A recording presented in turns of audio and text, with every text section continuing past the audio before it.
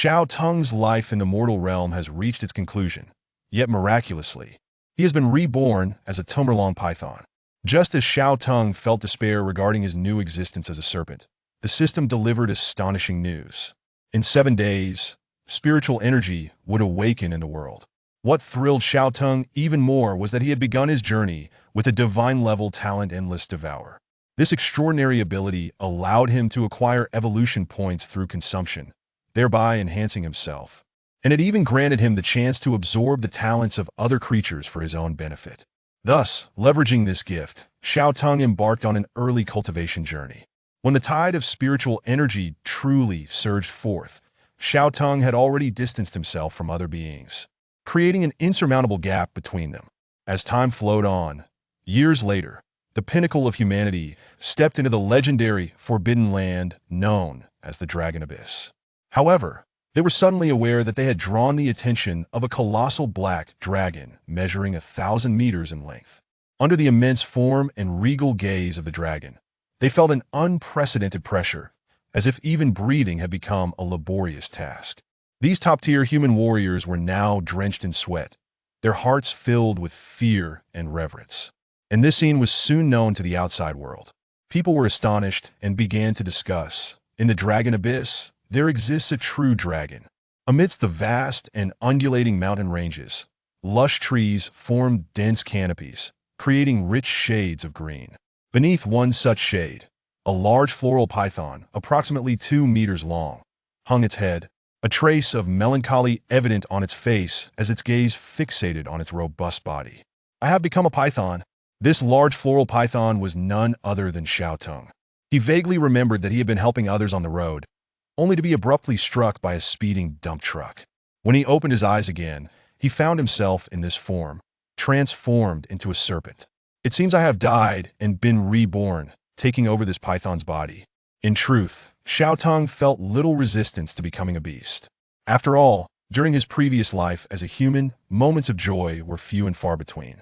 Resources were predominantly monopolized by powerful families, and for an ordinary person to stand out was nearly impossible.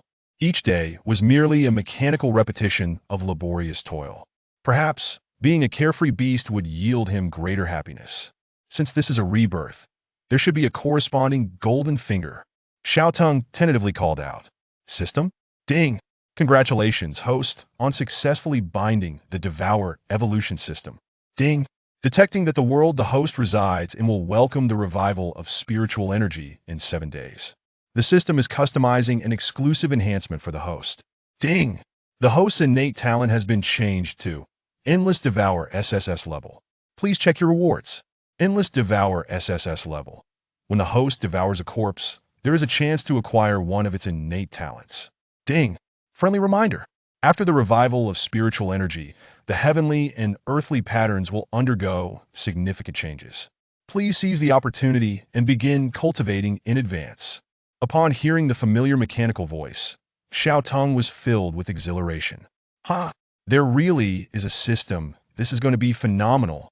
However, moments later, Xiao Tung managed to temper his excitement, for he realized that the system seemed to have disclosed a crucial piece of information.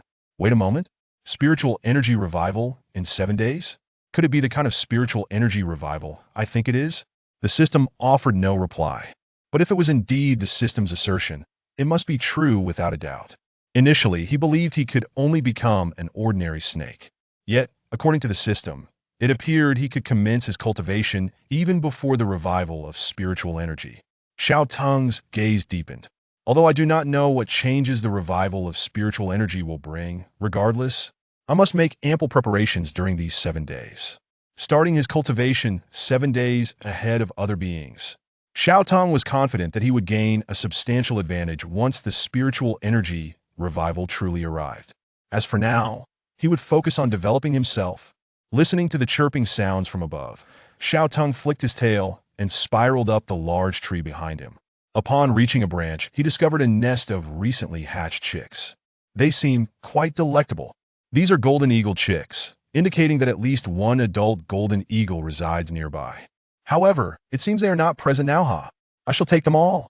There were no signs of the adult bird in the nest, and Xiao Tung quickly noticed the information above each chick's head. Golden Eagle Chick, Ordinary Body Level 1. Awaiting Awakening Talent. Glutton D level, Sharp Vision F level, Diamond Claws D level. System Prompt. Awaiting awakening talents are innate talents that other beings will eventually awaken. As the revival of spiritual energy has not yet commenced, the awaiting awakening talents of other beings are not usable except by the host.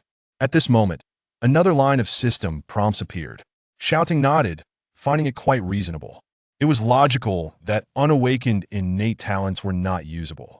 Currently, only he could cultivate. And Xiao Tung's innate talent was precisely to acquire the talents of others through devouring. The talents of these chicks were merely D and F levels, a stark contrast to his SSS level talent. What a bunch of worthless creatures. Yet, even the smallest mosquito is still meat. A glint of ruthlessness flashed in Xiao Tung's eyes as he swallowed the chicks one by one. The golden eagle was one of his natural enemies. By doing so, he was also eliminating potential future threats.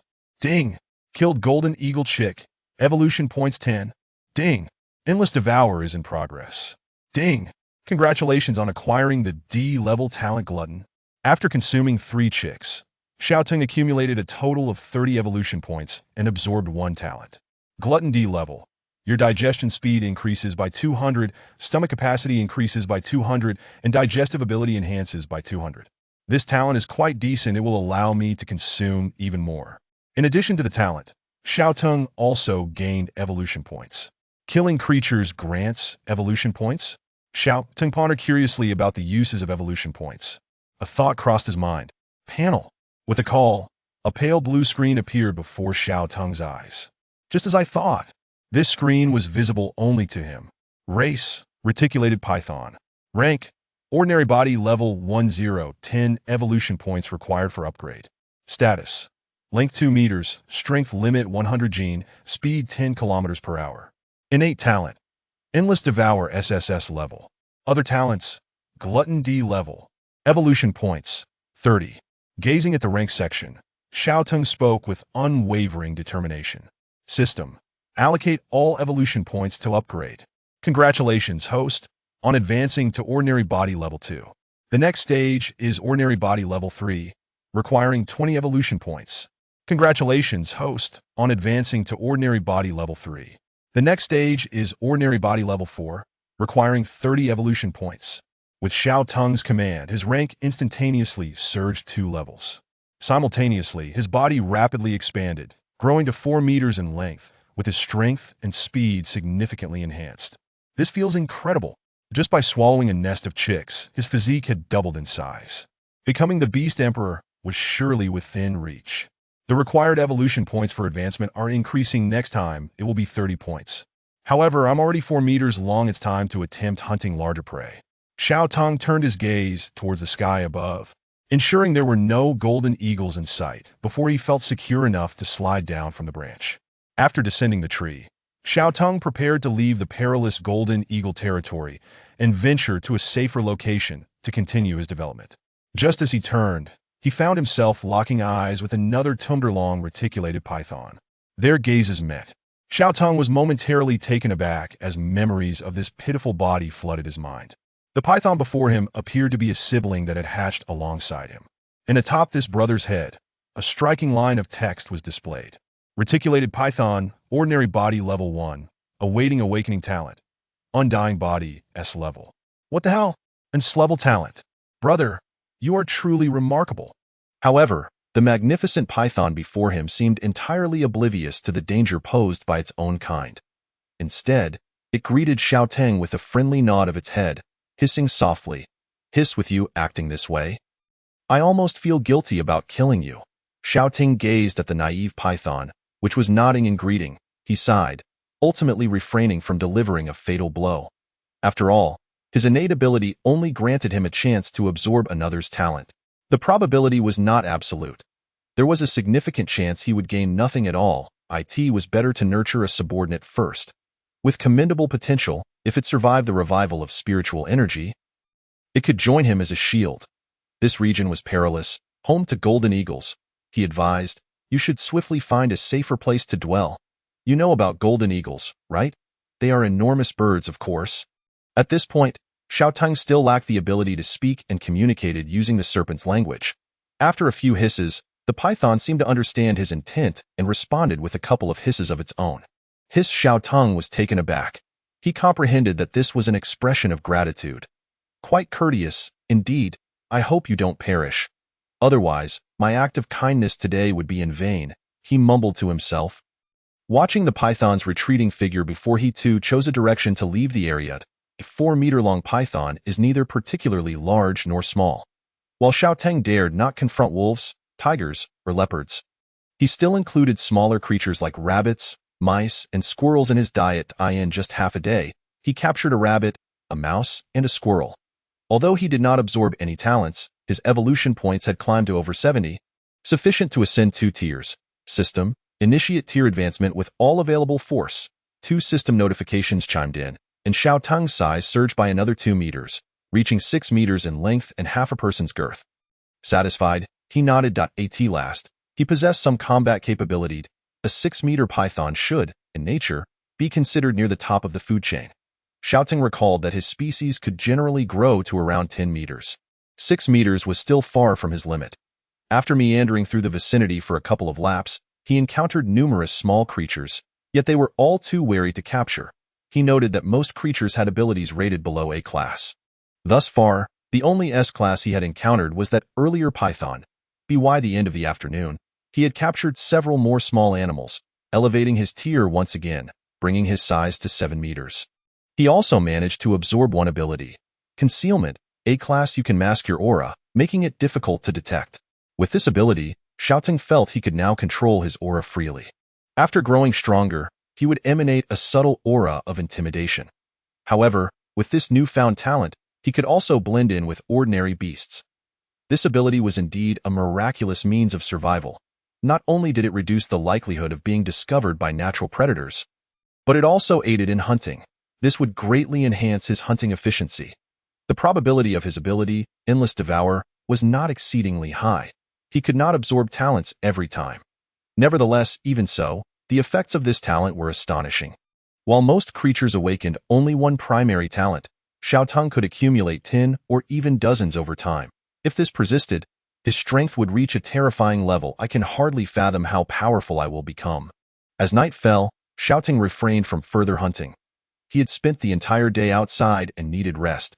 He found a tree hollow to serve as a temporary home, covered its entrance with some leaves, and concealed his aura. Listening to the chirping of cicadas outside, he gradually drifted into slumber. The next morning, sunlight streamed into the tree hollow, awakening Xiao Teng, who opened his slit pupils and got up on time. After yawning and shaking off his drowsiness, he gazed at the unfamiliar wilderness, momentarily lost in thought, only to remember that he was no longer human. As his thoughts cleared, he reflected on the events of the previous day and fell into contemplation. He had only absorbed 2 talents throughout the entire day, and the evolution points required for advancement were increasingly substantial. He needed to accelerate his progress. 7 days allowed no time to waste. Hunting was quite challenging, so it would be wiser to kill more insects and absorb their talents, making future hunts easier. During his exploration in the mountains yesterday, Xiao Teng noticed that not only did the wild beasts possess latent talents, but many insects did as well. There were plenty of insects, and they were easy to catch. However, the evolution points gained from killing insects were minimal. Having just been reborn, he needed to rapidly enhance his strength, so he could not afford to waste time consuming insects. Now that I am 7 meters long, most wild beasts cannot contend with me. As long as I do not act recklessly, I face little danger. There is no rush for advancement. I can focus on absorbing talents. Xiao Teng resolved that today he would not hunt, but instead target a few insect nests. He recalled seeing a beehive while chasing a rabbit yesterday. Having missed it then, he decided to investigate it today. Bees are creatures that most animals dare not provoke. They will fight to the death to chase away intruders, and when hundreds of bees attack simultaneously, even a pack of wolves will retreat. Yet, unfortunately, Xiao Teng belonged to that rare breed of creatures unafraid of bees. His entire body was covered in hard scales, rendering the bees' stingers utterly ineffective, of course. A typical python would not provoke bees, as the honey they fiercely protect is not part of its diet. Buzzing, a beehive hung precariously on a branch about 7 or 8 meters above the ground. Countless diligent bees flitted around it. It was clear that should any creature approach the hive, they would launch a fierce assault. Xiao Teng observed that some of the bees bore latent talents, though not all of them did. Many bees displayed no indication of potential abilities, only their tier. The ratio appeared to be about 1 in 10, with those possessing talents outnumbered by those without. In contrast, every wild beast he had seen previously had latent talents, with none below F class. This discrepancy puzzled him. Did some insects not awaken talents upon the revival of spiritual energy? Xiao Teng felt perplexed. If that were the case, the number of talents available for absorption would not be as plentiful as he had imagined. Nevertheless, even with many bees lacking latent talents, there were still thousands present. He chuckled to himself. This would be a splendid feast. Casting aside his doubts, Xiao Teng ascended the tree trunk and swung his tail with force. Take off. Instantly, the beehive was sent flying, akin to a deflated ball. Buzzing, buzzing. A multitude of bees erupted from the hive, and their buzzing intensified several-fold. Xiao Teng could sense the fury emanating from the swarm. Chapter 3. A Bounty of Talents, the prelude to invincibility. As the hive tumbled to the ground, hundreds of bees surged forth. This was merely the initial wave. Countless more bees continued to emerge from the hive. Soon, they identified Xiao Teng as the intruder. Hundreds of bees swarmed around him, encircling him tightly. The worker bees relentlessly attacked with their stingers, yet they could not pierce the rough skin of the python. Xiao Teng found himself completely enveloped by bees. In that moment, he felt a prickling sensation, akin to being poked by numerous toothpicks. Teeth so thin and insignificant, utterly useless with the worker bees attacking. Xiao Teng undulated his massive body, moving towards a nearby tree. Suddenly, he exerted his strength and slammed into the tree. Many bees, caught off guard, were crushed. This single impact claimed the lives of dozens of bees. As their corpses fell, a space opened up around Xiao Teng. Simultaneously, a series of notifications rang in his ears. Ding! Killed a bee, common body, 1 SD tier. Evolution points 0.1. Indeed, the evolution points gained from killing insects are quite meager. A single bee yields merely 0.1.to equal the points from one golden eagle chick. He would need to slay 100 bees. However, with thousands of bees present, if he could eliminate them all, it would yield a substantial number of evolution points. After the first strike, Xiao Teng swiftly consumed the bees that displayed latent talents on the ground. Ding! Endless Devour activating. Ding! Congratulations on absorbing D-Class talent Agility. Agility, D-Class. Your movement speed and reaction speed are enhanced by 30. Such swift absorption of a talent. The moment the system notification sounded, Xiao Teng felt his movement speed indeed quicken slightly. The bees, in his perception, appeared to slow down. This was a result of his enhanced reaction speed. Pressing on with the agility talent, Xiao Teng moved even faster, continuously slamming into the trees. Thud, thud, thud. Pain coursed through his body, yet more bees fell victim to his assault. Damn, that stings a bit, but thankfully, my skin is tough. With a few more strikes, over 100 bees met a brutal end, their corpses piling up on the ground. The number of bees still flying in the sky visibly diminished. Exhausted, Xiao Teng realized that this was indeed a physically demanding task. Continuously smashing against the trees, he felt pain throughout his body. Unfortunately, as a python, he had no means to deal with a large-scale bee swarm. He could only resort to this method of tree collision to eliminate them. Now, there are few bees daring enough to bite Xiao Teng. Perhaps they have realized that he is utterly unafraid of them. Gazing at the swarm in the sky, which no longer charges at him, Xiao Teng feels a slight headache. Why have you ceased your attacks? If you do not come to fight me, how can I slay you? Observing that the bees no longer approach, he decides to twist his body and glide over to the beehive. If you do not come to assault me, then I shall dismantle your home. Wrapping his body around the hive, he exerts his muscular strength. The hive shatters under immense force, and countless bee corpses mixed with honey cascade down. Suddenly, a series of system notifications sound. Ding! Killed a bee. Evolution points 0.1. Ding! Killed a bee larva. Evolution points 0.05. A substantial number of evolution points are credited, leaving Xiao Teng astounded. Wow! There are so many bees in the hive. This is exhilarating. The incessant chime of system notifications fills his ears, and he is overjoyed. This harvest is quite impressive. Accumulating small gains leads to a significant sum of evolution points. However, even after Xiao Ting crushes the beehive, the bees in the sky no longer attack him. Instead, they disperse and direct their aggression towards other small creatures in the vicinity. It seems this wave of evolution points has come to an end. Xiao Ting focuses on the layers of bee corpses strewn across the ground, excitement gleaming in his eyes. These corpses, ripe for devouring, hold the real bounty. Having slain approximately 1,000 bees, even if only 1/10 of them yield results, there are still hundreds of corpses that may grant him talents. The next step requires meticulous effort. As long as he consumes the bees on the ground, he can absorb their talents. Several hours later, Xiao Tong curls up in exhaustion on the ground, utterly drained and unwilling to move. He never imagined that consuming food could be so tiring. As a python without hands, he can only lie on the ground, picking up one bee corpse after another. After countless repetitions, he is utterly worn out. Nevertheless, the thought of his gains makes it all worthwhile. This time, he has absorbed several talents, most of which are of E and F grades. Notably, some of these talents can enhance Xiao Tong's physique. His body has already undergone some changes compared to before. Upon closer inspection, the scales on Xiao Tong's body shimmer with a metallic luster in the sunlight. This is due to one of the talents he has absorbed, which grants his scales the hardness akin to alloy. Having devoured so many talents, I must have transcended the realm of ordinary beasts. Let us examine the specific talents. While resting on the ground, Xiao Tong takes the opportunity to review the talents he has absorbed. A translucent blue screen materializes before him. Race. Reticle to their astonishment, the military had been dispatched to sweep the mountains. Had the higher-ups foreseen the resurgence of spiritual energy? Why had they not informed the civilians? In my previous life, I possessed no inkling of this, and even the soldiers on duty were oblivious to the matter. After deep contemplation, Xiao Ting found this quite reasonable. The upper echelons were composed entirely of aristocratic clans, always prioritizing their own interests. Perhaps they sought to seize the initiative when the spiritual energy reawakened, ensuring their continued dominance. Upon realizing that they were there to comb the mountains, Xiao Tong became increasingly vigilant. If they spotted him, he would undoubtedly be eliminated without hesitation. Through their conversations, he had already learned they had slain numerous creatures. How many of them were there? How long would they persist? What equipment had they brought?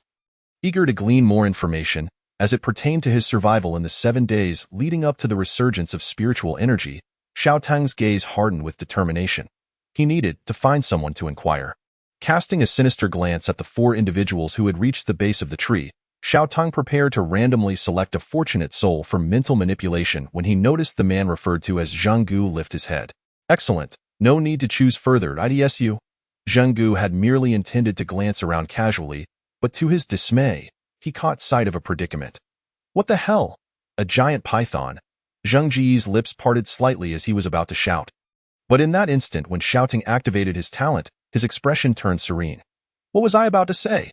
Zheng Gu scratched his head, then suddenly slapped his hand, realizing something, and spoke to the other 3. I suddenly feel the urge to relieve myself. You all go ahead. I'll be right back. I'll catch up shortly. Chapter 5. The Mountain Sweep Operation. A storm is approaching. The others were somewhat speechless. Why would he need to relieve himself at such a moment? I see that a natural urge.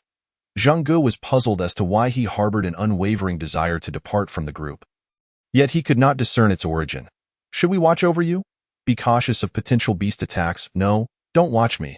I want to be able to go with you all watching. Just keep your distance. I'll catch up in no time. Fine. What a fuss at a grown man feeling shy. We'll head off first. Just move slowly. If you encounter a beast, shout loudly, and we'll come running. All right. The other 3 departed, leaving Zheng Gu standing there in bewilderment. He knew he wanted to break away from the group, but then what? Phew. They should be far enough now. As Zheng Ji's expression gradually regained clarity, Xiao Tang descended from the tree.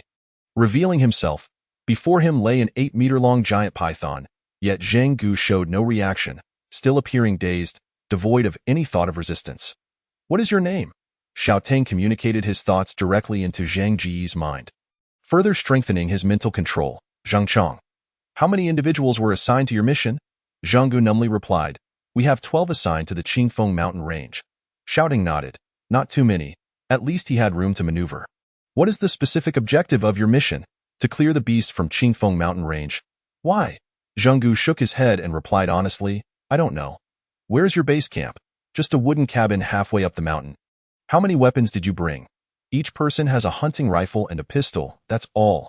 How long will the mission last? Half a month. Xiaoting breathed a sigh of relief. It seemed that although the higher-ups had anticipated this, they had not dispatched a significant force. Simultaneously, he understood his current situation. The Qingfeng mountain range was vast, and with only 12 individuals sent, as long as he was cautious, it would not be easy for him to be exposed. I need you to come here every night during the mission and inscribe your activities for the following day on the ground. After a moment's thought, Xiaoting added, and also bring me a piece of meat from every beast you kill. Just leave it under the tree. Now, forget about our meeting. After retreating to a safe distance, Xiaoting released his mental control. Zheng Chang's consciousness gradually returned, and he looked around in confusion. Did I just doze off while trying to relieve myself? Zheng Chang scratched his head and ran off towards the other three. Once he lifted the mental control, an overwhelming wave of fatigue washed over Xiaotung. Leaving him drowsy, he returned to his tree hollow and coiled up to rest. I only controlled him for a brief moment, yet the exhaustion is so profound.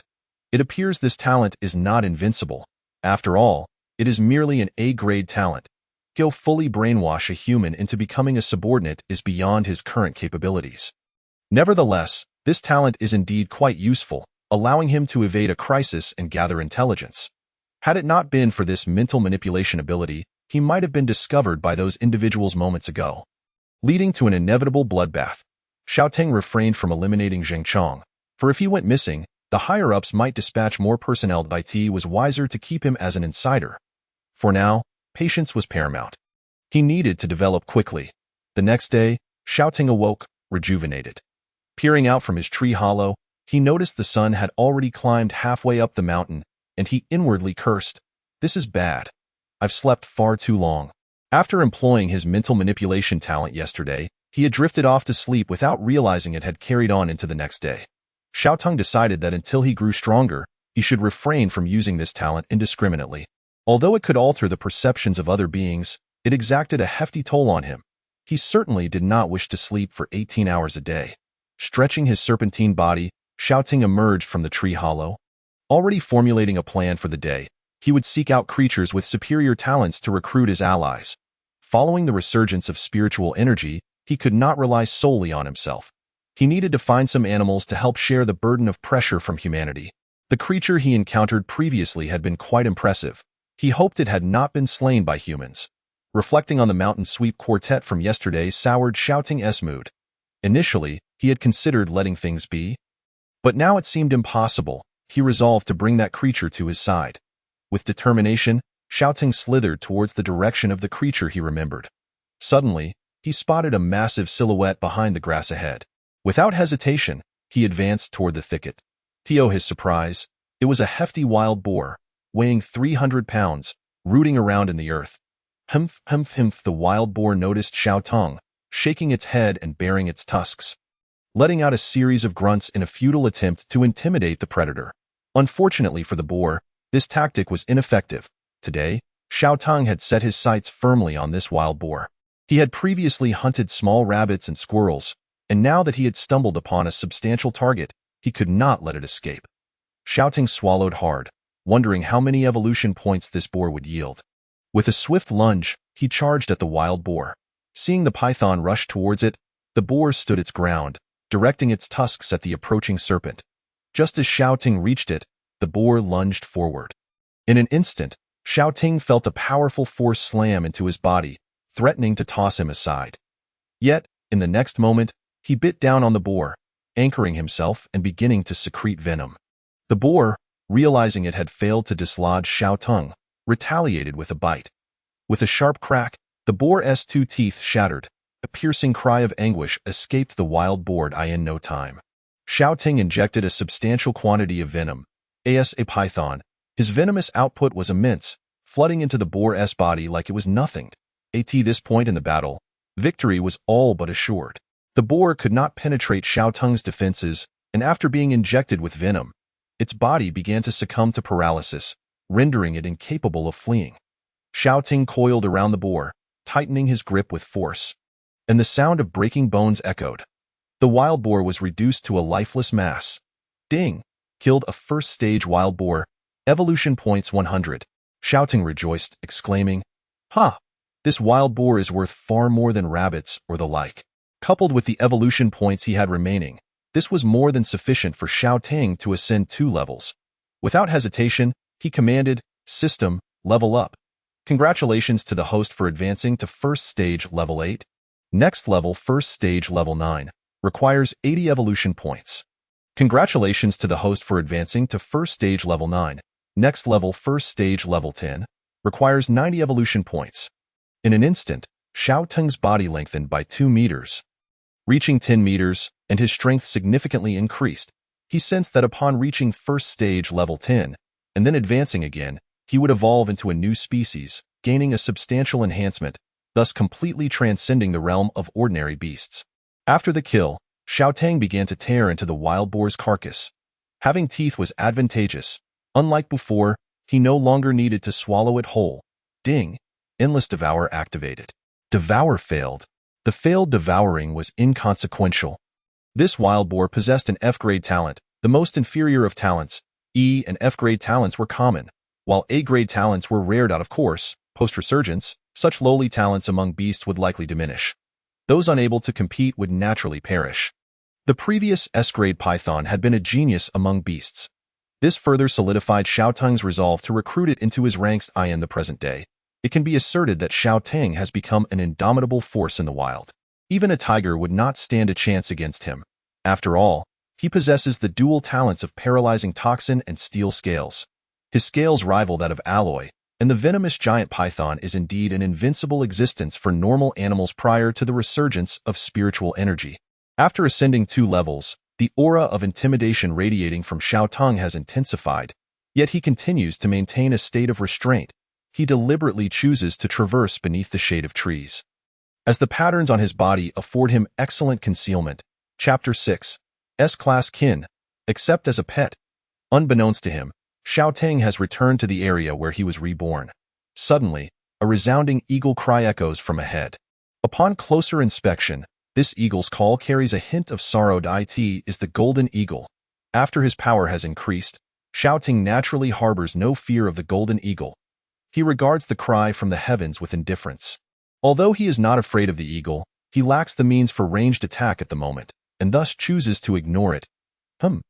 It appears to be searching for the perpetrator who killed its chicks. After walking for a while, Xiao Teng notices that the eagle's cries persist. Glancing up, he realizes that the golden eagle has been following him all along. Furthermore, he observes the eagle occasionally swooping down to seize a snake and crush it to death, a clear provocation. "Begone!" Xiao Teng communicates telepathically to the golden eagle. The eagle emits a reluctant screech, casting a resentful glance at Xiao Teng before flying away in defeat. Xiao Teng had left a scent while consuming the chicks, and the eagle has now identified the culprit responsible for the death of its offspring. What's more, the audacity of this perpetrator to appear brazenly within its territory only adds to the eagle's frustration. A 10-meter-long python is already formidable enough to swallow an eagle whole. "So, you are here." Xiao Teng extends his tongue to discern a scent, drawing out a 2-meter-long large patterned python from a burrow. The python tilts its head, flicking its tongue to analyze the scent, and then amicably wags its tail, clearly recognizing him. Hiss! Without further ado, Xiao Teng communicates again. "Follow me. I shall protect you. The mountains are perilous at present." Hiss! A group of bipedal beasts has arrived. They are formidable and will bring death upon encounter. Upon finishing his words, Xiao Teng tosses a remaining wild boar leg to the python as a gesture of goodwill. The large patterned python gleefully devours the boar leg and affectionately rubs against Xiao Teng. Xiao Teng, feeling somewhat disdainful, gently pushes it away and continues, "I am Xiao Teng. You likely do not possess a name yet. I shall name you Ahuang. Ahuang is the name of a dog Xiao Teng had in his previous life, which has since passed away." Ahuang nods in acceptance and nudges Xiao Teng once more. Hissing in delight, Xiao Teng, somewhat exasperated, pushes it away again.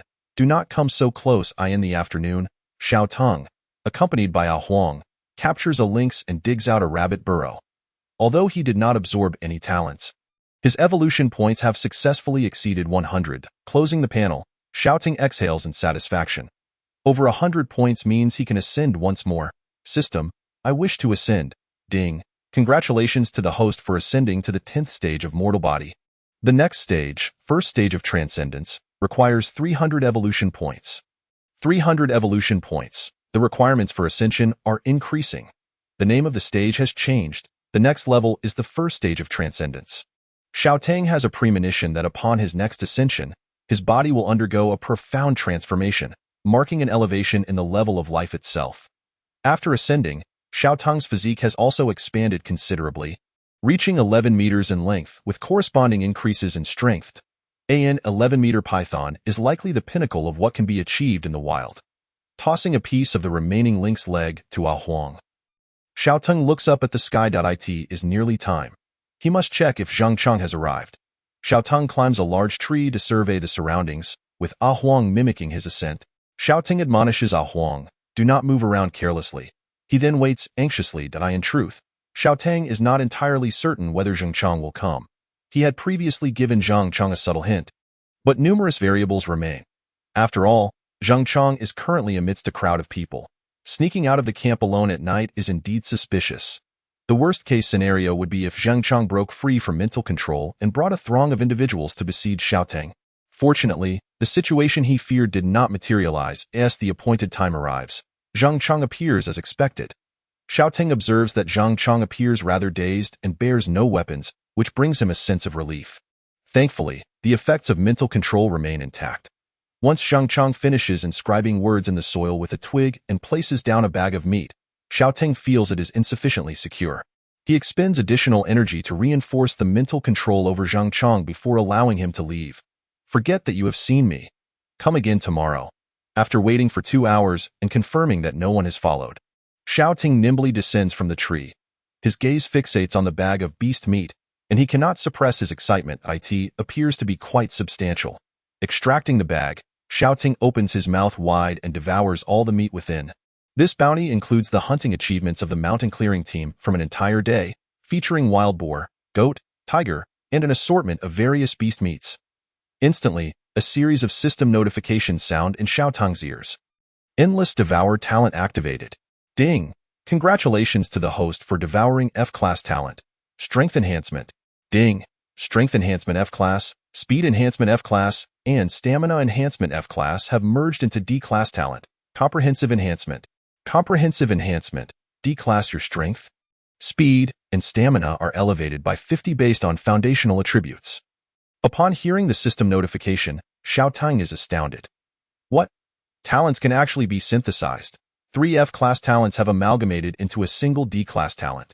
Xiaotang recalls that the description of the original F-class enhancement talent indicated a slight increase, which did not result in significant changes at the time. However, upon acquiring this talent, he distinctly feels a surge of power coursing through his body, sharpening his serpentine aura. This talent has directly enhanced Xiaotang's combat prowess, and yet, it does not end there. In the next moment, another system notification arrives. Ding! Congratulations to the host for devouring C-class talent, Thunder Element Affinity. Thunder Element Affinity. C-class, you have gained the favor of the Thunder Element, making it easier for you to master Thunder Element talents. The power of Thunder Element attacks is amplified, and the stamina consumption for releasing them is reduced. Thunder Element. What is this? Xiaotang stares blankly at this talent. It is evidently something that will only emerge after the resurgence of spiritual energy. Currently, he has yet to master Thunder Element attacks, rendering this talent somewhat useless for him at the moment. Nevertheless, perhaps in the future, I will master the Thunder Element. On this night, Xiaotang has consumed these 2 talents, one of which has directly increased his physical attributes by half. He feels that his constricting strength is now sufficient to easily snap steel. Chapter 7. Entering the extraordinary Black Fiend Thunder Python. After finishing his meal, Xiaotang carefully examines the information left by Zhang Chang in the soil. Once the details are etched in his memory, he smooths the earth with his tail and heads in the opposite direction of the mountain clearing team. This marks the 3rd night since his rebirth, with 4 days remaining until the resurgence of spiritual energy. Xiaotang has no intention of resting. Instead, he chooses to seize the cover of night to hunt. After ascending several levels, he has noticeably felt his energy level surge, and even a little less sleep poses no issue. Perhaps after a few more stages, he will no longer require sleep at all. With only 300 evolution points needed to break through to the next level, he is determined to press forward. After traversing for a while, Xiaoteng discovers a cave, with a fresh scent of urine marking the entrance. It is undoubtedly an animal marking its territory. So fresh, there must be an animal inside. Xiaoteng eagerly rushes into the cave. Inside, a 2-meter-tall bear is sprawled on the ground, staring dazedly at the intruder, as if to say, "Who are you? Why are you in my home?" As Xiaoteng's 11-meter-long python form fully reveals itself before the bear's skin prickles with fear. It quickly regains its senses, letting out a roar as it stands upright to appear larger. Goodness, what a massive creature! It is unexpected to find such a large bear within. Intimidation holds no power over Xiaoteng upon witnessing the enormous bear. His eyes widen with excitement. Such a sizable creature should yield a considerable number of evolution points. Xiaoteng's colossal form blocks the cave entrance, and with no retreat for the bear, it can only fight to the death. With a mighty roar, the bear raises its broad paw and strikes at Xiaoteng. Thud. The heavy paw slams against Xiaoteng's serpentine body with a resounding thump, yet he remains unscathed, not even a scale broken. Conversely, the bear is left with a numbing sensation in its paw, staggering back several steps. Xiaoteng's eyes gleam with cold determination. As the bear attempts to retreat, he lunges forward, wrapping his massive form around the bear. The constriction tightens, and in desperation, the bear opens its mouth to bite the python coiling around it, but to no avail. Frantically, the bear swipes its paws at the constricting python, yet it remains utterly immovable. With a slight exertion of force, the sound of bones fracturing resonates through the air. The air in the bear's chest is compressed, causing its eyes to redden from suffocation. Minutes later, it is completely devoid of life. Ding! Killed an adult bear. Evolution points 200. 200 evolution points. Xiaoteng rejoices. It seems he will break through tonight. A casual bite at the bear's carcass activates the endless devour, allowing him to initiate without fully consuming it. Ding! As the endless devouring commenced, a notification chimed. Congratulations on devouring an A-level talent, achieving a 10-fold increase in strength. Another talent acquired. Splendid. With the system's prompt, Xiaoteng instantly felt an overwhelming surge of power coursing through his body. He casually swept his tail toward a large boulder, and with a resounding crash, the stone shattered into countless fragments. This was the might bestowed by a 10-fold enhancement. Haha, I am growing increasingly formidable. Xiaoteng mused, confident that should he confront the bear from earlier, a mere flick of his tail would suffice to bring it down. After all, if he could effortlessly obliterate stone, his strength had reached an astonishing level. Following the acquisition of this talent, Xiaoteng's aura became increasingly terrifying, but fortunately, he possessed the talent to conceal his presence. After scanning the cave and finding nothing of interest, he retreated. This will be my new home. He nodded in satisfaction at the cave's entrance. Now that he had grown, the original hollow tree could no longer accommodate him, necessitating a search for a more spacious abode. Upon exiting the cave, Xiaoteng resumed his hunting endeavors. Just as the first light of dawn broke, he had amassed 300 evolution points. Returning to the cave, he cautiously surveyed his surroundings and detected no threats. System, evolve. Congratulations, host has advanced to the first stage of transformation. The next stage, second stage of transformation, requires 400 evolution points. Detected that the host can evolve. Shall we proceed immediately? Yes. Xiaoteng closed his eyes, his aura steadily rising. 2 hours later, he opened his eyes to a formidable presence radiating from him. The python now measured 15 meters in length, adorned with a single horn atop its head, its scales dark and lustrous. Transformed into a brilliant black, blue lightning flickered between the scales, and the terrifying power of thunder brewed within. The black fiend thunder python. Xiaoteng exhaled, eagerly gazing into the void. Panel. Race. Black fiend thunder python. Stage. First stage of transformation, 0400. Status. Length 15 meters. Strength limit 80 tons. Speed 30 kilometers per hour. Innate talent. Endless devouring, SSS level. Other talents. Gluttony, D level. Concealment, A level. Swiftness, D level. Steel scales, B level. Copper teeth, F level. Killing intent perception, E level. Paralytic toxin, E level. Mental manipulation, A level. Telepathy, F level. comprehensive enhancement, D level, lightning element affinity, C level, tenfold strength amplification, B level, lightning breath, B level, evolution points, 0, with a strength limit of 80 tons. The might of this creature surpassed even that of a truck's collision, rendering it nearly invulnerable to other beings. A thought crossed Xiao Teng's mind, and a bolt of lightning erupted from his mouth, accompanied by a crackling sound as it struck the bear's corpse. In an instant, the bear's body turned charred, and the aroma of cooked meat wafted through the air. Simultaneously, Xiao Teng sensed a portion of his stamina depleting. A giant python capable of spewing lightning. A glimmer of excitement flashed in Xiao Teng's eyes. This was the epitome of extraordinary power. To ascend to the first stage of transformation and wield elemental power? It seems my talent for lightning element affinity will indeed prove beneficial. This affinity enhances the power of lightning breath while reducing its consumption. Perhaps it could even withstand bullets. After the evolution, his physical attributes were comprehensively enhanced, and his scales became even tougher. Gazing at his dark, gleaming scales, Xiao Teng felt a surge of confidence. At that moment, he noticed Ah Huang trembling in fear. Telepathically, he reassured. "Do not be afraid. It is I." Hiss. Ah Huang cautiously extended its tongue, then emitted a joyful hiss. "Stay obediently in the cave and do not wander." Ah Huang nodded. After the evolution, his speed had significantly increased, making it impractical to hunt alongside Ah Huang. The next ascension required 400 evolution points, and with his current animal attributes, it would be challenging to achieve another level up as effortlessly as before. The stronger the creature he killed, the more evolution points he would earn. As the sun gradually rose, a ray of light illuminated the cave. A section of the ceiling was exposed, allowing sunlight to filter through. Following the illuminated path, Xiao Teng spotted a natural pit in the corner of the cave, and a plan began to take shape in his mind. Chapter 8. Pit of Flesh and Blood. The eve of spiritual awakening, Xiao Teng's thoughts were simple. Since there were no formidable creatures available for hunting, he would wait for the spiritual awakening when the strength of animals would increase. Thus, he intended to raise a batch of animals, akin to farming pigs, to be slaughtered en masse when the day of spiritual awakening arrived. Having evolved once, Xiao Teng found hunting to be a breeze. With his efficiency skyrocketing, upon capturing herbivores, he did not slay them on the spot, but instead brought them back to the cave and tossed them into the pit. The pit was deep, and once the animals were thrown in, they could not escape, trapped within its confines. If he caught carnivorous creatures, he would consume them directly. Congratulations on killing an adult tiger. Evolution points 300. Congratulations on killing an adult lynx. Evolution points 100. Congratulations on killing an adult leopard.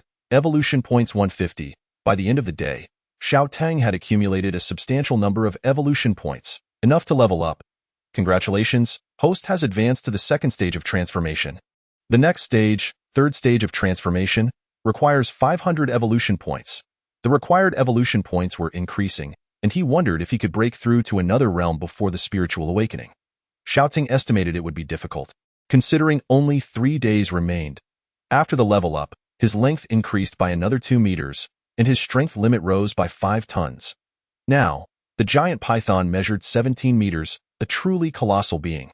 Admiring his robust form, Xiao Teng mused, "If I were to appear in the outside world in this guise, I wonder what kind of uproar it would cause." Fortunately, this was a primordial forest, a place long untouched by human feet, and no one had yet discovered the presence of this extraordinary giant python. Recently, however, a few outsiders had arrived. As night fell, Zhang Chang arrived as scheduled. The current size of the trees was evidently insufficient to conceal Xiao Teng, and he could no longer hide among the branches. Confirming that no one else was trailing Zhang Chang, Xiao Teng revealed himself before him and consumed the wild beast meat he had brought. Congratulations on devouring a B-level talent, Farsight. Farsight, B-level, your visual nerves have been greatly enhanced. You are now capable of seeing objects 1,000 miles away. At that moment, Xiao Teng's gaze seemed to brighten significantly. His vision was vastly amplified. His sight possessed both zooming and shrinking capabilities. Whenever he desired, he could observe minute details, and at a distance, he could see bustling human towns 1,000 miles away. At the foot of the Qingfeng mountain range, a population of 2 million resided in Qingqing, a grand and magnificent building, filled with song and dance, joyously celebrating. At the pinnacle of power in Qingqing, The Qin family, rows of armored vehicles, missiles loaded, and an uncountable number of armed helicopters on the landing pads, the Qingqing military base. Retracting his gaze, Xiaoting narrowed his eyes dangerously. This talent would be quite convenient for gathering intelligence. Once more, he employed mental manipulation on Zhang Chong. I am now at the second stage of transformation. With my current level, I can manipulate humans more deeply. The effectiveness of mental manipulation increases as the difference in stages between the manipulator and the subject widens. Thus, Xiaotong was eager to discover the extent to which he could control a human at his current level. With red light emanating from his eyes, Xiaoting fixed his gaze upon Zhang Chong and slowly spoke. From this moment forth, you shall no longer belong to the human faction. I will be your sole master. You shall devote your life to me. My word is your supreme command, and you must never act against my interests, no matter the time or place.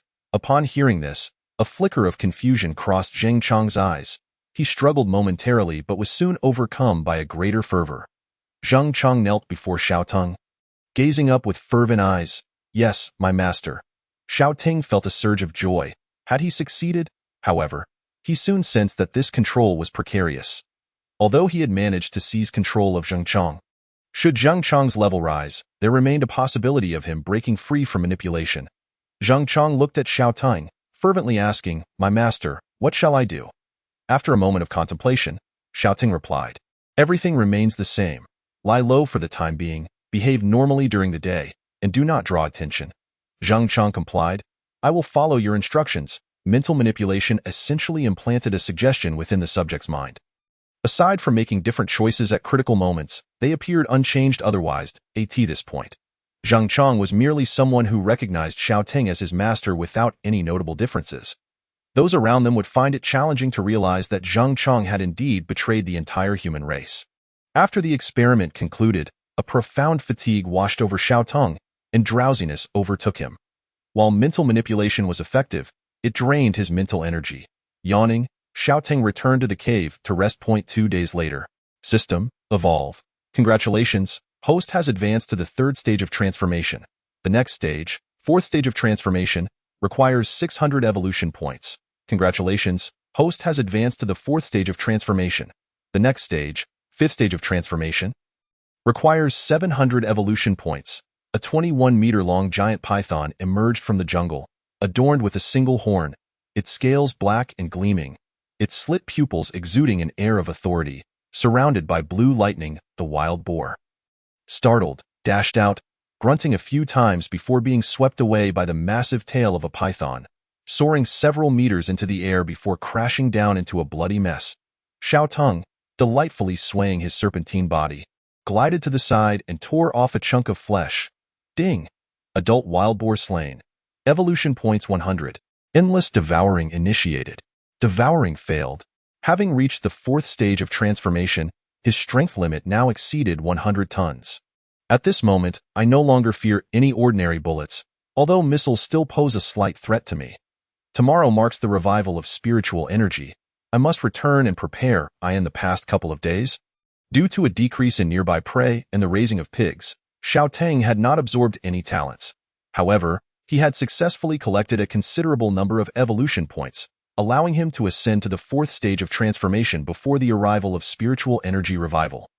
The next tier, the fifth stage of transformation, required 700 evolution points. Strength limit, 100 tons, speed, 35 kilometers per hour. Even a collision with a truck would leave the vehicle as nothing more than scrap metal.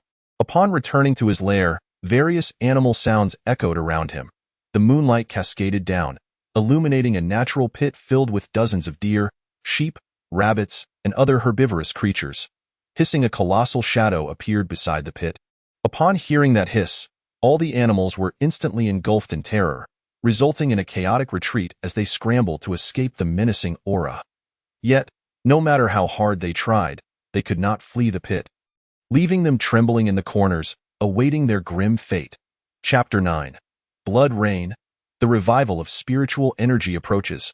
On the eve of the revival of spiritual energy, in the early hours of the morning, as if sensing something amiss, the animals grew increasingly restless. The normally raucous herbivores abruptly fell silent, their eyes fixed intently on a particular spot, no longer making a sound. Xiao Tong coiled like a small mountain, guarding his captive food, remaining equally silent. For a moment, the Qingfeng mountain range was terrifyingly quiet, as if it were the calm before a storm. Suddenly, a deafening roar echoed through the sky. Boom! A bizarre downpour of blood-red rain cascaded from above. Xiao Ting shivered, moving to the cave entrance, where a pungent, sweet scent assaulted his senses, accompanied by an overwhelming instinct to consume, compelling him to roll in the blood rain, fully exposing himself to its torrential downpour. Witnessing the extraordinary spectacle outside, Xiao Tong was so exhilarated he could hardly breathe. The revival of spiritual energy. It has truly arrived. Thus, following his instincts, he stepped outside the cave, allowing the torrential rain to drench him. A look of sheer enjoyment on his face. The moment the blood rain touched his body, it vanished without causing any discomfort. In fact, it felt refreshing. He sensed a surge of energy transforming his entire being. Periodically, system notifications popped up. Ding. Absorbed spiritual energy, evolution points 10. Ding. Absorbed spiritual energy, evolution points 12. Ding. Absorbed spiritual energy, evolution points 9. Following the arrival of this blood rain, all the creatures hidden within Qingfeng Mountain instinctively emerged from their hiding places. Stepping into the open to accept this peculiar baptism in a wooden cabin within Qingfeng Mountain, a man approached the window, and upon opening it, was immediately overwhelmed by the stench of blood, causing him to quickly shut it again. With a worried expression, he gazed outside, noting that the eerie blood rain was intensifying, and the odor was so foul it resembled blood. No, this must be the blood of some creature. UDUI set down the communicator, ending the transmission and reassured the others, stay calm. I have already reported this to the higher-ups. The group's eyes lit up. What did they say? UDUI replied. They instructed us to remain indoors for the time being and await further orders. Zhang Chong inquired, what about the task of eliminating the beasts? UDUI glanced at Zhang Chong and said, the mission continues. With that answer, the group settled back in. The bizarre phenomena outside left everyone too fearful to sleep, and they huddled around the fire, engaging in conversation. A soldier sighed. It's a pity there's no signal in the mountains. I wonder if this blood rain is localized or if it's happening nationwide. It must be just a regional phenomenon. If it were nationwide, that would be catastrophic. This blood rain is far too strange. It's something that could only exist in a myth.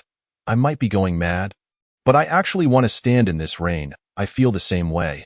I desperately want to go outside. I even wish to drink this rainwater. Why UDU? I shot a stern look at the two who expressed a desire to venture out, declaring, this indicates that the blood rain has surpassed our understanding. The higher-ups have instructed us not to go out, so we shall not. Anyone who speaks of such nonsense will run 10 laps once the rain stops. Have any of you noticed how eerily quiet the mountains are tonight? Normally, at this hour, we would hear the sounds of wild beasts, yet I haven't heard a single sound. Perhaps the mountain animals have also been frightened into hiding. Amidst the anxious crowd, Zhang Chong appeared flustered, but inwardly remained remarkably composed. His master had forewarned him that many strange occurrences would transpire today. Were it not for the desire to avoid drawing attention, he would have dashed out the door to embrace the blood rain. The first rain following the revival of spiritual energy arrived in a bizarre and sudden manner. Although many felt an instinctive call to step outside, the majority opted to hastily return home, sealing their windows tightly, unwilling to let this unknown blood rain touch them. Only a rare few madmen dared to rush into the streets, facing the fetid downpour head-on. Conversely, the animals across the nation, whenever conditions permitted, instinctively exposed themselves fully to the blood rain, ravenously absorbing the energy within. Xiao Tong was no exception. The blood rain fell throughout the night, and Xiao Tong reveled in it for the entire duration. After the rain ceased, he opened his panel to review the figures displayed, his heart swelling with joy. Over 2,000 evolution points in one night. This is more than enough for several ascensions. Without hesitation, Xiao Tang commanded, System, ascend. At his command, the system's voice responded, Ding, congratulations, host, on ascending to the 5th stage of transformation. The next tier, the 6th stage of transformation, requires 800 evolution points. Ding, congratulations, host, on ascending to the 6th stage of transformation. The next tier, the 7th stage of transformation, requires 900 evolution points. Ding! Congratulations, host, on ascending to the 7th stage of transformation. The next tier, the 8th stage of transformation, requires 1,000 evolution points, ascending 3 stages in one breath. Following the system's notifications, Xiaoting's body immediately elongated by 6 meters, reaching a total length of 27 meters. After the ascension, Xiaoting felt invigorated, sensing the surging power within him, silently declaring, strength limit, 140 tons? Speed, 40 kilometers per hour. I am now terrifyingly strong. At that moment, a voice suddenly resonated within Xiaoting's mind. Xiaoting! He had a hunch and turned to see a 7-meter-long giant python before him. None other than Huang, one of his previously acquired subordinates, a reticulated python. Reticulated python, ordinary body stage 6, talent, indestructible body, S grade, telepathy, F. Is that you, Huang? Indeed. Huang exclaimed joyfully, thrilled that Xiaoting recognized him. Excitedly wagging his tail, Xiaoting, how should I address you? Since I chose you and brought you back, you are my subordinate, so you should call me boss. Huang quickly accepted this identity. All right, boss. How do you feel now? Huang puffed out his chest proudly and replied, Boss, I feel fantastic. My mind has become much clearer. Many things that once puzzled me are now comprehensible. Moreover, I have learned to communicate within others' minds. Just like you. Xiaoting nodded his massive serpent head and raised his robust tail. I see. Let me give you a little test. Huang instantly froze, panicking. No, boss, if you hit me, I might die. Xiaoting furrowed his brow and softly reassured. You won't die. Your talent is S grade, and I will control my strength. Resigned, Huang closed his eyes. Very well, boss, just be gentle. Xiaoting waved his tail, applying 50 tons of force to strike Huang.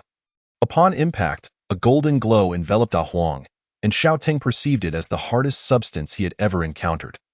The strike sent Huang flying several meters away. Yet, remarkably, Huang appeared unscathed. Shaking his head as he got back up, laughing heartily, hee, that didn't hurt at all. Chapter 10. Massacre. A deluge of evolution points. The 50 tons of force failed to harm Huang, proving his S-grade talent. Xiaoting had only encountered one other S-grade talent in all his days. Growing increasingly satisfied, he regarded Huang with admiration and said, Excellent, from now on, you'll be the frontline tank in battles. While I'll provide the damage from behind, boss, what does tank mean? And what does damage mean? Don't worry about that. Just stand in front of me during fights, though. Xiaoting shook his head, bemused by the naivete of this newly enlightened beast. Ignoring Huang's contemplation of the meanings of tank and damage, Xiaoting turned and entered the cave. Why, dear food supplies? I have returned. At that moment, the sounds of various animals grew even more ferocious than before. Due to the leaky ceiling, they too had received the baptism of the blood rain the previous night. The creatures dwelling within the pit have all grown significantly larger, their eyes now glowing with a menacing red hue. Exuding an aura of ferocity as if they yearn to shred Xiaoting to pieces, a spark ignites in Xiaoting's eyes, and he exclaims with excitement, Wow, you've grown so much.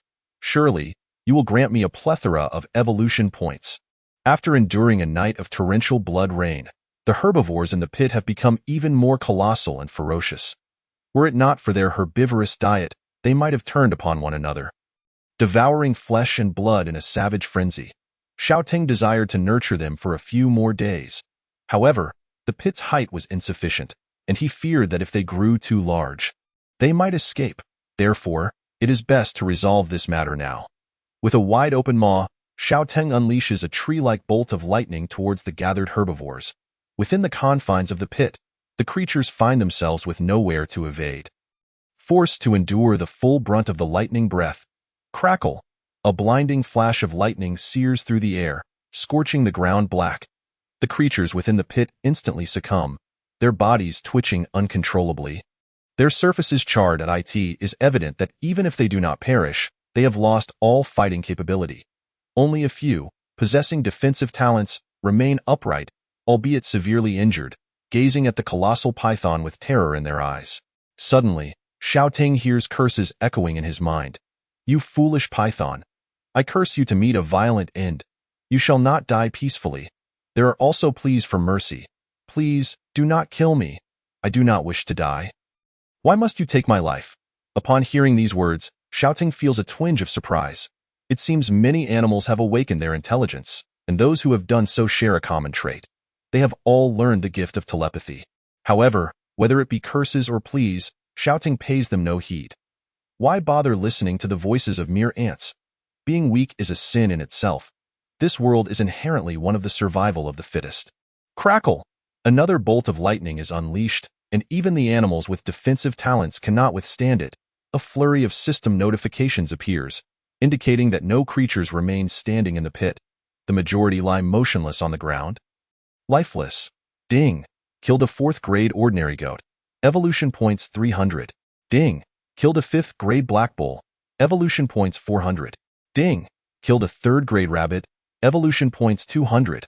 After 2 blasts of lightning breath, most of the animals in the pit are dead.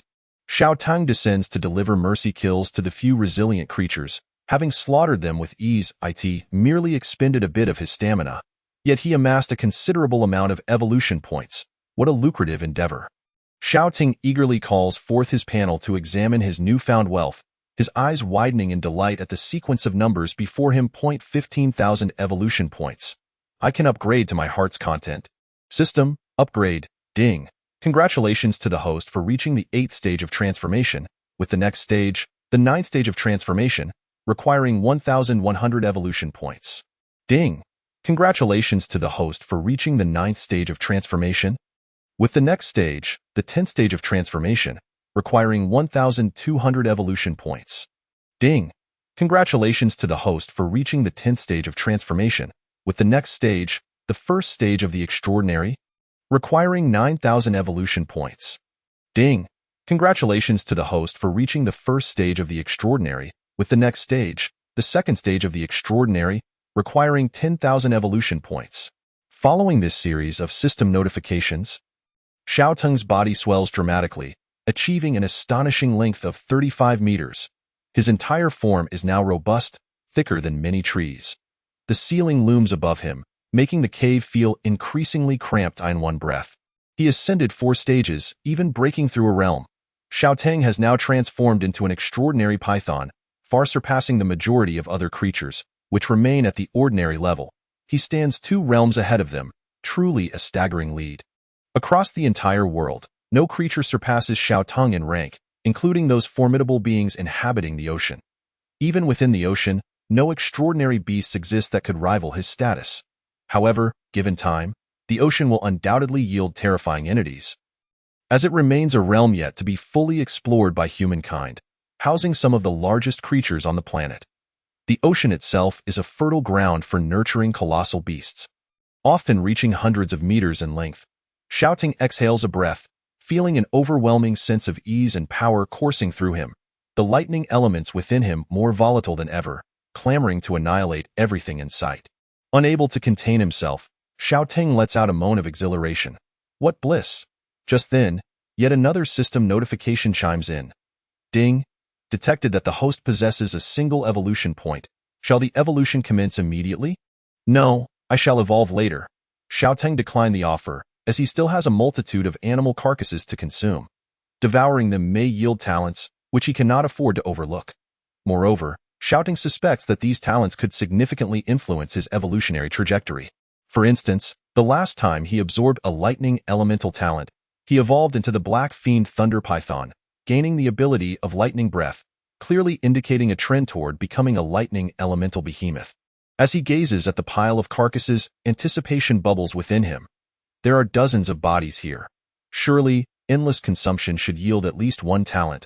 Furthermore, he notes that among the herbivore corpses lie several with commendable talents. If he could absorb them, it would be a tremendous boon. Chapter 11.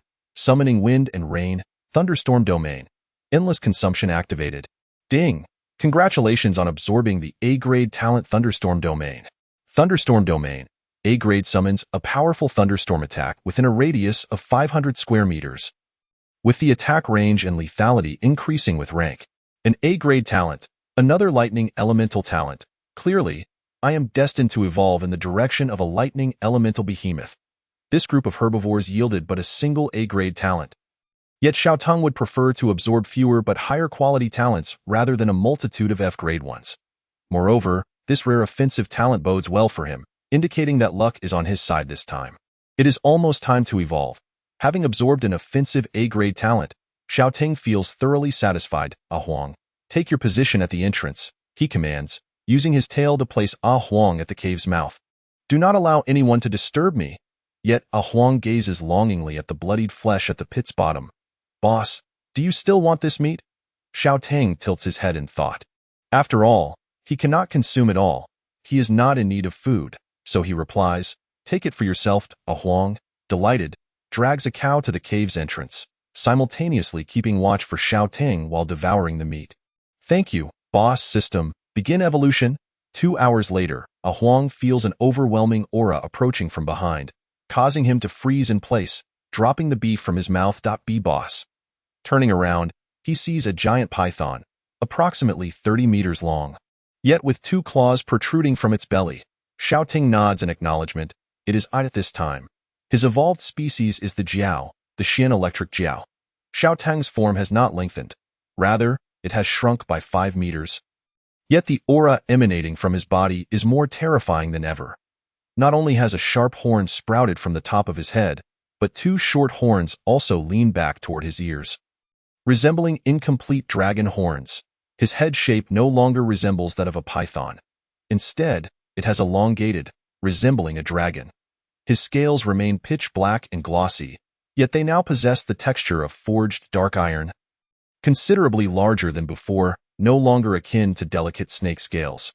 Most excitingly, he has finally developed limbs. His abdomen has sprouted 2 claws resembling those of an eagle, each with 4 digits. Each claw is akin to a small dagger, capable of slicing through iron like butter and exceptionally agile. Legends say that pythons transform into Jiao and Jiao into dragons. Thus, might his next evolution lead him to become a dragon? The mere thought fills him with exhilaration.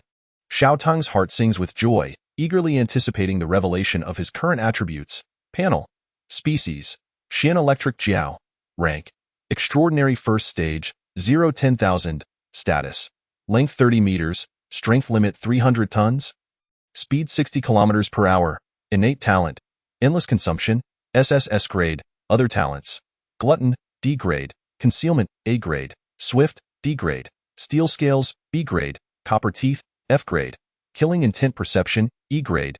Paralytic toxin. E grade. Mental manipulation. A grade.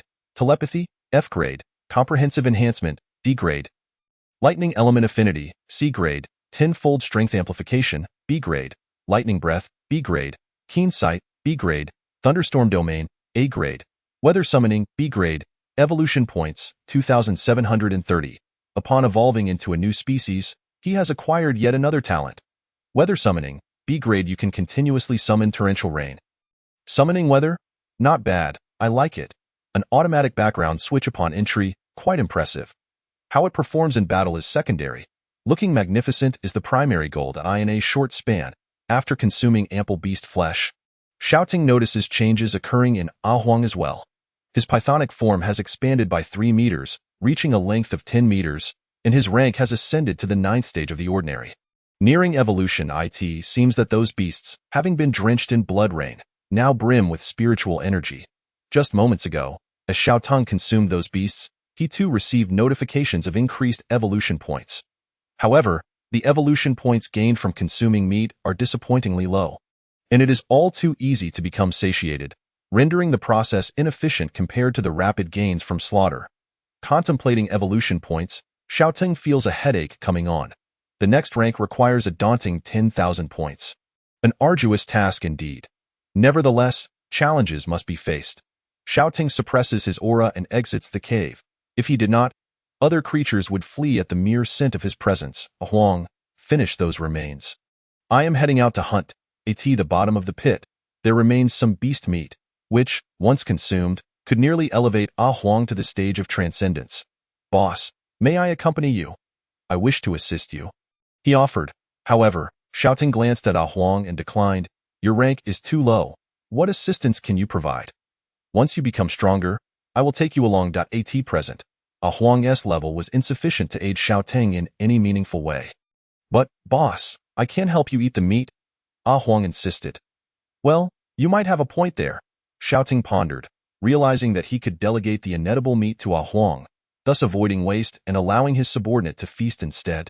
After evolving into a jiao, his speed reached 60 kilometers per hour, surpassing many birds in flight, making it nearly impossible for any beasts discovered by Xiaoteng to escape death. After traversing the mountains for a while, Xiaoteng noted that the fauna had grown significantly more ferocious following the blood rain. He even witnessed numerous herds of herbivores, emboldened by their numbers, pursuing and attacking carnivorous animals. Some herbivores had begun experimenting with carnivorous behavior, developing sharp teeth akin to their predatory counterparts. With the resurgence of spiritual energy, these creatures had become increasingly savage. However, this rampant aggression made hunting easier for Xiaoteng. He could sense the faint aura of hostility emanating from them. After concealing his presence, he blended seamlessly with the ordinary beasts, leading some less intelligent animals to mistakenly believe they could overpower him. The result was their swift demise at the hands of his lightning breath. Fools! A flash of lightning struck down, obliterating a golden eagle that had attempted to ambush Xiaoteng, sending it plummeting from a height of 100 meters. Ding! Killed a 6th-tier golden eagle, evolution points 500. The lightning breath of the Xian Dian Jiao proved more potent than that of the Haisha thunder python, with a range extending hundreds of meters, thus granting him a means of long-range attack. This golden eagle measured 1.5 meters in length, significantly larger than the average of its kind. Following the blood rain, all animals had grown in size, some even surpassing the maximum of their species. Xiaoteng consumed the carcass, savoring its flavor once roasted. Following closely behind, Ah Huang feasted greedily, his aura gradually ascending. He had never felt so satiated, secretly thinking how fortunate he was to follow his boss. Chapter 12. Beast Uprising, the annihilation of the Mountain Patrol Team Boss. I feel that I am on the verge of evolving. After devouring the carcass of a goat, Ah Huang lifted his head and exclaimed to Xiaoteng, "Yes, evolve first. I'll keep watch for you." The aura surrounding Ah Huang was unstable, indicating a rank of 10th tier, which should transform into 1st-tier transcendence post-evolution. Moments later, a white light enveloped Ah Huang as he entered his evolution state. Xiaoteng deactivated his concealment ability, allowing his 1st-tier extraordinary aura to radiate freely. The few animals that had been observing immediately fled upon sensing the aura point. 2 hours later, the white light dissipated, revealing a completely transformed giant python. Measuring approximately 17 meters, its scales bore a texture resembling rock, appearing incredibly resilient, as if sculpted from stone. Rock Python, 1st-tier transcendence, abilities, indestructible body, S-tier, telepathy, F-tier, Earthwall, C-tier, Earth Spike, C-tier, boss. Look at me, Ah Huang shouted, eager to demonstrate his newfound abilities. With a thunderous rumble, the ground trembled as a massive earth spike erupted from the soil, impaling a distant wild bull. Not bad, Xiaoteng commented nonchalantly, observing that Ah Huang had evidently mastered the earth element ability. Thrilled with this first experience of extraordinary power, Ah Huang gleefully manipulated the earth to create more spikes. Pursuing animals in the distance. Stop playing around. I noticed a gathering of beasts several dozen kilometers away. Something must be happening there. We should investigate, Xiaoteng instructed. Boss, you can see that far? Ah Huang inquired. I possess enhanced vision abilities. Boss, you're amazing. As Xiaoteng stood atop the mountain, below lay a vast, dark wave of beasts. An assembly of such magnitude could only be termed a beast tide. At the center of this tide stood a wooden cabin, dwarfed by the surrounding chaos. 12 human soldiers encircled the cabin, employing firearms to fend off the encroaching beasts, desperately holding their ground. Many beasts hesitated to approach, wary of the devastating firepower. What do we do? Team leader Su. These beasts have gone mad, shouted a soldier. Why have they suddenly grown so large? Is it related to last night's blood rain? These creatures must have mutated. Why are they surrounding us? Team leader Su furrowed his brow, equally perplexed. Hold your ground. Reinforcements are on the way. A furious roar erupted. You killed my wife and took my child's life. Pay with your own. Simultaneously, a razor-sharp wind blade sliced through the air, decapitating a soldier. Boom.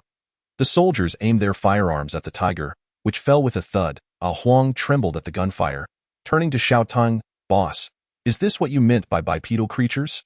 They are formidable. When that stick goes off, the tiger falls. Xiao Teng's expression grew grave as he surveyed the battlefield. Indeed, stay back from them. Your current strength is insufficient to confront them. Although advising Ah Huang to maintain distance, Xiao Teng felt no fear. He understood that these soldiers were merely armed with guns, ineffective against him. As long as it wasn't missiles, he had no concern. However, he surmised that the mountains would not remain peaceful much longer, as countless human military forces would soon descend to eradicate the beasts. Xiao Teng felt a growing agitation. Enough! Let us eliminate them all. The congregation of beasts presented an opportune moment for him to deploy his newly acquired abilities. Raging Thunder Domain. Targeting the center of the cabin, Xiao Teng unleashed the Raging Thunder Domain, eager to witness its effects while simultaneously summoning a torrential downpour to amplify the lightning's power. In an instant, the sky darkened, ominous clouds gathered, thunder clapped, and a torrential rain poured down. Countless robust blue bolts of lightning descended from the heavens, striking the creatures within the domain. Ha ha ha! Even the heavens assist us in annihilating these beasts, one soldier exclaimed, witnessing the beasts being electrocuted. However, before long, a bolt of lightning struck down from above, precisely targeting him. Boom! In an instant, the soldier who had just been laughing heartily was reduced to cinders. What on earth is happening? Is this the apocalypse? Blood rain and lightning chasing after us. Seeing their comrade turn to charcoal, the nearby soldiers retreated in panic, cursing loudly. They could not comprehend that the lightning was the result of a human influence, mistakenly believing it to be another manifestation of the blood rain. As the beasts and soldiers sought refuge from the lightning within the Raging Thunder Domain, Xiao Teng reveled in joy. The system alerts rang in his ears, announcing the constant elimination of creatures and a rapid increase in evolution points. Soon, aside from Zheng Chong, no humans remained within the Raging Thunder Domain. The mountain patrol team had been obliterated. Xiao Teng ensured that Zheng Chong was spared from his lightning onslaught, as well as a solitary tiger, allowing it to live. With no surviving creatures left, the Raging Thunder Domain dissipated, leaving the area around the cabin strewn with corpses, blood flowing like rivers, and the aroma of flesh wafting through the air. Many creatures, sensing the dire situation, had fled from the outset. Otherwise, more could have been slain. Unlike some who remained, greedily feasting on the carcasses of their fallen brethren, only to meet their own demise as charred remains. With 40,000 evolution points, it was time for another ascension. Xiao Tong closed the information panel, feeling his previous agitation lifted. System, level up, ding, congratulations, host, you have ascended to 2nd tier extraordinary. The next tier, 3RD tier extraordinary, requires 12,000 evolution points. Ding, congratulations, host, you have ascended to 3rd tier extraordinary. The next tier, 40H tier extraordinary, requires 15,000 evolution points. Ding, congratulations, host, you have ascended to 4th tier extraordinary. The next tier, 5TH tier extraordinary, requires 19,000 evolution points. 3 system notifications chimed in succession as Xiao Teng ascended 3 tiers. Reaching 4th tier extraordinary, his entire Jiao form swelled, now measuring 36 meters in length, with a significant increase in the thunder element within him, becoming even more volatile and crackling around him. It seemed that anyone who approached would be mercilessly struck. Status: length 36 meters, strength limit 400 tons, speed 70 kilometers per hour. Ah Huang stared in awe at Xiao Teng's expanding form, exclaiming, "Boss, you've grown larger.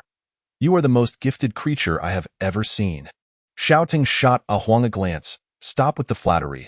Go eat those corpses and grow stronger to assist me in battle." Ah Huang's eyes lit up at the sight of the numerous beast carcasses, quickly setting off to comply. All right, Xiao Teng, too, slithered down, for there were over 200 beast corpses, a prime opportunity for his devouring ability. Chapter 13. Clearing the battlefield, frenzied consumption. Xiao Teng navigated through the mountain of carcasses, employing his devouring ability. Even if he merely took a single bite from each beast, he felt he could easily overindulge. Before long, a system notification regarding his devouring ability echoed in his mind. Endless Devour activation underway. Ding, congratulations on acquiring the A-level talent, Frenzy. Frenzy, A-level within 10 minutes. Your physical attributes are tripled, with a cooldown period of 1 day. The Frenzy talent is impressive, as it can temporarily amplify my combat capabilities threefold, significantly enhancing my survival ability. With my physical attributes increased threefold, I should be able to withstand missiles. This frenzy talent is formidable, yet its cooldown of a full day prevents continuous use, making it a card to play only in critical moments. It serves as a life-saving trump card for Xiaoteng. With this advantage, Xiaoteng feels emboldened to confront human armies, confident that he can endure 10 minutes of relentless bombardment from human weaponry.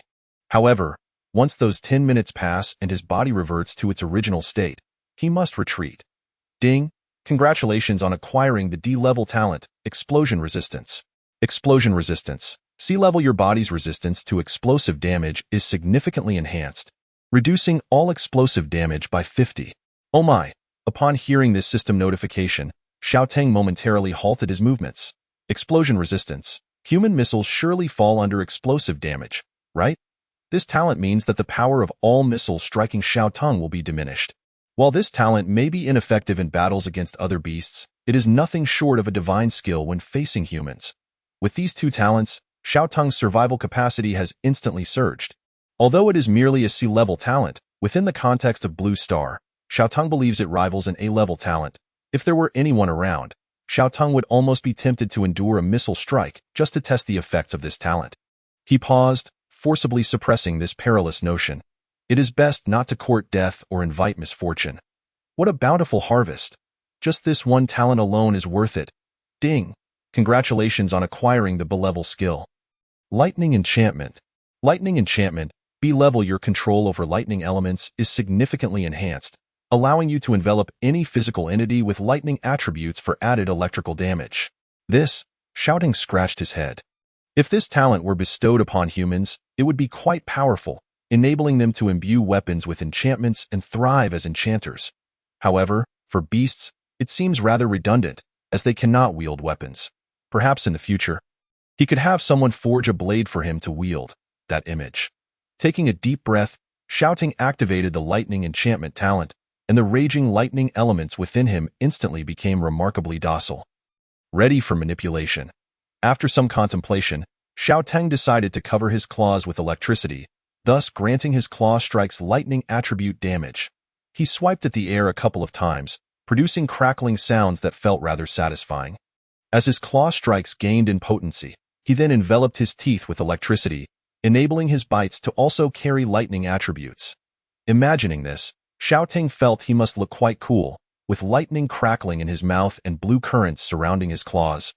While small bursts of lightning erupted from his body intermittently, this time, he acquired 3 talents, all of which are of commendable quality and beneficial to Xiaoteng. This development has significantly alleviated Xiaoteng's fear of the human military, as he now possesses confidence in surviving the onslaught of human weaponry. The enhanced quality of talents is primarily due to the decreased presence of E-level and F-level beasts, which were devoured by other animals early in the resurgence of spiritual energy due to their lack of powerful talents. In this era of great strife, these low-level talent beasts are destined to serve as stepping stones for those with higher talents, merely becoming nourishment for the growth of the strong, unless they can awaken potent talents later in life. Each elevation in rank offers a chance to awaken new talents, and every evolution guarantees the awakening of new abilities, presenting them with an opportunity for a comeback. After the consumption, Xiaoteng surveyed his surroundings. Aside from himself, there were only 3 living beings in the vicinity: a Huang, Zhang Chong, and a tiger he had spared. A Huang was busy devouring meat, appearing considerably fatter as it continued to elevate its rank at a gradual pace. After this feast, it would likely ascend 1 or 2 more ranks. Zhang Chong knelt respectfully with one knee on the ground, remaining silent, not daring to disturb Xiaoteng while he fed, patiently awaiting his command. The injured tiger lay before a corpse, its abdomen riddled with bullet holes, blood oozing profusely from its wounds. A truly harrowing sight. However, due to its rank reaching the Transcendence first stage, it had a tenacious vitality and had not perished. The wounded tiger, lying before a carcass, desperately clawed meat into its mouth. It was far too weak to even notice that Xiaoteng had approached. "Is this your meat? Go ahead and eat." The tiger paused, raising its head to glance at Xiaoteng, its pupils constricting in shock at his imposing figure, before quickly resuming its meal.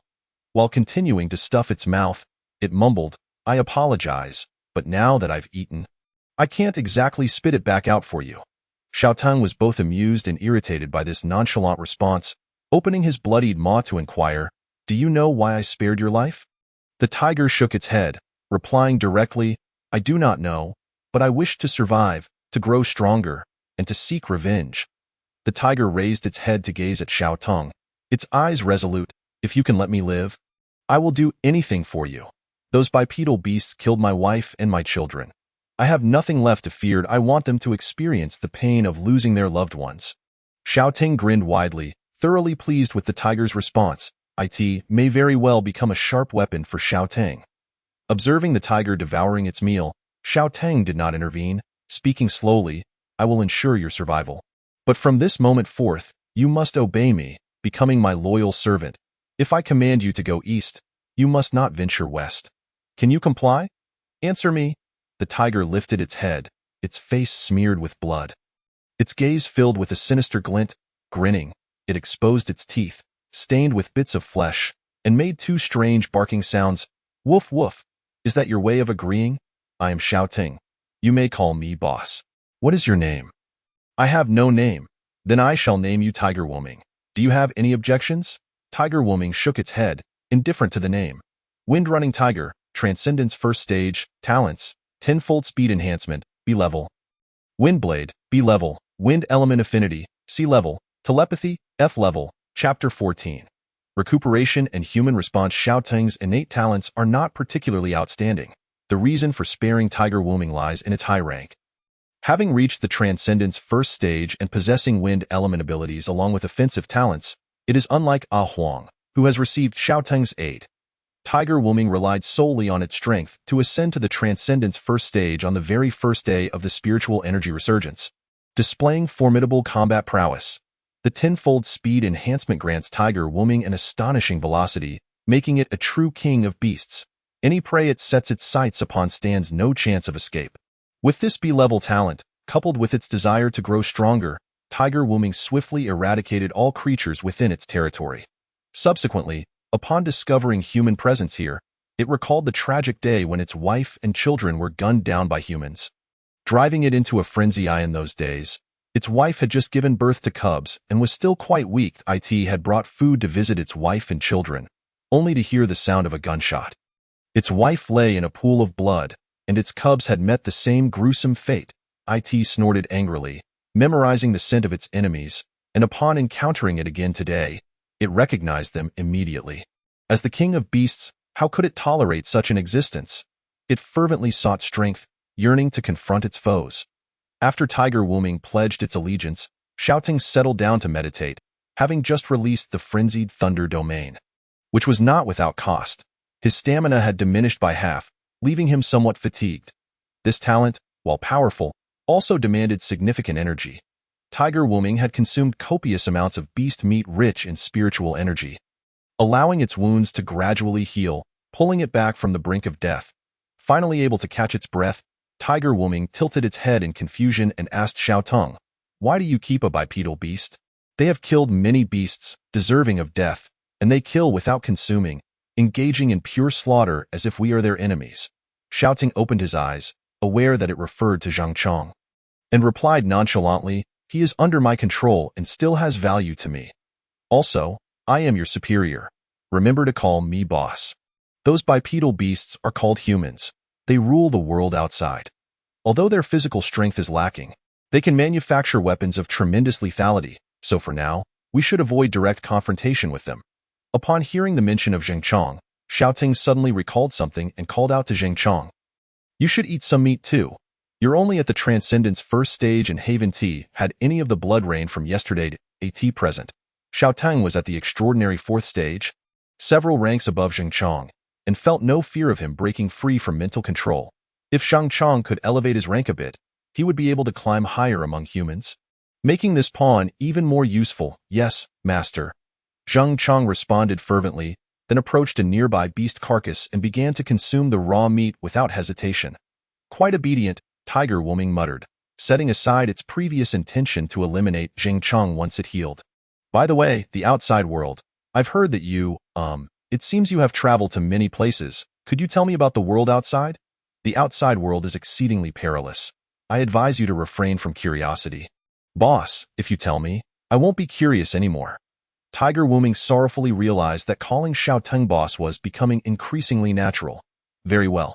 Xiaoteng nodded in agreement, recognizing the necessity of familiarizing them with aspects of humanity. Considering that they would frequently interact in the future, it was prudent to enlighten them about the terrifying nature of humans, thereby preventing them from unwittingly courting their own demise. The recent mountain clearing operation clearly illustrated a shift in humanity's attitude towards wildlife, transitioning from protection to suppression.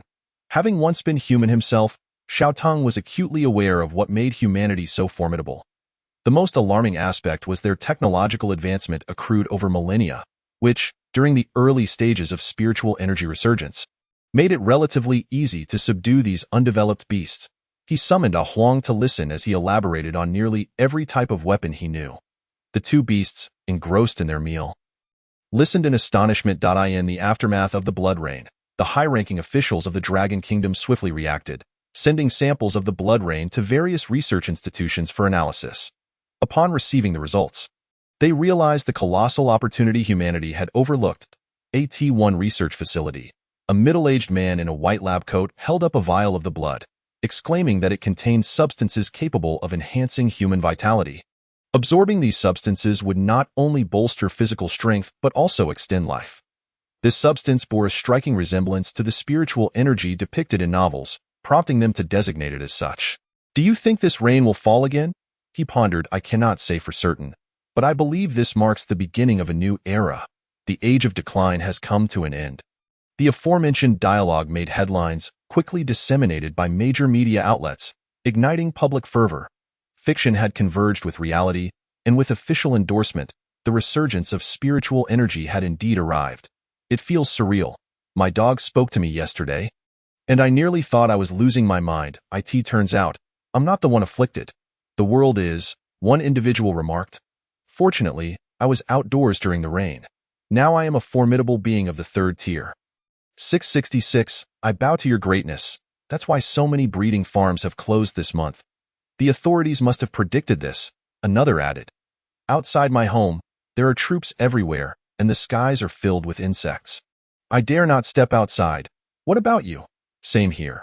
The skies are overrun with insects, making it impossible to venture out. We can only wait for the military to take care of it. Damn. I advise you all to keep a close watch on your pets. My friend was nearly bitten to death by his dog last night." "Really? My dog and I get along quite well. I was just teaching it to play cards, and it won a round. My cat was determined to leap onto the air conditioning unit, despite the relentless rain last night. What should I do? This morning, I noticed its gaze seemed a bit off, almost as if it wanted to harm me." "What level of talent did you awaken?" "The authorities just released a comparison chart to check your talent levels. D level. Not particularly useful. Point 1. I'm also E level. It's quite dismal. Goodness. I'm A level, a 1 in 100,000 chance." Following the blood rain, everyone awakened a talent known as gift, which varied in intensity, categorized from lowest to highest as F, E, D, C, B, A, S, SS, and SSS.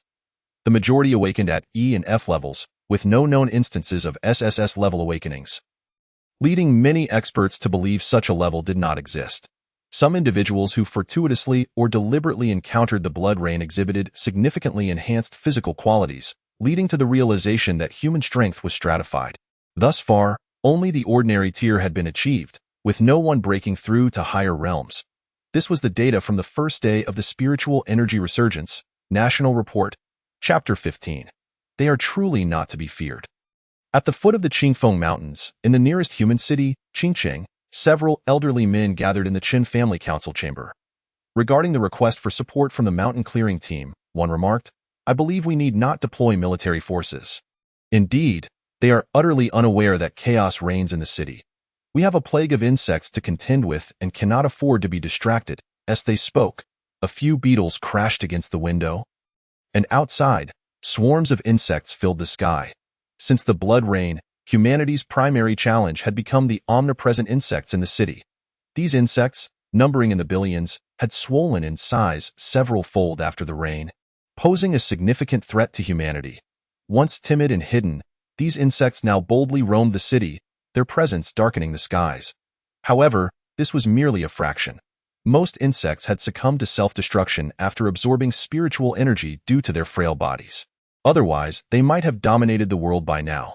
Yet, considering the proximity of the Qingfeng Mountains, this was the optimal time to suppress the wild beasts dwelling within, if given sufficient time to mature. They would become increasingly difficult to manage. Since the information had been relayed from above, it was imperative to respond. Some military presence must be dispatched, both to assist and to gather intelligence on the extraordinary creatures residing in the mountains. The growth rate of those beasts was alarmingly rapid. Given the same quality of spiritual energy, their absorption capacity far surpassed that of humans. Moreover, they were engaged in mutual destruction and consumption, akin to a continuous cycle of enhancement. And it was conceivable that at any moment, a beast beyond imagination could emerge. Indeed, should the beasts of the Qingfeng Mountains reach maturity, the first city to suffer would be Qingcheng at this moment. An elder rose abruptly. Hemph. I see you all have grown increasingly timid with age. Even the first-tier beasts cannot withstand our concentrated firepower. In the face of our advanced weaponry, they are hardly a threat. The others turned to the elder, pondering his implications. So, does the head of the family suggest? The elder stroked his beard and replied. Thus, I believe we should primarily focus on surveillance regarding the Qingfeng Mountains. Our military strength is limited. We must first address the immediate crisis. Furthermore, we humans can also absorb spiritual energy for cultivation. Numerous high-level gifted individuals have emerged in society. By recruiting them, we may eventually harness our own strength to combat the ferocious beasts. Even if we grant them a few more days to grow, what difference would it make? Can they withstand our missiles or nuclear weapons? Our hesitation to use such arms is not due to fear of them. Xiaoteng retracted his far sight, having periodically observed the Qingcheng military base during his rest. He now noted several helicopters approaching. There was no time to waste. He addressed Ah Huang and Hu Wuming. You have 10 more minutes to finish eating. After that, we must depart. Also, Zheng Chong, you will remain here that if discovered by the military, you are now a third-tier being and possess an A-level talent. I want you to demonstrate your talent and strength to gain a high position among humanity. So we can find opportunities to communicate in the future. As you wish, master, Zheng Chong replied. Ah Huang, glancing at the scattered meat, expressed reluctance and questioned, What's wrong, boss? We have plenty of meat left. It would be wasteful for other beasts to consume it after we leave. Hu Wuming speculated, perhaps the humans' reinforcements are arriving. Then why eat at all? Boss, let us hurry. Ah Huang exclaimed, spitting out the meat in haste. After receiving thorough knowledge about humanity's might, Ah Huang grasped the gravity of the situation so well that it became somewhat overwhelming. Xiaoteng cast a reassuring glance at Ah Huang. Fear not. As long as it's not a nuclear bomb or a weapon of greater power, you will remain unharmed. Trust in your S-level talent. I am full now. We can leave immediately. Very well. Xiaoteng grasped one of them in his claw, carrying both Hu Wuming and Ah Huang as they sped away at a pace of 70 kilometers per hour across the grassland. Xiaoteng seemed to glide just above the ground. It was only upon entering a dense forest that he finally halted, releasing Hu Wuming and Ah Huang onto the ground. Xiaoteng unleashed a lightning breath towards the sky. Boom! A helicopter pursuing them was cleaved in two, resulting in catastrophic destruction. The pilots of nearby helicopters were left in utter shock. What the hell? A giant python that can spit lightning. This serpent is on the verge of becoming a dragon. Complete with horns. How terrifying. And this is just the first day of the spiritual energy resurgence. This python is enormous. Taller than my building. Unbelievable. They've grown to such an extent. Quickly, take it down. If this creature matures, we're in serious trouble. The sound of gunfire erupted as bullets rained down on Xiaoteng. The bullets struck his scales, producing a cacophony of clinks and clatters before rebounding harmlessly to the ground. Having no effect whatsoever, Xiaoteng scratched the areas where he had been hit, feeling a slight itch.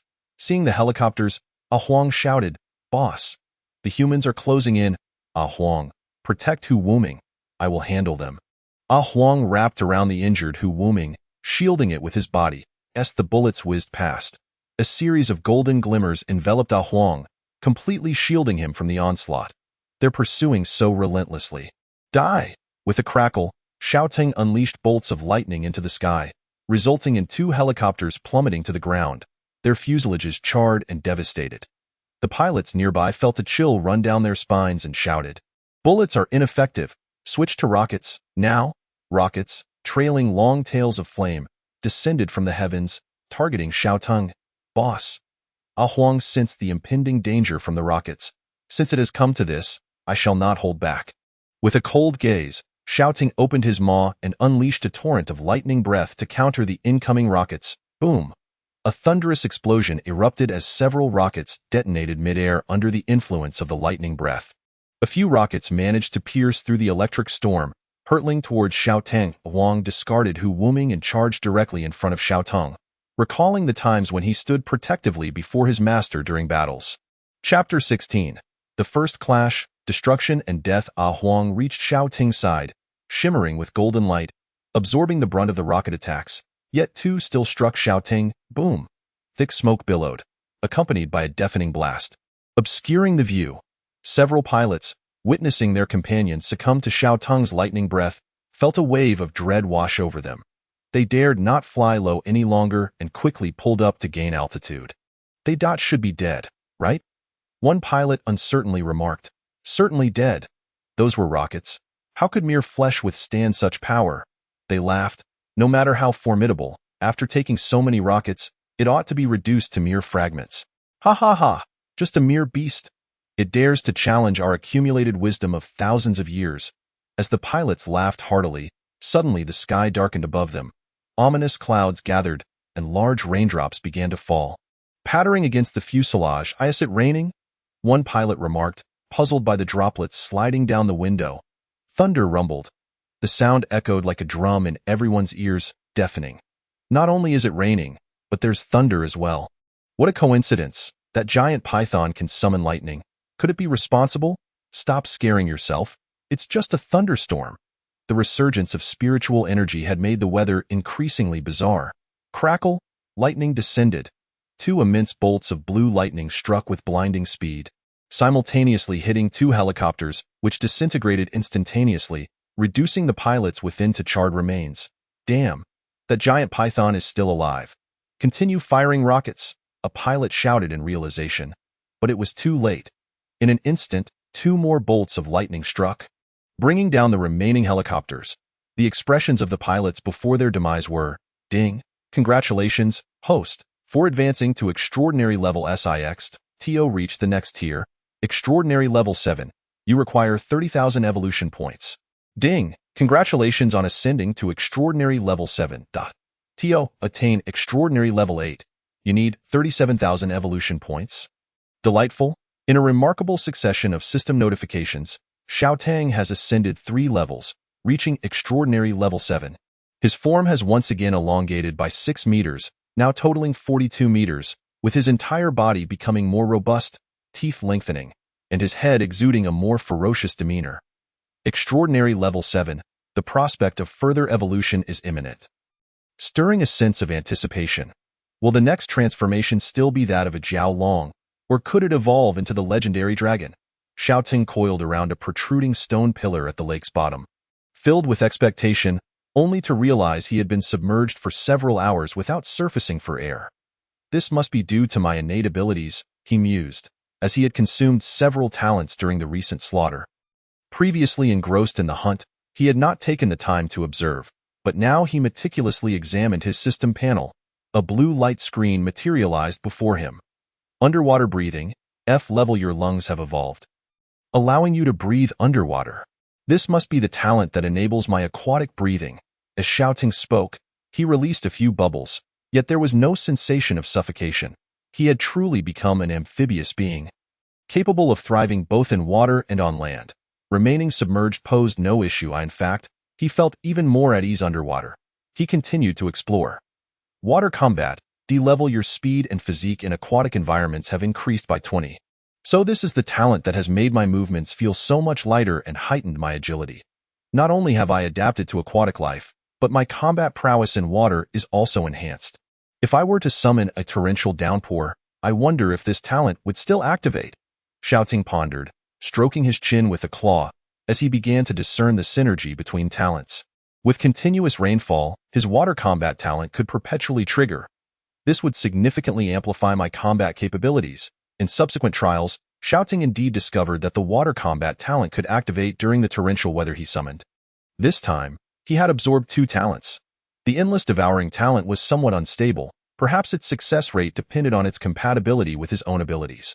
Xiao found it easier to absorb talents related to lightning. Having already consumed 2 such talents, however, the low tier of the current beasts, most of whom had only awakened 1 or 2 talents, also played a role, if they possessed a richer array of talents. His absorption success would surely increase. Having refrained from any carnage for a while, Xiao sensed that the fish school above him seemed to be gathering in ever-increasing numbers. He gazed upward toward the lake surface, which appeared to be boiling as the fish fought fiercely for sustenance. They ravenously consumed the remains of the corpses he had left behind, their eyes gleaming with a red light, even engaging in brutal combat for a morsel. Eat, eat, grow stronger. Witnessing this scene, Xiao did not intervene. These corpses would serve to strengthen the surviving aquatic creatures, which would only grow more formidable. They could also provide him with more evolution points. With such a plethora of corpses nourishing them, it was even possible that a Dominator-level creature might emerge. By the way, it seems the helicopters from the human side have yet to withdraw. During his predation, Xiao employed his distant vision to survey the situation afar. While he did not see any helicopters in his immediate vicinity, further afield, across the entire Qingfeng mountain range, numerous helicopters were engaged in aerial bombardments. Merely days had passed since the resurgence of spiritual energy, and the beasts within the mountains were no match for conventional weaponry. Only a few exceptionally gifted beasts could stand their ground. The slaughter was overwhelmingly one-sided. They eliminated the mountain's beasts, transporting their corpses back, and occasionally capturing living creatures for research purposes.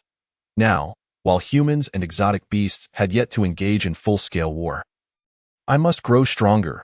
The emergence of sentient beasts has ignited a cruel slaughter, fostering deep-seated hatred.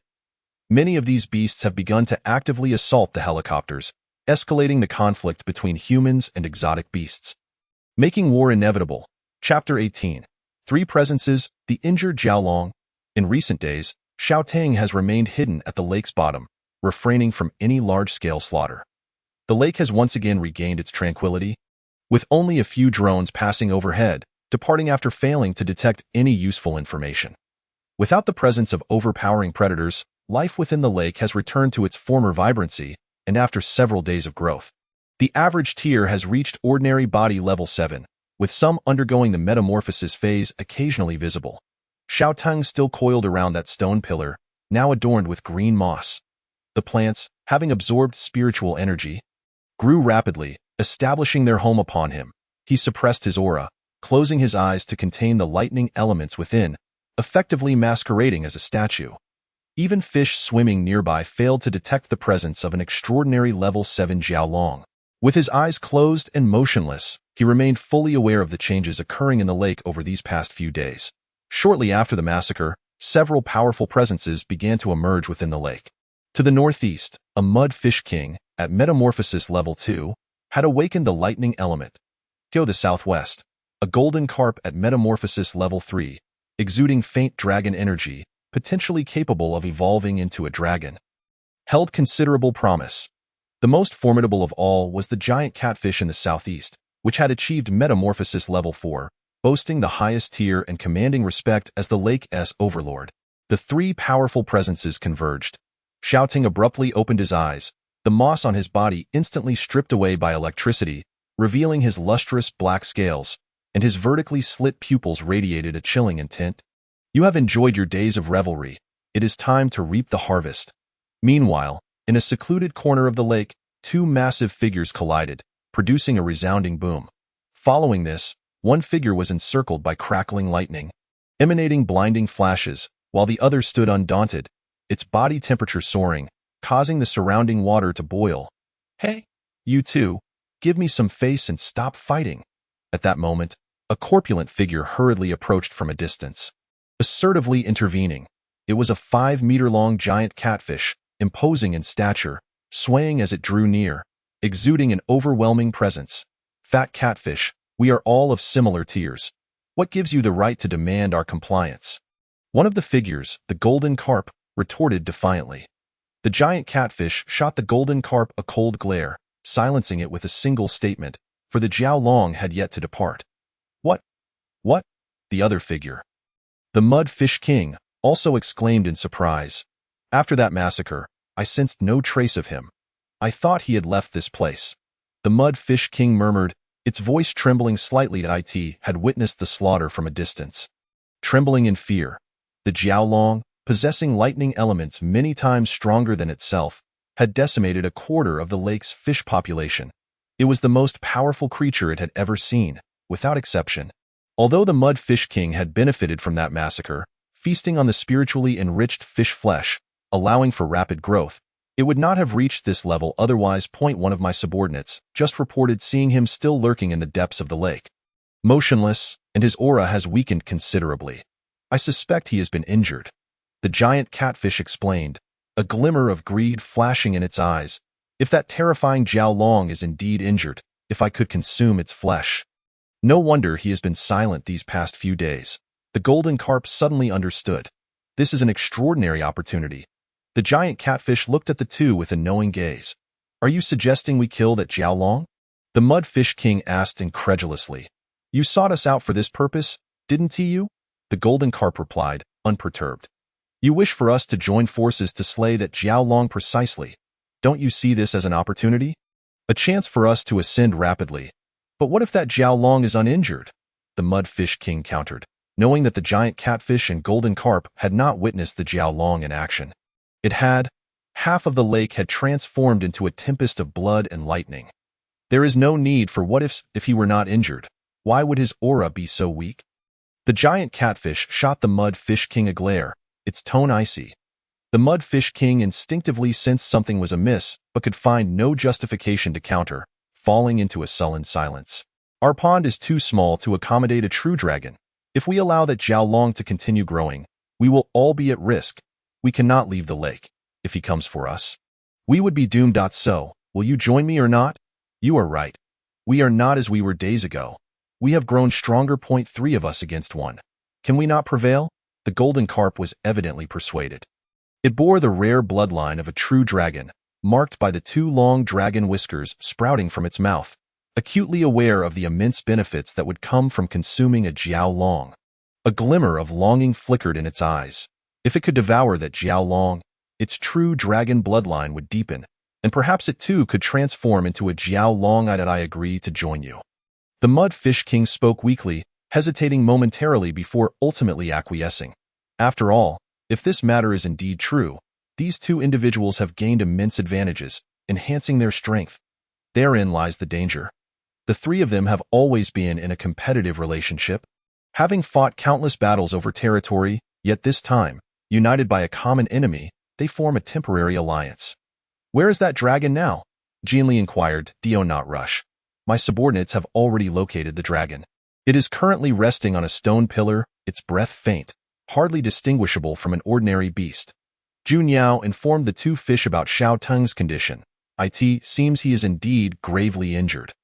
Upon hearing this, the King of Loaches felt a flicker of hope, and no matter how severe the injury, we must not let our guard down. Until that dragon is slain, we cannot afford to engage in infighting. Jun Yao summoned a smaller catfish to lead the way. It was the one that discovered the dragon's location. So follow me, everyone. For survival, for evolution, let us unite for once. Excellent. For evolution. Jinli felt a surge of fervor. Flames of crimson igniting all over his body. The bottom of the lake. Xiao Teng sensed the convergence of 3 powerful auras approaching his direction. How intriguing they are indeed coming towards me. Coiled around the stone pillar, his figure enveloped in the darkness of the lake's depths, Xiao Teng spoke slowly. Chapter 19. A feast approaches, blood rain returns. Dragon, you truly are weak. Before long, Jun Yao, the King of Loaches, and Jinli had arrived before Xiao Teng. Upon seeing the feeble and barely detectable aura of Xiao Teng coiled around the stone pillar, Jun Yao could not help but burst into triumphant laughter. Dragon, having slain so many aquatic beings, you deserve your fate. Prepare to die. Jinli, too, was elated, shouting as he advanced relentlessly. The King of Loaches remained silent, yet he joined in the encirclement alongside Jun Yao and Jinli. The 3 figures slowly closed in on Xiao Teng, their murderous intent laid bare. However, In the face of the assault from the three dominators of the lake, the dragon did not exhibit the anticipated shock. Instead, it gazed at them with a peculiar expression. Sensing the imminent threat, Xiao Tong could no longer contain himself, and with a hint of disdain, he remarked, "Are you all fools?" Upon sensing the approach of the three auras, Xiao Tong contemplated numerous possibilities. After much deliberation, he concluded that their likelihood of coming to submit to him was the highest. Yet, he never anticipated that they would reveal their murderous intent, intending to seek their own demise. Witnessing Xiao Tong's calm demeanor in the face of danger, Junyao was suddenly taken aback. What the hell? This is not how the script goes. Why is this dragon not afraid at all? Could it be that it is uninjured? No, the aura emanating from the dragon cannot deceive. It must be feigning weakness. With this thought, Junyao regained his composure. Moreover, having already displayed hostility, it was too late for regrets.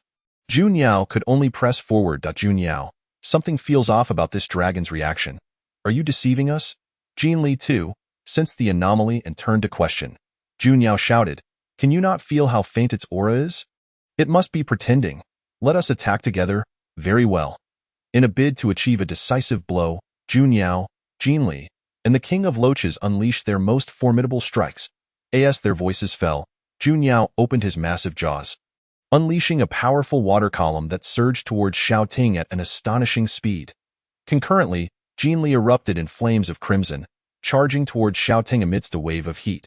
The King of Loches also released a surge of lightning from a distance, a chain of electric arcs racing towards Xiao Tong, illuminating the surroundings.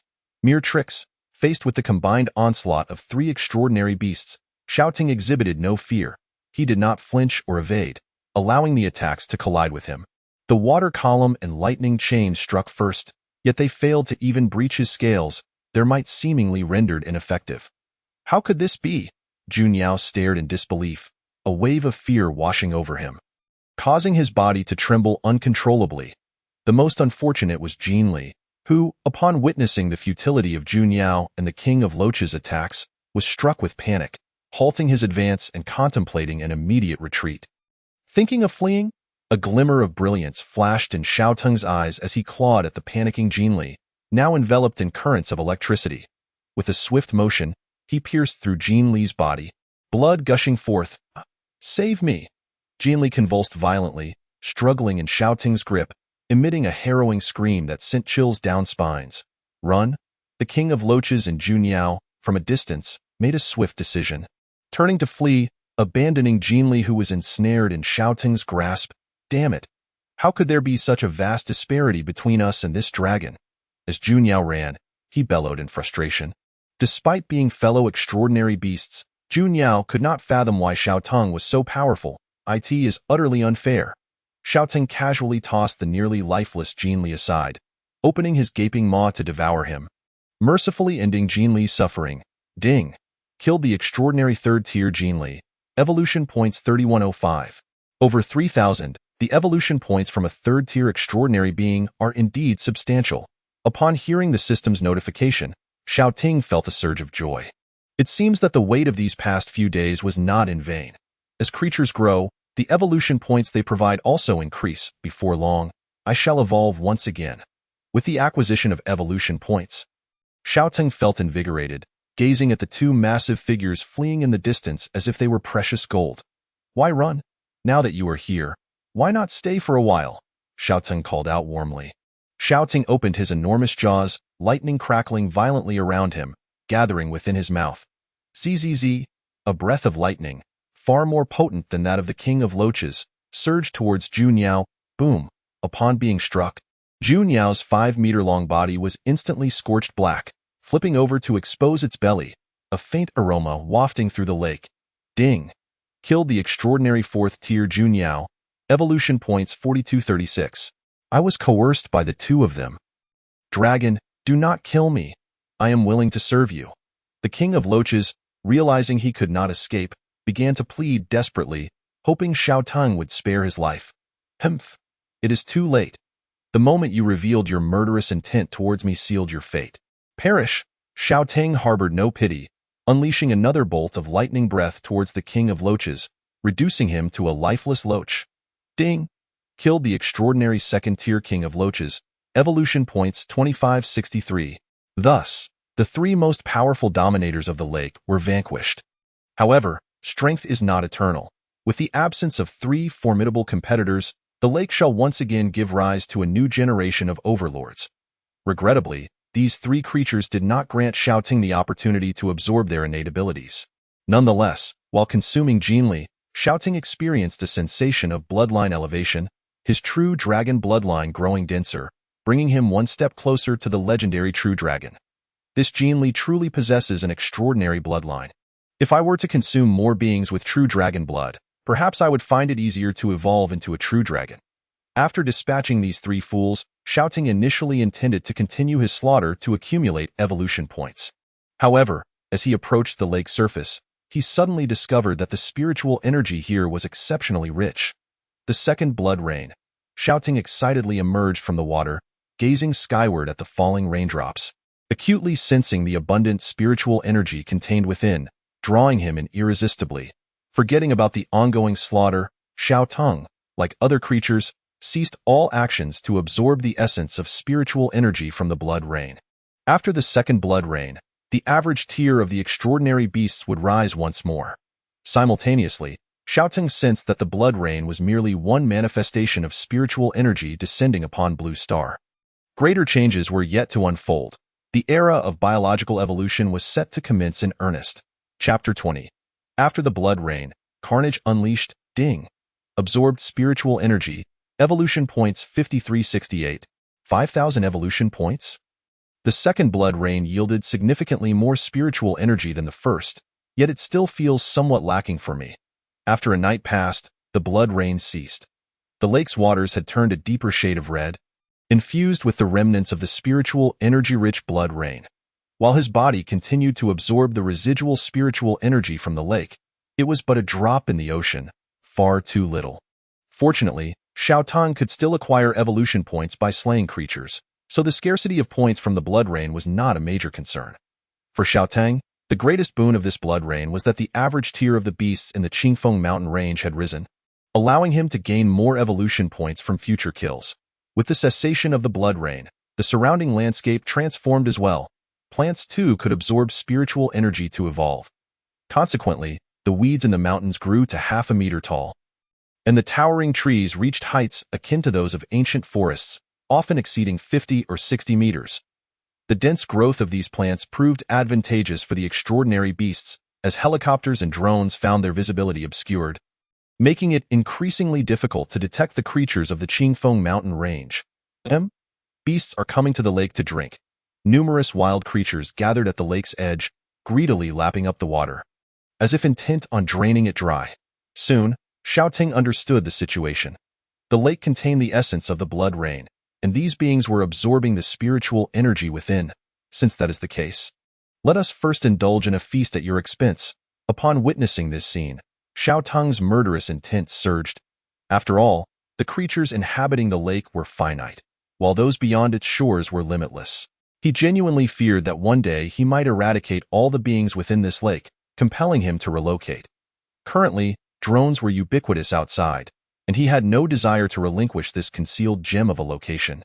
The beasts around him, oblivious to Xiaotung's murderous intent, perhaps sensing it yet unwilling to forego the rare spiritual resource, continued to revel in the safety of acquiring spiritual energy without having to battle other beasts.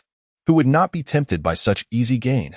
Too greedy, Xiaoting muttered, tilting his head to gaze skyward as he activated his 1,000-mile vision, peering into the lofty heights. Excellent, there were no human devices in sight. Seizing the moment of unmonitored freedom from drones, Xiaoting flicked his tail, sending up a tremendous splash, abruptly thrusting half his body above the water's surface. The dragon emerged from the depths. Such a colossal commotion naturally startled the nearby beasts, their eyes quivering in terror as they turned to face the center of the lake. Death. A glint of coldness flashed in Xiaoting's gaze. With a mere thought, the weather above transformed dramatically. The sky, which had been clear moments before, was now beset by dense, dark clouds, blue lightning flashing ominously within, exuding a perilous aura. The beasts exchanged uncertain glances, momentarily shifting their gazes between Xiaoting and the tumultuous sky. silently communicating among themselves, hesitating over whether to flee or to unite against this seemingly most dangerous entity. Yet, in their indecision, they had already lost the optimal moment to escape as torrential thunder suddenly struck. Boom! It accurately struck above the heads of every beast. Any living creature still within the domain of the thunder would be unable to escape the grim fate of death. The realm of thunder expanded. Observing the grim scene before him, Xiaoting realized that the thunderous domain indeed enhanced in strength with his elevation in rank, and its power seemed to have increased slightly as well. Following the bloody downpour, the beasts' ranks elevated. However, they were still incapable of withstanding even a single strike. Those struck down became lifeless corpses, collapsing to the ground. Ding! Killed an 8th Order Red Fox, evolution points 813. Ding! Killed a 9th Order Yellow Bull, evolution points 936. Ding! Killed a 7th Order Spotted Deer, evolution points 768. Ding! Killed an 8th Order Forest Wolf, evolution points 871. The system's kill notifications incessantly echoed in his ears, and his evolution points surged. The thunderous domain truly proved to be an effective tool for harvesting evolution points. Shortly after, a vast expanse of charred corpses littered the ground, and no creatures dared approach the area outside the thunderous domain. They finally comprehended that this lake was not a safe source of spiritual energy. It was far too terrifying. They would rather engage in combat with other animals, where survival was still a possibility. Entering the thunder domain meant certain death, devoid of any hope. At this moment, a mountain of corpses lay before him, the stench of blood wafting for miles, and the allure of the lakeshore had intensified. Yet, no beasts dared to feast upon the remains. This wave yielded over 30,000 evolution points, which was quite satisfactory. Merely unleashing a thunderous domain garnered over 30,000 evolution points. What a lucrative endeavor. If he were to ascend to the extraordinary 10th Order, it would likely require 100,000 evolution points. So let him accumulate those points in one fell swoop. Then he could advance in rank and undergo further evolution. With a joyful spirit, Xiaoting rushed to the shore, devouring the beasts' carcasses, hoping to absorb some talents. Meanwhile, as he busied himself with this consumption, a pack of approximately 20 wolves observed the situation from afar. Their eyes glinting with intensity. Each wolf was the size of a calf, muscular and bearing sharp, glistening teeth, exuding a fierce demeanor. Clearly, they had hunted numerous creatures and absorbed substantial spiritual energy. Among the pack was a leader wolf that had transcended to the 2nd Order. Evidently having evolved once, its size surpassing the others, reaching nearly 3 meters, exuding a menacing aura. The wolf pack was one of the apex predators of the Qingfeng mountain range, hunting in groups, with so many wolves. Even top predators like tigers dared not encroach upon their territory. They had witnessed the brutal spectacle of Xiaoting unleashing his thunderous domain to slaughter creatures. Such a powerful being. This is the king we have been seeking. The head wolf exclaimed excitedly. After witnessing such a bloody scene, the wolves felt not fear but exhilaration. He will undoubtedly lead us further. One wolf asserted confidently. Indeed, I have a premonition that he shall become the mightiest ruler of this domain. Another wolf concurred. Every member of the pack gazed fervently at Xiaoting as he consumed the corpses. Let us follow in the footsteps of our king. After a moment of observation, the head wolf raised its neck and announced loudly to the other wolves. Then, it turned and began descending the cliff with a brisk pace, and the rest of the pack followed closely behind, a formidable throng. Chapter 21. Healing Talent, the pack's allegiance, endless devouring activated. Ding! Congratulations, you have absorbed the B-Class Talent Healing Infusion. Healing Infusion, B-Class. The spiritual power within you possesses healing capabilities. You can infuse your spiritual energy into wounds, consuming your own energy to heal them. This time, Xiaoting absorbed this particular talent, fortunately a B-Class, of decent quality. B-Class Talent, Healing Infusion, a rare healing ability. Looks like I will have to moonlight as a healer. Currently, Xiaoting was uninjured, making it difficult to test this talent. He was uncertain about its efficacy or energy consumption. I wonder if Hu Wuming's injuries have healed. I could experiment on it. There is so much meat here.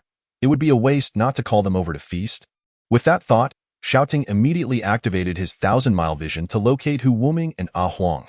Just then, he sensed several auras approaching from ahead, one of which belonged to a 2nd Order being. Despite the fact that there were 3 creatures of second order or above in this very lake, that was due to Xiao Tung's intervention, deliberately fostering them. However, outside the lake, at this time, any extraordinary beasts reaching second order were among the elite. Yet, Xiao Tung could sense no murderous intent from the approaching auras. Are they here to submit to me? Xiao Tung speculated, deciding to coil himself and wait in place. Observing the approaching canine figures in the distance, he recognized a pack of gray wolves, one of which was particularly large and blood-red. King, please accept our allegiance.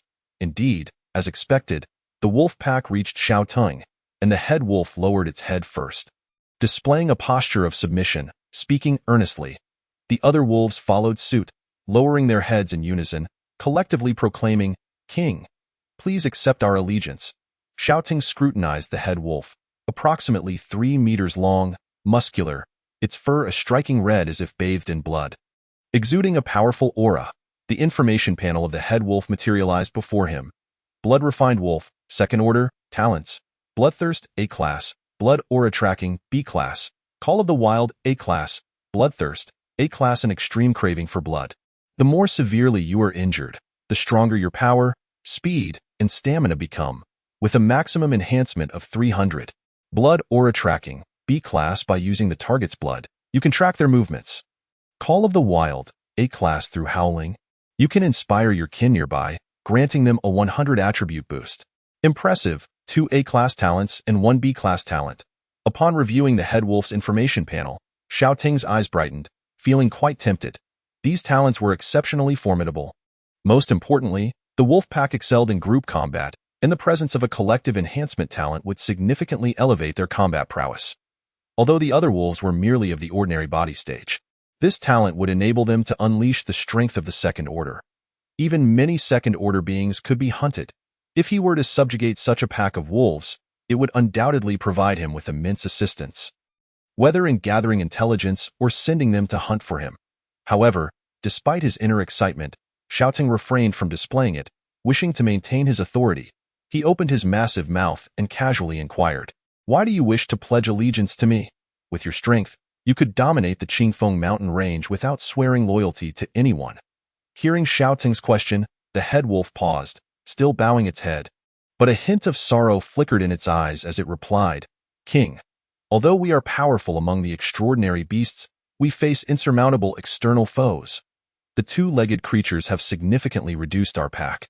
We once had over 30 wolves, but we have lost a third due to their encirclement.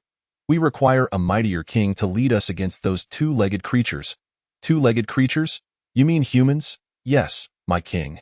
To my knowledge, humans appear to be intentionally eradicating the formidable extraordinary beasts of the Qingfeng mountain range. Our pack inadvertently drew their attention and was nearly exterminated. Upon hearing the head wolf's response, Xiao Tung's expression turned serious. It seemed that humans had indeed been restless these past few days. Just then, through his 1,000-mile vision, he located Ah Huang and Hu Wuming's positions, and upon seeing their situation, his pupils constricted in anger. Addressing the head wolf lying on the ground, Xiao Tung spoke. Since you wish to pledge your loyalty to me, I shall present you with a trial. Should you pass this test, I will acknowledge you, and in the future, we shall be akin to family. In times of peril, I shall do my utmost to protect you. Upon hearing Xiao Tung's agreement to his allegiance, the head wolf's face lit up with excitement, and he eagerly inquired, My lord, what is the trial? We shall exert ourselves to the fullest to accomplish it. I have 2 subordinates who are in danger. You must go and assist them. Xiao Tung fixed a serious gaze upon them, recognizing this as an opportune moment to ascertain the loyalty of the wolf pack, to see if they were truly willing to serve him and not merely paying lip service, ready to flee at the first sign of danger. He would not casually accept subordinates he did not know well, for one could never be too cautious. Otherwise, he might find himself betrayed by those he trusted, lamenting too late. Thus, this trial was indeed necessary. What are the characteristics of those 2? One is a rock python, its body resembling stone, while the other is a wind-chasing tiger, injured but remarkably swift, capable of launching blades of wind. Xiao Tung explained patiently. Injured? That is manageable. I can trace their whereabouts through the flow of blood. Fear not, my lord. We shall bring them safely before you. The head wolf assured with unwavering confidence. He then raised his head, nostrils flaring, as if analyzing the sense in the AI-at that moment. An invisible thread of crimson seemed to guide the head wolf. With a sudden intensity in his gaze, he bellowed to the members of the pack behind him. "Whelps, this way. We shall retrieve our two brothers, awoo." The head wolf howled first. Awoo awoo, the chorus of howls erupted in response, echoing the head wolf's call. His howl seemed to possess an enchanting power, causing the bodies of the pack members to swell with newfound vigor, their teeth sharper, claws more lethal, and movements swifter. Without further delay, the head wolf and the enhanced members of the pack sped away. Their pace swift as the pack departed. Xiaoteng observed the situation with his keen sight, confident that with a Huang present, they could endure for a while longer. It was wiser to let his subordinates handle the matter than to expose himself too readily before humans. Chapter 22.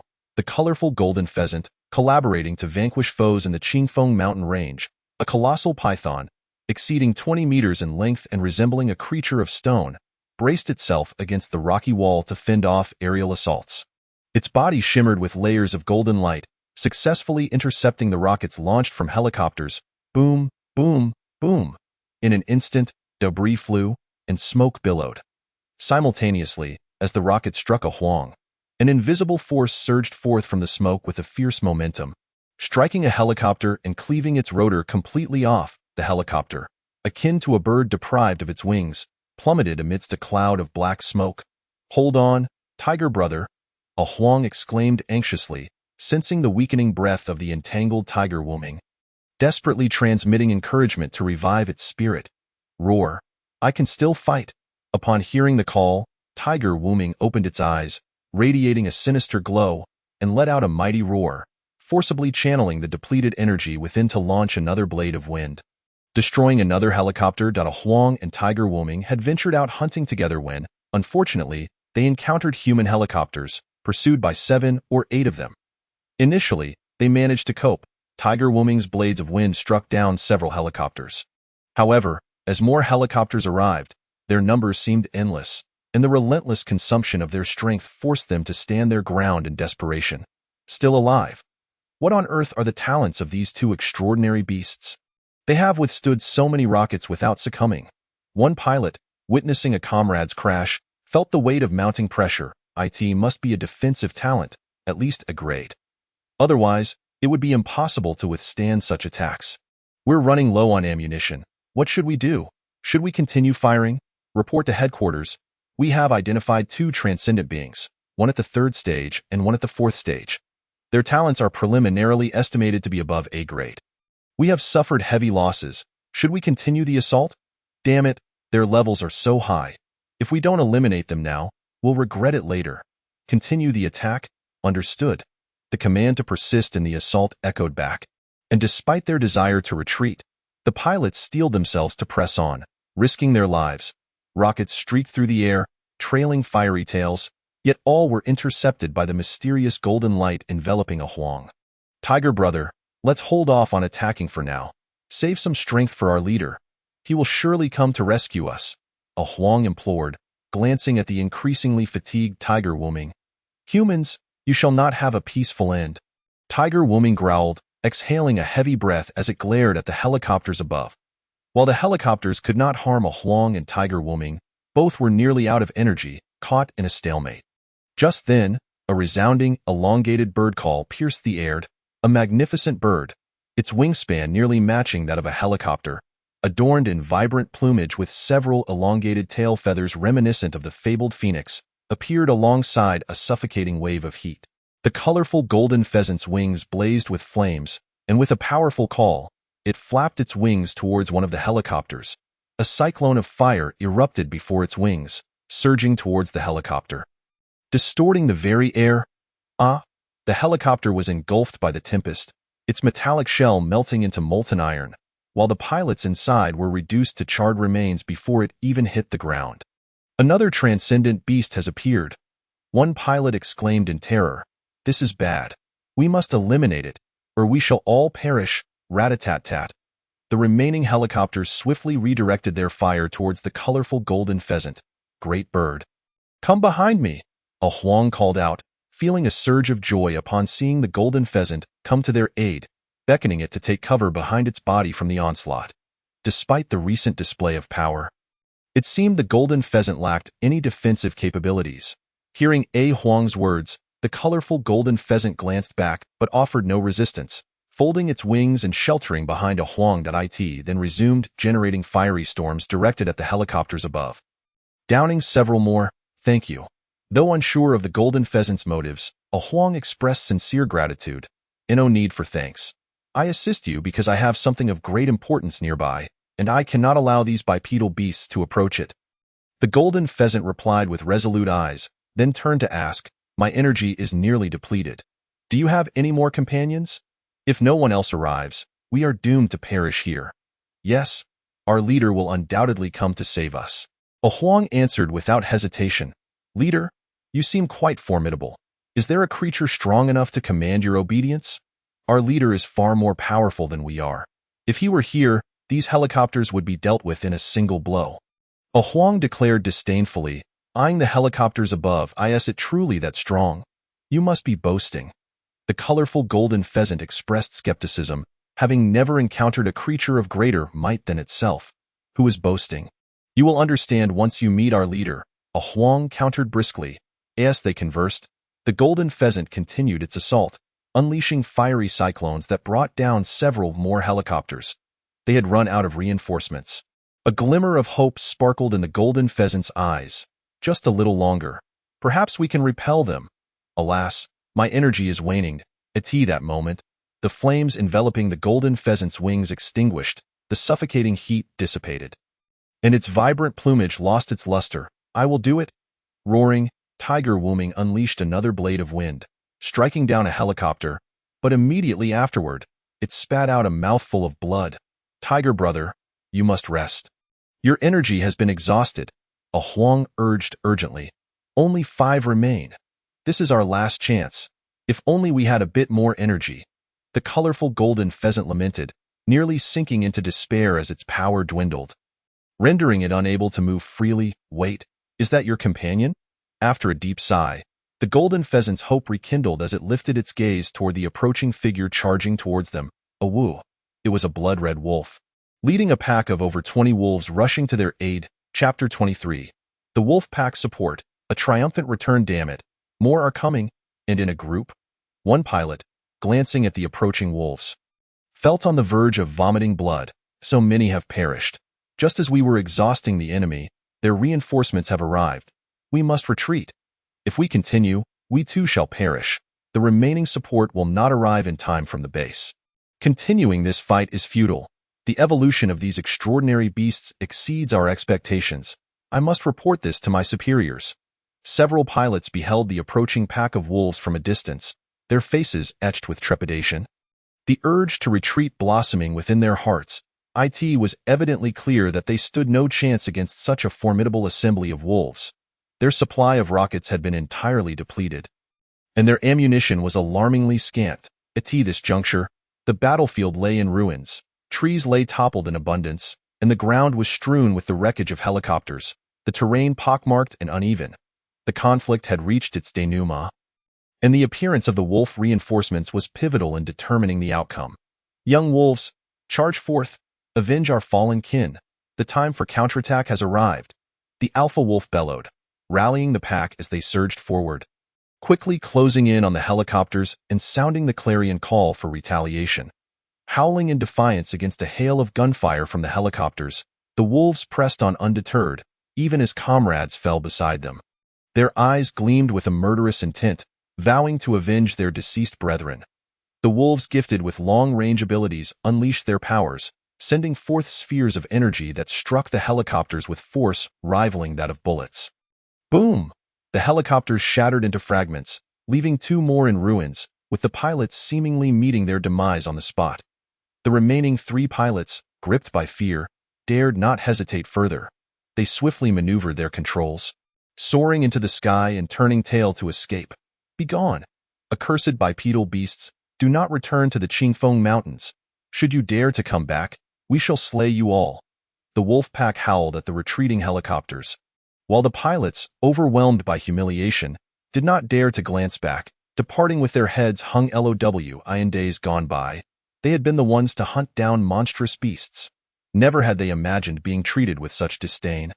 Forced to flee without a backward glance. Yet, they were powerless against such overwhelming odds. Thank you, Elder Wolf. We are grateful.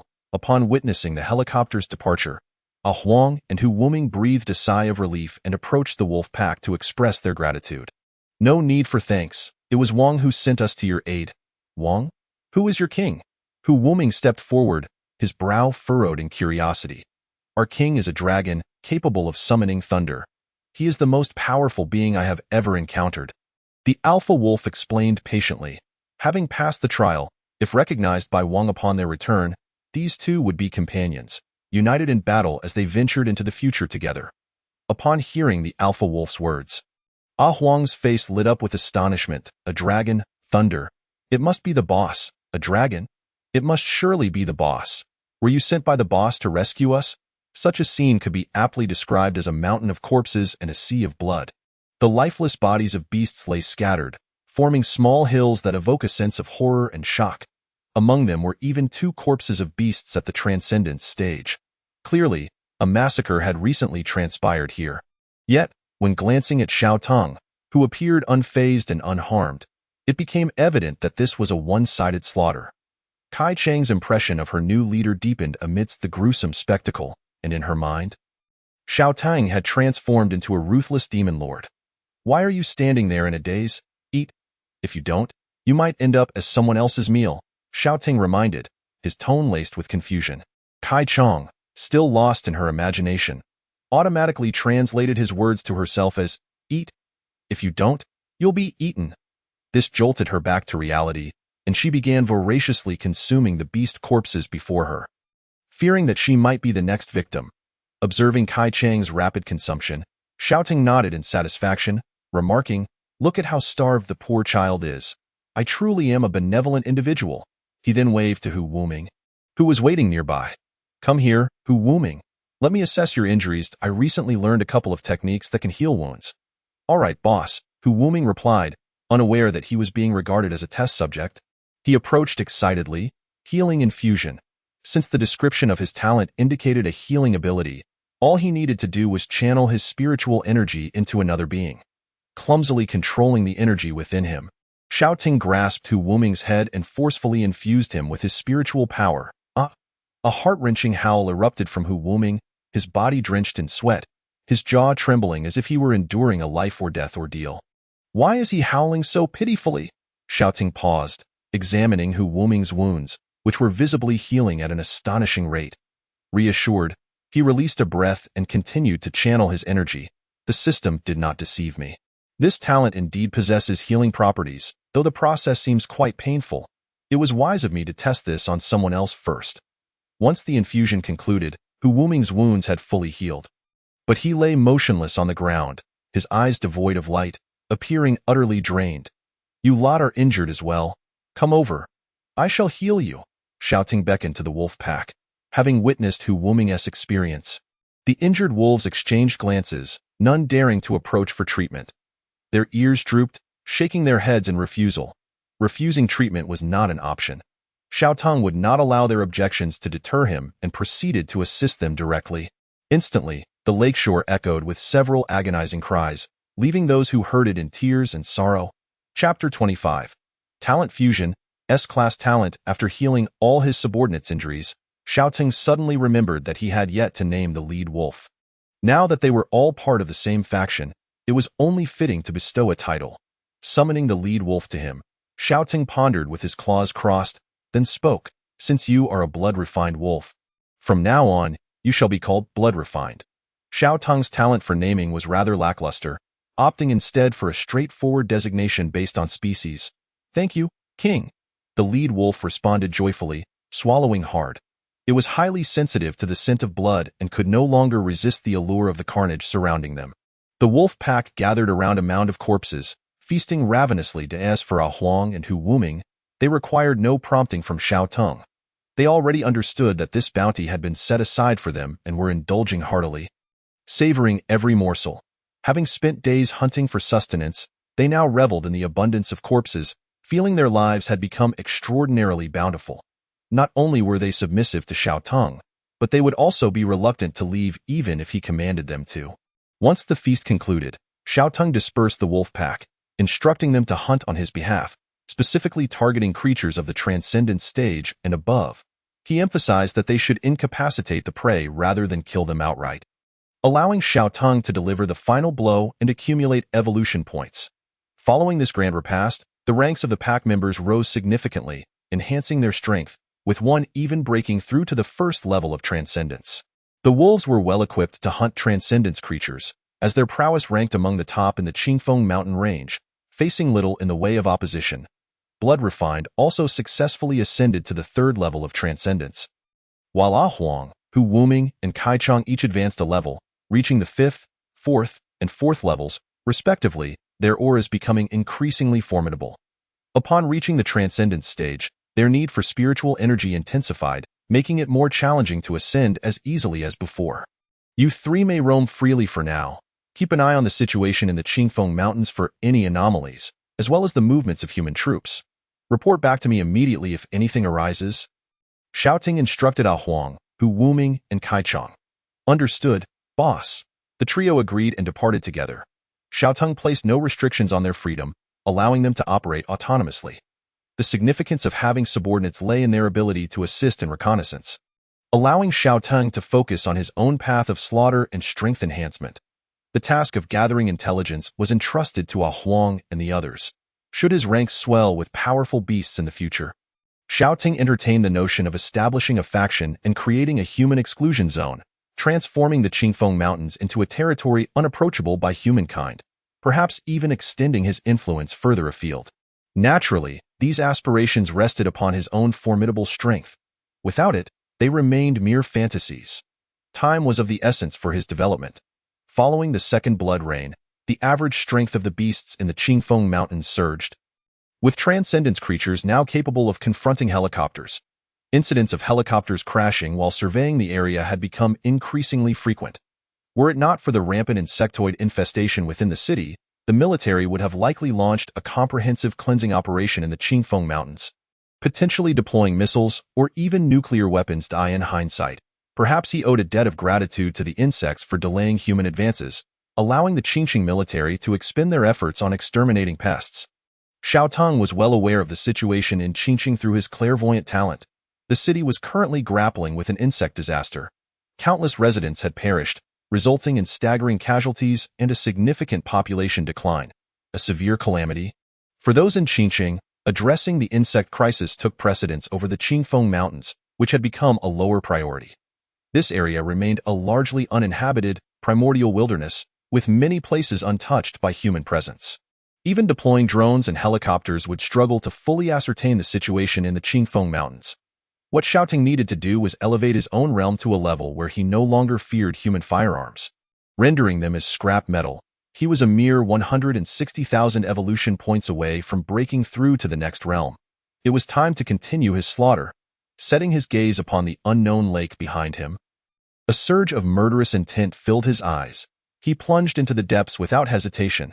The lake's surface erupted with a torrent of sanguine water. Ding! Killed an 8th tier common fish, evolution points 851. Ding! Killed a 1st tier transcendence black-scaled fish, evolution points 1368. Ding! Killed a 7th tier common crayfish, evolution points 793. The notifications of kills echoed in Xiao Tang's ears, the numbers representing evolution points constantly fluctuating and accumulating. This time, he intended to slaughter until he amassed enough evolution points to break through to the next realm before halting his rampage. Xiao Ting moved with the grace of a reaper, sparing no thought for dietary preferences. Any creature that crossed his path was doomed to perish. The lake transformed into a vivid crimson, a shocking sight, as the rich scent of blood surged into Xiao Tong's nostrils, further igniting his ferocity. Lightning flickered through the water, and as his spiritual energy waned, Xiao Ting resorted to clawing and biting, for the creatures of the lake were no match for him. Whether he utilized lightning elements or not, they were all swiftly dispatched. During his killing spree, he absorbed a plethora of talents. Endless devouring activated. Ding! Congratulations, host, for devouring B-class talent. Tenfold physical enhancement. Ding! Congratulations, host, for devouring B-class talent. Tenfold speed enhancement. Ding. B-class talents, tenfold strength enhancement, tenfold physical enhancement, and tenfold speed enhancement have fused into S-class talent. Ultimate reinforcement. Ultimate reinforcement. S-class, your strength, physique, and speed are enhanced 15-fold based on their base attributes. Talent fusion. An S-class talent has emerged. Upon receiving the system's notification, Xiaoteng felt an overwhelming surge of excitement. His first S-class talent was born from the fusion of abilities. Originally possessing the tenfold strength enhancement, he had consumed the tenfold physical enhancement and tenfold speed enhancement, resulting in the creation of the S-class talent, ultimate reinforcement. The description of this talent was succinct and unembellished, yet its effects were profoundly powerful, elevating Xiaoteng's physical attributes to an astonishing 15 times their original value. Truly extraordinary. Is it true that individuals with S-level talent are so formidable? Feeling the surge of power coursing through his body, Xiaoteng couldn't help but exclaim. Chapter 26. Surge in combat power, emergence of spirit stones. Securing an S-level talent is indeed a profitable endeavor. With the augmentation of this S-level talent, Xiaoteng's combat prowess escalated several-fold in an instant. The enhancement of his physique by 15 times means that even if missiles were aimed at him, he would remain unperturbed. Furthermore, the acceleration of his speed by 15 times brought him perilously close to the sound barrier. Merely traversing the lake created waves that disoriented the fish, allowing him to cover the entire distance of the lake in mere minutes. Incredible. Such speed is exhilarating. Upon reaching S-level, there will be a qualitative transformation in talent. This S-level is significantly superior to A-level talent. The evolution points are nearly sufficient. It's time to advance. System, initiate the upgrade. Recognizing that his accumulated evolution points were adequate, Xiaoteng ceased his rampage, eagerly channeling his evolution points into the upgrade process. Ding! Congratulations, host, on ascending to Extraordinary Level 8. The next tier, Extraordinary Level 9, requires 45,000 evolution points. Ding! Congratulations, host, on ascending to Extraordinary Level 9. The next tier, Extraordinary Level 10, requires 54,000 evolution points. Ding! Congratulations, host, on ascending to Extraordinary Level 10. The next tier, Transcendent Level 1, requires 100,000 evolution points. Ascending 3 tiers in one go, Xiaoteng now stands at Extraordinary Level 10, just one step away from breaking into the next realm. However, that step demands a staggering 100,000 evolution points. After this elevation, Xiaoteng's form has expanded considerably, reaching a length of 50 meters. His entire serpent body is immensely robust, approximately 3 meters in diameter, nearly the height of 2 men. Even his claws have grown to 2 meters, resembling scythes capable of slicing through steel effortlessly, presenting an imposing figure that, when walking on the ground, creates deep rifts in the earth. Your Majesty, as per your command, we have returned with the semi-conscious prey. Shortly thereafter, the wolf pack arrived at the lakeshore, bearing their catch to summon Xiaoteng. Several wolves collaborated to carry a transcendent level beast, while Shuelyan dragged a gigantic bear that was even larger than itself. The bear was riddled with wounds, on the brink of death, struggling feebly, and was forcibly towed behind by Shuelyan's vines. Oh, back so soon? Your efficiency is commendable. After the upgrade, Xiaoteng's hearing has become remarkably acute. Even underwater, he could hear Shuelyan's calls with clarity. Xiaoteng surged upward, propelling a colossal splash, revealing his 50-meter-long form above the water's surface, each movement causing significant commotion. With an authoritative voice, Xiaoteng acknowledged their return, offering a few words of praise. Shuelyan, lowering its head, felt deeply astonished. In just a few hours, the king had grown so much. Do not kill me. I have a secret to share. A grand secret. Spare me. The bear, dragged helplessly by Shuelyan, looked upon Xiaoteng with despair, realizing escape was futile, and attempted to plead for its life. It appeared that Xiaoteng was the leader of this pack of wolves, prompting the bear to address him directly. A secret. What kind of secret? Xiaoteng inquired with interest. A secret that can enhance your power. If you spare me, I will divulge it, the bear replied. That depends on whether this secret is worth exchanging for your life, Xiaoteng replied nonchalantly. You must tell me first. Only then can I decide whether to release you. What if you break your promise? No, you must free me first, and then I will tell you. the bear insisted, shaking its head defiantly. "No, then you may as well perish." To bargain with him was akin to courting death. Xiao Ting raised his claw, preparing to crush the bear. The bear was immediately drenched in sweat, panic-stricken. "Stop! Stop! I will tell you. Speak." Xiao Ting's claw hovered in midair, ready to strike at any moment, awaiting the bear's response. Approximately 80 kilometers to the west, there is a cave where a miraculous stone appears, consuming which can directly enhance one's strength, the bear hastily stated. "Spirit stones?" Xiao Ting gasped in astonishment. He recalled encountering spirit stones in fantastical novels. Stones imbued with spiritual energy? Spirit stones? So that is what they are called. The bear mumbled. A glint sparked in Xiao Tung's eyes as he turned to gaze westward. Regrettably, the vegetation was too dense, and the spirit stones seemed to be hidden within the cave, not visible to the naked eye. However, he did observe numerous other beasts seemingly converging toward that direction, with many engaged in battle. This information might indeed hold truth. Xiao Ting ultimately lowered his claw. "You may go. This information is sufficient to spare your life." Hearing this, Shuai Yin bit through the vines binding the bear. The bear, overjoyed, promptly broke free. "Well, I shall take my leave now. If you come across such information again, report to me immediately, and I will reward you." "Yes, yes," the bear agreed, internally grumbling. "If such a boon existed, I would have kept it to myself. If not for your coercion, I would never have divulged it. And what about you? Do you possess any secrets?" Xiao Tung's gaze swept over the ailing beasts on the ground, opening his enormous maw to inquire. "My wife laid 10 eggs, a large rooster crowed loudly. That does not count. Die." Xiao Ting swiftly brought down his claw, reducing the creature to a pulpy mess. Ding! Killed a transcendent level giant rooster. Evolution points 1258. Ultimately, Xiao Tung did not extract any useful information but did accumulate a bounty of evolution points. "The west, you say?" Xiao Tang turned his head towards that direction, his body brimming with restless energy. He was in dire need of evolution points, and absorbing spiritual energy could grant him more. Coincidentally, he had lingered here for several days, yearning to stretch his limbs. "Shuai Yin, summon some wolves to inform a Huang, Hu Wuming, and Kai Chong. The rest of the wolves shall accompany me. We are going to claim those spirit stones for ourselves." "Understood, Your Majesty," Shuai Yin promptly replied, calling a few wolves to fetch a Huang and the others. After uttering these words, Xiao Tung charged forth at full speed towards the west. Approaching the speed of sound, the wolf pack struggled to keep pace with Xiao Tung. He paid them no mind, crashing through the forest, toppling several trees along the way. Such a commotion attracted several drones that trailed above him. Xiao Tung opened his massive jaws, casually unleashing a torrent of lightning breath, obliterating them all. Whether or not he would be exposed to those drones no longer concerned him. He could not hide forever. Given his current physical prowess, enduring a few missiles was hardly a challenge. Chapter 27. The Most Evolved One. Meanwhile, within a building in Qingqing, 2 staff members simultaneously sighed at the black screen of the surveillance monitor. "Another one has been destroyed. How many is this now?" "Approximately the 53rd. The situation in Qingfeng Mountain Range is dire."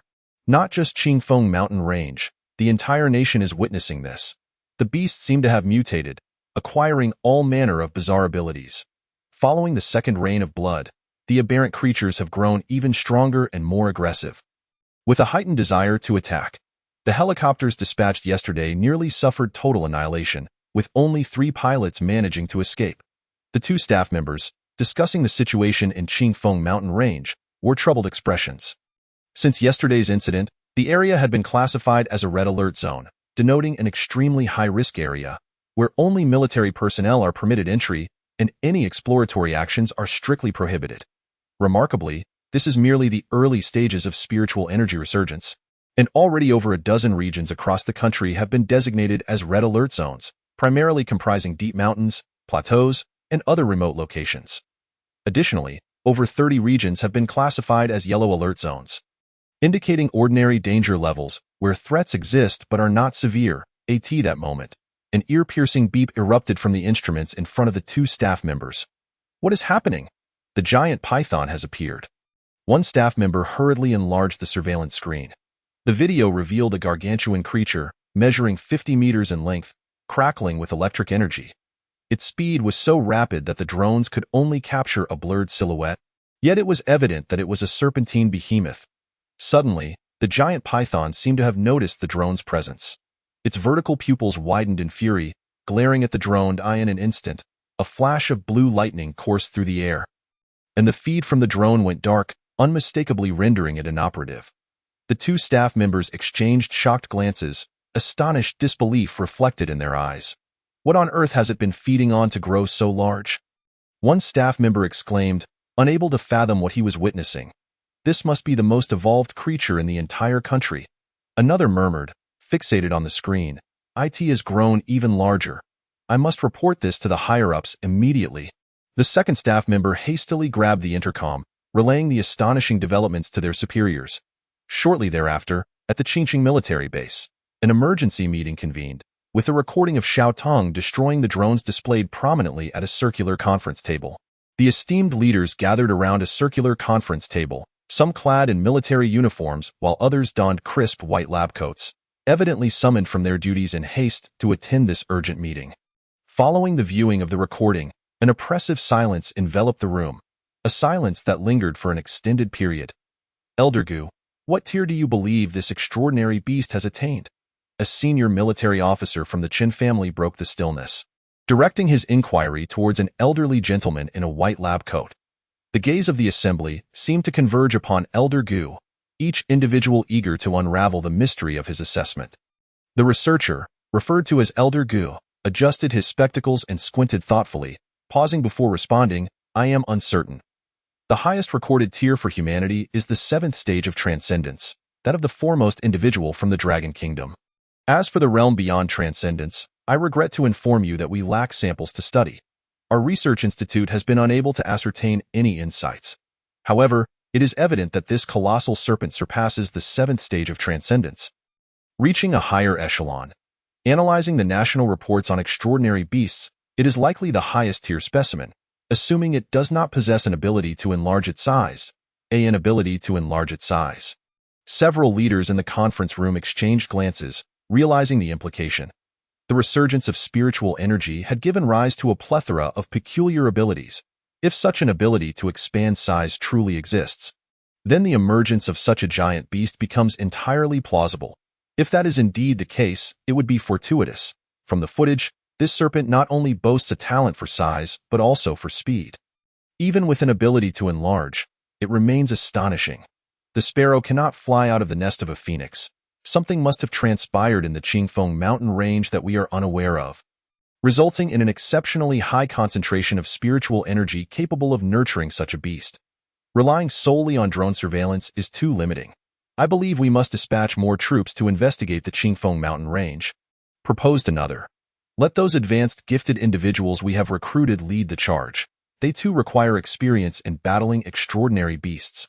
Are you out of your mind? These gifted individuals have been nurtured with immense effort. One A-tier gifted individual emerges from every 100,000, and not necessarily one suited for combat. What if they perish on the front lines? They are invaluable talents. A military officer from the Spiritual Energy Bureau slammed his hands on the table, clearly agitated, swiftly countering. Those advanced gifted individuals are the seeds of our future, possessing great potential, and will become the backbone in our fight against extraordinary beasts. How could he possibly allow them to venture into the unknown wilderness and become mere cannon fodder?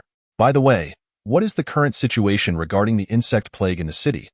Just as the two military officers seemed on the brink of a heated argument, a venerable elder, also the patriarch of the Qin family and a figure of great authority in Qingqing, interjected. Upon hearing his words, the two officers, who had nearly clashed, took their seats, managing to regain a semblance of composure. The insects are gradually retreating. Most have withdrawn to the suburbs and surrounding towns.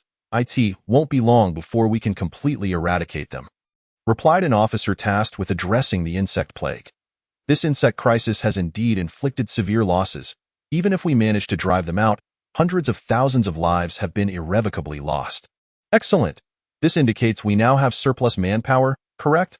The Qin family patriarch's spirits lifted at this revelation. Amidst a deluge of grim news, this was undoubtedly a positive development, indeed. Then let the military commence entering the Qingfeng mountain range. Once we have thoroughly surveyed the area, we shall dispatch the gifted individuals. If necessary, we shall deploy missile strikes. We must ensure these extraordinary beasts are eradicated within the mountains. With a resolute thud of his hand on the table, the Chun family patriarch solidified the subsequent action plan. Chapter 28. A thrilling slaughter. The spirit stone vein. Before reaching the site of the spirit stones, Xiao Ting felt an overwhelming surge of spiritual energy beckoning him towards the location. It appeared that this place harbored not only spirit stones but also an abundance of spiritual energy spilling forth. Was this a manifestation of a spiritual energy tide? The closer he approached, the more intense the sensation became. Along the way, numerous extraordinary beasts surged towards the spirit stone site, occasionally emitting terrifying roars, their eyes aglow with a crimson hue, having lost all semblance of rationality. Even Xiao Tung's mind felt the influence, an uncontrollable craving compelling him to eliminate any contenders for the heavens' spiritual energy. Roar. The beasts, now devoid of reason, dared to provoke Xiao Ting. Get lost? Xiao Ting gathered lightning in his mouth, unleashing it upon the beasts charging towards him, instantly showering the area with gore. Ding! Killed a second stage, Transcendent Nightmare Bull. Evolution points 2561. Ding! Killed a 9th stage Ordinary Goat. Evolution points 903. Ding! Killed a 9th stage Northeast Tiger. Evolution points 980. Another wave of evolution points flowed into his account. Delightful! This place proved to be an excellent venue for accruing evolution points, even without obtaining spirit stones. The sheer number of extraordinary beasts he could slay would yield substantial rewards. Such a dense congregation of beasts was rarely found, and Xiao Tung was determined not to squander this opportunity. As he traversed the path, leaving a trail of bloodshed behind him, the scent of carnage attracted even more extraordinary beasts, drawn by the allure of spiritual energy wafting from the corpses. Each time Xiao Ting dispatched a group of beasts, those lurking nearby would rush in to scavenge the remains, resulting in a growing assembly of extraordinary beasts following in his wake. Xiao Ting paid them no mind, allowing them to collect their spoils, knowing he could slaughter them once more on his return journey. Soon, a cavern appeared before him, an abundance of spiritual energy condensing into a pale blue gust pouring forth from the entrance. This was the place. Guarding the entrance was a herd of wild bulls, forming a formidable barrier to prevent other beasts from entering the cave. The herd, consisting of around 30 individuals, each measuring 5 meters in size, bore sharp horns glinting with menace. The bulls took turns entering to feed on the spirit stones, while the remaining members blockaded the entrance, deterring any intruders. Clear off! This is our territory, one of the bulls, having noticed Xiao Tung, bellowed defiantly, glaring at him to assert dominance over the cave. Your territory? Xiao Ting scoffed, summoning a torrential storm and unleashing a domain of thunder. He intended to demonstrate whose domain it truly was. The weather transformed dramatically as dark clouds amassed and thunder roared, lightning flashing ominously. Indeed, we were here first. Do not presume your size intimidates us.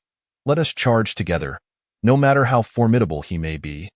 He cannot withstand our numbers. Attack. With the prospect of claiming this wondrous cavern, the wild bulls unanimously resolved to besiege Xiao Tung. The bulls began stomping the ground, nostrils flaring as they prepared for a full frontal assault.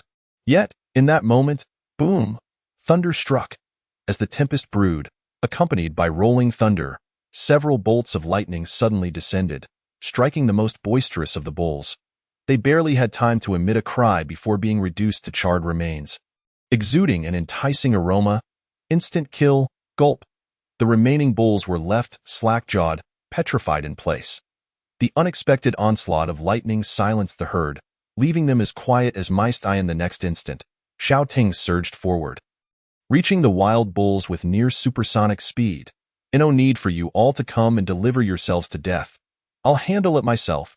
Xiao Ting's speed was so astonishing that the bulls could scarcely react. His electrified claws tore through one bull effortlessly. Following this, his massive tail swept through the air, sending a group of bulls soaring 10 meters into the sky, and upon their descent, they landed with blood gushing from their mouths.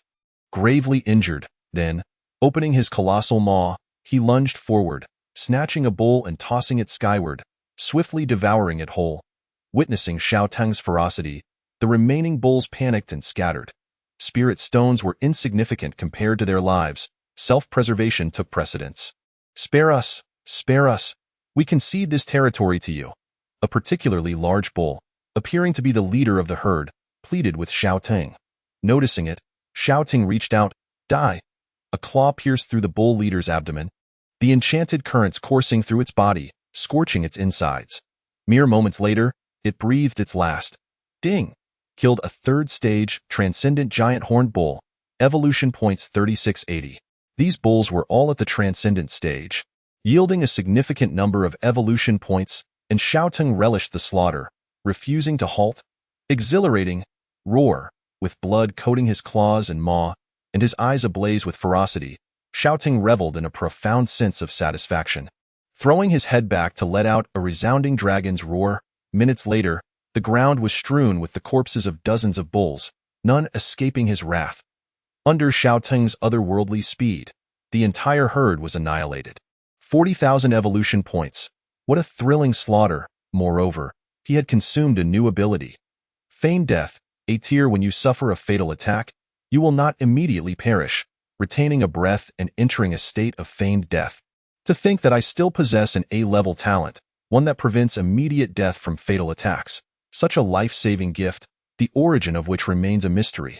Logically, with such a protective ability, demise should not come easily.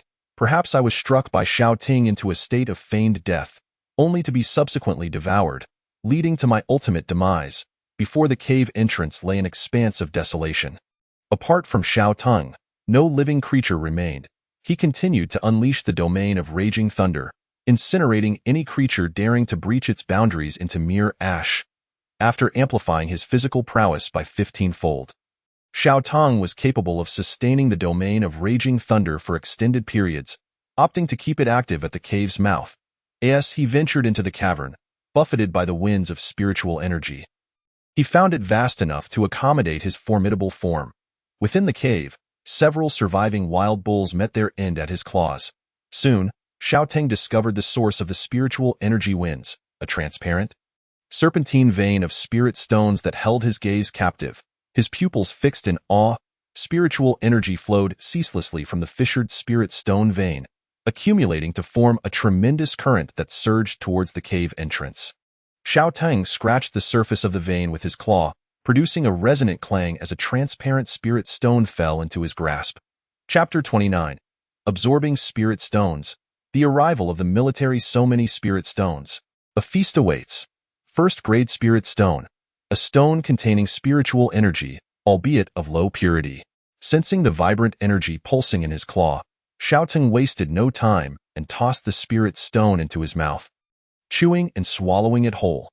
The energy within erupted within him, his body ravenously absorbing it, fully accepting its essence. Ding! Absorbed spiritual energy, evolution points 658. Xiao Ting's eyes sparkled. This small spirit stone contained over 600 evolution points. This was an entire vein of spirit stones. Imagine the evolution points to be gained from absorbing them all. What a splendid opportunity. He felt an overwhelming joy, even while remaining in this place.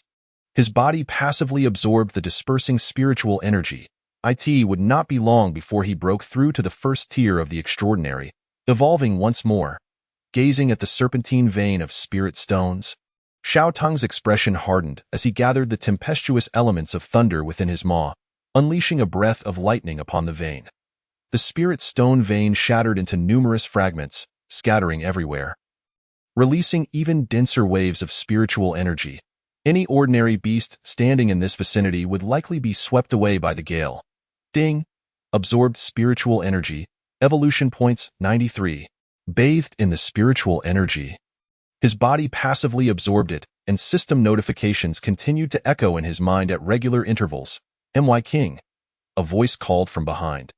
The wolf pack had arrived at the cave, their eyes gleaming with wonder as they surveyed the translucent vein of spirit stones. Clearly sensing the unusual concentration of spiritual energy, they traversed the domain of raging thunder unscathed, easily reaching the depths of the cave. "My king, what is this? Why is the spiritual energy so dense here?" Blood Refinement inquired, unable to contain his curiosity. It was their first encounter with such a heightened concentration of spiritual energy. Without turning, Xiao Ting replied while slicing through the spirit stones with his claws. This is a vein of spirit stones, rich in immense spiritual resources. In the future, if you encounter such a place, notify me immediately. Have Ah Huang and the others arrived? Not yet, my king. I have dispatched someone to inform them. They should arrive shortly. Excellent.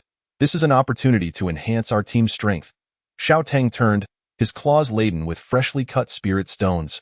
When he tilted his paw, the stones cascaded to the ground with a delightful clatter. The wolf pack's gazes followed the falling stones, captivated by their allure. Feast. Seize this opportunity wholeheartedly.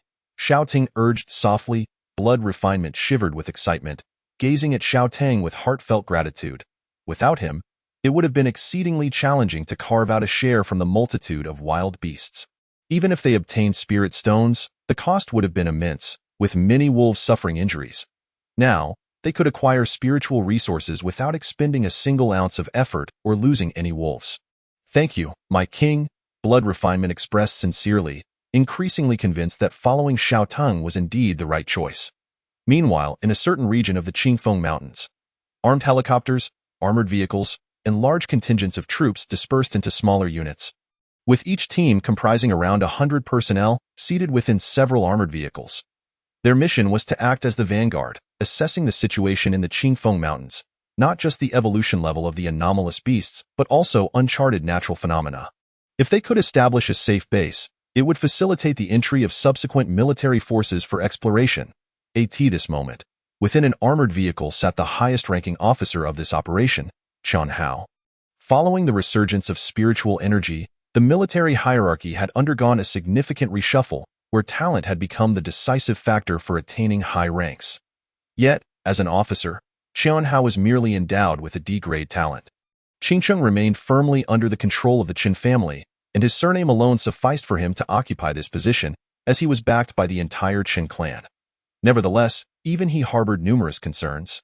With low talent and little regard from his family, he had been compelled to join this vanguard unit, paving the way for others, almost as if he were cannon fodder, a disposable pawn.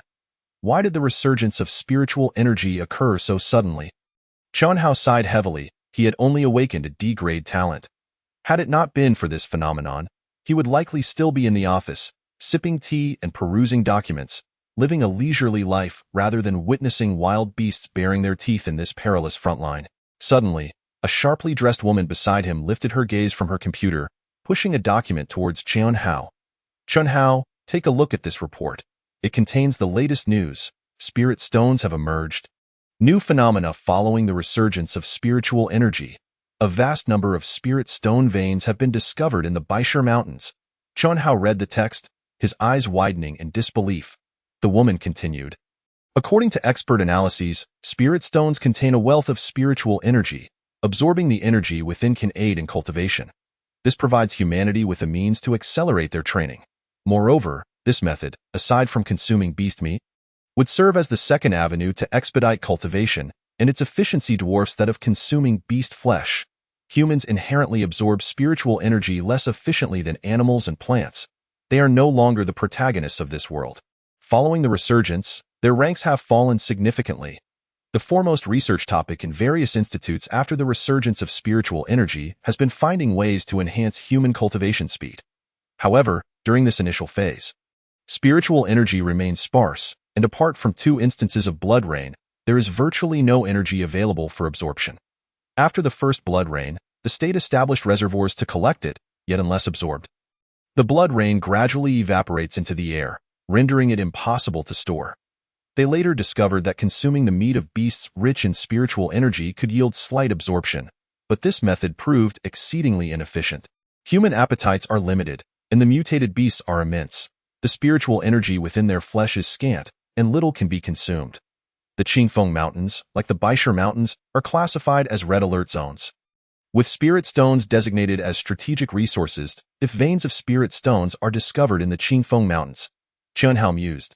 They would be the first to confront the spirit stone veins and the first to reap their benefits. Once my rank is elevated, perhaps I might awaken a higher-level talent. At that point, I would no longer be viewed as mere cannon fodder for the family. Joining the Special Abilities Unit would ensure I receive substantial training from the state, elevating my status above others. Instantly, Chen Hao felt a sense of boundless prospects. There were benefits to being on the front line. He quickly seized the walkie-talkie and issued a command. Attention all units. If you discover any spirit stone veins, notify me at once. Spare no effort to secure them. This exploration is crucial to the fate of our human race. Chapter 30. On the brink of breaking through to the first tier of the extraordinary. A Huang, Hu Wuming, and Kai Chong had also arrived at the spirit stone vein. Their eyes sparkled with curiosity, beholding the vein as if it were a treasure. The spiritual energy here is abundant. Such a wondrous place. With these miraculous stones, we need not engage in battles with other anomalous beasts to obtain spiritual energy. You've arrived. Quickly consume these spirit stones. Eat as much as you can. The sooner you grow stronger, the longer you will survive. Xiaoting instructed the three beasts, gesturing towards the spirit stone vein nearby. With such an abundance of spirit stones, there was more than enough for these beasts to share. Xiaotung possessed other means to acquire evolution points. Thus what seemed to be a precious vein of spirit stones to others was merely average to him. Instead, he saw this as an opportunity to enhance his subordinate strength, especially since he harbored ambitions of establishing a human sanctuary in the future. He couldn't possibly do everything himself. It was essential to cultivate his followers early on. Understood, the three beasts replied, not hesitating as they each found a spot to feast upon the spirit stone vein, their energies gradually rising. Were humans to acquire spirit stones, they would typically hold them in their hands, slowly absorbing the energy contained within. They would never consume them as savagely as the beasts did. However, the speed of absorption was considerably quicker when swallowed directly, and the beasts were indifferent to such formalities. After evolving, their gastric acid had intensified, rendering the digestion of stones a trivial task. They could swallow them whole while ensuring that no spiritual energy was wasted. Ding! Absorbed spiritual energy, evolution points 1253. Ding! Absorbing spiritual energy, evolution points 863. While the military advanced towards the Qingfeng mountain range in search of spiritual stone veins, they remained oblivious to the fact that Xiaoting and his companions were joyfully gnawing on the spiritual stones within a cave. Crack crack with each bite, a system notification appeared, and even while simply lingering in the cave, their bodies automatically absorbed the dissipating spiritual energy. With a continuous influx of spiritual energy, Xiaotung could maintain the thunder domain at the cave entrance. Numerous exotic beasts hovered at the periphery of the thunder domain, drawn by the allure of the spiritual energy, staring wide-eyed yet hesitant to cross the threshold. They had all witnessed the fate of those who entered the thunder domain. The corpses scattered within served as a stark warning. Crossing into the thunder domain was a one-way ticket to demise. As time passed, the threshold for breaking through to the first tier of the extraordinary was drawing near. With the gradual accumulation of spiritual energy within him, Xiaoting sensed an ominous premonition. The extraordinary period would mark a watershed moment in biological evolution. Should he transcend this boundary, his strength would ascend to new heights. However, this barrier was not easily surmountable. Defying the heavens, he would have to endure trials from above. Lowering his head, Xiaoting felt the restless energy within him, eager to be unleashed, and muttered to himself, this breakthrough might create quite a stir. The vast reservoir of spiritual energy within him brewed, seemingly on the verge of eruption, gradually forming a spiraling vortex around his body. It was easy to envision that once he broke through to that level, the long-accumulated spiritual energy within him would burst forth, aiding him in overcoming the divine tribulation. At that point, the cave itself might collapse, ceasing to exist. The magnitude of such an upheaval signified that his advancement would undoubtedly be anything but simple. Boom, roar, rat-a-tat-tat. The sounds of cannon fire intertwined with the roars of wild beasts, mingled with the staccato of machine gun fire, creating an almost unceasing cacophony. Caw, a piercing cry pierced the air as a giant eagle, with a wingspan of 4 meters and claws forged like steel, swooped down towards an armored vehicle, its eyes alight with the thrill of the hunt. Its sharp talons targeted a human soldier whose head protruded from the window. A massive shadow descended rapidly, and instinctively, the soldier pulled the trigger. Amidst the gunfire, the giant eagle let out a mournful cry before soaring back into the sky. Hey, are you all right? As the eagle departed, the soldier's companions immediately shook the assaulted soldier's shoulder. Bang! In response, they were met with the sight of a headless corpse tumbling backward. Their faces turned pale in an instant. Commander Chen Hao, the number of exotic beasts is increasing. A woman in military attire, having spotted the headless body in the adjacent armored vehicle, quickly typed a few notes on her keyboard, recording the information. Then, she quietly retracted her head while gritting her teeth. Reporting to another man in uniform. Chen Hao's brow furrowed deeply as he murmured in response, gazing into the dense woods where mutated beasts occasionally emerged, a profound sense of unease swelling within him. Their vanguard unit might genuinely become cannon fodder. While the periphery of the Qingfeng mountain range felt manageable, deeper within, the strength of the exotic beasts was escalating, and their numbers were multiplying rapidly. The Qingfeng mountain range had transformed into something vastly different from what he had previously encountered. Towering trees reaching heights of 50 to 60 meters and beasts swollen to several times their original size all whispered of the dangers lurking in the red alert zone. They were akin to dwarfs who had unwittingly stumbled into a land of giants. The ferocity of the beasts charging towards them evoked an overwhelming sense of being prey. Chen Hao tightened his grip on the machine gun, feeling that only the heat of his weapon provided a semblance of safety. Yet, as a mere D-grade talent, it was impossible for him to contend with these beasts using only his physical prowess. Their group lacked high-ranking individuals. Those with advanced talents had long been whisked away to the Spiritual Energy Bureau, treated like treasures.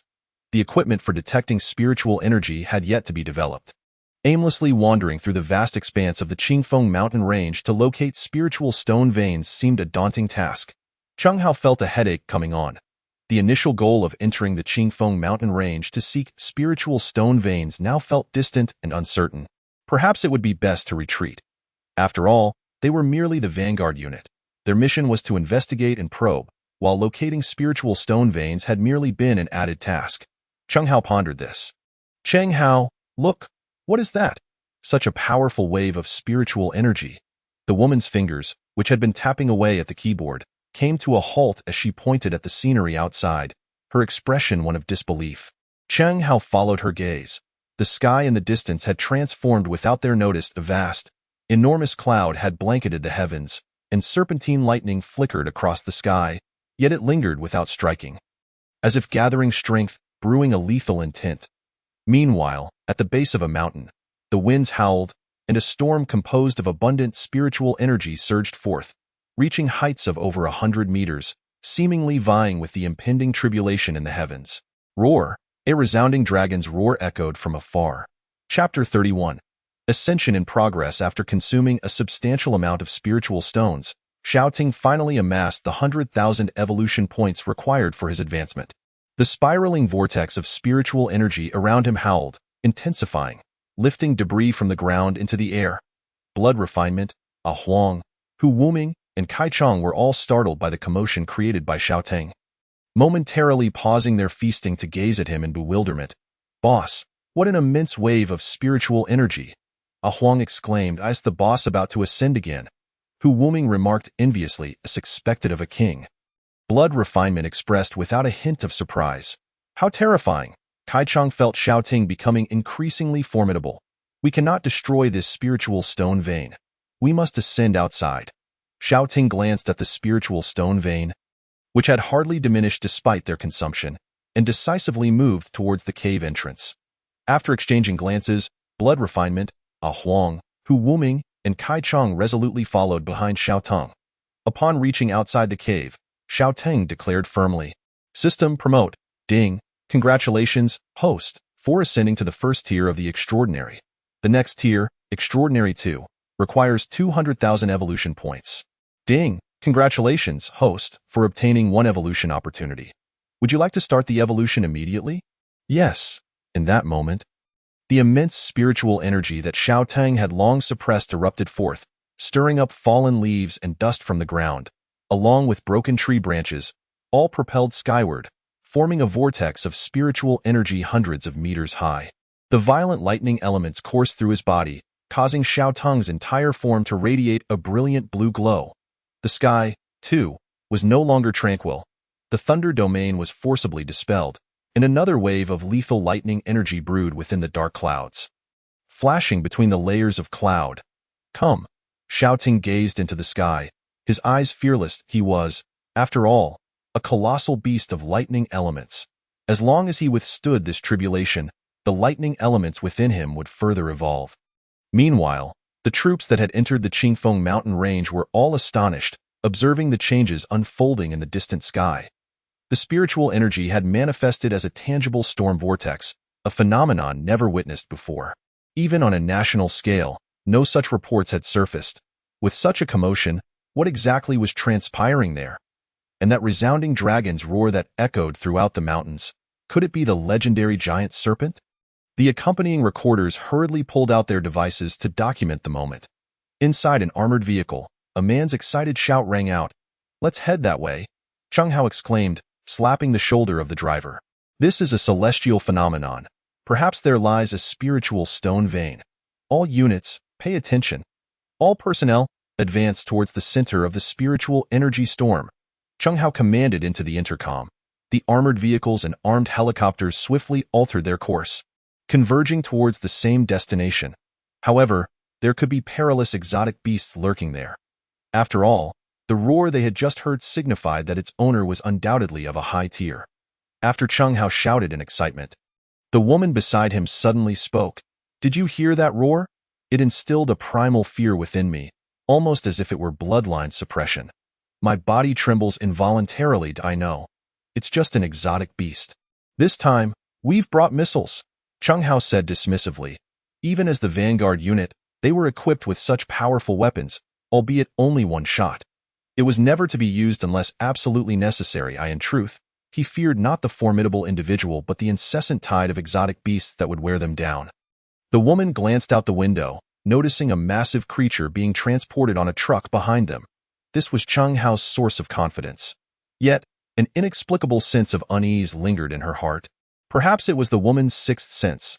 Observing Cheng Hao's disdainful demeanor, she felt that their mission might not unfold as smoothly as Commander Qian anticipated. Boom! A bolt of tribulation lightning struck Xiao Ting's scales, enveloping his entire body in a dazzling radiance, blindingly bright, completely obscuring external view. "It doesn't hurt." Xiao Ting opened his eyes. After amplifying his physique by 15 times, the tribulation lightning was merely a minor inconvenience. Channeling the spiritual energy within, he unleashed the spiritual energy storm, overpowering the surrounding tribulation lightning. Soon after, the clouds in the sky grew darker and thicker, and the aura of lethality re-emerged. Indeed, it is not as simple as it seems. There lies a second trial.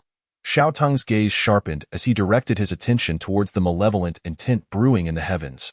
The potency of this second trial would undoubtedly be greater, compelling him to channel his spiritual energy for continued support. "Though you think the boss can endure this?" he inquired, noting the immense force of the lightning that had already carved a dark pit into the ground. Hu Wuming, observing the hazy figure shrouded in the lightning's glow, asked with a hint of concern. "The boss is incredibly powerful. He will surely prevail," Ah Huang declared confidently, unwavering in his conviction. "Look, a human army approaches from the distance." Kai Cheng alerted, soaring high above with a clear vantage point, surveying the situation below. He noticed an array of colossal steel beasts rushing toward them, closing in rapidly. "Humans! They are courting death," Hu Wuming roared in fury. "Why have the humans arrived at such a critical moment? We cannot allow them to interfere with the boss." Upon hearing Kai Cheng's words, Ah Huang's expression turned serious, and he proclaimed loudly, "They dare to venture into the Qingfeng mountain range. The wolf cubs are seeking their demise." Shuel Yin twitched his nostrils, catching the scent of humans from afar. Several other beasts were consumed by rage, fearlessly howling towards the distant army. It was not only Xiao Ting who had reaped the benefits.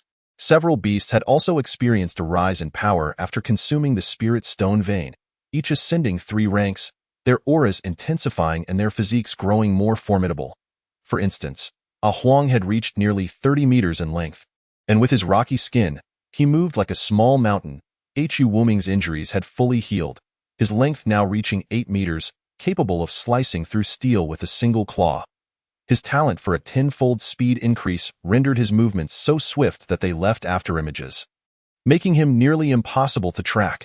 The entire wolf pack had ascended to the transcendent stage, their fur now a blood-red hue, their gazes fierce and bloodthirsty, evidently having evolved into blood-refined wolves. Together, they exuded an aura rivaling that of a human army. Chapter 32. The rising mushroom cloud. Unbeknownst to them, Chung Hao and his entourage had drawn ever closer to the spirit stone vein's location. However, the further they advanced, the more perilous the path became. With casualties steadily increasing, merely en route to the rendezvous, they had already incurred losses. There were simply too many beasts. Not only were they attracted by the spiritual energy storm, but the beasts were equally drawn to it. To approach the spirit stone vein, these creatures possessed considerable strength, and their intelligence had evolved accordingly. Having been attacked by humans in their youth, their hatred compelled them to assault the armied Ahuang, Hu Wuming, Kai Chong, and the wolf pack blended seamlessly into the throng of beasts. Awu awu awu. In the dim woods, pairs of blood-red eyes illuminated, fixating hungrily upon the armored vehicles. Wolf howls. There are wolf packs nearby. Upon hearing the ominous howls, the soldiers atop the armored vehicles felt a chill run down their spines, swallowing hard as they tightened their grips on their machine guns. They had attracted the attention of the wolf pack. The sight of those bloodthirsty eyes so close sent shivers down the squad leader's spine, causing him to tremble before he bellowed, "Open fire!" Rat-tat-tat. Bullets flew forth as if they were free, followed by the sickening sound of projectiles tearing into flesh. The scent of blood permeated the air. Awu. The wolf pack did not retreat. Their eyes grew even more ferocious, the scent of blood igniting their savage instincts. The blood-refined wolves were inherently a bloodthirsty and combative breed. Moreover, injuries could stimulate their latent potential. Bloodthirsty, grade A, extremely bloodthirsty. Blood excites you. The heavier your wounds, the stronger your power, speed, and stamina become, with a maximum increase of 300. As long as they did not die, they would grow ever bolder in battle. With a chilling scream, an armored vehicle was overturned by a colossal wolf nearly 5 meters in length. In the midst of the soldiers' terror-stricken gazes, its claws tore through the armored shell. Yanking a soldier out with a single motion, in an instant, the tide of battle shifted. This scene was mirrored across the battlefield. A tiger, 8 meters in size, leaped into the air, vanishing from sight. The only evidence of its passing was the bullets that struck the ground, all missing their mark. A second later, accompanied by a resounding crash, it reappeared atop an armored vehicle. Its claws, half a meter long, sliced through the vehicle's roof with a swift motion, leaving the soldiers inside staring into the mesmerizing, malevolent purple eyes of the tiger, radiating an aura of wickedness. This was the last sight they beheld before one soldier's head vanished into thin eye in the sky. Dozens of armed helicopters unleashed a relentless barrage of fire upon the ground, launching a volley of rockets that obliterated numerous beasts. Yet, while they were focused on their assault, they overlooked the danger looming above. Caw! A bird's cry echoed, followed by an overwhelming wave of heat that felt as if it could melt flesh. The pilot glanced outside to behold a creature reminiscent of the legendary phoenix, its wings ablaze with flames. No. Just as the pilot attempted to warn his comrades, his words morphed into a scream as a fiery tornado hurtled toward him at breakneck speed. The most ferocious among them was Ah Huang, whose indestructible S-grade talent rendered all bullets ineffective. Thus, he charged forth without concern for enemy fire, his 30-meter-long serpentine body resembling a moving mountain. Boom! Earthen spikes erupted from the battlefield, piercing the armored vehicles with ease. Meanwhile, Chung Hao, under the escort of numerous troops, proceeded toward the heart of the spiritual energy storm with a buoyant spirit. There appears to be a creature in the eye of the storm. Suddenly, a soldier with binoculars exclaimed. Chung Hao snatched the binoculars from him. Indeed, there was a creature within the storm's eye, although obscured by crackling lightning, its form resembling that of a colossal python. He is undergoing tribulation. The fluctuations in spiritual energy are a result of his actions. We cannot allow him to succeed. Chung Hao decisively stated as he lowered the binoculars. Let us deliver him a grand gift. Inputting the code, he pressed the launcher in his hand. Sensing a murderous intent locking onto him, Xiao Ting abruptly opened his eyes during his tribulation, a glimmer of light dancing within them as he extended his vision to witness the missile hurtling toward him. Humans, you seek your own demise, Xiao Ting roared, refusing to evade the impending strike. In this critical moment of tribulation, he was unable to move and could only brace himself for the impact. The missile posed a threat that he could perceive, though it was not overwhelming and fell within the realm of his tolerance. Once he completed his ascension, This missile would hold no danger for him. Nevertheless, he had mentally marked this contingent of troops with a deep grudge. Boom! A tremendous explosion reverberated throughout the Qingfeng mountain range, causing nearby mountains to crumble and debris to scatter, giving rise to a mushroom cloud that left behind a pockmarked landscape. Boss! Several beasts turned their gaze toward Xiaoteng, emitting heart-wrenching howls. All they could perceive was thick smoke and a lingering sense of the peril that had just soared above them. They believed the missile's power was beyond their endurance. Is the boss still alive? Did that colossal beast perish? A female creature inquired. He must have perished. That missile was equivalent to 1,000 tons of TNT. Cheng Hao asserted with conviction. Ha ha, we will return triumphantly tonight. Having slain such a formidable beast, surely I shall receive a promotion for this. Indeed. We have eliminated a potential threat to Qingcheng. Even if we do not locate the spirit stone vein, our mission cannot be deemed fruitless. The soldiers inside the armored vehicles rejoiced at the sight of the missile striking the colossal beast enveloped in lightning. However, in the aftermath of the colossal explosion, a roar echoed throughout the Qingfeng mountain range. Roar! Anyone could discern that the owner of this voice was seething with rage. Upon hearing this roar, Cheng Hao's expression shifted dramatically. Disbelief washed over everyone within the armored vehicles. He is still alive? The rapid turn of events felt surreal. Theo think that a beast could evolve to such a degree, capable of enduring a missile strike unscathed. This was undoubtedly a heavy blow to their morale. Cheng Hao trembled as he raised the binoculars, peering intently. Unfortunately, aside from the billowing white smoke, nothing was visible. As the human soldiers grappled with disbelief, several beasts breathed a sigh of relief. Wonderful. I knew the boss was still alive. Those despicable humans, let us avenge our king. The beasts collectively turned their sights toward the missile launch site. Chapter 33. Riding the Clouds, Transcendence, Boom, Boom. 3 lightning tribulations, each more powerful than the last. Just as Xiaoting endured the missile's explosion, the 3rd lightning tribulation concluded. Each tribulation refined his flesh. Having successfully traversed the 3 tribulations, Xiaoting absorbed a significant amount of lightning elemental power, which he stored within his scales, multiplying the elemental energy he could wield several times over. His entire form now stretched to 60 meters, and the 2 dragon horns extending from his head had also grown considerably, while his scales crackled with high-pressure electricity. A serpent-like bolt of lightning coiled around one of his horns, enhancing his majestic appearance. This evolution also granted him a new talent. Xiaoting raised his paw and waved his hand. A massive, dense white cloud descended from the heavens, cradling him gently. With the aid of this cloud, Xiaoting soared into the sky, liberating himself from the constraints of the ground, and he could now glide freely through the air. Prepare to face my wrath, mere mortals, Xiaoting roared, his voice echoing like a dragon's cry. Commanding the submission of all beasts in the blink of an eye, he transformed into a swift black line, rocketing towards the distant battlefield. Meanwhile, Cheng Hao's side had been besieged ever since the missile launch, facing several exceptionally powerful beasts that left him in disarray. Their unusual size and formidable elemental power distinguished them among the myriad of strange creatures. Protect the commander, a squad leader shouted. How could there be so many formidable beasts in Qingfeng Mountains? Cheng Hao's forehead glistened with cold sweat as dozens of armored vehicles formed layers of defense around him. Yet, the surrounding beasts continued their relentless advance, their murderous intent undeterred even by the barrage of rocket fire. From this fierce onslaught, Cheng Hao sensed their overwhelming fury. Look at the sky. Cheng Hao, the woman beside him exclaimed, pointing upward in sudden alarm. Just then, a majestic dragon's roar resonated, causing Cheng Hao's teeth to clench involuntarily. Is that a dragon? He gazed in disbelief at the black streak in the sky, his eyes wide with astonishment. It seems that giant python has successfully transcended its tribulation. It has evolved, the woman said gravely.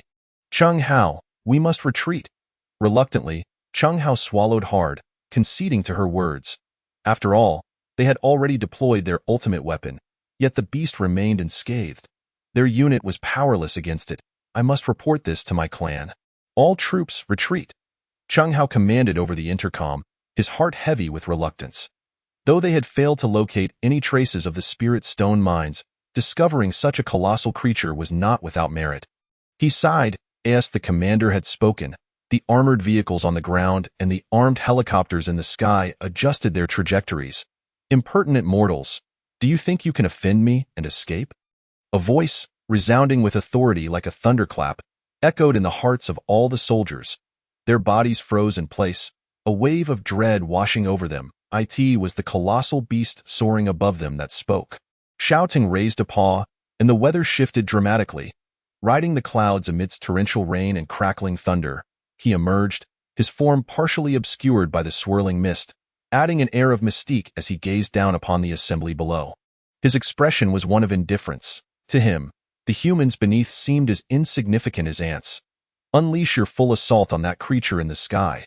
Cheng Hao shouted, jolted into action. In an instant, dozens of rockets were fired, trailing long plumes of flame as they hurtled toward the same target. An ant shaking a tree. Shouting opened his massive jaws, gathering the power of lightning within, accompanied by a crackling sound. A laser composed of lightning surged forth, traversing a distance of kilometers, sweeping horizontally. Boom. Wherever the laser struck, all the rockets exploded, transforming into a dazzling display of fireworks before they could even approach. Following this evolution, his lightning breath had been upgraded to a far more potent laser.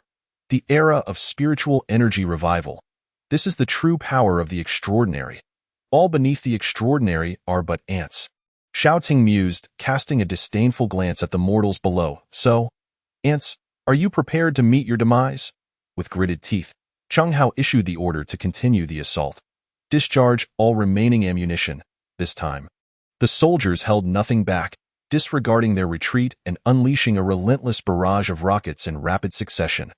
The sky was filled with streaks of fire, resembling a meteor shower. Futile resistance. Let the thunder come. Xiao Tung's eyes narrowed, and a bolt of lightning struck with immense force at the center of the troops. Accompanied by a deafening explosion, several armored vehicles were sent flying, reduced to fragments. Following that, the second and third bolts of lightning struck in succession, a dozen bolts raining down. When the storm subsided, a bleak silence enveloped the scene, devoid of any signs of life. The ground lay charred and blackened. Wisps of white smoke rising. Boss. Even the beasts under Xiao Teng's command were taken aback by his display of power, staring in awe at their leader hidden among the clouds. You all performed admirably. Xiao Teng surveyed the battlefield. Every beast, except for Ah Huang, bore wounds of varying severity from their confrontation with the human military, stirring a flicker of emotion within him. It's all right. We are temporarily safe. I shall tend to your wounds, he reassured them, descending from the clouds, channeling healing energy into the injured beasts with a raw, forceful infusion that ignited a green glow upon their bodies. The beasts gritted their teeth, enduring the treatment in silence. Your healing skills remain as rudimentary as ever, boss. Hu Wuming couldn't help but remark. Once the healing concluded, the wounds were fully restored, rejuvenating the beasts, who then collapsed onto the ground in exhaustion. Having obtained the talent of laser breath, which replaced his lightning breath, Xiao Teng now possessed the abilities of cloud riding and thunder storage. Thunder storage, your scales have gained the ability to store lightning, allowing you to harness external lightning energy within your body for future use. Note that storage cannot exceed your physical limits. Finally, here are the statistics of the male lead. A bit lengthy. Skip to the next chapter if uninterested. Race: Thunder Scale Cloud Dragon. Rank: Extraordinary First Tier, 02000000. Status: Length of 60 meters, strength limit of 8,000 tons, speed of 1,100 kilometers per hour. Inherent talent: Endless Devour, SSS Tier. Other talents: Glutton, D. Breath Control, A. Agility, D. Steel Scales, B. Copper Fangs, F. Killing Intent Perception, E. Paralytic Toxin, E. Mental Manipulation, A. Telepathy, F. Comprehensive Enhancement, D. Lightning Element Affinity, C. Long Range Vision, B. Thunder Realm, A. Rain Summoning, B. Frenzy, A. Explosion Resistance, C. Lightning Enchantment, B. Underwater Breathing, F. Aquatic Combat, D. Healing Infusion, B. Ultimate Enhancement, S. False Death, A. Laser Breath, A. Cloud Riding, A. Thunder Storage, A. Evolution Points. 19656, Chapter 34. The battle concludes. Devouring talent. The dark clouds dissipated. revealing a round moon behind them, casting its silvery light upon the Qingfeng Mountains, now enveloped in an eerie silence. After successfully repelling a wave of military forces, the area surrounding the Spirit Stone mines, once filled with gunfire and roars, fell completely silent. Shouting panted, his authoritative gaze sweeping over the battlefield. The ground was littered with metal fragments and corpses, both of beasts and humans. The beasts no longer fought among themselves. Instead, they lay quietly, consuming the remains of the fallen, profiting in silence in this battle. Many beasts perished in the Qingfeng Mountains, but Xiao Teng had no intention of continuing the slaughter. He intended to spare some beasts to impede the humans, waiting until the chives grew taller before harvesting. One must not drain the swamp completely. As Xiao Teng roamed the battlefield, he ravenously activated his devouring talent, consuming the corpses in his path, causing the surviving beasts to recoil in terror, fearful of being eradicated by his casual whim. Indeed, for Xiao Teng, slaying these creatures was now as effortless as swatting a fly. This evolution had significantly enhanced Xiao Teng's elemental power, causing his internal elemental energy to rise exponentially. All his lightning abilities were strengthened, their might now incomparable to before. Moreover, with the increase in his internal elemental reserves, he could unleash his lightning talents for prolonged periods. For instance, he could maintain his laser breath at full capacity for half an hour and sustain the Thunder Realm for several hours. Testing the limits of his powers, Xiao Teng unleashed a laser breath upon the earth, the sizzling sound echoing as the ground blackened, leaving a deep chasm in its wake. The colossal dragon traversed the land, its movements resonating like thunder, as it opened its gaping maw to consume the carcasses of beasts below. Ding! Endless Devour activated. Ding! Congratulations on acquiring the E-tier talent. Basic Self-Healing. Basic Self-Healing. Your body's self-healing ability has been slightly enhanced. This new healing talent differed from healing infusion in that it required no energy expenditure. It could restore wounds simply with the passage of time. Although this talent was merely E-tier, the potential for fusion with other talents in the future was promising. Xiao Teng realized that every talent held value. Even low-tier talents could transform into powerful high-tier abilities when merged. For instance, his tenfold strength enhancement had evolved from a B-tier talent to an S-tier talent after fusing with two others, amplifying its effects across the board. Thus, Xiao Teng welcomed the acquisition of talents, for one could never predict which talents might one day converge into a formidable high-tier ability. With an abundance of corpses on the ground, Xiao Teng soon received another system notification, his heart swelling with joy. Once again, the talent has been devoured. Ding! Congratulations, host, for devouring the B-grade talent. Enhancement Aura. Basic Enhancement Aura. B-grade bestows a designated creature with an enhancement aura, which can increase the designated creature's overall abilities by 200 for a duration of 6 hours. Current maximum number of simultaneous auras, 5. Upgrade the talent to enhance its effects. The aura can only be bestowed upon creatures other than oneself. Upon witnessing the talent's effects, Xiao Teng exclaimed in astonishment. This talent manifests as an aura effect, and it can only apply to creatures other than oneself. It is essentially a team buff. And this is merely a basic talent. What might a higher grade talent entail? If the number of simultaneous auras increases, this talent could prove formidable on the battlefield. He now had the ability to select 5 individuals to benefit from this talent, and thus, Xiao Teng decisively bestowed it upon A Huang. Hu Wuming, Shuelian, and Kai Chong. One spot remained unoccupied, as he could not find another individual to utilize it. The moment his talent activated, 4 exotic beasts were adorned with a red aura, signifying the influence of the talent. Boss, what kind of talent is this? My strength has doubled in an instant, exclaimed A Huang, as he swung his serpentine body, striking a 60-meter-tall tree with a resounding crack, breaking it in two. Boss is incredible. I feel an endless surge of energy. Hu Wuming gazed in amazement at his claws, having just pulverized a stone into dust. Kai Chong and Shuelian exhibited similar expressions of astonishment, realizing that this talent not only enhanced physical attributes but also other capabilities, such as elemental abilities. Indeed, it was a comprehensive enhancement of 200.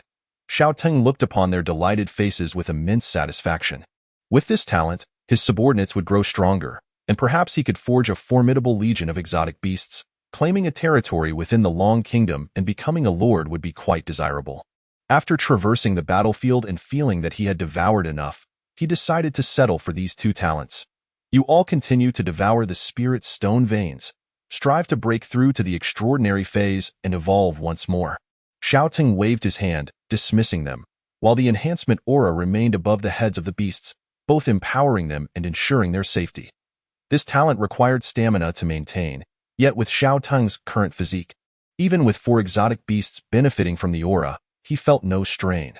The beasts exchanged excited glances before letting out triumphant roars and returning to their den. After all, there was an entire spirit stone vein awaiting their consumption, and ascending to the extraordinary phase through this resource was certainly within reach. Meanwhile, Xiao Ting, with his massive serpentine form, led the way, knowing that he needed 200,000 evolution points to reach the second level of the extraordinary phase, double that required to ascend to the first level, so he would not be able to advance anytime soon. The more spirit stones he could absorb, the better. Dian Qingqing, within an opulent office adorned with mahogany furniture and various rare animal skulls, an elderly man with white hair and a grim expression was perusing documents. A large calligraphic character fortune hanging on the wall behind him. The phone rang. The head of the Qin family pressed the answer button, and after a moment of hesitation on the other end, as if searching for the right words, he was about to lose patience and express his anger when a trembling voice finally spoke. Patriarch, Cheng Hao is dead. All the personnel we dispatched have perished. What? The patriarch of the Qin family felt a rush of disbelief, glancing at his phone screen to confirm the shocking news. Are you saying that so many people went and not a single one returned alive? Why, yes, none have returned. We cannot contact them, and all the devices we installed have been reported as destroyed, without exception. The old man's fury ignited, pacing within his office, barely able to resist the urge to shatter his phone. Just then, another notification buzzed. The information recorded by the advanced team was transmitted. Although they had perished, the data continued to upload in real-time.it consisted of several images and a video. The images depicted a single creature, shimmering behind the clouds. Upon seeing the ethereal dragon in the sky, the patriarch of the Qin family felt his pupils constrict. What had he just witnessed? The Qingfeng mountain range has a dragon. He opened the video. The backdrop was a tempest of thunder and lightning, followed by a resounding roar of authority. So, little ants, are you prepared to meet your demise? The video echoed with a majestic dragon's roar, followed by a cacophony of thunder and the sound of screams, culminating in a blinding flash before the screen went dark. After watching the video, the patriarch's knees buckled beneath him. Chapter 35. Extraordinary Team. Zheng Chang reports, days later, 4 unexpected guests arrived at the Qingfeng mountain range, 3 men and 1 woman. Seated in a compact vehicle. The car can't go any further. Let's disembark here. The driver, a robust man, exited the vehicle, followed by 2 men and a woman from the back seat. One was bespectacled. Another had a face covered in freckles. And the last was an attractive woman. After scanning the surroundings to ensure no one was watching, they proceeded into the woods. Zhanggu, are there really treasures in this mountain? Inquired the freckled man, shivering at the distant roars of beasts. Take a close look. This mountain is teeming with treasures. Do you know how much beast meat is selling for outside? Anything we bring back will fetch a fortune. The wealthy are clamoring for it, Zheng Chang replied impatiently, picking a fruit and presenting it to the freckled man. See this fruit? Can you feel it? Even this fruit contains spiritual energy. It could be sold for a pretty penny outside. Don't you think this place is brimming with treasures? It truly seems so.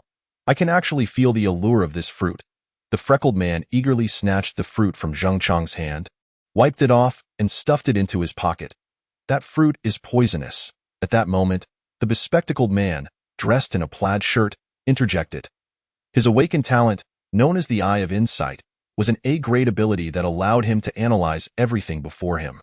For instance, in his eyes, this fruit appeared as a spiritually enriched fruit, highly toxic. Damn. I almost lost my life. What a treacherous tree. The freckled man quickly discarded the fruit. Thank goodness for you, Jiming. This journey just got a lot easier. A fiery-haired girl with striking features snapped her fingers, igniting a flame that incinerated the toxic fruit on the ground. Her talent was fire manipulation. Having awakened the fire element, it was a B-grade offensive talent. Indeed, those who dared to venture into the Qingfeng mountain range, known as a red alert zone, did not possess low-level talents. Zheng Chang's talent was A-grade frenzy, and he had already attained the first level of the extraordinary phase. Having undergone 1 evolution, resulting in a significant enhancement of his physical abilities. They all belonged to an extraordinary team under the Bureau of Spiritual Energy.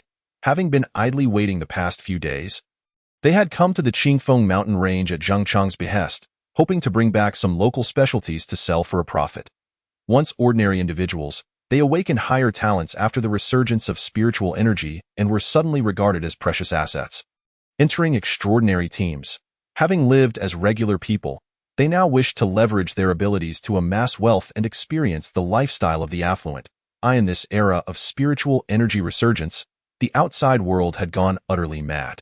Anything related to spiritual energy was in high demand, as there were no other means to grow stronger. The limited number of spirit stones that had been mined were tightly controlled by the authorities, leaving ordinary people without access. Consequently, some wealthy individuals with lower talents sought to acquire spiritual materials through financial means. Just a few exotic beast corpses would suffice for them to live lavishly for a time. Not to mention the potential discovery of other treasures or celestial phenomena within the mountains. The four of them coordinated well, making it feasible to eliminate typical exotic beasts, which was why they dared to enter Qingfeng mountain range. All had reached the first level of the extraordinary phase, placing them among the higher ranks within the Bureau, and as long as they survived, their futures could begin at the officer level. Having come all this way, they were determined to hunt a few exotic beasts and return with valuable spoils. As extraordinary beings, it would be utterly embarrassing to return empty-handed. Zhang Chang let out a hearty laugh. Then his expression shifted as if he sensed something, suddenly shouting, his muscles bulging and tearing his clothes. He swung his fist forward with tremendous force, sending a lynx that attempted to ambush them flying several meters away. "Zhang Guo is impressive," the freckled man exclaimed, giving a thumbs up. The fiery-haired girl, named Shu Xian, snapped her fingers, summoning flames to strike at the lynx that lunged at them again. The lynx emitted a heart-wrenching scream as it ignited in flames, quickly transforming into delectable roasted meat. The freckled man's eyes lit up with joy as he gleefully dashed to the lynx's carcass. With a ripple of spatial distortion, the lynx's body vanished in an instant. His talent was A-grade storage space, allowing him to store lifeless objects in an alternate dimension. What a fantastic start! We scored so quickly. This exotic beast was weak, merely at the ordinary phase, and fell instantly. We are simply too formidable. Each of us is at the transcendent stage, and our physical prowess has long surpassed that of ordinary individuals. Merely minutes after entering the Qingfeng mountain range, we successfully hunted a strange beast, and the excitement among us was palpable as we engaged in fervent discussion. Surely, the master would appreciate this splendid gift, Zhang Chang mused silently. However, unbeknownst to the trio engrossed in their enthusiastic discourse, a cold smirk crept across Zhang Chang's lips. These individuals were meticulously selected by him, not only possessing commendable talent, but also ranking solidly in the upper echelons of their peers, true elites among the extraordinary. It was imperative to present a substantial gift when meeting the master, and he had matters to report as well. The beasts in this outer realm are of too low a tier. They lack challenge. Furthermore, the market price for their meat is rather meager. Why not venture deeper into the territory? Zhang Chang continued to incite them. After traversing a considerable distance in the periphery, they had yet to catch sight of their master, nor even the two beasts under the master's command. Thus, it was likely that the master resided further within that not perilously dangerous. The bespectacled man expressed his concern, having made the effort to come this far. We must seize the opportunity for something grand. Such chances are rare. Our outing is not to be taken lightly, especially with those officers scrutinizing us so intently. Zhang Chang asserted with conviction. Indeed. Ha ha ha. It's a rare occasion to be out. Who knows when the next opportunity will arise? We must return with a bountiful haul, Ma Zi exclaimed, his heart brimming with joy at the thought of the beast carcasses stored in his spatial pocket. Contemplating the wealth they represented, sufficient to sustain him for several years, I too wish to explore whether the red alert zone truly harbors such peril. Merely remaining at the periphery seems rather uneventful. Shu Xian chimed in with a playful laugh.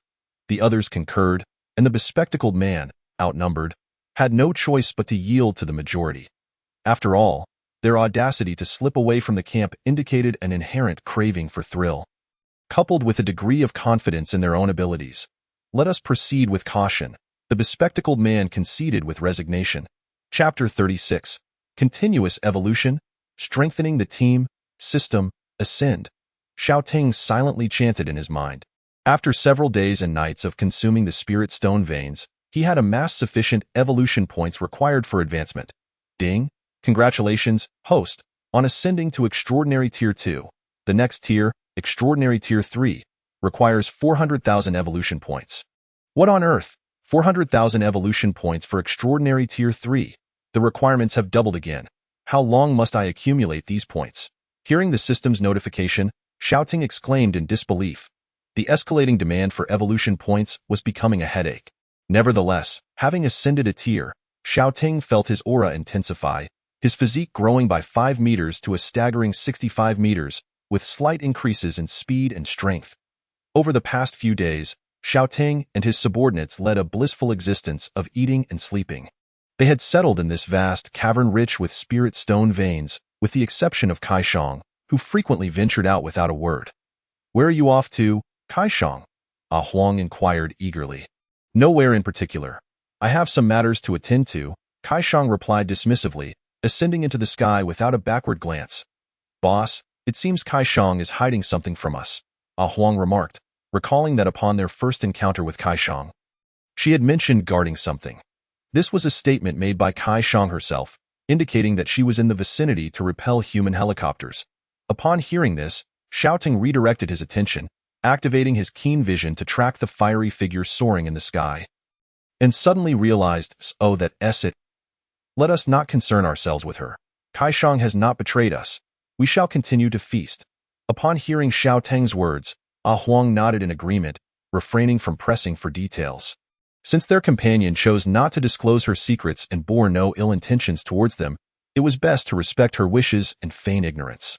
After a short while, a surge of spiritual energy emanated from Huang, her aura becoming increasingly unstable. She had reached the 10th stage of transcendence and was on the brink of entering the extraordinary phase.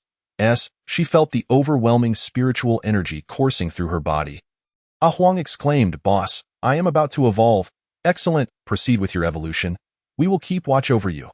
Xiaoting released the aura of Extraordinary Tier 1 at the cave entrance, activating the Thunder Domain. Huang was the first to ascend to the extraordinary phase, a development Xiaoting had anticipated, as her tier was the highest among them, aside from his own, making her first evolution entirely reasonable. The other beasts turned their attention to Huang, captivated by the white light emanating from her evolution, while Hu Wuming casually munched on a spirit stone. Crunch, crunch. His sharp fangs effortlessly shattered the spirit stone as he savored a hefty chunk in his claws. Praising, Huang, "You are impressive. You can evolve so quickly. You should be nearing your own evolution as well." Hearing this, Shuelian cast a glance at Hu Wuming, noting that his aura was only slightly weaker than Huang's, indicating he too was on the verge of a breakthrough. "Yes, once Huang completes her evolution, I should be able to follow suit." Hu Wuming continued devouring the spirit stone, hastily absorbing its spiritual essence. He sensed his internal energy surging steadily, ready to surpass that crucial threshold, thus eager to evolve swiftly. Shuelian, however, remained unhurried. Being at the 8th stage of transcendence, he still had a ways to go before reaching the extraordinary phase, as his initial tier was lower than that of the others. The wolf pack typically operated as a unit, sharing their spoils as a collective, and as the alpha wolf, he had the privilege to feed first. Yet it was still insufficient, hence the lower tier. However, with the consumption of spirit stone veins, such concerns dissipated, as all the wolves could partake. After several days of devouring spirit stones, the average tier of the pack reached the 4th stage of transcendence, with some outstanding individuals even attaining the 5th and 6th stages. Whether their remarkable evolution stemmed from being a cohesive group or other factors, all the wolves evolved into blood wolves, just like Shuelian. The innate talent of blood wolves was bloodthirsty. All possessed this fierce aptitude, excelling in battle, becoming increasingly formidable as they fought. As Hu Wuming and Shuelian engaged in casual banter, they were unaware that Huang was enveloped in a radiant white light, which soon dissipated to reveal a rejuvenated giant python before them. Its body had evidently grown substantially, measuring approximately 40 meters in length and 3 meters in girth, resembling a colossal being. The most striking transformation was the change in coloration. Its scales now bore the texture of black iron, adorned with spines over half a meter long. extending from its head to its tail. One could only imagine the discomfort of striking against those formidable spikes. Xiaoting immediately directed his gaze towards the top of Huang's head, where her current information panel was displayed. Rebound Rock Python, Extraordinary Tier 1, Talent, Indestructible Body, S-Class, Telepathy, F-Class, Earth Spike, C-Class, Earth Wall, C-Class, Rebound Shockwave, A-Class, Rebound Shockwave, A-Class when subjected to close-range attacks. You can reflect 50 of the enemy's damage back at them. An awakened A-Class talent. Splendid. Shouting praised by T was evident that Huang had chosen a defensive route, and the rebound talent was exceptionally suited to her. Any foe engaging in close combat with Huang would need to consider whether they could withstand that 50% reflected damage, unless they resorted to ranged attacks. Given Huang's extraordinary S-Class talent, it was highly probable that she would emerge unscathed while her adversaries found themselves in dire straits. Huang, you appear even more formidable now, Hu Wuming remarked, circling around her in admiration. Having witnessed Huang's evolution, he felt an increased anticipation for his own forthcoming breakthrough. Hee, it's rather ordinary compared to the boss. I still fall short, Huang humbly replied, flicking her tail. Such modesty left Hu Wuming speechless. How could they compare to the boss, who had already reached the extraordinary phase, standing a full tier above them? Since the resurgence of spiritual energy, Hu Wuming had yet to encounter any being stronger than Xiaotung. Indeed, Tiger Brother, do hasten your evolution. I am eager to see your transformed state. Sensing the unstable surge of energy within Hu Wuming, Huang urged. All right, I hope to awaken a stronger talent, Hu Wuming fervently prayed. The feeling akin to humans engaging in superstitious rituals before drawing cards. If only I could awaken an S-Class talent as well. He had long envied Huang's S-Class talent, pondering why he lacked such an advantage. Each breakthrough guaranteed the awakening of a talent. With a stroke of luck, he too might awaken an S-Class talent. I shall commence now. Hu Wuming roared with determination, his aura climbing steadily as his form was enveloped in a hazy white light. Observing Hu Wuming's evolution, Xiaotung felt a surge of pride. The strength of his subordinates was undeniably on the rise. Before long, Shuelian would likely reach the extraordinary phase as well. As for Kaishang, having been frequently absent lately, her tier had fallen slightly, placing her on par with Shuelian. It was likely that they would ascend together. However, Kaishang also possessed an S-Class talent, one of a bloodline nature. This indicated that should she have sufficient opportunities for breakthroughs, one day she might successfully activate her bloodline, evolving into the legendary Fire Wind, with a significant enhancement in power and immense potential. Bloodline-type talents were something even Xiaotung deeply envied. Imagine if he possessed the innate talent of the ancestral dragon. Would he not be capable of evolving into a dragon this time, rather than remaining a mere flood dragon? In this instance of evolution, Xiaotung profoundly realized the significance of the bloodline's density within his being. His true dragon bloodline was not sufficiently robust, and aspiring to transform into that legendary species was no trivial endeavor. Perhaps in the future, he should seek out more creatures imbued with genuine dragon blood to consume. Perhaps due to the shared lineage of dragon blood, Xiaotung was able to sense the presence of beings with true dragon blood. Much like the previous golden carp, which had grown dragon whiskers, it was evident that it possessed true dragon blood. By consuming it, Xiaotung could enhance his own true dragon blood. At present, most of the extraordinary beasts in the Qingfeng mountain range were still at the mundane level or at the first and second stages of metamorphosis, while the beasts under his command had already reached the extraordinary tier. Even if they ventured out alone, they would undoubtedly dominate their surroundings within the Qingfeng mountain range. However, Huang and Hu Wuming had no intention of leaving Xiaotung to fend for himself. After all, they were not foolish. A significant part of their current success was attributed to Xiaotung. Without him, they might have perished long ago at the hands of human attackers. With such a formidable protector and companions to hunt alongside, it was evidently far safer than going solo. At that moment, Shuelian suddenly sniffed the air and his expression shifted dramatically. King, I smell something stealing our spirit stones. Xiaotung was taken aback. He had been exuding a presence characteristic of the first extraordinary tier, and could hardly fathom that a creature would dare approach their spirit stone mine after sensing his aura. Where? Xiaotung inquired, determined to unearth the thief, especially since it was a critical moment for Hu Wuming's ascension, making it extremely sensitive. I don't know. I just sent the wolf pups to search, but it seems that creature is not in the cave. Shuelian shook his head. Not in the cave? Could it be underground? Xiao Tang had heard of creatures with exceptional burrowing abilities, and it seemed likely that this was one of those species. With that thought, Xiao Ting decided against searching further and bellowed fiercely, "Come out! We have discovered you!" His voice resonated throughout the cave, rustling sound followed, and Xiao Ting felt faint tremors in the surrounding soil. Underground, Xiao Ting realized. Indeed, it was a burrowing creature. "Don't kill me! I'm coming out!" Accompanied by the thunderous noise of earth being displaced, a creature approximately 3 meters in size, covered in armor, emerged before Xiao Ting. He recognized it as a pangolin. Pangolin, Metamorphosis Stage 5, Talent, Earth Escape, C grade, Rapid Excavation, C grade, Heavy Armor, B grade. Upon closer inspection, it was of quite a high rank, considered above average in the Qingfeng mountain range. Yet, it had been consuming their spirit stones. It had already reached Metamorphosis Stage 5, Boss. How should we handle this? As the thief revealed itself, the wolf pack surrounded the pangolin. Shuelian moved forward, clamping the pangolin in his jaws. Its 4 short legs flailing helplessly in the air to prevent the creature from burrowing away. "Don't kill me. I can join you. I can work for you. I'm very obedient. A thief dares to propose joining us?" Shuelian exclaimed angrily, tightening his grip, causing blood to spurt forth. "Ah!" The pangolin cried out in anguish, hastily adding, "You don't know, do you? Under the nourishment of the spirit stone mine, there are many valuable resources in the surrounding underground areas. I can dig them up to repay my debt. Just don't kill me." "Oh? Are you saying that near the spirit stone mine, there are other spiritual materials?" Xiao Tang's interest was piqued. "Yes, you live on the surface and wouldn't know, but I possess the Earth Escape talent, allowing me to delve deep underground. I can help you find them," the pangolin hurriedly elaborated, recognizing Xiao Ting as the strongest and the leader of their group. "I will tentatively trust your words. I will spare you this time. However, if you dare to escape, I will scour the earth to find you." Xiao Ting waved his claw, signaling Shuelian to release the pangolin. "Of course!" The pangolin trembled at the murderous intent in Xiao Tang's words, fully convinced of his seriousness.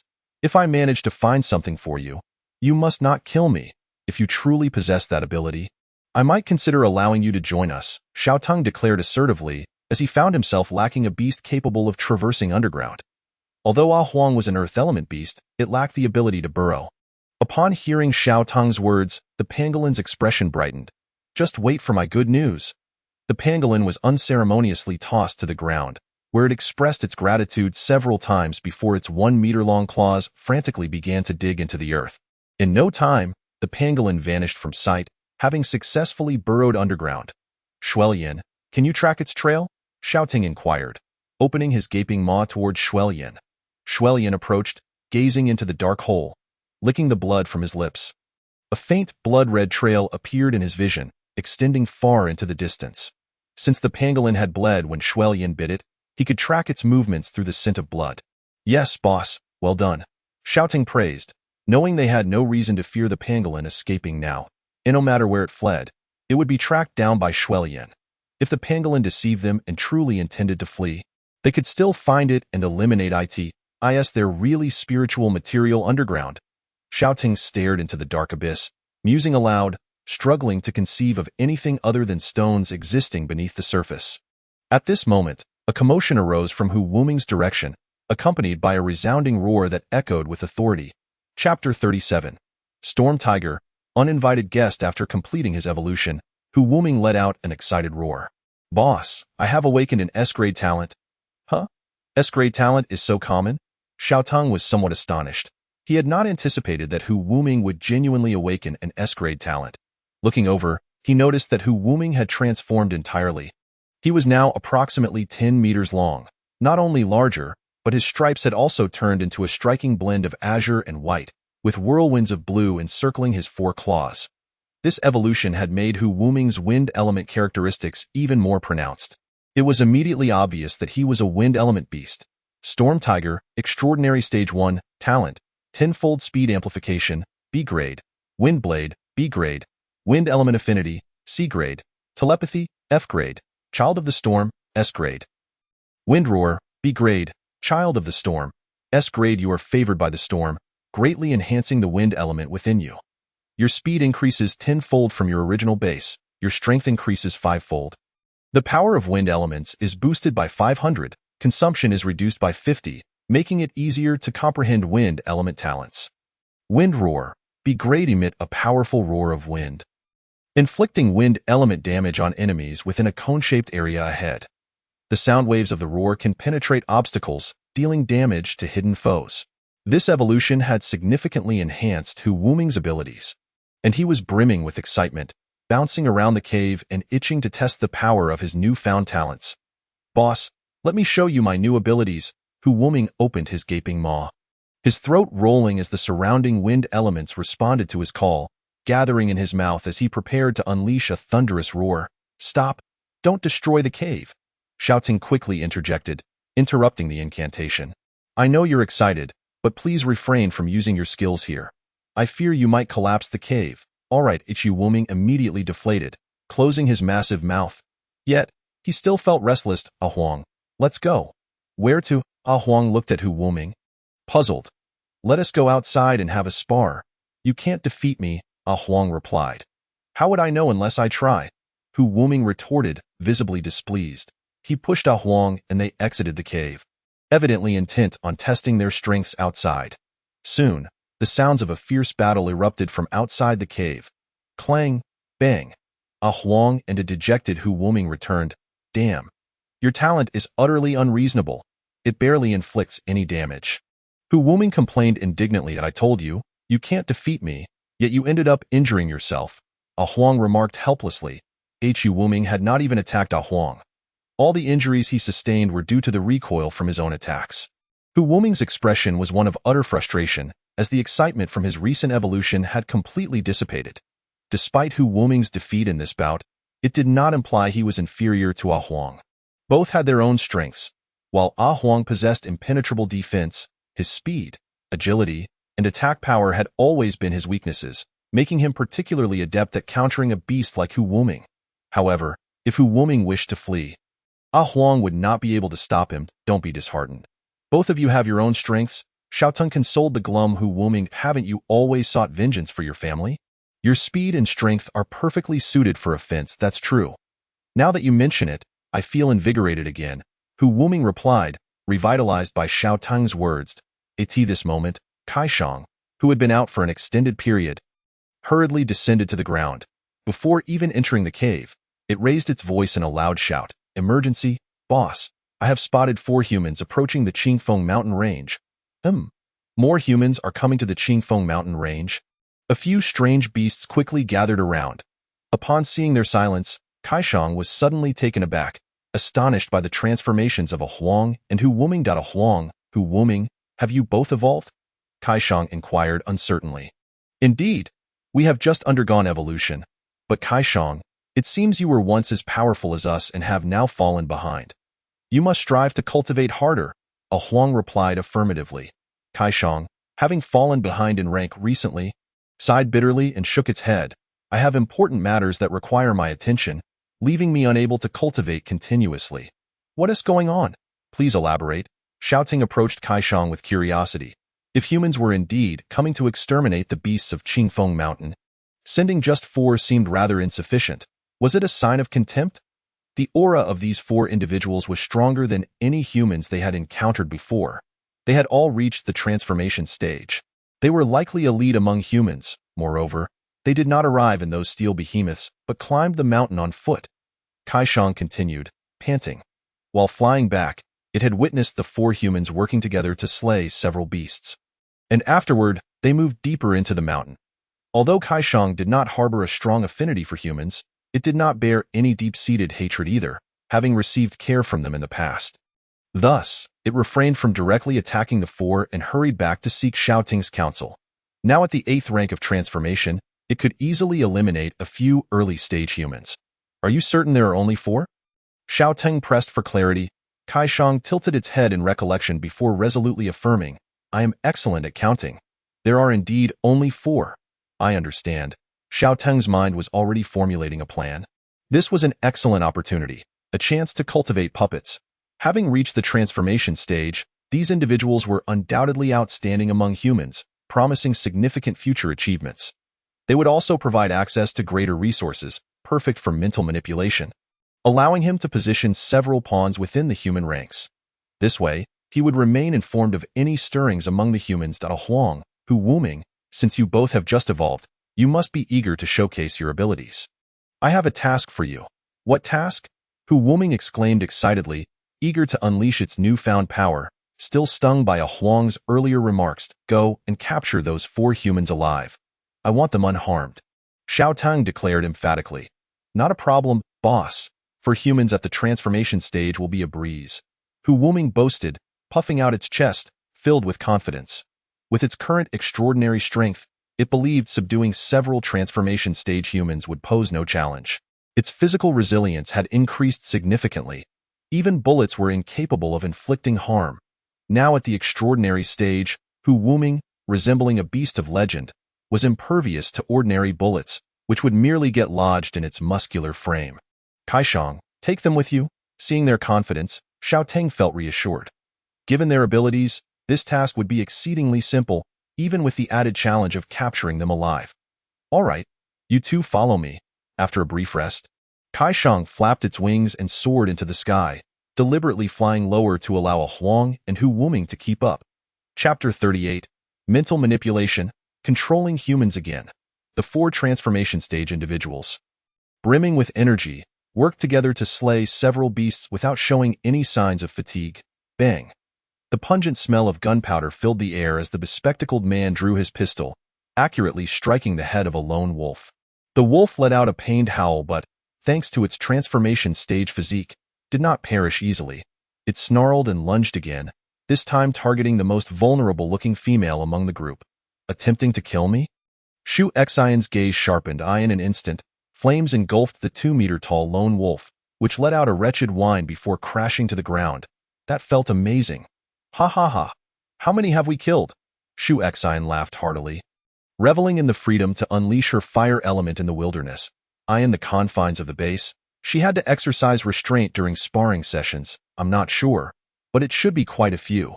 Can we leave now? The bespectacled man surveyed the surroundings, noting how far they had traveled. The trees were becoming increasingly towering. There's no rush. We still have time. We've only taken down 5 beasts. We can definitely kill a few more for a bigger haul. Ma Zi's eyes gleamed with excitement as he gazed at the corpses of the beasts in his spatial pocket, grinning widely. These beasts would sustain them for quite some time. However, the prospect of living carefree for the rest of their lives still felt distant. Considering they had to share among 4, then let us keep hunting. The beasts deeper in are worth much more than those on the outskirts. Zheng Chang rolled up his sleeves, revealing his impressive muscle tone. After advancing to the transformation stage, he had shot up to 2 meters tall, resembling a little giant. He confidently strode deeper into the mountain. Wait! I sense 2 powerful auras approaching us. The bespectacled man suddenly halted. A sense of foreboding creeping in, his insightful eye ability making him more attuned than the average person. Boom! At that moment, the ground trembled violently. The bespectacled man leaped away from his original spot just as a 2-meter-high earthen spike erupted from the ground. He glanced back, his heart racing, narrowly avoiding being crushed. Enemy attack! He shouted urgently to his companions. However, upon turning, he was met with the sight of a 10-meter-long azure giant tiger pinning Shu Xian to the ground with one paw. Shu Xian struggled desperately, but she was unable to budge the paw weighing her down in the slightest. Come help me, she cried, gritting her teeth as she unleashed flames from her palms. Hu Wuming cast her a disdainful glance before softly blowing towards the incoming flames. With just a breath, the fire was extinguished completely. How is that possible? Shu Xian gasped in disbelief, feeling a shiver run down her spine. A mere breath had dispersed her flames. How strong was this beast? Despair washed over her as she trembled. This was likely the king of beasts in this area, and she was truly facing her end. Suddenly, intense pain surged through her head, and darkness enveloped her as she was knocked unconscious by the claw that had struck her. Now it's your turn. Hu Wuming's predatory gaze fixed on Ma Zi. Please, Tiger Lord, don't kill me. I can give you meat. Ma Zi pleaded desperately, hastily tossing out the corpses of beasts from his spatial pocket, begging for mercy. His life was at stake. The meat was of no use if he were dead. If you eat the meat, you won't eat me. Ma Zi looked up at Hu Wuming with hope. But Hu Wuming ignored the beast corpses entirely, striding forward and using wind elements to knock Ma Zi unconscious. Zheng Ge, why are you just standing there? Help me, Ma Zi cried out to Zheng Chong, but received no response, his heart sinking into despair. After Hu Wuming and a Huang incapacitated three of them, Zhang Chong merely crossed his arms, coldly observing the scene. It's you. A Huang recognized Zhang Chong. Having seen him before and knowing he was under Xiao Teng's control, it is I. Where's the master? I have matters to report. Zhang Chong nodded, directly requesting a Huang to take him to Xiao Teng. Did you bring these people with you? Hu Wuming asked cautiously, recalling his impression that humans were cunning and cruel, thus not fully trusting Zhang Chong. I brought them. They are gifts for the master. Zhang Chong replied eagerly. Then follow us. A Huang instructed. Hu Wuming seized the unconscious woman, while a Huang grasped the bespectacled man. Zhang Chong hoisted the incapacitated Ma Zi onto his shoulder. The trio swiftly returned to Xiao Teng. They unceremoniously dropped the unconscious humans onto the ground. Master, it's been a while. Zhang Chong knelt on one knee, gazing fervently at Xiao Teng. These are the people I led up the mountain, gifts for you. After glancing at the three unconscious figures on the ground, Xiao Teng nodded, noting their decent talents. Not bad. How is the situation on your side? How far has it developed? Following the revival of spiritual energy, the three major families have spearheaded the establishment of the Spiritual Energy Bureau, forcibly recruiting individuals with exceptional talents, at least B rank, and training them vigorously to form extraordinary teams. Currently, the top individual in Longhua has reached the 10th rank of transformation and is reportedly on the verge of a breakthrough. Extraordinary teams, 10th rank of transformation. So they are clearly pursuing an elite route, Xiao Teng analyzed. Concentrating limited resources on those with strong abilities is indeed the best approach in the early stages of spiritual energy revival when resources are scarce. I cannot fault their strategy. There's even more crucial news, Master, Zhang Chong continued, having come to deliver this information. To my knowledge, the Research Institute is studying fusion beasts, utilizing gene modification technology to cultivate a batch of beasts to fight for humanity. Moreover, it seems they have already made significant breakthroughs. Fusion beasts, gene modification, truly a quintessential human endeavor. The ambition to conquer and transform nature through technology, how amusing, Xiao Teng chuckled derisively. Had he still been human, he would have surely applauded such a scheme. Utilizing exotic beasts to vanquish others of their kind while humanity remains safely in the rear, spectating, is a clever stratagem. After all, it is merely a case of dogs biting dogs. With no losses incurred that I understand now, should there be significant news in the future, continue to seek opportunities to report back to me. How have you been faring over there? Xiao Teng inquired further. Observing that the information display above Zhang Chong's head had reached the first stage of transformation. Reporting to my master, I am currently the vice captain of an extraordinary squad. My knowledge is still rather limited. If only my rank were higher, I would have access to more intricate details. Vice captain, you say? Here are some spirit stones. Take them to absorb and strive to become a figure of importance, Xiao Teng mused. Gesturing toward a nearby vein of spirit stones. Understood, Zhang Chong responded, then picked up fragments of spirit stones from the ground, absorbing them as his aura gradually ascended. Are you familiar with these spirit stones? Xiao Teng observed Zhang Chong's lack of surprise as he naturally picked up a piece and began to absorb it.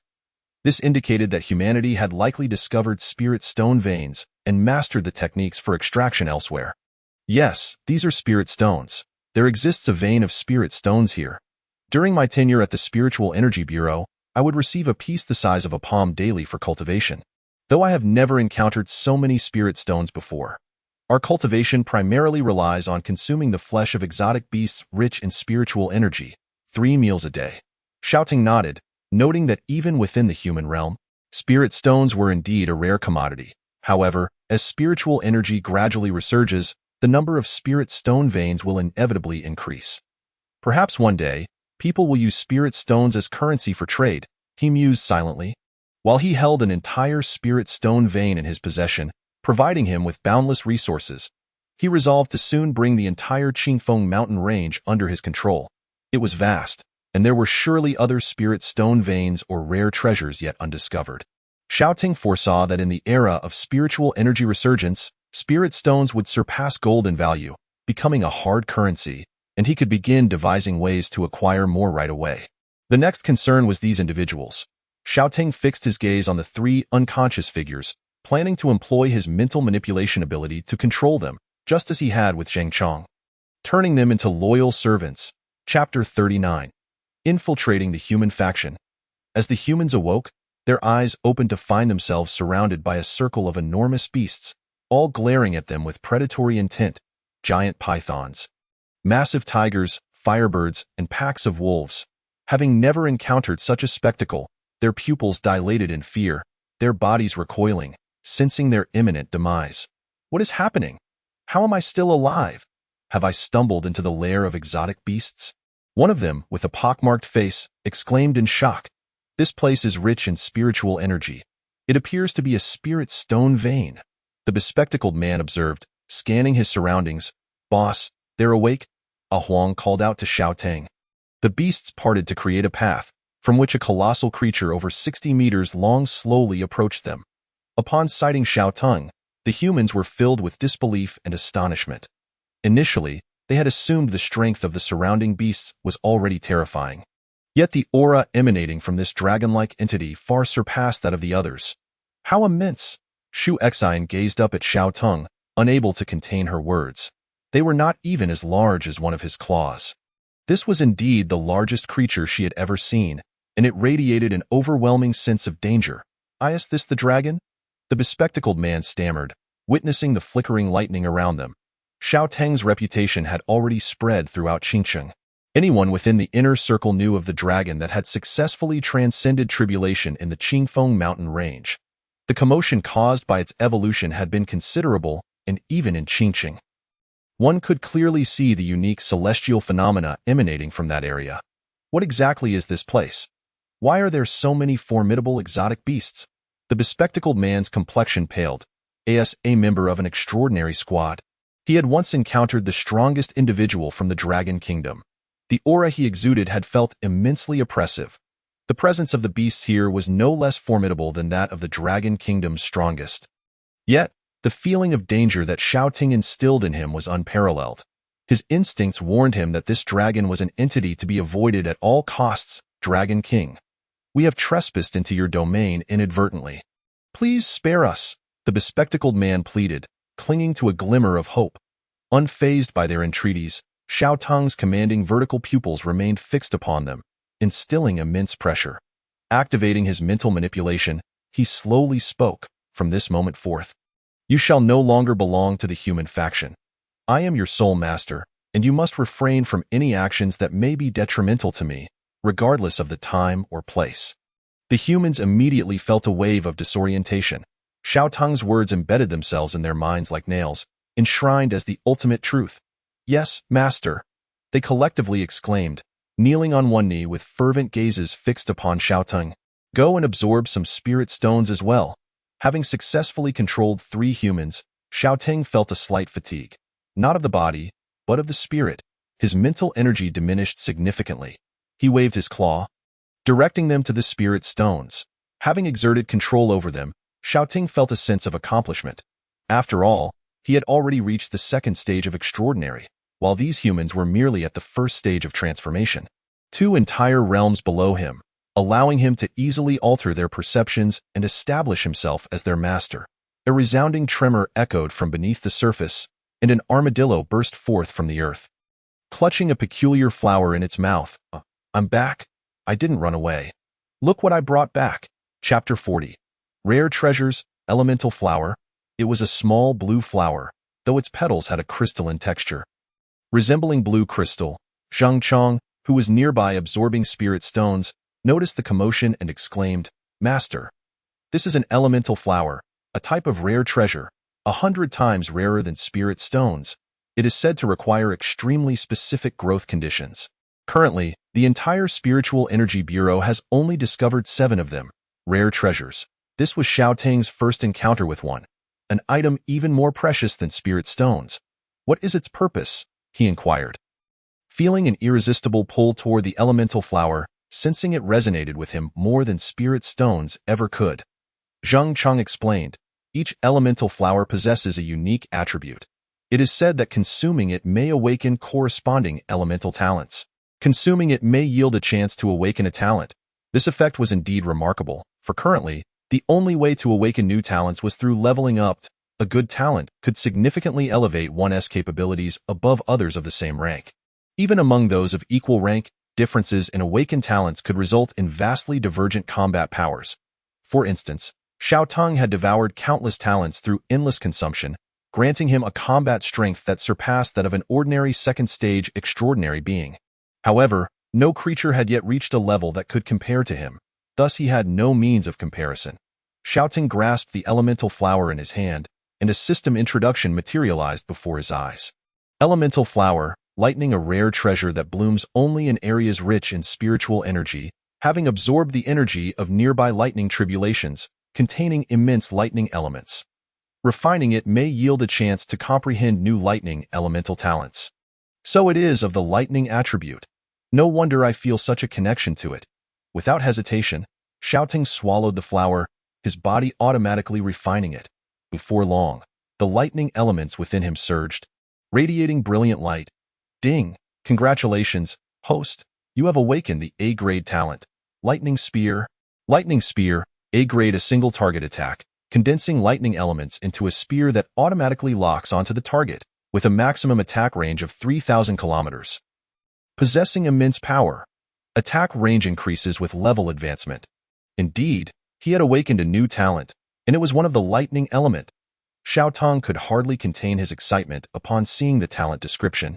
3,000 kilometers. This attack range is astonishing. Does this mean if I conjure a lightning spear from Qingfeng Mountain, it could strike directly at Qingcheng? Moreover, it possesses an automatic tracking effect. This is truly remarkable. Surely, it rivals the A-grade talents associated with the realm of thunder. With this newfound ability, he now had a means to counter humanity's retaliatory measures. Within the range of the lightning spear lay absolute truth. None could escape Xiao Teng's judgment. No longer would he need to remain passive, waiting for humanity to come and strike him. Should they provoke his ire, he could simply conjure a lightning spear and send it their way. From this moment on, he would become a beastly missile launcher. Just imagine the spectacle of those humans nestled within their perceived safety of a large city, only to be suddenly struck down by a powerful lightning spear descending from the heavens. The thought alone was exhilarating. With such a practical talent now in his possession, Xiao Teng was in high spirits as he addressed the armadillo. Well done. I acknowledge you. My name is Xiao Teng. You may call me your leader. Submit to me, serve me, and you shall receive my protection. Do you accept? Of course. Thank you, leader, for your forgiveness. Upon witnessing Xiao Teng's approval, the pangolin immediately felt an overwhelming sense of potential. After all, this was a team that had seized an entire vein of spirit stones. With the future of spirit stones secured, it promptly bowed twice with its forelimbs.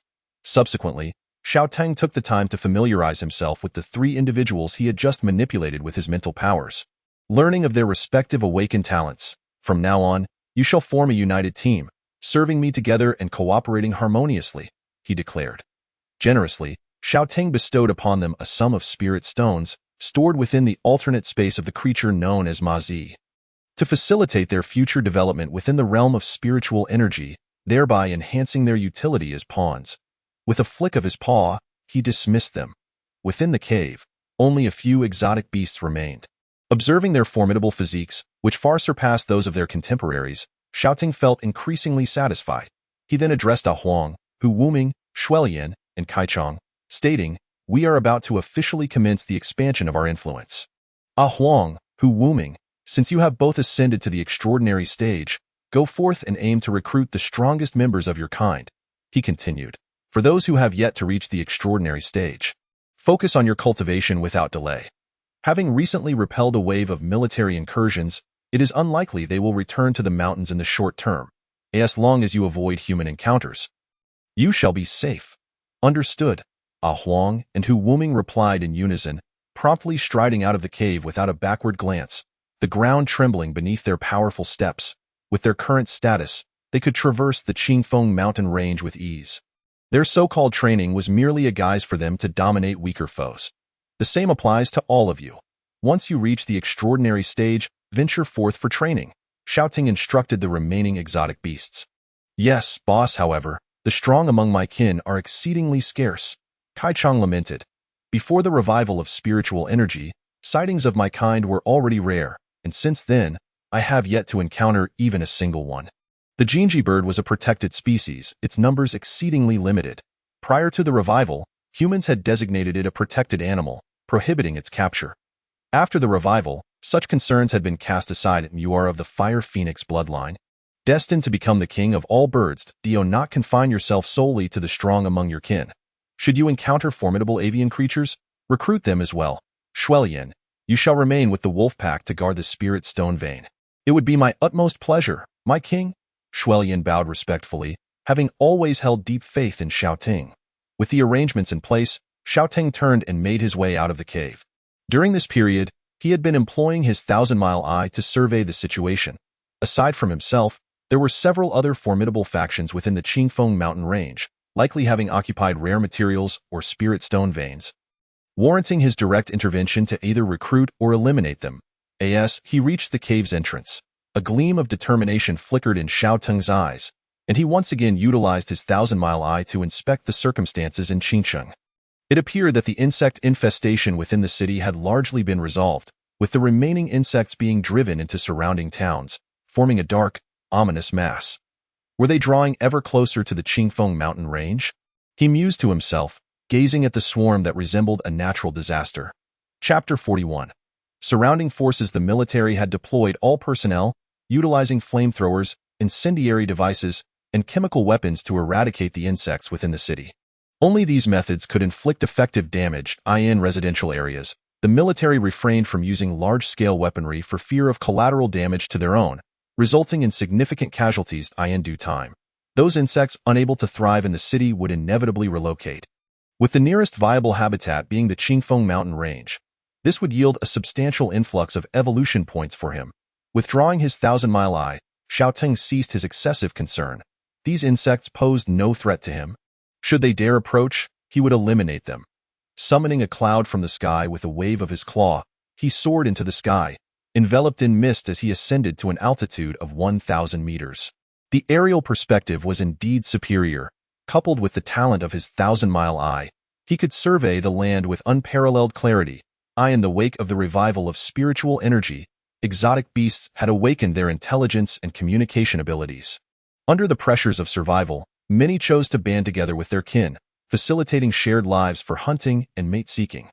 Some formed teams with their siblings, while others, being inherently social creatures, existed in small groups of merely dozens, and larger clusters numbering in the hundreds or even thousands, often absorbing members from other communities to form substantial factions. Based on his reconnaissance over the past few days, Xiaoteng identified several significant factions within the Qingfeng mountain range, apart from himself, including a troop of monkeys, a herd of wild boars, and a group of crocodiles residing in a river, each numbering over 100. Particularly noteworthy was the crocodile colony, which encompassed nearly all the crocodiles in the Qingfeng mountain range, coalescing into an alliance for the purpose of hunting other creatures. As for whether there were other undiscovered factions, Xiaoteng could not ascertain. Flying through the sky at supersonic speeds, Xiaoteng swiftly circumnavigated the Qingfeng mountain range. The geographical features were most favorable, surrounded by sparsely populated regions. To the north lay snow-capped mountains and icy plains. To the west, a vast basin, beyond which sprawled a desert. Only to the south and east did human cities exist, with several urban centers housing millions nearby, the closest being Qingcheng. Future expansion could commence from the northwest. As he surveyed the landscape, Xiaoteng contemplated his future strategy. These remote areas had become the sanctuaries of exotic beasts, with only the military daring to intrude. Now, half a month had passed since the revival of spiritual energy, and humanity had yet to deploy nuclear weapons, likely due to the absence of exceptionally powerful exotic beasts that would warrant such measures. The pollution resulting from nuclear weaponry was considerable, and while these regions posed dangers, they also harbored resources. Should a bomb be detonated and resources obliterated, it would be catastrophic, as the resources necessary for cultivating extraordinary teams largely stem from the alert zones. Each day, vast numbers of exotic beasts were eliminated in the alert zones, their carcasses transported back to nurture extraordinary beings, while extensive research required substantial numbers of exotic beasts for provision. Rare materials and spirit stone veins were unlikely to be found within concrete jungles. Thus, unless faced with particularly hazardous exotic beasts, humanity would likely refrain from hastily deploying nuclear weaponry, with the first victims being the aquatic creatures. Having completed his reconnaissance, Xiaoteng decided to focus on the crocodile colony. There was no other reason than his affinity for rivers as a dragon, and the presence of these crocodiles encroached upon his desired territory. Chapter 42. Slaughter. In a river of the Qingfeng mountain range, hundreds of crocodiles basked, some submerged with only nostrils and eyes visible, while others lounged lazily on the riverbank. Stretching for dozens of kilometers, they monopolized the entire river, following the absorption of spiritual energy. These crocodiles had experienced a tremendous growth spurt, exceeding 4 meters in length, with some reaching as much as 6 meters. Half of them were at the 10th stage of the ordinary body, while the other half had successfully broken through to the first stage of transformation or higher. With the revival of spiritual energy half a month prior, the ranks of exotic beasts had surged, particularly among those in the transformation stage, while lower-tier ordinary beasts had been driven to the fringes of the Qingfeng mountain range.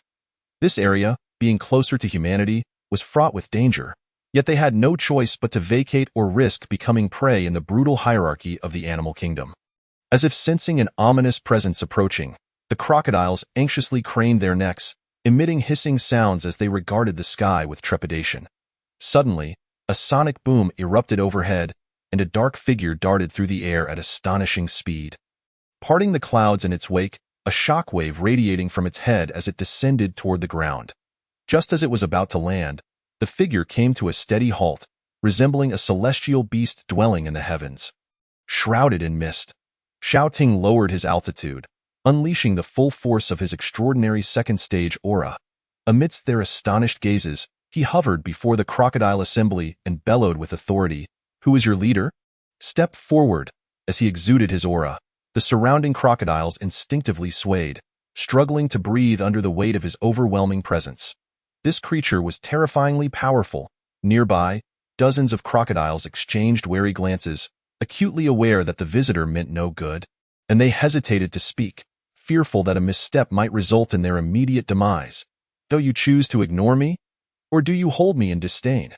Xiaoteng narrowed his eyes, surveying the crowd with a glint of murderous intent.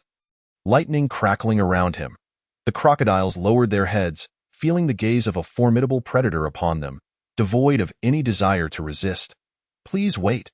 The leader is not present. I shall inform him at once." A small crocodile, summoning its courage, attempted to negotiate with Xiaoteng, speaking with difficulty. "Very well. I shall grant you 10 minutes. If your leader does not arrive within that time, I will commence my slaughter."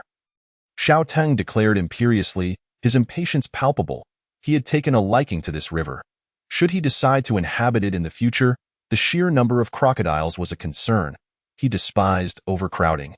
Eliminating a few crocodiles aligned perfectly with his intentions. Upon hearing this, the small crocodile hastily scurried down the river, urgently seeking its leader. As the final seconds dwindled, Xiaoteng discerned the ominous intent in the air and directly inquired, "What brings you to me?" The crocodile leader, bowing his head, refrained from acknowledgement. Upon encountering Xiaoteng, the crocodile leader truly grasped the oppressive aura emanating from him. In the presence of this dragon, he felt no more than a mere shrimp, incapable of stirring even the slightest tempest. Even if it were intentional, he dared not admit it. Was this a jest at his expense? Given such blatant disrespect, perhaps he should simply eliminate him. Xiaoteng's expression remained indifferent. His gaze fixed upon the crocodile leader as he coolly remarked, "It seems there was a matter, but now it appears there is none. I am a man of my word, and you have exceeded your time limit. I shall commence the slaughter." "How could this be? I arrived within the 10-minute window," the crocodile leader exclaimed, panic-stricken and helpless. "From the moment I set foot here, you have exceeded the limit. Prepare your final words." The crocodile leader glanced around anxiously, seeking support from his kin. However, the reproachful gazes of the surrounding crocodiles shattered his composure, and he broke down in tears, consumed by regret for his earlier obstinacy. "Lightning spear." Xiaoteng raised his hand, the volatile essence of lightning coalescing around him, forming a 20-meter-long spear that hovered ominously at his side, exuding an aura of danger. "Go." With a swift motion, he directed the lightning spear downward. Its trajectory aimed squarely at the crocodile leader. A thunderous roar erupted. The ground trembled as dirt flew, and a blinding flash of lightning illuminated the scene, leaving behind a crater 50 meters in diameter. The bottom charred and devoid of any trace of the crocodile leader, who had been obliterated to ash. Ding! Killed a transcendent 6th-tier iron-armored crocodile. Evolution points 6530. Though this was a singular attack, its magnitude was so great that those nearby crocodiles, caught in the blast, spewed blood and fell grievously wounded to the side, their breaths shallow. Such power, reduced to nothing in an instant, having unleashed the lightning spear for the first time. Xiao Ting himself was astonished by its formidable might. After its use, he sensed a slight depletion in his internal reserves of lightning essence, yet it was not significant. He could unleash several more strikes. This evolution had significantly augmented his internal lightning essence, enabling him to wield greater elemental prowess. Our leader is dead. We are doomed. The crocodiles quaked in fear, overwhelmed by the realization of the dragon's overwhelming strength. Why is it so powerful? It is terrifying, more so than the bipedal beasts. The crocodiles trembled, their spirits crushed, and began to plead for mercy. Oh, not slay us. We will choose a new leader. Indeed, great dragon. Spare us. Our leader was a fool. We will select a new one. Please grant us another chance. There will be no second chances. Prepare to die. Xiao Ting's gaze sharpened, and the weather shifted dramatically. In an instant, dark clouds gathered, thunder rumbled, and torrential rain poured down. The crocodiles displayed expressions of despair, cursing their leader in their hearts for leading them to this annihilation. Xiao Ting summoned the domain of raging thunder, slicing through the river, and personally seized a crocodile by the head, crushing it in his grip, his claws drenched in blood, his eyes filled with a savage delight. It had been too long since he had indulged in such a bloodbath. Chapter 43. Observing the tiger fight from the mountain, Transcendent Tier 3. After the annihilation of the initial forces, the head of the Chun family sensed that events had spiraled beyond his expectations. The Qingfeng mountain range harbored such formidable beasts, impervious even to missiles, which had resulted in the complete destruction of his military. Initially, he had believed that no matter how evolved these beasts became, they could not withstand modern weaponry, and he had previously underestimated the creatures of Qingfeng Mountain. Now, it was painfully clear that he had been utterly mistaken. The head of the Chen family sighed in resignation. If even missiles could not defeat this beast, their military resources were wholly inadequate to handle such a threat.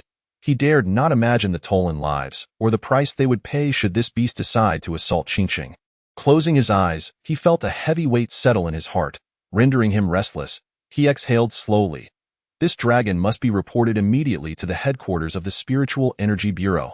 Such a powerful beast had never before been encountered nationwide and would surely garner the Bureau's utmost attention. A rhythmic knocking interrupted his thoughts. "Come in," he called out. A young member of the Chen family entered the office, bowing respectfully. "Head of the family, the military is inquiring about your next ascent to the mountain."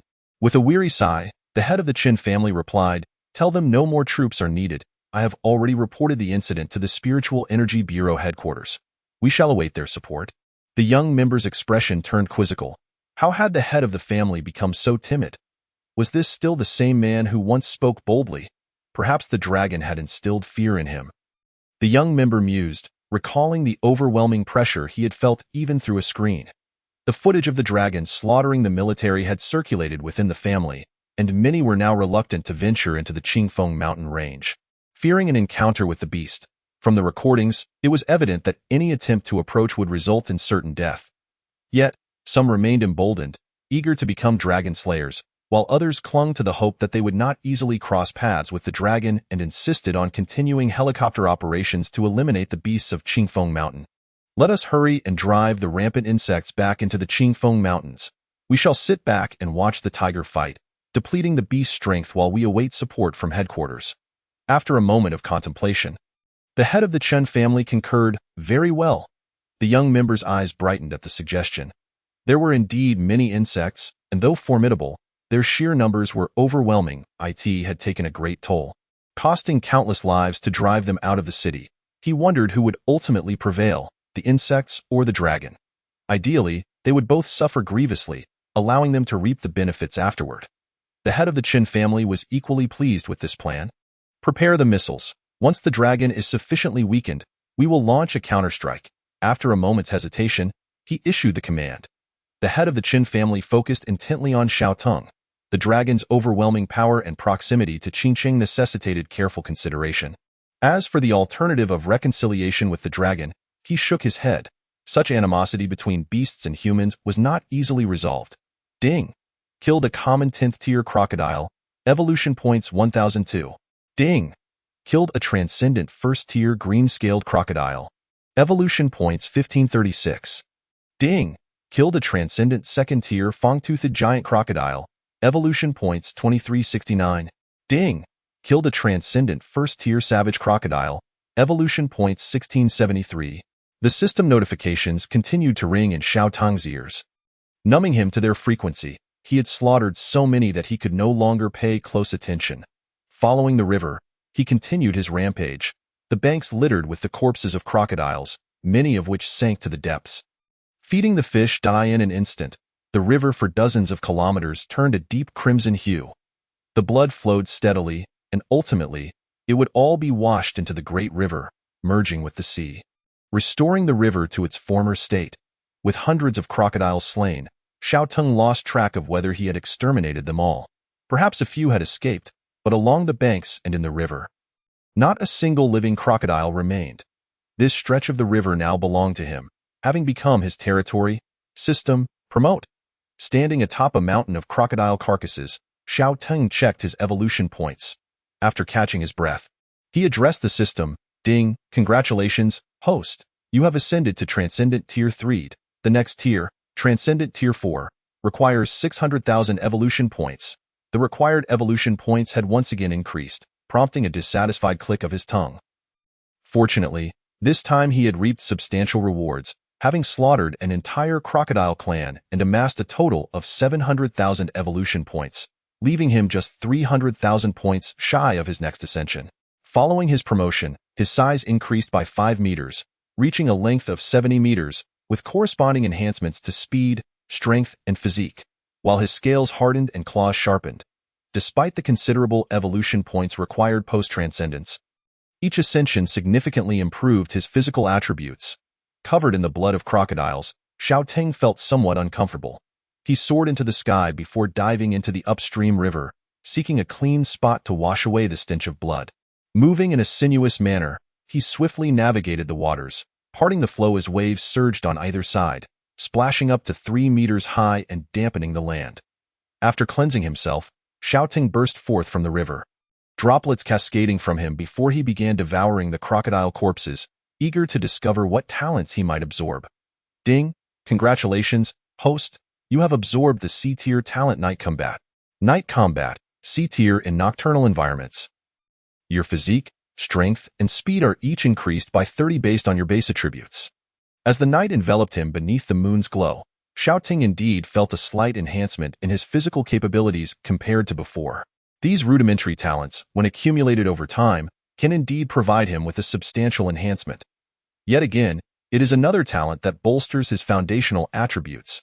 After benefiting from so many talents, my attributes should now far surpass those of equally ranked otherworldly beasts. Last time, I withstood a missile from humanity without sustaining any injuries. If I were to ascend another 1 or 2 ranks, perhaps I could endure nuclear weaponry as well. After reviewing this talent, Xiao Teng resumed his actions, for there were still numerous corpses left to devour, and he continued his consumption. Chapter 44, True Dragon Bloodline, Ape Tribe Ding. Congratulations on acquiring the A-rank talent, Teleportation. Teleportation, A-rank consumes spiritual energy to swiftly move a certain distance in a specified direction. Teleportation, what a splendid talent! Xiao Teng activated the ability, and his body vanished from the spot, reappearing 1,000 meters away in mere moments. The maximum range was precisely 1,000 meters. Observing the transformed surroundings, Xiao Teng was filled with elation. This talent consumes little spiritual energy yet significantly enhances my combat prowess. Furthermore, with this talent, I can evade considerable harm. The next time a missile is launched, Xiao Teng need only teleport several times to exit the missile's strike range, sparing himself from a direct confrontation. Some missiles exceed the speed of sound and are equipped with tracking systems, making them difficult to evade easily. However, with this talent, evasion becomes feasible. Additionally, when engaging in combat with other otherworldly beasts, he can utilize this talent to sneak behind his foes for a surprise attack, catching them off guard and leaving them bewildered regarding his next move. What do colossal beasts fear the most? Naturally, it is their lack of agility. Their size renders them immobile, making them easy targets for assaults. Ultimately, they may perish under relentless attacks. Thus, a colossal beast endowed with the ability to teleport would possess exponentially greater destructive capability. Xiao Tong continued to devour, and at that moment, he sensed a faint dragon aura emanating from the carcass of a crocodile before him, indicating that it too possessed a true dragon bloodline. Can crocodiles also possess a true dragon bloodline? Xiao Tong hurried to examine the crocodile's corpse closely. He noticed that the creature sported two small, backward-angled horns atop its head, each bifurcated and measuring 5 centimeters in length, clearly identifiable as dragon horns. Moreover, its scales had transformed into a dark golden hue, unlike the typical green of other crocodiles. Its claws also boasted 5 digits, unlike the 4 found in ordinary crocodiles. Externally, the concentration of true dragon bloodline within this crocodile was quite substantial. Its scales had altered, and even dragon horns had sprouted. Having analyzed the situation, Xiao Tong wasted no time and proceeded to consume the crocodile's carcass entirely, savoring every bit of its blood and flesh. While he merely nibbled on the other crocodiles, this particular one necessitated complete consumption to maximize the absorption of its true dragon bloodline. Endless devouring in progress. Ding! Congratulations on acquiring the S-rank talent, True Dragon Bloodline. What a surprise! Xiao Tong's eyes sparkled as he stared at the system notification, his heart brimming with excitement. He had truly absorbed an S-rank talent. Moreover, it was exceptionally suited to his bloodline type. After a brief moment, he regained his composure and promptly opened the talent description. True Dragon Bloodline. S-rank your being contains the True Dragon Bloodline, allowing you to evolve into a true dragon in the future. All your abilities will see a 500 enhancement based on your foundational attributes. The True Dragon Bloodline is overwhelmingly powerful. Upon activation, if you possess no competing bloodline talents, surrounding beings will be affected by your True Dragon Bloodline radiation, influencing their future evolutionary paths. At the instant he absorbed this talent, Xiao Tong felt the concentration of True Dragon Bloodline within him surge several levels, and these changes were also reflected in his appearance. The 2 backward-angled dragon horns atop his head bifurcated into 3 prongs, their length increasing to approximately 5 meters. From the front, his head now resembled that of a legendary dragon. The scales covering his body transitioned from black to dark golden, adorned with intricate, arcane patterns, ancient, mysterious, and utterly indestructible. Starting from his head, a mane of black fur sprouted along his spine, flowing elegantly in the air, extending to his tail, which bore a tuft of black fluff at its tip. Aside from possessing only 2 claws, his appearance was now remarkably close to that of a dragon, and his abilities were similarly aligned. He could summon winds and rain, ride the clouds, unleash thunder and lightning, and wield the power to alter weather and command storms. With this talent, his next evolution would undoubtedly transform him into a true dragon. Xiao Tong brimmed with anticipation for his future, having gained immensely from this massacre. The mere acquisition of this talent justified the considerable time spent consuming corpses. The endless devouring talent truly lived up to its SSS ranking. Speaking of which, if otherworldly beasts also possessed SSS rank talents, might I not be able to absorb them? Xiao Tong pondered the likelihood of this, for endless devouring imposed no restrictions on the rank of the talent being absorbed. Even talents of the same rank could be consumed. Given that talents of the same level vary in strength, it stands to reason that endless devouring occupies the pinnacle of power. Although it may not aid in combat, it serves as a developmental marvel. If this talent had awakened early, the future achievements would be immeasurable. The accumulation of numerous talents guarantees superiority over other worldly beasts of equivalent rank. His body had been further strengthened. With my current physical prowess, I should be able to withstand nuclear weaponry. Gazing at the intricately patterned scales adorning his body, Xiao Tong felt a surge of confidence.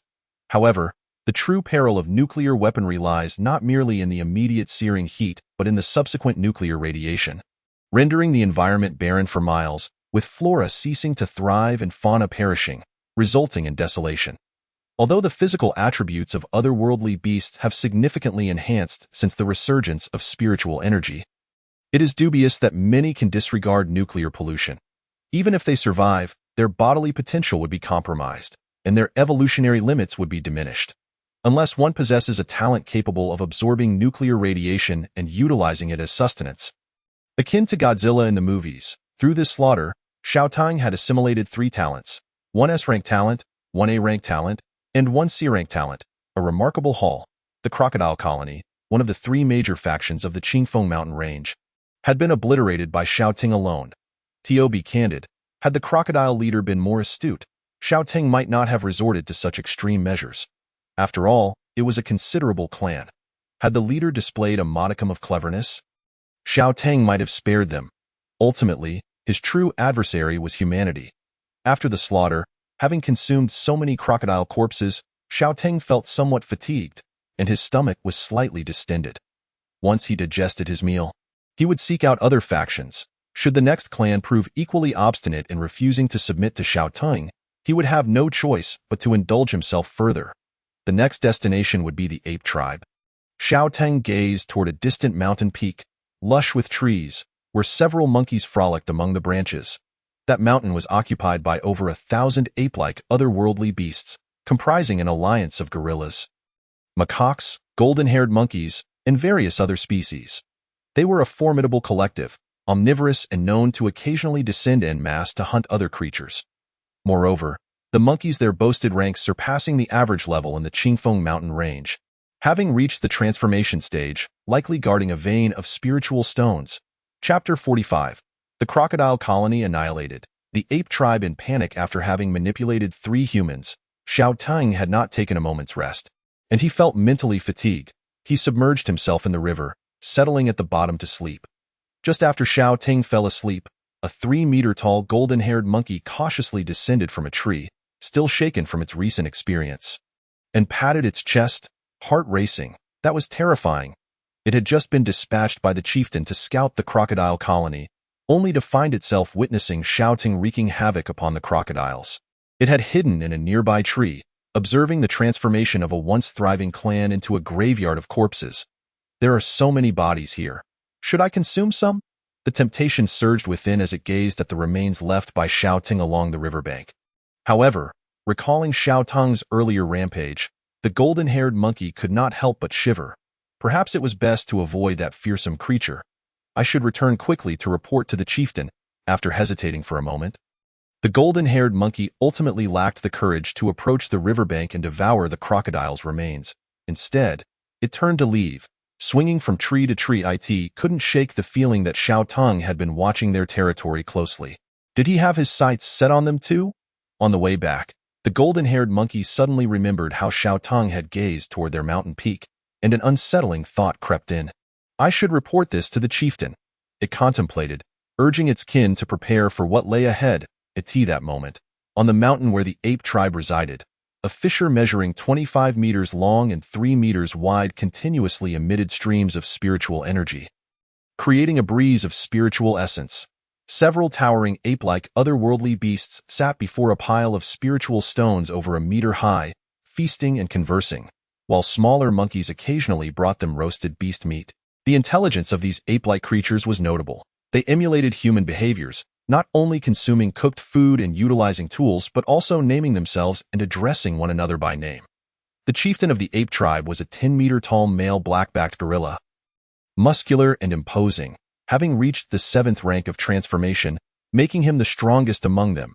He had taken a name inspired by humanity, calling himself King Kong, believing it fitting for his stature. It spoke up, declaring that the crocodiles were formidable foes, and their leader seemed to have discovered our precious spirit stone vein, casting a covetous gaze upon us.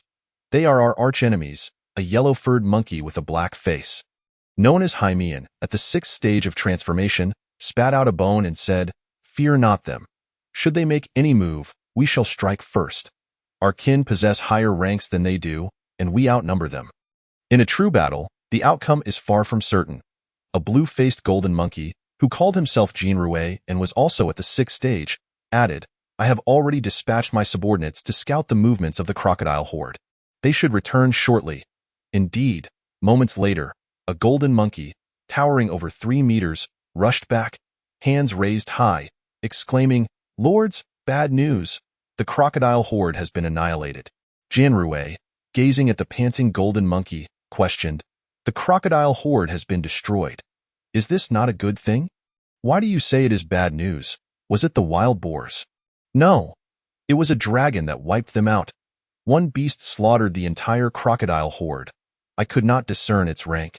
It was simply too terrifying," the little golden monkey replied, still shaken. "Wait, a dragon? Elaborate on its features." Jin Gang furrowed his brow, feigning calmness before his subordinates, while inwardly he felt a chill. Could it be that dragon? The one that, during the tribulation, repelled the human army. Its power was indeed formidable. If it is that dragon, then it is plausible for one beast to annihilate an entire clan. The little golden monkey recounted in detail the characteristics of Xiao Ting and the entire process of the dragon's slaughter of the crocodiles. "You mean to say an over 70-meter-long dragon, capable of soaring through the skies and summoning thunder, annihilated the crocodile horde?" Hymian exclaimed in disbelief. "Did the crocodiles provoke it?" Jinrui inquired, seeking to uncover the reasons behind the extermination. The little golden monkey pondered for a moment, then nodded. "I believe so. It even exchanged a few words with the crocodile leader. If it had intended to slaughter them from the outset, it would not have engaged in conversation. That must be it. With that proud temperament of the crocodile leader, it surely provoked the dragon." Jinrui realized, understanding that the crocodiles had indeed angered Xiao Ting, thus alleviating some of their fear and providing them with a course of action. "By the way, after wiping out the crocodiles, it gazed toward our territory for quite some time. Lords, I suspect its next target is us," the little golden monkey hastily added. "Does it know we have a spirit stone vein?" Jin Gang's brow furrowed deeper. Aware of the adage that an innocent man is often punished for possessing treasure. Alas, if it seeks our spirit stone vein, perhaps we should concede it to him. It is better than facing annihilation. Jinrui sighed, doubting their ability to contend with Xiao Ting. "That may be true, but do not lose heart. He may not come for us." Hymian consoled, seeing the despondent expressions on the faces of the two.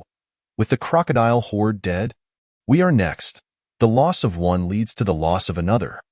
Jin Gang lamented, feeling pessimistic. After awakening his wisdom, he had amassed a wealth of knowledge from human literature. Humans say, "One does not strike a smiling face." If we proactively offer the spirit stones, might he refrain from causing us trouble? Jinrui had a sudden inspiration, believing they should seek to curry favor with Xiao Ting.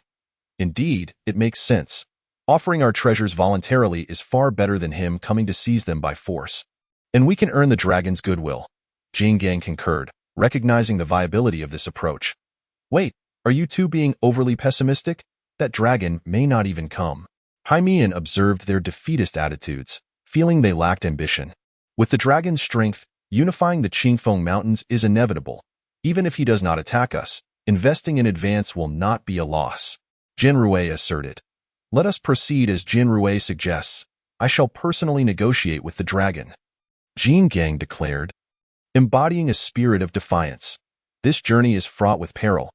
Should they misjudge, Jin Gang may not return. Yet, for the sake of their clan's future, he felt compelled to take action himself, facing an otherworldly beast far superior in strength. Sending a mere subordinate would be a grave insult. Chapter 46.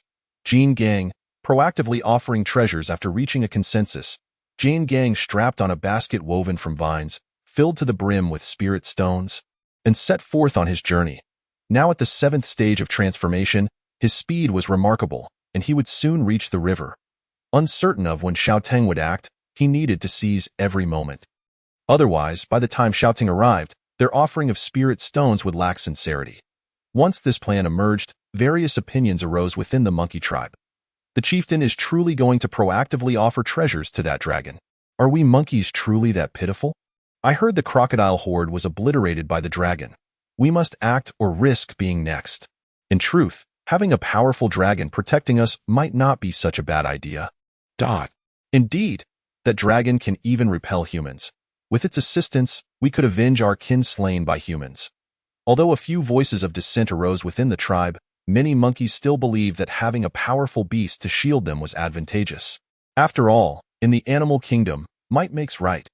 Moreover, those monkeys who witnessed shouting annihilating the human army felt exhilarated, as if they too had participated in the slaughter. Having suffered at the hands of humans, they finally saw a beast capable of making humans pay a price, in a flash. Before Xiaoting even approached the monkey tribe, his reputation among them soared. Wow, what a dark gorilla! Upon awakening, Xiaoting emerged from the river. Greeted by such a sight, a 10-meter-tall black gorilla sat on the ground, carrying a vine basket nearly its size, filled with spirit stones. Chieftain Jin Gang pays respects to the Dragon King. Seeing Xiaoting finally awaken, Jin Gang hurriedly stood, bowed his head, removed the basket of spirit stones from his back, and, mimicking human gestures, respectfully clasped his hands. These spirit stones are a humble offering from our monkey tribe. Please do not find them lacking. Is this a proactive offering of treasures? Did they hear of the crocodile horde's annihilation and come to curry my favor? Xiaoting quickly deduced. His gaze swept over the pile of spirit stones, and he felt intrigued. He had encountered many disrespectful beasts. Yet this was the first time one had come to offer treasures willingly. Such a bounty of spirit stones. Your monkey tribe must possess a spirit stone mine. Without access to such a mine, it would be impossible to gather so many spirit stones. Most beasts have never even seen a spirit stone. Cold sweat broke out on Jin Gang's forehead as he pondered how to respond to Xiaoting. After a moment's hesitation, he chose to speak the truth. Indeed, Dragon King, you are truly perceptive. Our monkey tribe does have a spirit stone mine. Though the quantity is limited, if the Dragon King desires, I am willing to offer 80% of our spirit stones. Oh, such generosity. What does Chieftain Jin Gang seek in return? Xiaoting inquired, his gaze playful. I only hope the Dragon King will shelter our monkey tribe and ensure the safety of my kin.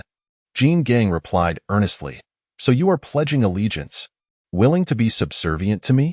Xiaotong's demeanor grew serious. As long as it allows our monkey tribe to thrive in the Qingfeng Mountains, Dragon King, if you direct us east, we shall never venture west. Jin Gang vowed resolutely. Xiaoting paused, then broke into a hearty laughter. Well done. Your monkey tribe is indeed commendable, and you, chieftain, are quite remarkable. My name is Xiaoting. You may call me boss. You are Jin Gang, correct? Henceforth, you shall be my sixth general. However, I do not seek 80% of the mine. I want full dominion over it. What say you? Jin Gang hesitated for a moment before gritting his teeth. Jin Gang is willing to follow boss's command. Xiaoting burst forth from the river, seized the basket, and devoured all the spirit stones Jin Gang had brought. Ding! Absorbing spiritual energy, evolution points 43699. Ha ha ha. Now, lead me to your monkey tribe. After finishing his meal, Xiaoting casually discarded the vine basket and seized Jin Gang. Soaring into the sky hundreds of meters high, the cold wind struck Jin Gang's face. He had never been so high before, watching the trees below shrink to mere dots. His expression turned to one of sheer terror. Yet, after a moment of adjustment, he found it exhilarating and no longer feared the height. Will I be able to fly like this in the future? Jin Gang thought enviously. Whoosh! While it would take several hours to traverse the distance on foot, Xiaoting covered it in mere minutes. It is the mountain peak below. Jin Gang pointed excitedly. Arrived! Xiaoting released Jin Gang, then used a cloud to suspend himself in midair. Xiaotong's sudden appearance captured the attention of all the monkeys, who secretly gazed at him in a mix of fear and curiosity, uncertain whether he had come to slaughter them or if their chieftain had successfully convinced him. Listen well, my kin. From this moment forth, our monkey tribe shall heed the commands of boss Xiaoting. Those who oppose may leave the monkey tribe now.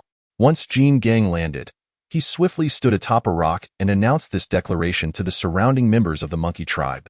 Naturally, no one from the monkey tribe dared to withdraw, nor were there any dissenting voices.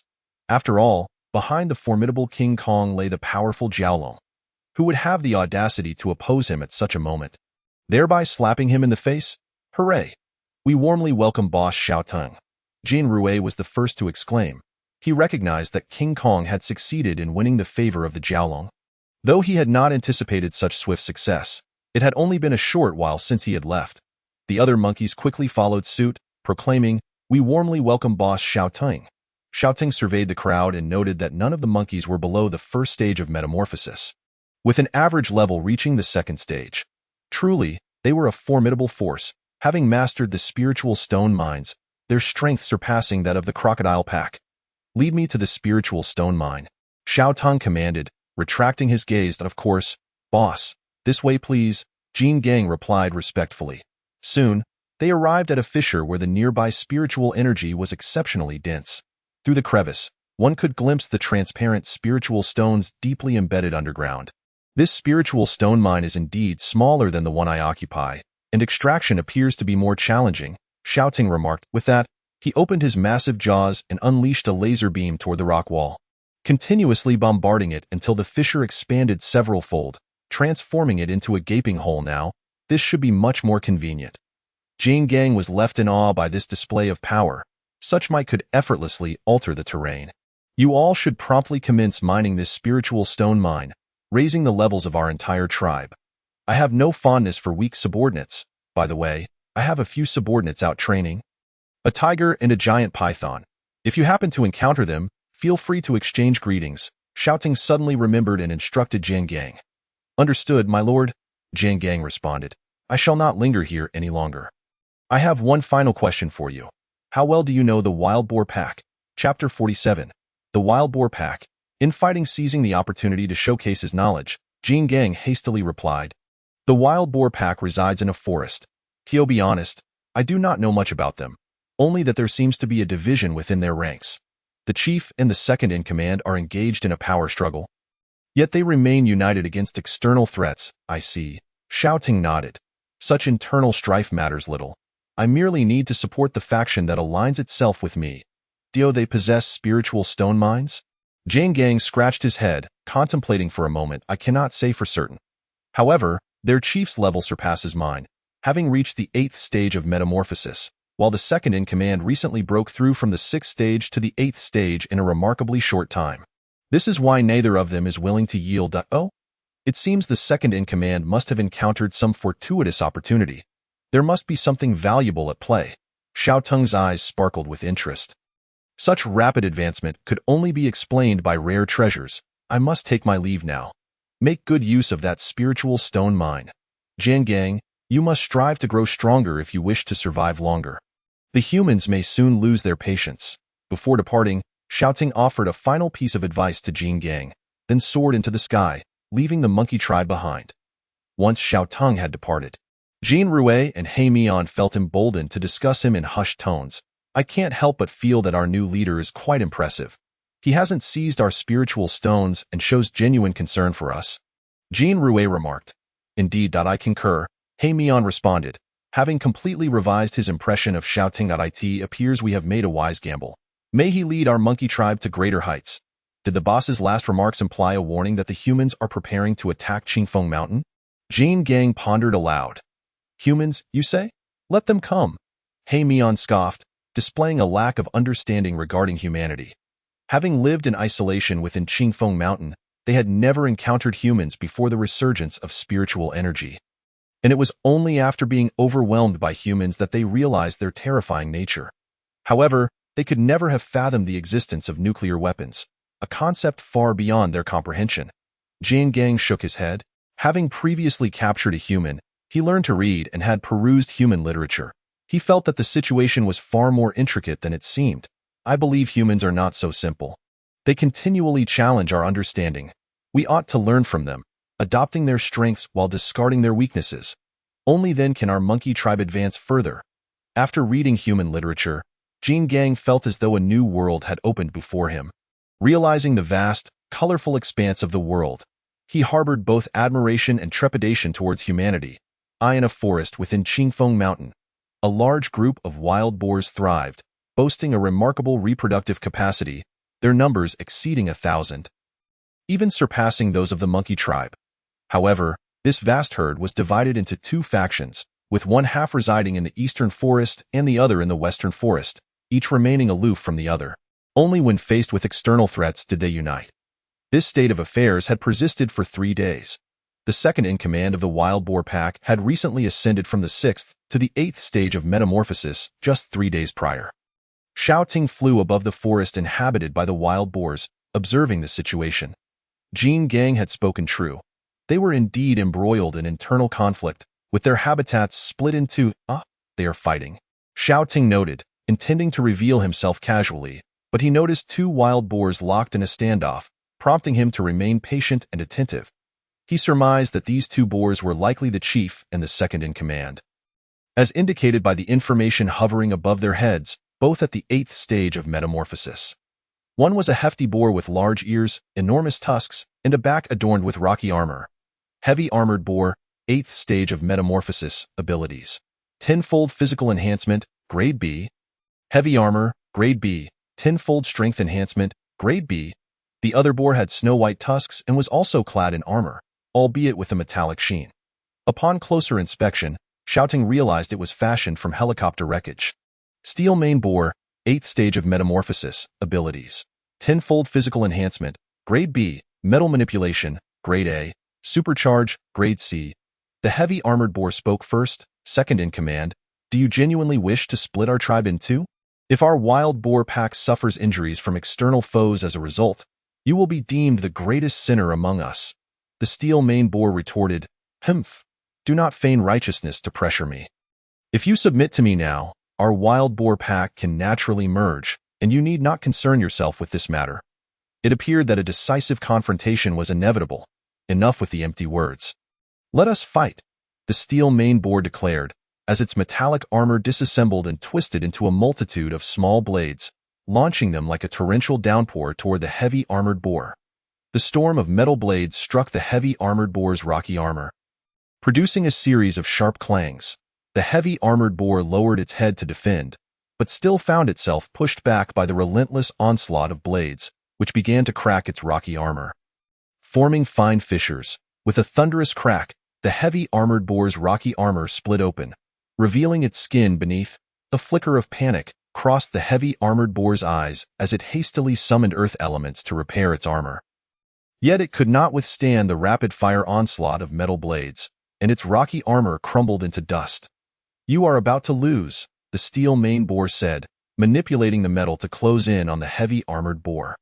What are you all waiting for? Charge! The heavy armored boar urgently shouted to the nearby bushes. The underbrush rustled, and with a tremor that shook the ground, a dozen wild boars emerged from the thicket, all at least at the 3rd stage of metamorphosis. They raised their tusks and charged forth, targeting the steel mane boar. How can you resort to mob tactics when you are unable to win? Xiao Ting watched with great interest, just as the outcome seemed imminent, when the situation suddenly took a turn. Chapter 48. Surrender or Die. 2 choices. Having observed the spectacle long enough, it was time for Xiao Ting to make his entrance.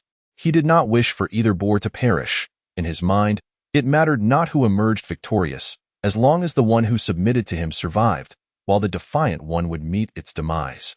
Moreover, he sought to uncover the reason behind the second-in-command's swift rise in power. Stop fighting, both of you. Xiao Ting descended from the sky, hovering above the wild boars. Previously, while soaring above, a few wild boars had not detected his presence. Now, with his sudden appearance and the dangerous aura emanating from him, they were taken aback. Who are you? The 2 wild boars inquired in unison. Upon Xiao Ting's arrival, the 2 wild boars ceased their conflict, and the charging boars halted in their tracks, cautiously eyeing him in the face of a common enemy. Even the fiercest of internal strife could not obscure their understanding of unity against external threats. I offer your wild boar pack a chance. Surrender to me, or face death, Xiao Ting declared with an air of authority. As he spoke, he demonstrated his might by summoning an electric spear and hurling it towards a distant mountain. The speed exceeded that of sound, followed by a tremendous roar, shaking the ground as rocks tumbled, and the mountain was obliterated, transforming into a flat-topped hill, so powerful. The wild boars gazed in astonishment at the distant mountain. Disbelief etched across their faces. The mountain has been blown to pieces. What a terrifying force! Only human weapons could achieve such destruction. They believed themselves invulnerable to such a blow, if it were to strike them. Several wild boars, suddenly aware of the danger, trembled in fear. Surely, they would perish. Submit to me, or die. The choice is yours.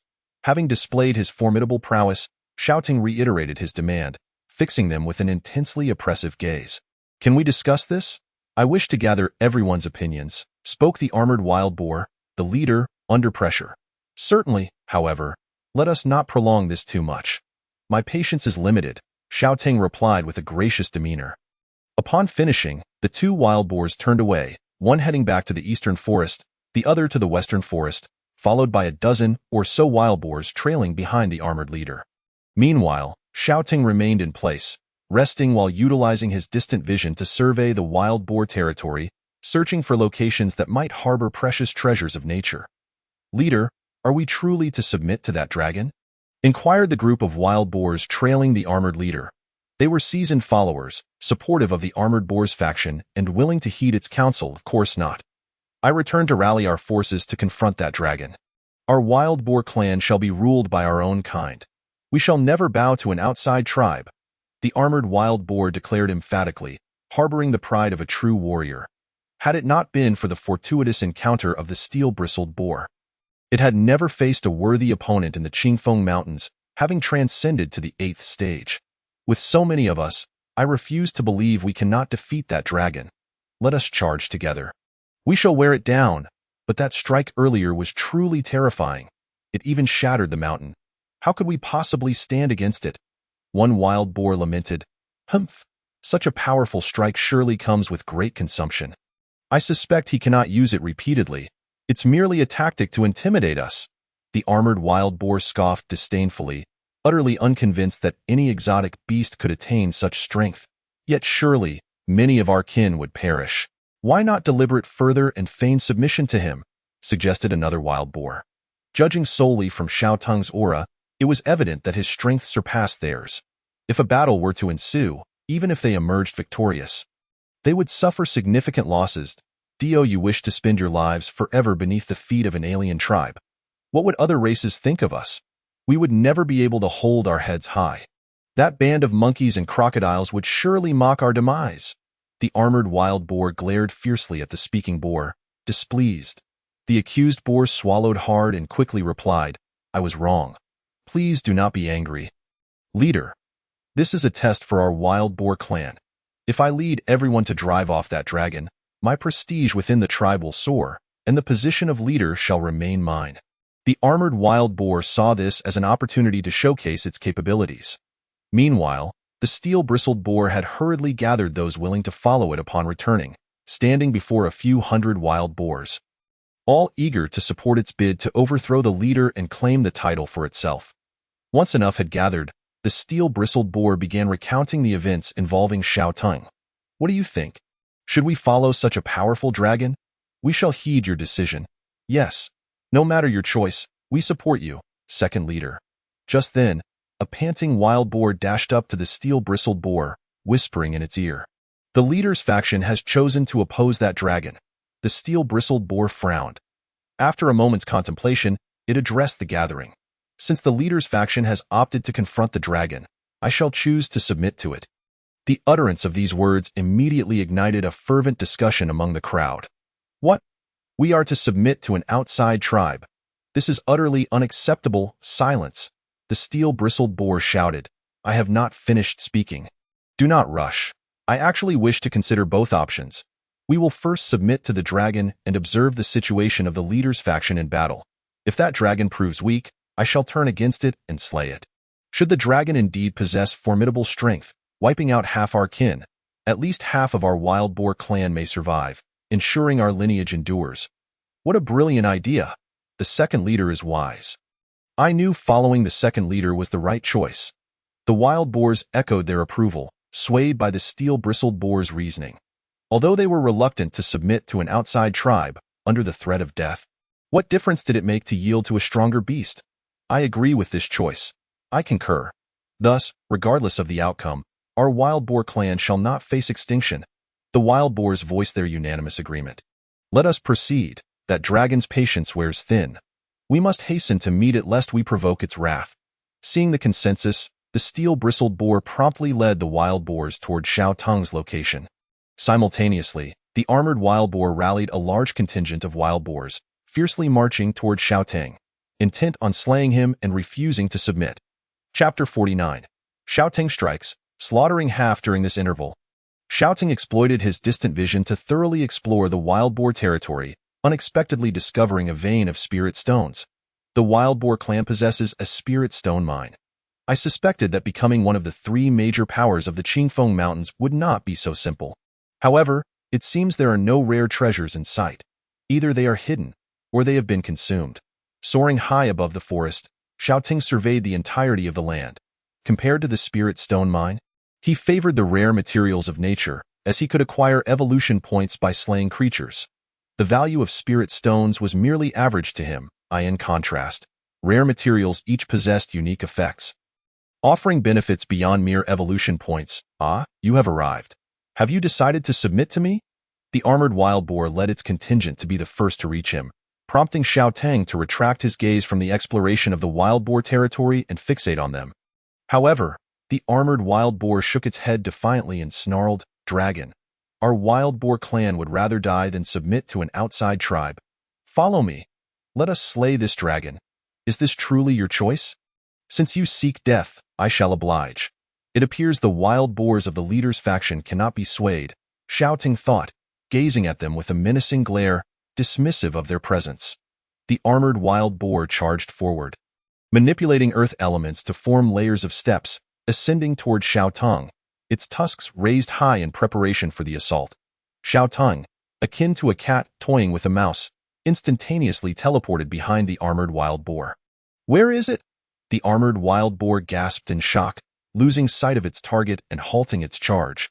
From its perspective, Xiao Ting had vanished. "Here." Xiao Ting flicked his tail, delivering a powerful blow that sent the armored wild boar flying. With his strength reaching several thousand tons, even the armored wild boar, with its tenfold enhancement and defensive talents, could not withstand the impact. The armored wild boar careened through the air like a cannonball, spewing blood and shattering its internal organs before plummeting to the ground. After several seconds, there was a resounding crash. The armored wild boar landed, reduced to a pulpy mess. Ding! Killed the 8th stage armored wild boar. Evolution points 8,863. The leader is dead. Let us avenge our leader, a commander shouted, and the wild boars glared fiercely at Xiao Ting, unleashing a barrage of various attacks. However, these assaults were no more than mere tickles to Xiao Ting. Not a single scale was scratched. How can he be so powerful? The wild boars felt despair. Their attacks failed to even graze Xiao Ting, a stark contrast to their expectations. "Now it is my turn." Xiao Ting found their expressions of despair amusing, raising his hand to summon the realm of raging thunder. In an instant, the sky darkened, and thunder rumbled ominously. Dozens of thick bolts of lightning descended with blinding speed, striking the wild boars ensnared in the storm. In an instant, the air was filled with the scent of roasted meat. "Roar!" Xiao Ting bellowed, personally entering the fray, sweeping his tail to embed several wild boars into the ground, rendering them unable to rise. Then, with a single claw, he seized one, crushing it with tremendous force. Ding! Killed the 2nd stage iron-skinned wild boar. Evolution points 2,561. Ding! Killed the 3rd stage giant wild boar. Evolution points 3,140. Ding! Killed the 1st stage three-eyed wild boar. Evolution points 1854. The notifications chimed incessantly, filling Xiao Ting with immense joy. Ha ha ha! After finishing off these wild boars, I shall be close to leveling up again.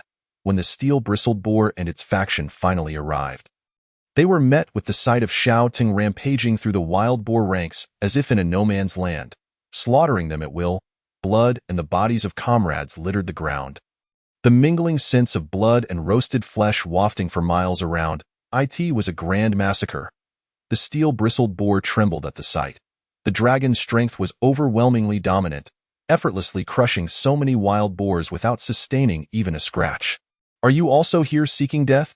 Xiao Ting's eyes were bloodshot, his claws drenched in fresh blood, as he cast a menacing glare at them. "No, that is not the case. We have come to submit to you." The steel-maned wild boar hastily replied, swallowing hard. Xiao Ting regarded them with satisfaction. "Very well. You have made the right choice. Step back, lest I mistakenly strike." At his words, the the wild boars led by the steel mane quickly retreated. Second in command, it appears the chief is dead. Shall we still resist this dragon? One wild boar inquired. Are you foolish? Resist? Do you wish for our clan to be annihilated? The steel mane scolded, retreating several hundred meters. Fearful of being taken down by the bloodthirsty Xiaotang, system, ascend. With corpses strewn about and no living creatures remaining, Xiaotang silently chanted in his heart, Ding! Congratulations to the host for ascending to Extraordinary Tier 4. The next tier, Extraordinary Tier 5, requires 800,000 evolution points. The need for evolution points had increased again. How many beasts must I slay for 800,000? Xiaotang felt that the growth rate of the extraordinary creatures in Qingfeng Mountain was insufficient to keep pace with his killing spree. Their tiers were too low, yielding scant evolution points. After the ascension, Xiaotang's form expanded to a length of 75 meters, his dragon body grew considerably bulkier, and the elemental lightning within him became more refined and potent. The power of elemental attacks had always scaled with his tier. The higher the tier, the greater the potency of the elemental assaults. What is it that you require of us, Dragon King?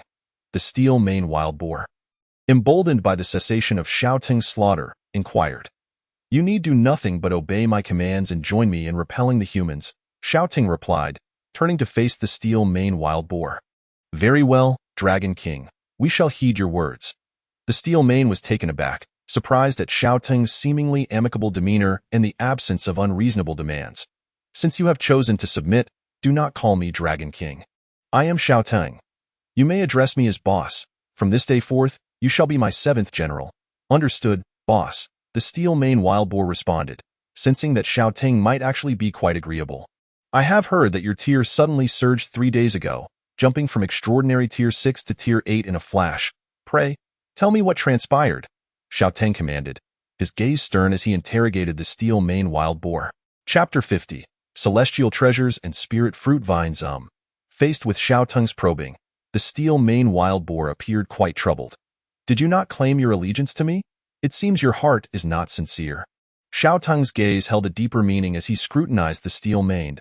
No, absolutely not. Boss, I shall tell you everything. The steel mane, drenched in cold sweat under Xiaotang's intense scrutiny, felt his life was on the line and quickly divulged all. In truth, I discovered a miraculous plant that bears extraordinary fruits. I consumed 3 of them. 2 elevated me to extraordinary tier 8, and 1 granted me the ability to manipulate metal. Xiaotang was astonished. Such a wondrous plant existed. Those fruits must be considered celestial treasures. A plant that can continuously bear celestial treasures is exceedingly rare. How did I overlook this before? Previously, when using my clairvoyance, I had not detected this remarkable plant. Lead me to it, Xiaotang commanded the steel mane wild boar. Yes, though reluctant, the steel mane complied with Xiaotang's orders. Soon, they arrived before a towering tree, its stout trunk entwined with an unremarkable vine. Appearing rather inconspicuous, Spirit Fruit Vine, Extraordinary Tier 7, Talent, Heavenly Essence Spirit Fruit, S rank, Concealment, A rank, Venomous Body, B rank, Telepathy, F rank. I cannot believe this seemingly ordinary vine possesses an S-rank talent. Xiaotang marveled. And with the concealment talent, no wonder I failed to notice it earlier. Meanwhile, as Xiaotang pondered, the spirit fruit vine was engaging in a fervent telepathic conversation with the steel mane wild boar. What the hell, old boar? You have betrayed our trust. Why did you bring such a large dragon here? We agreed that I would help you grow stronger in exchange for you collecting spirit stones. And now you have sold me out. What of our bond? The spirit fruit vine lamented sorrowfully. I had no choice. If I did not bring him, it would be my demise. Allow me to introduce you. This is my new boss. He should be quite agreeable, so bear with it. The steel mane replied telepathically, ignoring the frantic outcry from the spirit fruit vine. Stop feigning ignorance. I have heard of your capabilities. Show me, Xiaotang said, his tone growing firmer as he observed the still spirit fruit vine. The presence of the telepathy talent indicated it was a sentient plant, yet it remained motionless, clearly attempting to feign death. Still, no response came. Xiaotang unleashed arcs of lightning from his claws, prompting the spirit fruit vine to suddenly exclaim, Do not electrocute me. I require spirit stones to bear fruit. Without them, I cannot demonstrate. How many spirit stones do you need? Xiao Ting inquired. A great many, replied the spirit fruit vine. Upon hearing this, Xiao Tang conjured clouds and ascended into the heavens, heading directly to the spirit stone vein he had discovered in the wild boar territory. With a swipe of his claws, he sliced off a sizable chunk of spirit stone. This spirit stone vein was quite expansive, comparable to the one I had previously found. Observing the serpentine vein in the wild boar territory, Xiao Tang felt quite pleased. During this time, he would consume spirit stones to acquire evolution points, allowing the others time to grow. However, after Xiao Tang departed, the spirit fruit vine continued its frantic telepathic dialogue with the steel mane wild boar. Old boar, what is happening? Why did you suddenly choose to recognize an outsider as your boss? Did you not always aspire to be the leader yourself? Who emerged victorious between you and the chief? Who is currently managing your wild boar clan? Why are you so chatty? The steel mane replied, feeling exasperated as the vine's incessant questioning struck at its sore spots. Did it wish to submit to an outsider? It was merely a matter of life and death. The chief was a prime example, meeting a gruesome fate, with even his corpse untraceable. At the same time, it felt immense relief for its earlier decision, preventing the total annihilation of the wild boar clan. At least half of them remained, urging its kin to reproduce abundantly, ensuring gradual recovery. What will happen to me when that dragon returns? Will he kill me? Or force me to serve as his tool? The spirit fruit vine fretted. You should also acknowledge a boss, then it would be settled, the steel mane replied, feeling resigned. For now, it seemed that as long as they submitted to Xiao Tang, he would not harm them. No. I refuse to be spineless like you. Even if struck by lightning or consumed by flames, I shall not acknowledge a boss. The spirit fruit vine protested vehemently, shaking its tendrils in defiance. Bang! Xiao Tang hurled a 10-meter-sized spirit stone from the sky, crashing it down with a thunderous boom. Is this sufficient? The spirit fruit vine was taken aback, exclaiming, Boss? Xiao Tang was momentarily stunned. The vine had bypassed the usual formalities and directly acknowledged him as boss. This indicated a desire to submit to me. Excellent initiative. I have never considered accepting a plant as a subordinate. Meanwhile, the steel mane wild boar shot the spirit fruit vine a disdainful glance, refusing to acknowledge a boss even if struck by lightning or consumed by flames. Old boar, this dragon is far more generous than you. Acknowledging a boss is not a loss. Besides, since you have already done so, I shall not be embarrassed to do the same. He uses our spirit stones. The steel mane lamented, feeling a pang of heartache. What do you mean yours? These are clearly my boss's spirit stones. The spirit fruit vine ardently defended Xiao Tang. The steel mane nearly spat blood. Your change of heart is too swift. Yet it could not refute this, for in submitting to Xiao Tang, the spirit stone vein in their territory naturally belonged to him. How he chose to utilize it was beyond their control. I have brought you the spirit stones you requested. To continue finding excuses would be inappropriate, Xiao Tang said ominously. No problem, boss. Just watch and see. The spirit fruit vine cheerfully replied, extending a tendril to encircle the spirit stone, continually absorbing the spiritual energy contained within. After a short while, the spirit stone was depleted, its energy exhausted, and on the spirit fruit vine's tendrils appeared 5 fruits. Simultaneously, Xiao Tang noticed that the spirit fruit vine's tier had also risen, advancing to extraordinary tier 8. The spirit fruit vine proactively offered the fruit-laden tendrils to Xiao Tang. Chapter 51. Random spirit fruits and a second elemental talent. As Xiao Tang approached the 5 spirit fruits, the system automatically generated an introduction. Spirit fruit, gain 100,000 evolution points. Spirit fruit, gain 50,000 evolution points. Spirit fruit, gain 10,000 evolution points. Poisonous. Spirit fruit, permanently increase physique by 10. Spirit fruit, gain a randomly ranked talent. Indeed, these spirit fruits exhibited random effects. Each of the 5 fruits had a different effect, and one even bore a negative effect. Being poisonous. You may keep this one for yourself. The poisonous spiritual fruit, laden with toxicity, was temporarily left untouched by Xiao Tang. Uncertain of the potency of the poison, he surmised that it would not be lethal to him. However, he deemed it unnecessary to risk his life for a mere 10,000 evolution points. He proceeded to pluck the remaining 4 fruits. Ding! Devouring spiritual fruit, evolution points 150,000. Ding! Congratulations to the host for acquiring the D-grade talent. Intermediate self-healing. Ding! E-grade talent. Basic self-healing has been replaced with D-grade talent. Intermediate self-healing. Intermediate self-healing. D-grade. Your body's ability to heal itself has significantly increased. Ding! Devouring spiritual fruit. Constitution 10. Not too shabby. He had amassed 150,000 evolution points and upgraded a talent. Although this talent was seldom utilized, as he rarely sustained injuries, it seemed that being of intermediate grade indicated potential for further enhancement. Is your heavenly essence fruit talent perpetually usable? This talent evidently transformed spiritual energy into spiritual fruits. The large chunk of spirit stone he had just consumed could yield around 70 to 80,000 evolution points. And with the transformation by the spirit vine, he had undoubtedly profited from this endeavor.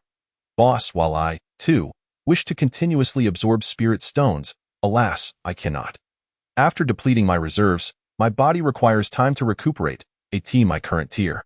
I can only form 5 fruits at a time, once per day is my limit. The spirit vine dared not lie about this matter. Very well, though the efficiency is somewhat lacking, save the spiritual fruits for me. I shall come to collect them daily. The second in command, you will be responsible for transporting spirit stones.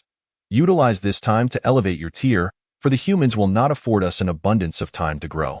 You are a spirit plant and possess such a talent. Should humans discover this, you would likely be condemned to a lifetime of captivity. The spirit vine fell silent for a moment. Yes, I will strive for improvement. Second in command, do you have a name? No, the steel bristle wild boar shook its head. To facilitate our communication, I shall bestow upon you a name. You shall be called Beiji. Thank you, boss, for the name. The steel bristle wild boar found the name somewhat peculiar but did not contest it. What about me? I have no name either. The spirit vine chimed in. You shall be called Xiaotung. How simple. The spirit vine felt a tinge of disappointment. Then what name do you wish for? I suppose I shall remain Xiaotang very soon. A wave of insectoid invaders will encroach upon our Qingfeng Mountains. Prepare yourselves. Insectoids? From whence do they come? The steel bristle wild boar expressed confusion, for although the insectoids of Qingfeng Mountains constituted a sizable faction, they lacked strength and their intelligence was minimal. Most had not awakened their wisdom. Apart from the ant and bee clans, the rest were often hunted as mere snacks by the aberrant beasts, existing at the base of the food chain. They have migrated from the human territories, numbering in the multitude. Humans have driven them into Qingfeng Mountains to counterbalance the aberrant beasts' population. I suspect they have birthed an entity akin to a central brain, capable of controlling other insectoids, hence their formidable scale. What is a central brain? Beiji shook his head, indicating his lack of understanding. It is the leader of the insectoids. Should you encounter one, prioritize its elimination or report it to me immediately. Xiaotang spoke with gravity. Understood, boss, Beiji replied. Xiaotang then turned to observe the situation in Qingqing with his distant vision. Without deploying forces to Qingfeng Mountains, all available troops were engaged in eradicating the insectoids. It was likely that the insectoids would soon find themselves overwhelmed. After all, they were still in the early stages of spiritual energy recovery, and the aberrant beasts had not yet attained significant evolution points. The various weapons of humanity held a distinct advantage, making their inability to counter this circumstance entirely reasonable. Thus, he planned to seize the opportunity to elevate his tier over the next few days while also alerting his subordinates to prepare for the impending battle. Though these insectoids posed little threat to him, they represented a substantial blow to the ecology of Qingfeng Mountains. I seem to have neglected to devour those wild boar carcasses. Xiaoting suddenly recalled the numerous wild boar remains left to dry. He needed to hurry back before other creatures consumed them. After bidding farewell to Beiji and Xiaotong, he returned to feast upon his talents. He chuckled. Ah, it is time for another harvest. The blood-soaked carcasses? In Xiaoteng's eyes were treasures, each possessing the potential to grant him further talents. Endless devouring in progress. Ding! Congratulations to the host for acquiring B-grade talent. Flame breath. Flame breath. B-grade gather fire elements within your mouth, allowing you to exhale flames. Upon hearing the system's declaration, Xiaotong was immediately taken aback. Had he truly heard that correctly? By the heavens, a second elemental talent. He was beside himself with excitement. Endless devouring was remarkable. Initially, he was merely a thunder element beast, and logically, he should only awaken thunder element talents, leaving other elemental talents beyond his reach. Yet, miraculously, endless devouring had enabled him to absorb it directly from others. Upon acquiring this talent, Xiaoting immediately felt the fire elements swirling around him. Previously, he could only sense the thunder elements, but now he possessed a second elemental attribute. He opened his massive jaws, gathering the fire elements, and the temperature around him surged as a fan-shaped flame erupted from his maw, incinerating the surrounding corpses within a radius of 200 meters. The power was decent, though it paled in comparison to his lightning laser, which could strike over 1,000 meters away, whereas this only reached 200 meters with lesser force. After expelling the flames, Xiaoting realized that his primary attribute remained thunder. The fire elements within him were minuscule, likely making their output inferior to that of his thunder element attacks, with an approximate ratio of 10:1, however, thanks to the enhancements from various talents. His flame breath exhibited considerable prowess. Nonetheless, in any case, his attacks had become significantly more diverse. This indeed marked a promising start. A beast possessing two elemental attributes was a rarity. Many aberrant beasts had not even awakened a single element. Yet he now boasted two. Furthermore, with the endless devouring talent, he might awaken a third, fourth, potentially all elemental attributes. Fire would serve as a special weapon against the insectoids. This talent was more than adequate for combating them. Though flame breath lacked the range of his laser, it compensated with a broader area of effect, making it suitable for crowd control and clearing lesser foes. Chapter 52. Nuclear Weapon Discussion. Visitors from the headquarters of the Spiritual Energy Bureau of Long Kingdom. A group of high-ranking officials from the three prominent families sat gravely around a circular conference table. A resolute-faced general glanced at the assemblage while reading a prepared statement. A mere half-month had elapsed since the resurgence of spiritual energy. Yet 16 red alert zones and 41 yellow alert zones had emerged. Reports of high-tier aberrant beasts surfaced from both the oceans and mountains, with national casualties reaching alarming numbers. Among these, a few aberrant beasts posed the greatest threat to us. In the South China Sea, our fleet encountered a creature measuring at least 300 meters in length, suspected to have evolved from a blue whale, which had taken to attacking fishing vessels and sank a small military ship before vanishing. In the snowy mountains, a massive white moose adorned with multicolored antlers had been detected, having descended to slaughter several nearby villages, resulting in the disappearance of all helicopters sent to investigate. Meanwhile, in Qingfeng Mountains, data from the Qin family of Qingqing indicated the emergence of a dragon-like creature evolved from a giant python, capable of withstanding a missile strike, annihilating the troops ascending the mountain. Should we consider deploying nuclear weapons to eradicate these aberrant beasts? After concluding his reading, the general calmly surveyed the assembly. I believe it has not yet reached that juncture. Disasters inevitably result in casualties, and most of the deceased are inconsequential, low-tier talent civilians. Their deaths are regrettable. Yet the resources within the alert zones would be irretrievably lost. A strikingly handsome young man with long black hair suddenly interjected, his youthful visage standing in stark contrast to the older gentleman present. His remarks drew the attention of all. Xiao Xing refrained from speaking so freely. Were you not instructed to merely observe? An elderly man beside him sighed in exasperation. Grandfather, as a beacon of hope for humanity and the highest-tier individual in Long Kingdom, do I not possess the right to voice my opinion? Li Shengxing retorted, pouting. His tier had reached the 10th stage of metamorphosis, and within a day or two, he would officially break through into an unknown higher realm. Moreover, his awakened innate talent, the unparalleled sword intent, was the only SS-grade talent in Long Kingdom, promising a bright future as the nation's most formidable contender against aberrant beasts in this era of spiritual energy resurgence. The awakening of talents was unpredictable, resulting in the singular SS-grade talent manifesting in a youth. Fortunately, he belonged to one of the three prominent families and was not an outsider. He would eventually stand on their side. This is an official meeting. Please refrain from speaking for the time being. Li Shengxing pouted once more, choosing to remain silent. Despite his elevated tier, the powerful figures in attendance had not budged. Only the high-ranking officials of the three prominent families possessed the authority to deploy nuclear weapons. Are we truly prepared to launch nuclear strikes? Absolutely. This morning, the Eagle Nation launched a nuclear strike into the sea, eliminating over a dozen aberrant beasts attempting to breach the coastline. Long Kingdom has been rather slow in response. Indeed, it is true that our foothold remains firmly on land, necessitating careful consideration of numerous factors. The resources within the ocean are challenging to retrieve and hold little value for us. Thus, I concur with the notion of launching nuclear weapons into the sea. Following this meeting, a clandestine nuclear missile silo in Longwa was activated, unleashing over 100 nuclear warheads at supersonic speeds towards the South China Sea. Many creatures did not perish from the missile's direct impact but succumbed to the pollution of seawater, leading to a catastrophic fate for the marine life in the South China Sea. With their homes obliterated, countless beings surged forth from the ocean, driven by despair, and retaliated against the land. Rows of tanks stood ready along the coast, firing in unison, their thunderous artillery obliterating all marine creatures that dared to approach the shore. In the wake of this calamity, the majority of South China Sea's denizens perished, yet a small fraction of them managed to break through the dire circumstances. Adapted to the changing environment, they discovered new abilities, rendering them immune to nuclear contamination. They subsided into silence, harboring a deep-seated hatred for humanity. Among them, a few smaller creatures evaded human fire, swimming upstream along the great river in search of a new home.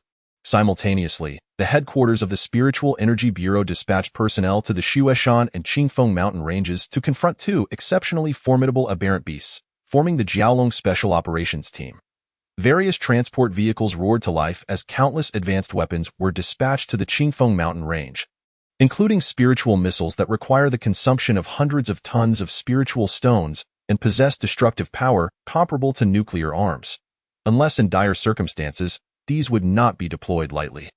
Hundreds of tons of spiritual stones equate to the reserves of a small spiritual stone mine, capable of cultivating innumerable extraordinary beings, far more environmentally friendly and devoid of pollution than nuclear weapons, with the only downside being their exorbitant cost. Researchers toiled day and night, and the development of various spiritual energy weapons and equipment gradually fell into place, encompassing not only missiles but also long swords, long guns, and mechs for extraordinary beings, thus compensating for humanity's inferior standing against aberrant beasts. Within a certain building, several high-ranking members of the Chen family, military officers from the Spiritual Energy Bureau, and the leaders of extraordinary teams gathered together. Once the insectoid invasion clashes with the aberrant dragon in the Qingfeng mountain range, we can spring into action, one military officer stated. As they weaken each other, we shall benefit from their mutual destruction, and at any cost, we must eliminate that aberrant dragon. If necessary, we shall resort to spiritual missiles. Having come down from headquarters specifically to study the aberrant dragon in the Qingfeng mountain range, the officer's brow furrowed after reviewing the footage. The ability to alter weather and manipulate lightning in an instant was profoundly shocking. This creature posed a greater threat than the colossal beast of the ocean. With flesh and blood standing against missile strikes, the aberrant dragon's evolutionary speed was alarmingly rapid. If it were not dealt with now, there might never be another opportunity. What if even the spiritual missiles cannot slay that aberrant dragon? The head of the Chen family mused anxiously, for this was a new type of weapon that had yet to be tested against aberrant beasts. Then we shall have no choice but to retreat, completely abandoning the Qingfeng mountain range and Qinsheng. However, prior to our withdrawal, headquarters will launch nuclear weapons. Even if we cannot kill the aberrant dragon, we must eradicate the aberrant beasts in the Qingfeng mountain range. The places we forsake shall not be obtained by them, a stern military officer from the Spiritual Energy Bureau declared. Several leaders of extraordinary teams nodded in agreement, praising the officer's thoroughness. Truly, the officials from headquarters are commendable. Meanwhile, Zhang Chang blended into the group, nodding on the surface while feeling an urgent need to report back to his superior. Ever since acquiring spiritual stones from Xiaotong, Zhang Chang's rank had soared to the third stage of transformation, and he was now the captain of an extraordinary team. Chapter 53. The Brown Bear and the Seizure of the Spiritual Stone Mine. Ding. Congratulations on absorbing B-grade talent. Mental resistance. Mental resistance. B-grade. All mental attacks against you are reduced by 50. A resistance talent. This is quite splendid. Mental type attacks are notoriously difficult to withstand. For instance, his mental manipulation is immensely powerful, one that no physically robust individual can resist, albeit with considerable energy consumption. After devouring the carcasses of the wild ones, Xiaoting soared back to the original spiritual stone mine. However, upon arrival, he heard sounds of combat. Shuelian was leading over 20 wolves in a fierce battle against a group of brown bears. Shuelian roared, and the members of the wolf pack instantly transformed, growing larger, their muscles bulging, and their teeth and claws extending. Each one glimmered with a bloodthirsty light as they clashed with the bears, present. The wolves appeared to have the upper hand, driving the brown bears into retreat. Get lost, you pathetic wolves. You think you can monopolize a spiritual stone mine all by yourselves? The brown bear leader bellowed, striking its chest with its paws, exuding a formidable aura. There are too many spiritual stones for you to consume alone. Share them with us obediently, or I shall spread the word of your possession of the mine and invite all to come seize it. Though battered and bruised from the fight with Shuelian, the bear leader did not lose its vigor and threatened audibly. Who would dare to seize? Suddenly, an authoritative voice echoed within the bear leader's mind as shouting materialized amidst the mist. Releasing his full extraordinary fourth-stage aura, flattening the surrounding wild grass and causing the leaves to rustle ominously in an instant, all aberrant beasts present were rendered breathless under this oppressive force. Upon seeing Xiao Teng, the wolves were elated, wagging their tails vigorously, while the bears stared at him as if they had encountered a ghost. The brown bear leader, filled with terror, gazed at the figure cloaked in mist. Its heart pounding. How can there be such a powerful monster? It felt diminutive and utterly powerless before Xiao Teng, akin to an ant, incapable of mounting any resistance. A single claw from the other could crush it. Realizing that lightning was brewing in Xiao Teng's maw, and the intent to kill was palpable, the brown bear leader snapped back to reality, hastily exclaiming, No. We do not wish to seize anything. We shall leave at once. Those who dare to seize yet lack the courage to face the consequences shall perish. With a sizzling sound, Xiao Teng shook his head, unleashing a continuous barrage of laser lightning towards the brown bears present. Wherever it struck, the bears were sent flying, torn asunder, with not even a scream escaping their lips before they shattered into countless pieces. Ding! Killed a second stage, transforming giant bear. Evolution points 2,564. Ding! Killed a 10th stage ordinary brown bear. Evolution points 1085. Ding! Killed a first stage transforming black moon bear. Evolution points 1536. Another 30,000 evolution points credited. These brown bears are indeed audacious, daring to encroach upon my spiritual stone mine. Gather their corpses, Xiao Teng commanded the wolf pack. Dozens of wolves promptly obeyed his orders and began collecting the carcasses. Ding! Congratulations, host, on absorbing D-grade talent, Powerful Claw Strike. Powerful Claw Strike. D-grade your claws become sharper and more potent. Having finished his meal, Shuelian and the pack hurried over to greet Xiao Teng, bowing their heads to the ground. My king, your aura has grown stronger. You all have done well. Observing Shuelian, whose length now approached 10 meters, Xiao Teng recognized that it had successfully advanced to the extraordinary stage. This moment, Shuelian's size had increased further. Its fur turned a deep crimson, and a single horn sprouted from its forehead. It grinned at Xiao Teng, its teeth bared in a fearsome display, appearing quite terrifying. Xiao Teng glanced at the information panel above Shuelian's head, which now reflected its updated status. Bloodlion Wolf King, Extraordinary First Stage, Talent, Bloodthirst, A grade, Call of the Wild, A grade, Blood Tracking, B grade, Blood Explosion, A grade, Blood Explosion, A grade Manipulate the blood of enemies, causing them to self-destruct. The greater the difference in rank, the more effective it is. It seems you have been diligently training these past few days. What of the others? Xiao Teng nodded with satisfaction. Noting the emergence of another extraordinary general under his command, My King, Kai Chong has also advanced to the extraordinary stage. She just went out to train as per your instructions, Shuelian respectfully relayed. The pangolin is still inside, working hard on its training. Hearing the commotion, the pangolin hurriedly scuttled out from its burrow, bowing twice before Xiao Teng and saying, Congratulations, boss, on your newfound strength. Over these past few days, I have unearthed some treasures from underground, eagerly waiting for you to return and enjoy. Xiao Teng observed that the pangolin had reached the 7th stage of transformation and its body had grown half a meter larger. Well done. Show me what you found. It was evident that the pangolin was genuinely eager to remain under Xiao Teng's command, diligently excavating spiritual materials even in his absence. Follow me this way. The pangolin rubbed its claws together, rising on its hind legs like a T-Rex as it led the way. A series of blue crystals appeared before Xiaotong, within which serpentine lightning danced. Thunder crystals, composed of spiritual stones that have absorbed vast quantities of thunder elements. Refining them can enhance the activity of thunder elements within one's body, amplifying the effects of thunder element talents. Could this be a result of my thunder tribulation? Xiaotong decisively gathered them up, consuming them all.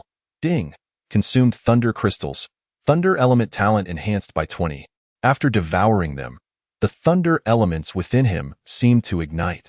Becoming more ferocious, blue light emanated from the gaps in his scales, and lightning occasionally flickered around him.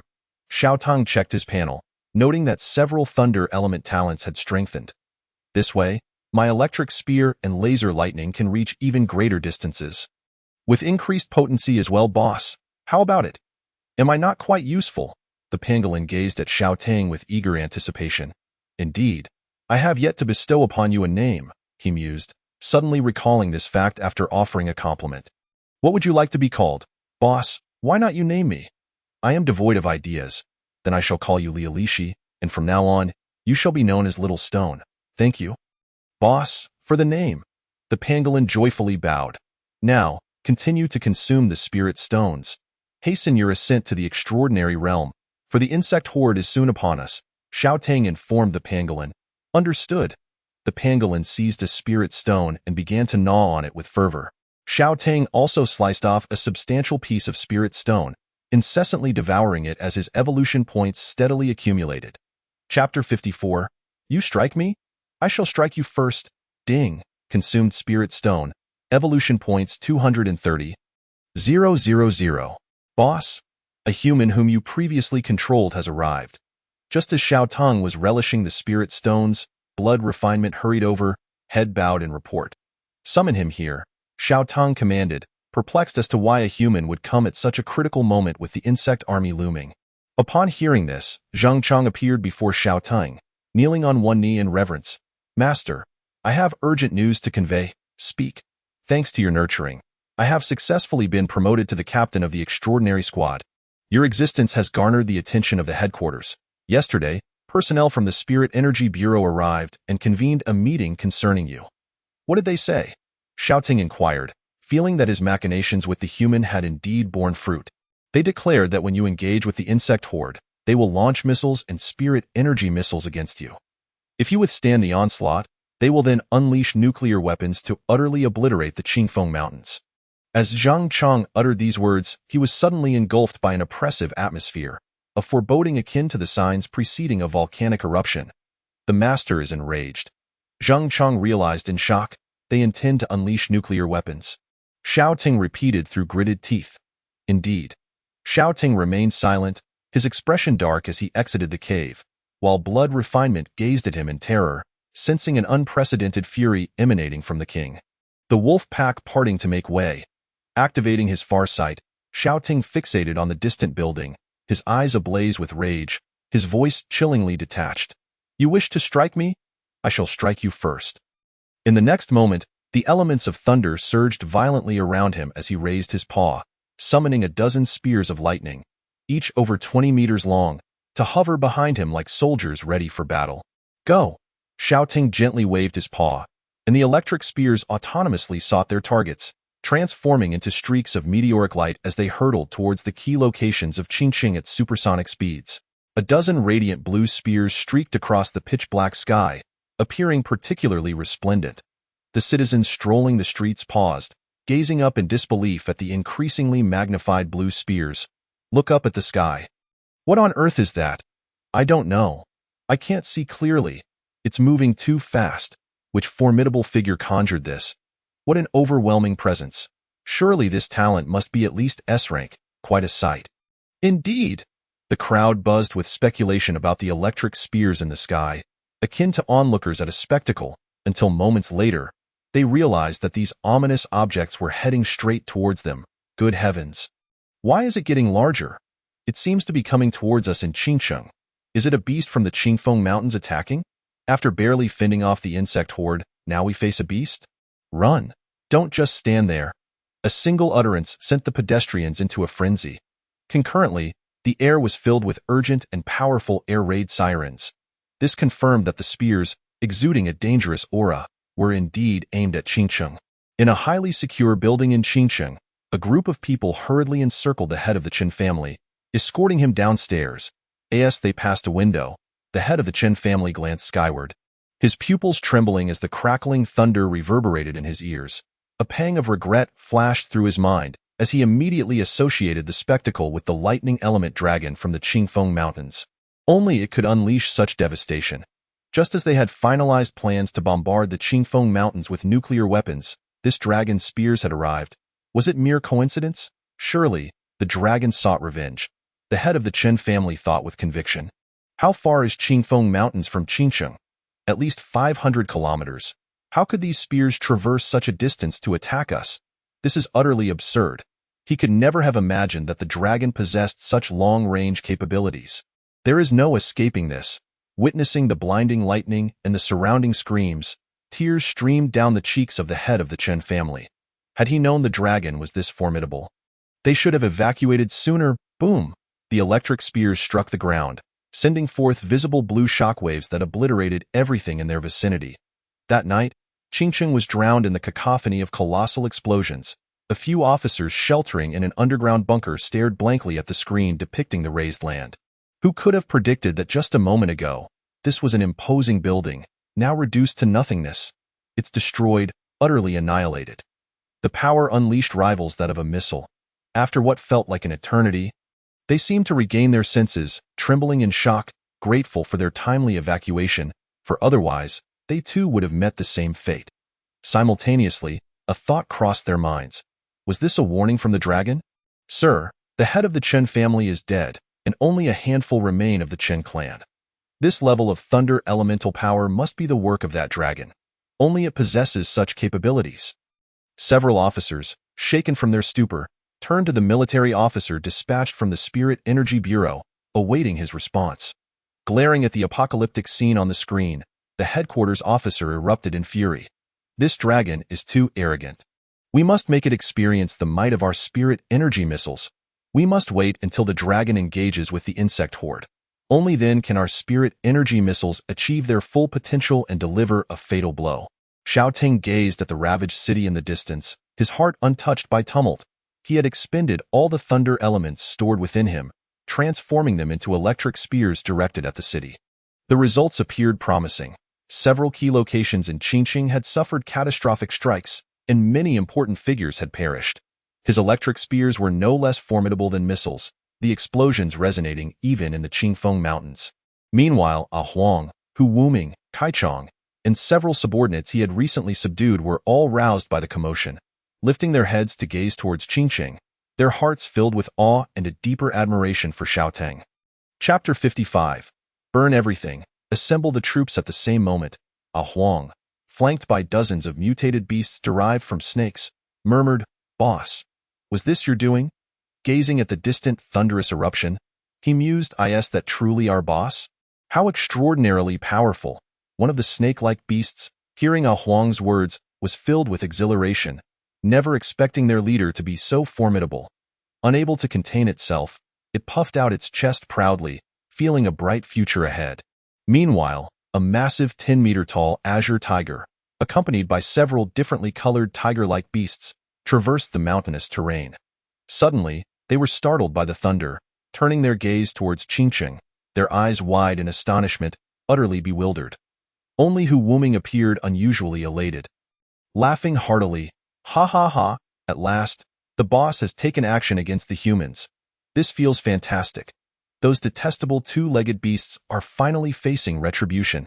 In the sky, a firebird with a wingspan exceeding 15 meters, its wings engulfed in flames, excitedly screeched towards Qingcheng, prompting hundreds of bird-like beasts behind it to respond in unison.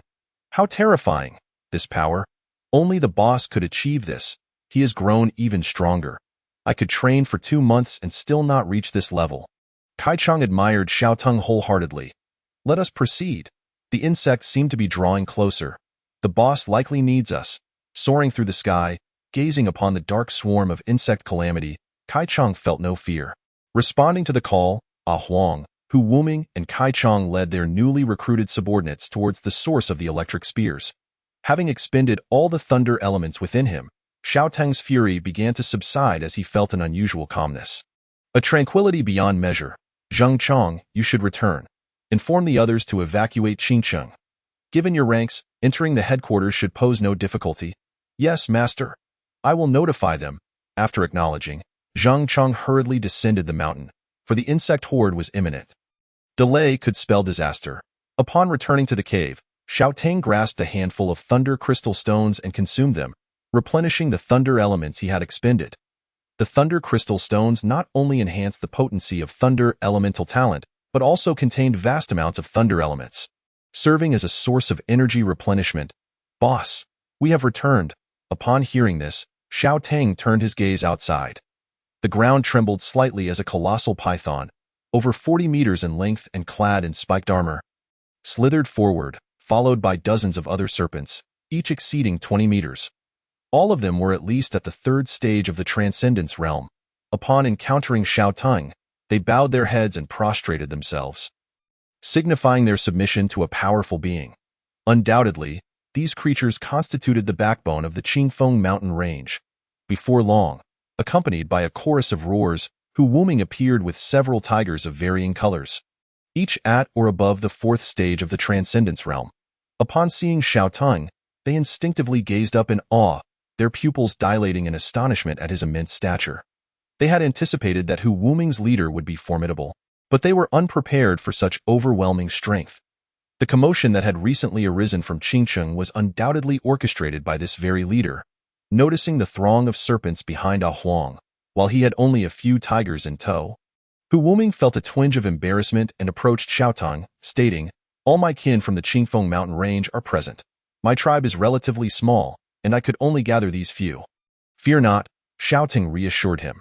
"The tiger clan is the king of fierce beasts, brimming with potential. I trust they will all grow to become elites in due time." The last to arrive was Kai Chong, who was accompanied by hundreds of various avian creatures, their species diverse, all at the second stage of the Transcendence realm. They filled the sky, casting a vast shadow upon the ground. Kai Chong had reached the first stage of the extraordinary realm and had undergone a further evolution. Her wings now spanning an astonishing 15 meters, feathers transformed to a fiery red, adorned with flames that would not extinguish. Flames encircled her neck, and her tail feathers had elongated, rendering her appearance magnificently resplendent. Her every movement exuding grace. Kai Chong folded her wings and landed gracefully before Xiao Tang. "Boss, I couldn't find my kin, so I tamed many birds and beasts. Indeed, such a multitude of creatures forms a significant force," Xiao Tang remarked, glancing at the information above her head, which had been updated. Flame Feather Firebird, Extraordinary Stage 1, Talents, Fire Phoenix Bloodline, S rank, Flame Storm, B rank, Telepathy, F rank, Fire Control, B rank, Annihilate All, A rank, Annihilate All, A rank, a self-detonation type talent. Transforming the body into flames of the C rank upper level talent, incinerating everything it touches into ash, wielding immense power. Only beings with a profound protective instinct can awaken this talent. Note, this talent, once activated, is irreversible. Xiao Tang furrowed his brow. "Have you awakened a self-detonation type talent?" he inquired directly. Kai Chong was taken aback, then offered a wry smile. "It seems nothing escapes your notice. Boss, I have indeed awakened such a talent. However, it is not a significant issue. Just refrain from using it indiscriminately. You understand the consequences of activating this talent, do you not? Be cautious in its application," Xiao Tang cautioned. "Thank you for the reminder. Boss, I am aware of the talent's effects. I can instinctively sense that once unleashed, the repercussions cannot be undone, and I will certainly not use it recklessly," Kai Chong vowed earnestly. Xiao Tang nodded, choosing not to dwell further on the matter. He addressed the gathered assembly. "We of the Qingfeng mountain range are on the brink of facing the invasion of the insectoid calamity. I trust you have all sensed their approach in recent days. For those creatures are drawing ever nearer. At this rate, they will officially arrive within a few hours. Insects are no match for us. We can easily crush them," Hu Wuming roared, his gaze unwavering with confidence. "Boss, with you here, we will undoubtedly repel them." Ah Huang chimed in, brimming with assurance. "Your confidence is commendable, but I must caution you. These insectoids differ from those of the Qingfeng mountain range. They have organized into a formidable force, displaying greater unity and are far more challenging to contend with than our local pests. Boss, why not let us await them at the outskirts? I can hardly contain my desire to unleash a massacre. Hu Wuming bared his fangs, exuding ferocity. Let us proceed. All forces assemble, target. The insectoid calamity. Xiao Teng commanded, observing his eager subordinates, raising his voice. In an instant, the calls of various animals echoed throughout the Qingfeng mountain range. As if in response to his summons, Chapter 56. I am not the king of Qingfeng mountain range. At the outskirts of Qingcheng, swarms of flying insects gathered, overwhelming rooftops, walls, trees, and every conceivable surface. The cries of children and the lamentations of women were drowned out by the sound of the insectoids flapping their wings. This was the last bastion of the insectoid horde. Suddenly, a deafening explosion reverberated through the air, the scent of charred protein wafting as countless blackened fragments plummeted to the ground. Soldiers clad in protective gear hurled flame grenades into the swarm. Get out of here, insects! At that moment, a melodious and enticing voice resonated within their minds. Retreat. All insectoids received this command simultaneously. In an instant, the black tide receded from the town, redirecting their course towards the verdant mountains. Dozens of concealed drones followed closely behind the retreating swarm. Within a bomb shelter in Qingcheng, an officer in uniform watched the screen as the black tide vanished, his eyes gleaming with excitement. Sir, the insects have retreated according to our anticipated plan towards the Qingfeng mountain range. Excellent. Prepare the spiritual energy missiles, ready for immediate launch. Another officer, equally focused on the screen, commanded. Nearby, a soldier respectfully extended a button to the officer from the Spiritual Energy Bureau headquarters. The local insectoids are far too weak, being relentlessly pursued by the alien beasts. A sixth-stage scythe mantis, evolved from a praying mantis, soared through the sky and witnessed a lynx hunting a beetle. It brandished its twin scythes and, with a powerful flap of its wings, charged towards the lynx in a flash. The two blades sliced through the air, dismembering the lynx in a gruesome display. The rescued beetle, lacking any sense of gratitude, regarded the mantis as a predator and bit it. Unmoved by pity, the mantis retaliated, swiftly dispatching the beetle as well. They did not receive orders from a queen, nor were they like us. The awakened higher insects, they were merely a group of lowly creatures acting solely on instinct, hence their weakness. A large horned beetle, its shell seemingly forged from steel and shimmering with a dark sheen, bore an exaggerated single horn nearly as long as its body. It remained indifferent at the sight of its kin being slain, merely casting a glance before turning away. The horned beetle was at the 7th stage of the Transcendence realm. However, this place proved to be an excellent habitat, with lush green waters and mountains, far superior to the polluted cities of the two-legged creatures. Finally freed from the daily inhalation of contaminated air. A gentle breeze swept by, and the scythe mantis took a deep breath. With its massive scythes crossed over its chest, it stood still, seemingly attuned to the spiritual energy of the Qingfeng mountain range.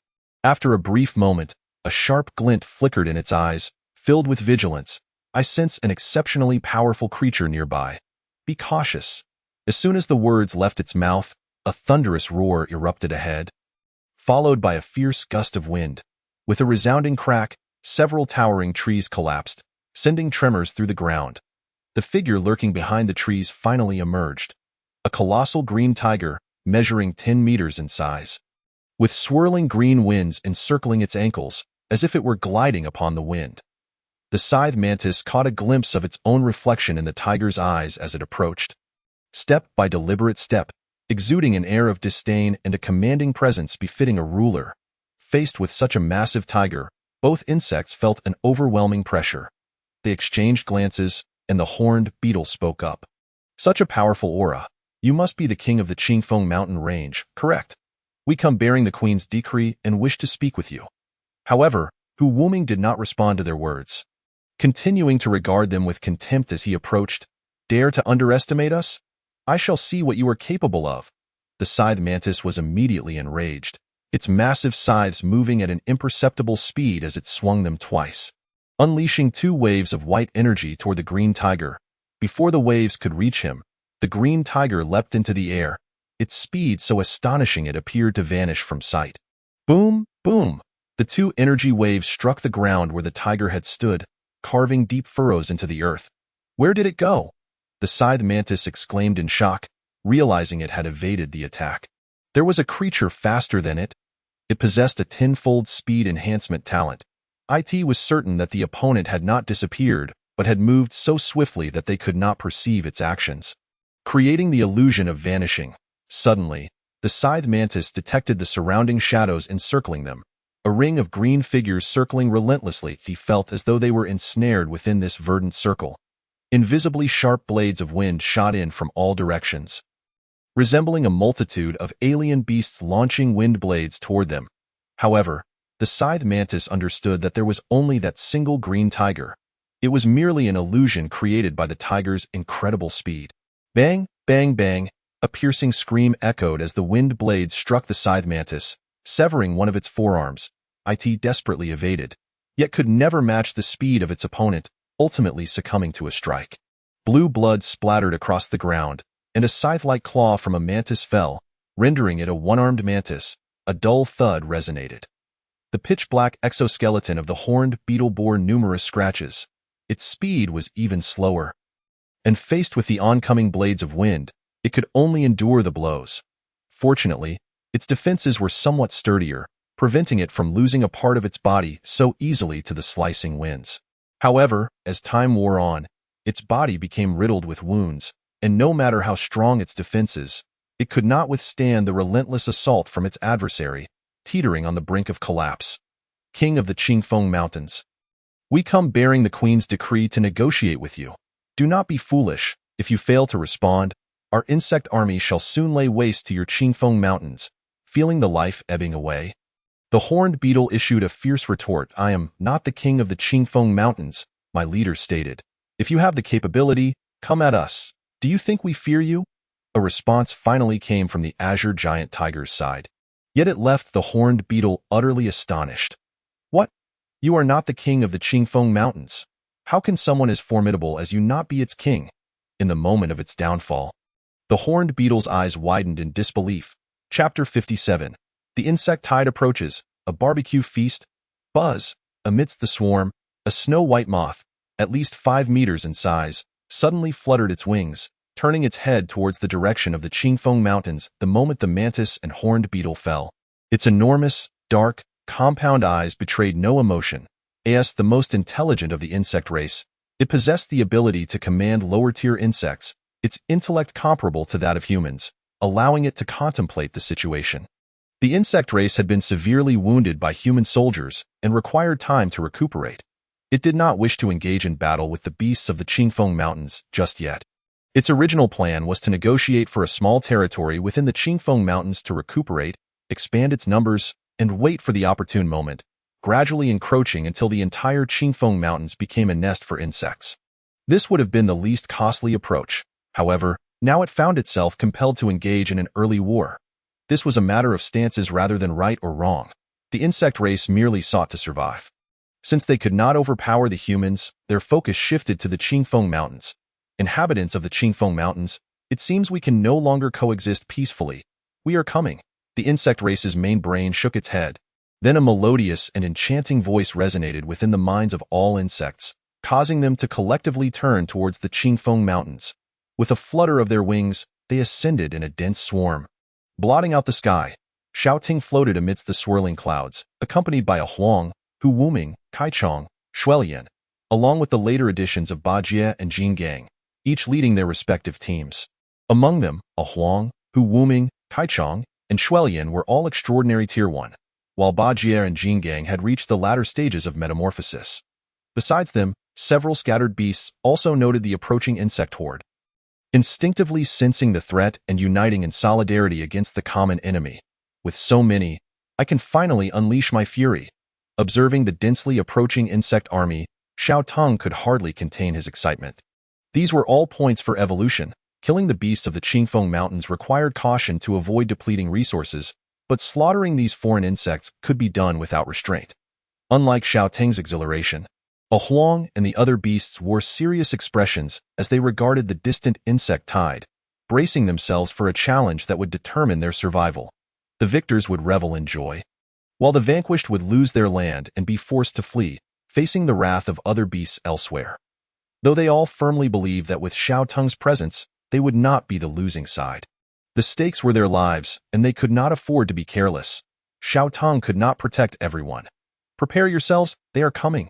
Suppressing his excitement, Xiao Tung communicated telepathically with the beasts. These insects were indeed advancing. Bajie felt a chill at the sight of the dense swarm. "With the boss here, what are these insects to us? If they dare come, we'll eliminate them." Blood Lian's eyes sparkled with eagerness. As a bloodthirsty race, it was itching for battle. "I just killed 2 insects. They're nothing but weaklings." Hu Wuming scoffed. He had dispatched 2 powerful insects without even breaking a sweat, indicating that the individual strength of these insects was not particularly formidable. They relied heavily on their numbers. Xiao Tung's eyes gleamed as he activated his far sight, scanning the swarm for the potential main brain of the insects. The sheer volume of insects was exhausting to observe. There were too many, and their camouflage was impressive. "Forget it. Let us kill first and think later."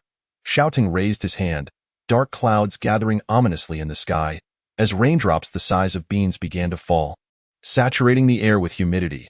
The sudden change in weather momentarily stalled the insect army. "What is happening? Why is it suddenly raining?" The insect race's main brain looked perplexed at the falling raindrops. Rain would diminish the combat capabilities of the flying insects. However, after a brief moment of confusion, the moth issued a command for the insects to continue their advance. Even rain could not deter their path of conquest. Suddenly, a commanding roar echoed as if under the gaze of a great terror. The insects at the forefront hesitated, their steps faltering. Xiao Tung stepped forth through the clouds, coldly surveying the tide of insects. Observing the massive beast partially obscured by the mist, the overwhelming aura left the insect race's main brain in shock. The opponent was powerful, truly formidable. The Qingfeng Mountains harbor such a mighty being. In that instant, the insect race's main brain contemplated retreating immediately. Yet, there was no path of retreat left for them. They had already been driven back by humans. "Buzz, advance." The insect race's main brain trembled uneasily, then resolutely issued the command. The insects at the forefront trembled instinctively, but had no choice but to obey the order resonating in their minds, surging towards the figure amidst the clouds. This act was almost suicidal. Xiao Tung opened his massive maw, the temperature around him soaring as a searing flame gathered in his mouth, ready to unleash. Then, a torrent of scorching fire engulfed the foremost insects, billowing black smoke as their bodies were instantly carbonized and reduced to ashes, cascading like dark snow from the sky. The continuous notifications from the system rang in Xiao Tung's ears, marking a surge in evolution points. Ding! Killed a 10th tier mosquito. Evolution points 1036. Ding! Killed a 1st tier blood-sucking mosquito. Evolution points 1563. Ding! Killed a 9th tier killer bee. Evolution points 917. Ding! Killed a 1st tier winged cockroach. Evolution points 1954. Ding! Killed an 8th tier male ant. Evolution points 854. The fiery breath spread in a fan shape, covering a vast area. With the density of the insects, just a brief moment of breath garnered, shouting a wealth of evolution points. "Ha ha ha! This is exhilarating." Xiao Tung's eyes sparkled with excitement. Acquiring evolution points had never been so effortless in mere seconds. A large area before him was cleared, littered with the corpses and ashes of insects. Chapter 58. Is this hell? This wave brought in a staggering 50,000 evolution points. "I've struck gold." Ha ha ha. Xiao Tung swiftly checked his panel, realizing that the recent attack had granted him a remarkable 50,000 evolution points. This was quicker than gnawing on spirit stones. His eyes gleamed as he surveyed the tide of insects before him, which others might view as a terrifying disaster, but to Xiao Tung, it appeared as a sumptuous feast. "Continue. Keep it coming. This is too delightful. Just imagine how many evolution points I'll rack up once they're all gone." Ha ha ha. A single breakthrough at once was not out of the question. Bursting with excitement, before the insects could cluster again, Xiao Tung manipulated the clouds, twisting his body and charging towards the swarm. Countless insects lunged at his scales, desperately gnawing and attacking, but their efforts failed to breach his armor. Releasing a spark of lightning from within, accompanied by crackling sounds, the insects that clung to Xiao Tung were instantly fried and fell from the sky. Shouting opened his great maw, light emanating from within as fire elements surged and gathered in his throat. The next moment, a torrent of blazing flame erupted from his mouth, incinerating all living beings in front of him to ashes, warping the surrounding air and scorching the sky red. Lightning and fire. A dual elemental beast. Is this hell? The insect race's main brain stood dumbfounded at the sight before it. The compound eyes revealed no emotional fluctuation, yet the quivering antennae on its head betrayed the turmoil and shock within. Such a vast expanse of flame was something even human weaponry could not achieve. This dragon was far more terrifying than any human. The Zerg Overmind suddenly realized that its decision to launch an assault on the Qingfeng mountain range was a grave error. Countless brethren were reduced to ashes, cascading from the sky like a rain of despair, rendering the scene akin to a hellish nightmare for the Zerg. A low hum reverberated as a crooked black dot approached from afar.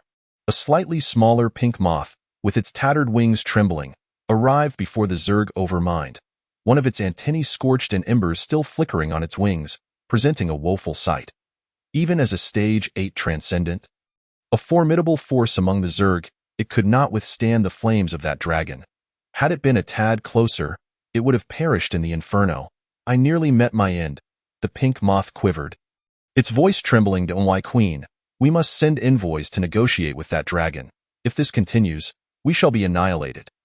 The Zerg Overmind pondered for a moment, refraining from an immediate response, as it gazed down at the Zerg battling fiercely against other entities of the Qingfeng mountain range. The conflict was exceedingly intense. Several powerful beasts led their teams to overpower the Zerg, while the remaining battlegrounds were dominated by the Zerg.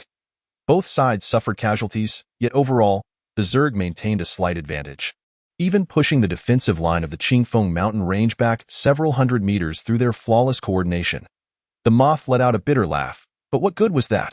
The disparity in top-tier combat power was far too vast. Were it not for the presence of that dragon, perhaps the Qingfeng mountain range would have become their new habitat. However, there were no buts. They had no retreat left. Negotiation? How could that be so simple? We are the invaders. How could we negotiate so easily? Even if we did, where would we go? The Zerg Overmind's tone conveyed a sense of helplessness, and upon hearing this, the pink moth lowered its head. Before the resurgence of spiritual energy, they could still survive within the cities. But now, with the resurgence and newfound strength, human cities could no longer accommodate them. After a long silence, accompanied by a deep sigh, the voice of the Zerg Overmind echoed once more. Continue the assault. We must exhaust that dragon, for I believe it must have its limits.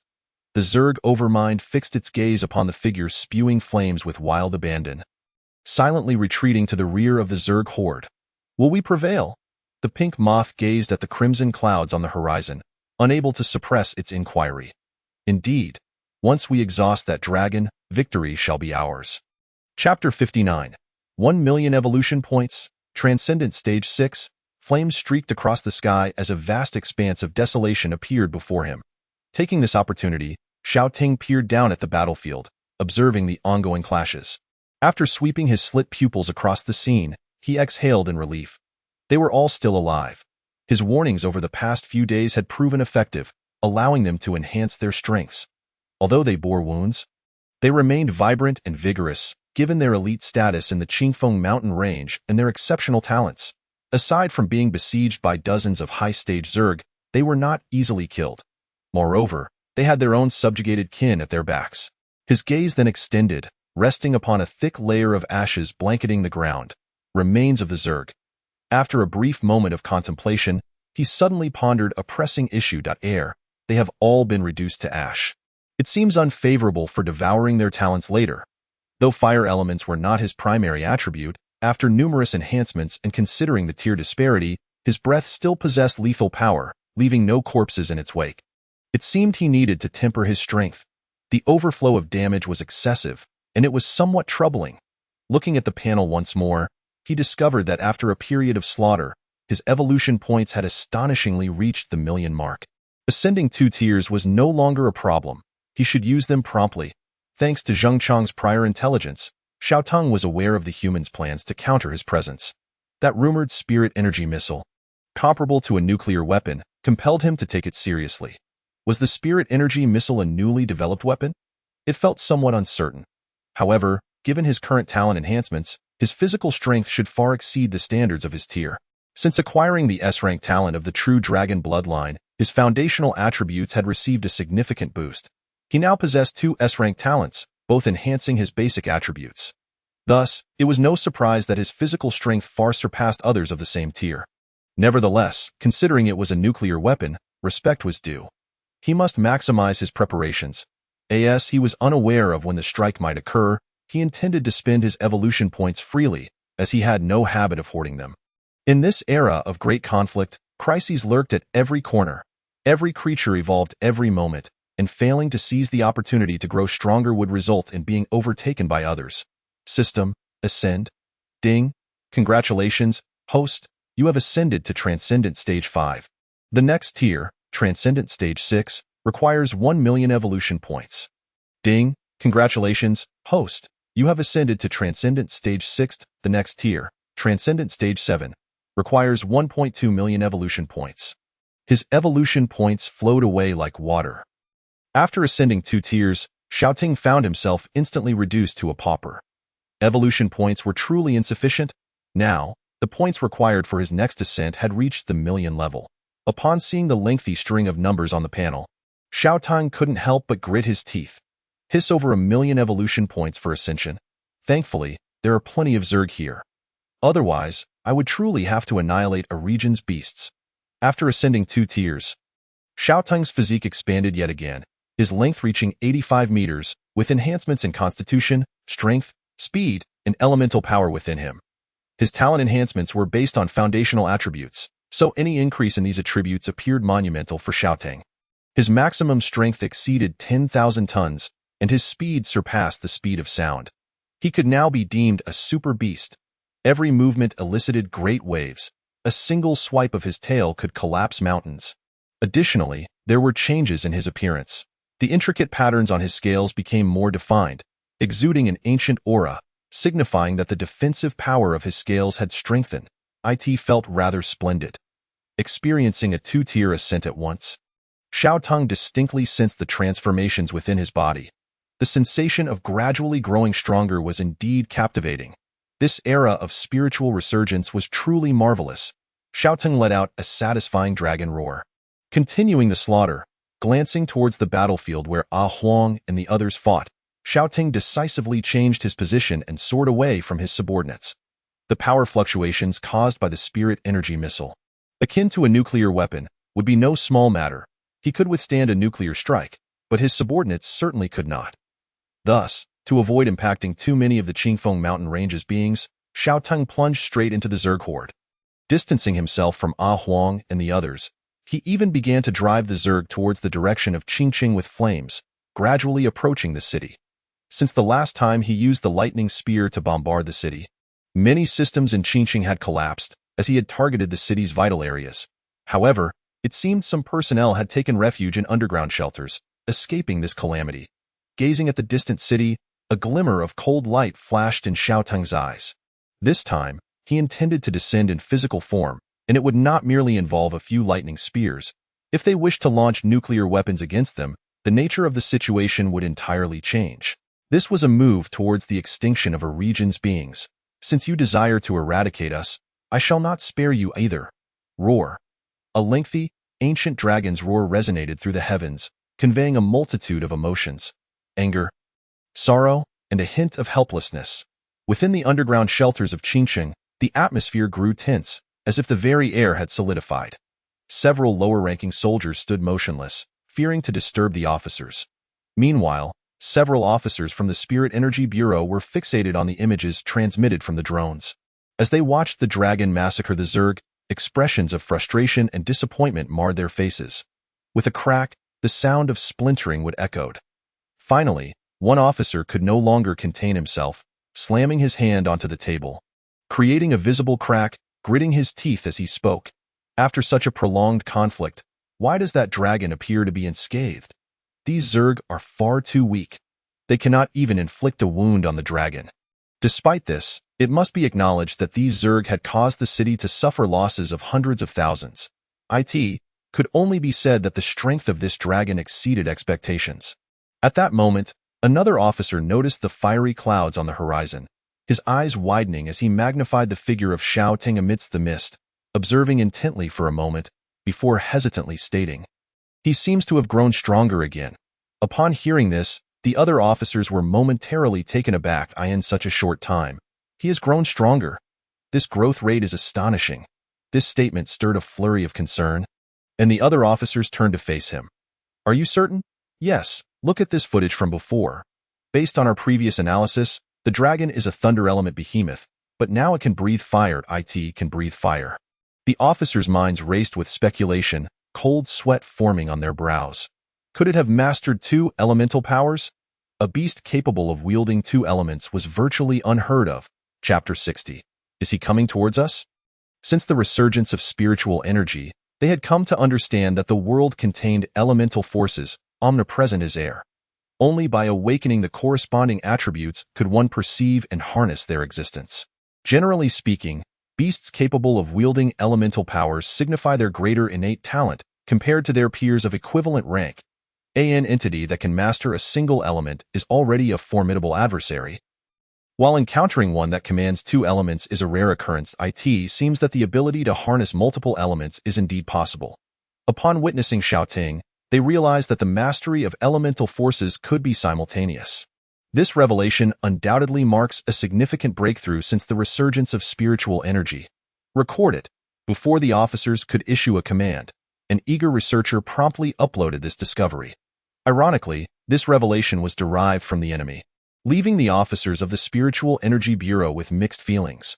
They had been astounded by this dragon multiple times. First, it demonstrated long-range attacks that rivaled the power and distance of missiles. Next, it showcased the command of 2 elemental forces. The unexpected surprises this dragon presented were overwhelming. They could not deny that humanity had fallen behind the beasts in the realm of spiritual energy resurgence. One officer sighed, grasped the intercom, and spoke. "We cannot afford to delay any longer. It seems these insectoids cannot inflict significant harm on the dragon. Let us first launch a few medium-range missiles for reconnaissance. If that proves ineffective, we shall resort to spiritual energy missiles. This time, we are truly in for a hefty expenditure. Each spiritual energy missile could potentially train numerous enhanced individuals." This also reflected their dwindling hope that conventional missiles could resolve the dragon issue. After all, the Chen family had previously launched missiles against the dragon, yet it had remained unscathed, showing no signs of injury. Now, it had grown stronger, rendering ordinary missiles even less effective. Nevertheless, it was essential to test the dragon's condition with a few missile launches. "Yes, we shall comply with your orders." The response came through the intercom. After issuing the command to launch the missiles, the officers fixated intently on the screen, determined not to miss a single movement of the dragon. Dozens of missiles, trailing fiery tails, streaked through the sky at supersonic speeds towards Xiao Tung's location. "Are they coming for me?" They truly could not contain their impatience. Xiao Tung, gazing at the missiles hurtling towards him, remained unfazed, sensing no impending danger. These missiles posed no threat to his current physique. What truly demanded his attention were the yet-to-be-launched spiritual energy missiles. "Is this all they have?" As the missiles approached, Xiao Ting concentrated and utilized his teleportation ability, reappearing several kilometers away in an instant. Boom. All the missiles missed their target, crashing into the swarming insects, sending countless severed limbs and bodies flying as a colossal mushroom cloud erupted, mixing with the remains of the insectoids and raining down from the sky. Buzzing, the antennae above quivered incessantly as the insectoid master brain glared furiously toward the direction of Qingcheng. Where did the dragon go? Several officers from the Spiritual Energy Bureau stared blankly at the empty screen. The missile launch base also failed to provide any confirmation of a hit. Xiao Ting's speed of teleportation was simply too swift for the naked eye to perceive. To the officers, he seemed to vanish into thin air. "There he is." One officer hurriedly switched between several camera angles, finally locating Xiao Ting's figure. However, at that moment, the image on the screen elongated rapidly, stretching into a black line as Xiao Ting moved swiftly, and the direction of his movement was unmistakably towards Qingcheng. Witnessing that almost screen-exiting figure and its trajectory, a grim suspicion flickered in the mind of one officer, who trembled as he spoke. "Is he coming for us?" "It seems not quite likely." The other officers wore expressions of sheer terror. This speed is utterly alarming. It won't be long before he reaches our location. Moreover, this dragon appears entirely unscathed. Our missiles didn't even touch him. Conventional missiles have become utterly ineffective against this dragon. We must immediately deploy spiritual energy missiles. We have thoroughly provoked this dragon. If it goes berserk and attacks Qingcheng, we are finished. If we cannot eliminate this dragon today, I shudder to imagine how powerful it will become in the future. The hearts of the officers sank. Forget about the future. Considering the dragon's current momentum, should they fail to eradicate it today, Qingcheng might very well be erased from the map of Longhua, and they would surely face a grim fate. Before their human compatriots, they could exert authority over others, but before the beasts, rank mattered not. They would be no different from the vagabonds outside. With a collective exhale, they all turned toward the highest-ranking officer in their midst. Commander, we must launch the spiritual energy missiles against the dragon. Indeed. If we delay any longer, it will be too late. He will soon enter the city, and by then, it will be impossible to contain the situation. Launching at that point could potentially engulf Qingcheng in destruction. After a few moments of contemplation, the central officer, under the expectant gazes of his peers, finally reached for the button in his hand. Inputting the password in one breath, he pressed the button with a sense of relief. Beep, boom. A resounding roar erupted from an open field as white smoke billowed forth, causing everyone nearby to instinctively cover their ears and recoil. The spiritual energy missile, a magnificent fusion of technology and spiritual energy. How awe-inspiring! An adjacent researcher could not help but express his admiration. The energy from hundreds of tons of spiritual stones is sufficient to level dozens of kilometers of terrain, annihilating any organism caught in its wake. A brilliant new star soared into the heavens, radiating a terrifying aura as it raced toward the figure in the sky at supersonic speed. The accompanying researchers beamed with pride at the launch of the spiritual energy missile.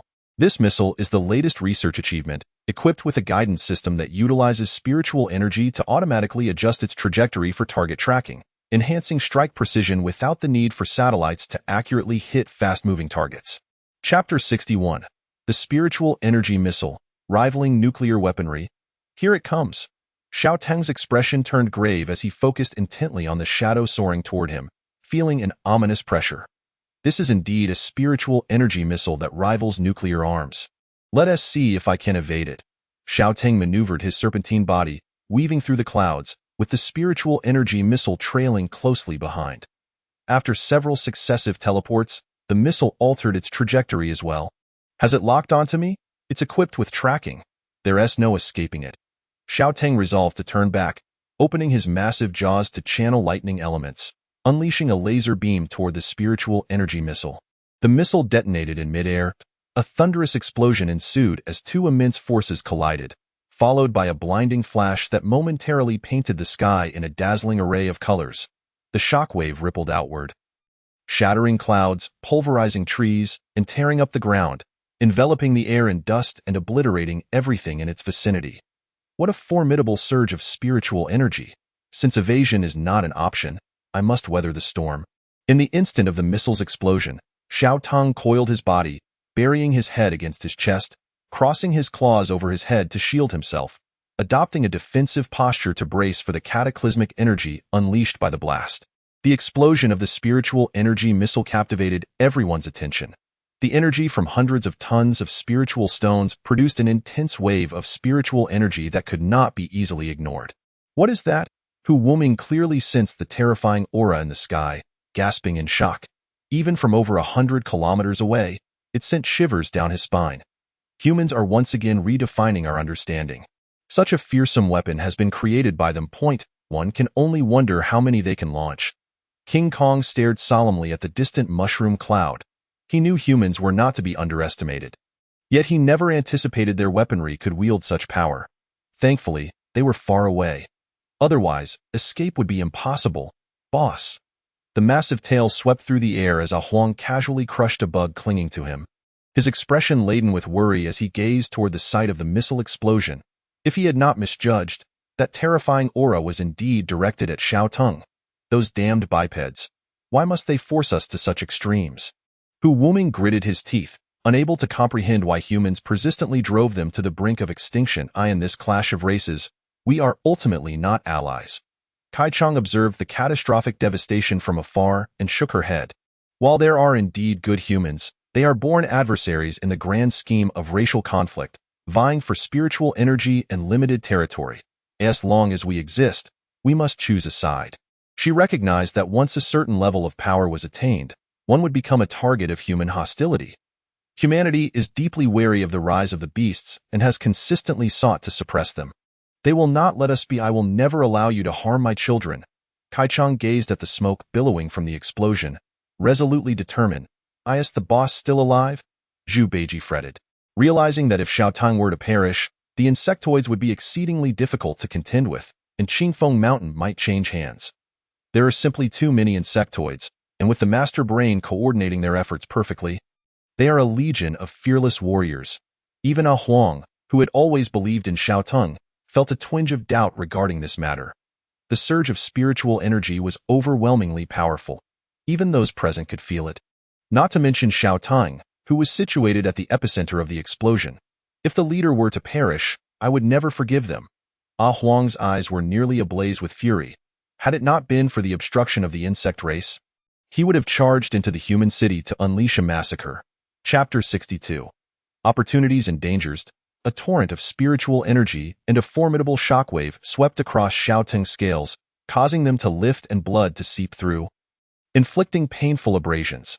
However, these injuries remained within tolerable limits, mere external wounds that did not damage his internal organs or bones.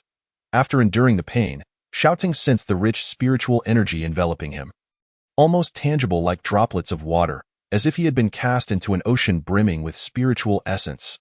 This abundant spiritual energy. Xiaotang paused, then burst into hearty laughter. Spiritual missiles. Aren't they merely using spiritual energy as their power source? How fortunate for me. Ha ha ha.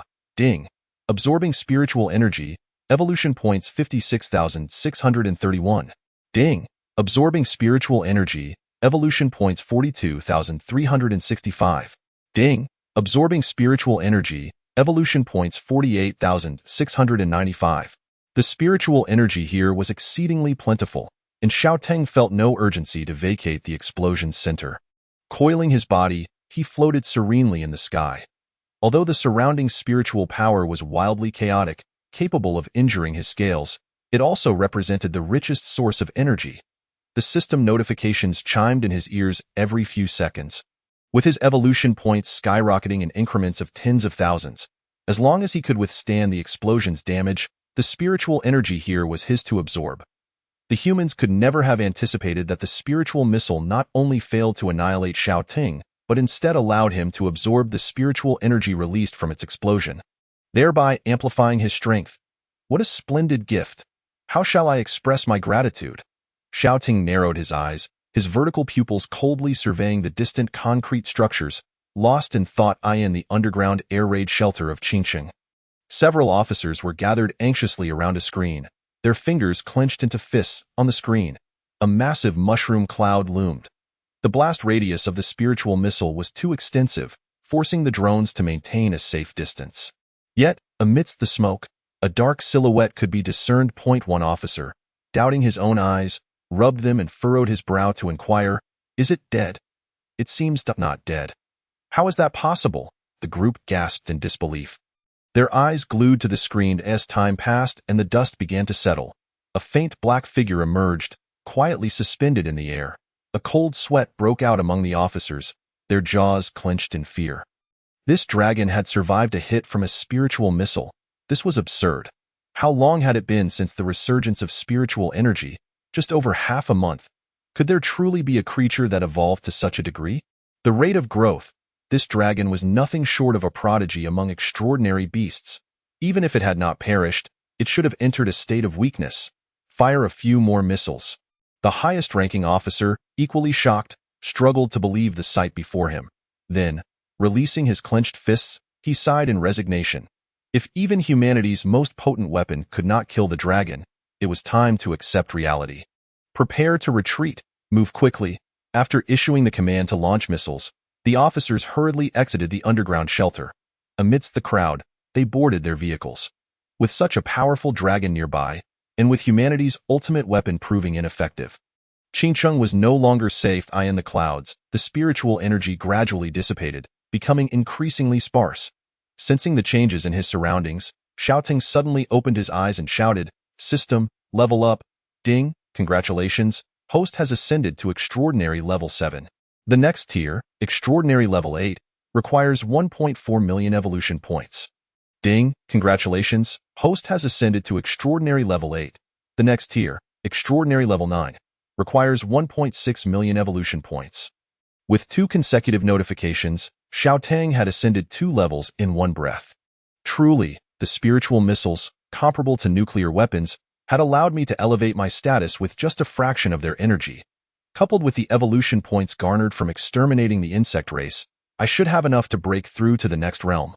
The next stage should be the transformation into a dragon, I believe. Xiaoting felt this was highly probable. Having acquired the bloodline of the true dragon, the purity of his bloodline intensified with each ascension. As he contemplated this, he found himself filled with anticipation. The legendary dragon. Once I reach that point, I shall undoubtedly become invincible in this world. No being shall pose a threat to me again. After leveling up, Xiaotang's size increased by another 10 meters, reaching a staggering 95 meters. The damaged scales on his body rapidly healed due to his regenerative abilities, and it wouldn't be long before he returned to peak condition. Unable to contain himself, Xiaoting let out a roar, invigorated, with the thunderous elements crackling around him. His power reaching unprecedented heights, he then fixed his gaze upon the distant city, his eyes glimmering with intensity. "Humans, you have repeatedly provoked me. It is time to pay the price." With a resounding dragon's roar echoing through the heavens, the sky darkened instantaneously, clouds gathering as thunder and lightning erupted. At supersonic speeds, Xiaotang descended like a torrential downpour, trailing a long blue streak of lightning behind him as he soared through the sky. A distance of several hundred kilometers could be traversed in mere minutes. Holy smokes, a dragon! Just half a month has passed, and now a dragon has emerged. "This is outrageous," exclaimed one bystander. "What the hell? I'm still at the 8th level of a mortal body, and mythic creatures are already appearing. What is going on? Is this really Blue Star?" The citizens of Qingqing felt their scalps tingle at the sight of the soaring figure in the sky, particularly as the stormy weather combined with the spectacle was nothing short of cinematic. "Crap! An extraordinary beast is attacking the city. Enough with the awe. Let us get out of here." When someone noticed that Xiaotang was approaching them at an alarming speed, despair began to settle in. "Run? Where can we run? The roads are choked with traffic. Is it too late to beg for mercy from the dragon? To become a traitor? Why do you think the dragon intends to attack us? Perhaps it seeks peaceful coexistence. You fired missiles at it, and you think it will be amicable? Are you dreaming, brother? I suspect the higher-ups have abandoned Qingqing. Sigh. They might escape, but what about us?" In the span of just over 10 minutes as Xiaoting raced toward Qingqing, chaos erupted throughout the city. Streets were filled with fleeing vehicles, and pedestrians, abandoning their cars, rushed along the sidewalks with their belongings in tow. Chapter 63. The Arrival of the Behemoth. Thunderous storms approached, accompanied by the nearly 100-meter-long dragon. Cloaked in darkness and shimmering with blue light, Xiaotang collided with a towering building exceeding 100 meters in height at supersonic speed. Boom! The structure crumbled like tofu under his impact. In an instant, dust and debris filled the air, and the screams of terrified civilians pierced through the chaos. Shaking his head, Xiaoting flicked his tail to dislodge the rubble clinging to him and soared back into the sky amidst the astonished gazes of the onlookers. From his vantage point in the heavens, he looked down upon the humans below, who appeared as insignificant as ants. Humanity was indeed a feeble species. With just one claw, he could obliterate these rodent-like beings. Yet, he found little interest in exterminating them one by one. Thunderous Domain. Xiaotang raised his paw, summoning the Thunderous Domain. Upon reaching Extraordinary Level 8, the domain's range had expanded to cover half of Qingqing. Thunder rumbled and serpentine bolts of lightning danced across the sky, poised to strike at any moment. On the streets, whether fleeing, screaming, or crying, all humans instinctively looked up, their faces etched with terror as they beheld the colossal dragon, which seemed to embody divine might. However, the sheer pressure forced them to avert their gaze. Those piercing vertical pupils radiated an unapproachable authority. It was as if they were prey under the watchful eye of a terrifying predator. They lacked even the courage to meet the dragon's gaze. Some, mustering their bravery, shouted up at Xiao Tung, "Dragon, spare us!" Yet, Xiao Tung offered not even a glance in their direction. Suddenly, a voice like thunder reverberated in everyone's minds. From this moment forth, Qingsheng no longer belongs to humanity. The authoritative decree resonated within every individual's consciousness, firm and irrefutable. Meanwhile, helicopters began to take off from the Qingqing military base. The officers aboard, clad in uniforms from the Spiritual Energy Bureau, wore expressions of shock, experiencing the awe of being in close proximity to a behemoth, far more impactful than what they had witnessed on screens. Goodness! Is it about to transform into a dragon? It's enormous. Undoubtedly, this was the most evolved creature since the resurgence of spiritual energy, having attained an unknown higher realm, surpassing even the foremost individual of the Dragon Nation by a tier. Beside him, an officer shook his head. Not merely one, but 2 realms must be surpassed to attain such terrifying power. This dragon should be considered the most evolved creature on a global scale. Even the records from the Eagle and Bear nations do not mention any beings of such horror. 2 realms. This is utterly absurd. What kind of miraculous elixir could bestow such strength? Are we not doomed then? Another officer, upon hearing this, felt an overwhelming sense of despair. If it were merely 1 realm beyond, there might still be a sliver of hope. But surpassing the foremost individual of the Dragon Kingdom by 2 realms, when could humanity ever bridge the gap to match this dragon's prowess? They all understood that as realms ascended, the difficulty increased exponentially, with the spiritual energy required reaching astronomical figures. Even with the nation's full might, it would be exceedingly challenging to cultivate a capable individual to contend with the dragon. Currently, their strongest could only withstand the impact of a rocket, utterly incapable of enduring nuclear bombardment like the dragon, which appeared to thrive even after such devastation. The disparity between the 2 was insurmountable. It was time to resign to fate. Should we perish, the headquarters would surely unleash nuclear wrath in retaliation. 1 officer gazed faintly at the dragon, shrouded in lightning above the clouds, adopting an air of indifference toward life and death. Humph! They still dare to seize Qingqing, unaware that the dragon's arrogance would soon lead to the obliteration of the Qingfeng Mountains. Do you suppose that if the headquarters were to truly bombard the Qingfeng Mountains with nuclear weapons, the dragon might not become even more enraged, perhaps annihilating several surrounding cities in its fury? This statement left those present momentarily speechless. Indeed, if they were to launch a nuclear strike on the dragon's habitat, its destruction would surely drive the beast towards their cities. You underestimate our military reserves. Should it dare to act, I believe the higher-ups would deplete the national treasury to eradicate this dragon. The highest-ranking officer shook his head and spoke. With our current nuclear arsenal, as long as the dragon is not entirely immune to nuclear attacks, we could certainly overwhelm it with sheer numbers. Though the cost would be exorbitant, should all military reserves be squandered on this dragon, they would find it exceedingly difficult to confront the emerging beasts in the future. Yet, such matters are beyond our concern. Our priority is survival. With a sigh, the highest-ranking officer gazed anxiously at the tempestuous sky, pregnant with malice, torrential rain pouring down, clouds churning ominously, and thunder rumbling. Had they known, they would not have provoked this dragon. At this juncture, the officers at the Spiritual Energy Bureau headquarters felt a twinge of regret. Had they befriended the dragon from the outset, would the outcome have been different? However, the higher-ups certainly did not anticipate the astonishing rate of growth exhibited by this beast. Far exceeding their expectations, boom, boom, boom. In mere moments, dozens of powerful bolts of lightning descended from the heavens, unstoppable and imbued with a cataclysmic force. The element of lightning is inherently the most destructive of all elemental powers. Buildings collapsed, roads shattered. Wherever the lightning struck, only ruins and charred earth remained, devoid of life. Save for wisps of white smoke, rising. 2 helicopters appeared like frail vessels amidst a tempestuous sea, rendered feeble and powerless before the onslaught of thunder. Among them, 2 bolts of lightning targeted the helicopters directly, reducing their occupants to mere charred remains, disintegrating them in midair. A blinding flash of white light illuminated the scene, and in the face of death, the officers of the Spiritual Energy Bureau wore expressions of sheer terror, as they were no different from the ordinary populace in the face of calamity. The surrounding temperature soared, waves of heat enveloping them. akin to a descent into hell, as another elemental force brewed within Shouting. The fervent fire element coalesced within him, manifesting as a fiery glow from his throat to his chest. In the next moment, a fan-shaped inferno erupted from Shouting's mouth, warping the surrounding air, and upon contact, steel beams melted into molten iron. Shouting shook his head, twisting his serpentine body, casting the raging flames further afield, transforming the entirety of Qingcheng into an inferno. Chapter 64. The Fall of Qingcheng, Negotiations. Ultimately, Qingcheng has succumbed. A massive sigh echoed. At the headquarters of the Spiritual Energy Bureau, the drone's footage streamed in real time, revealing a scene reminiscent of hell, as the entire city of Qingcheng was engulfed in flames.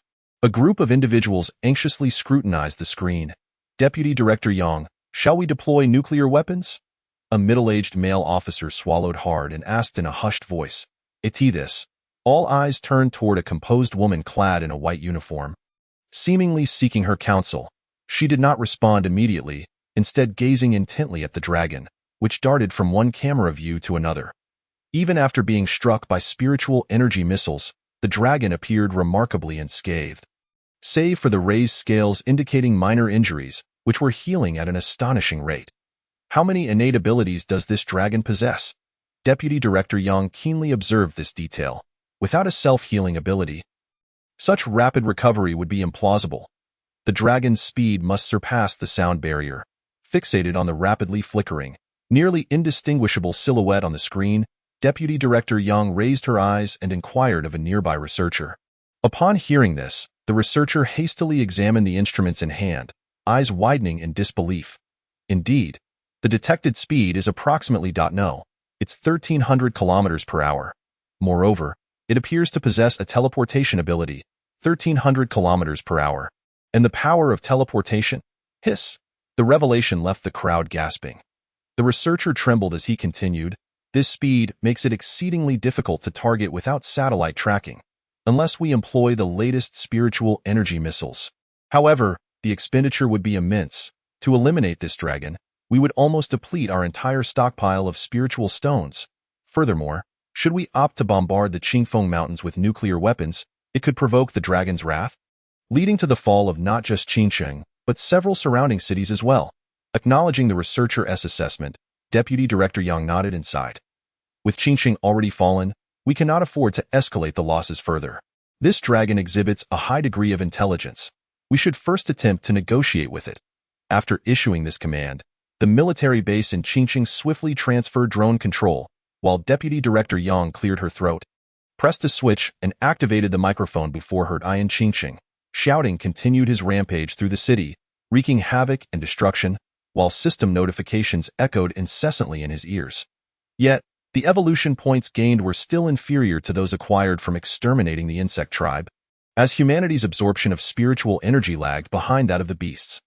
Most humans had also missed the first blood rain, resulting in an average tier significantly lower than that of the beasts.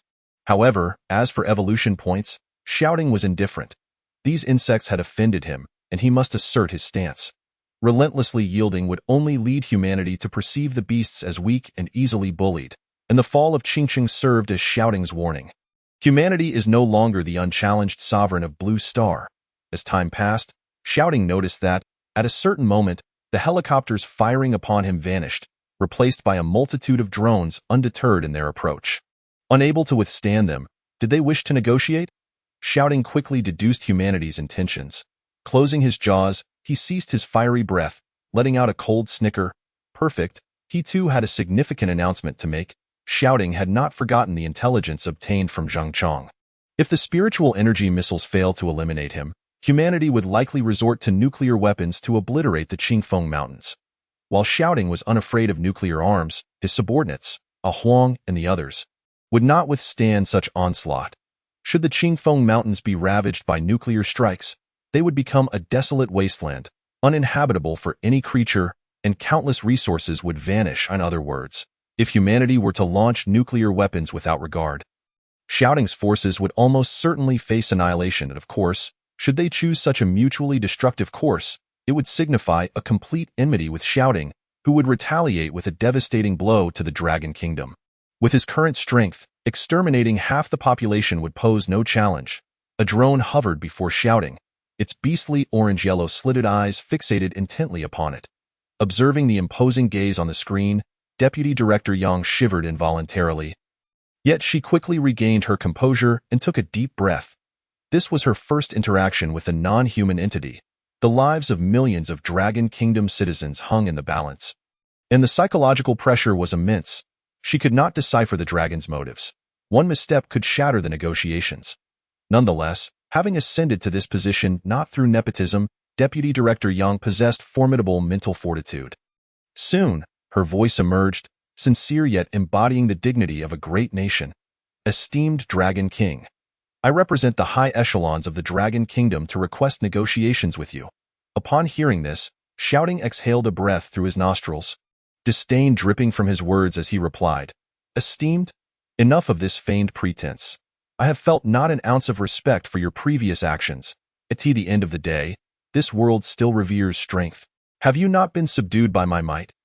Xiaoteng understood that, were it not for his ability to withstand the power of the spiritual missiles, they would not have adopted such an attitude. They would have slain him on the spot without a word. After being forcefully confronted by Xiaoteng, Deputy Director Yang fell silent for a moment, yet quickly regained composure, maintaining a sincere tone as he spoke to Xiaoteng. Respected Dragon King, I recognize your deep-seated animosity towards us.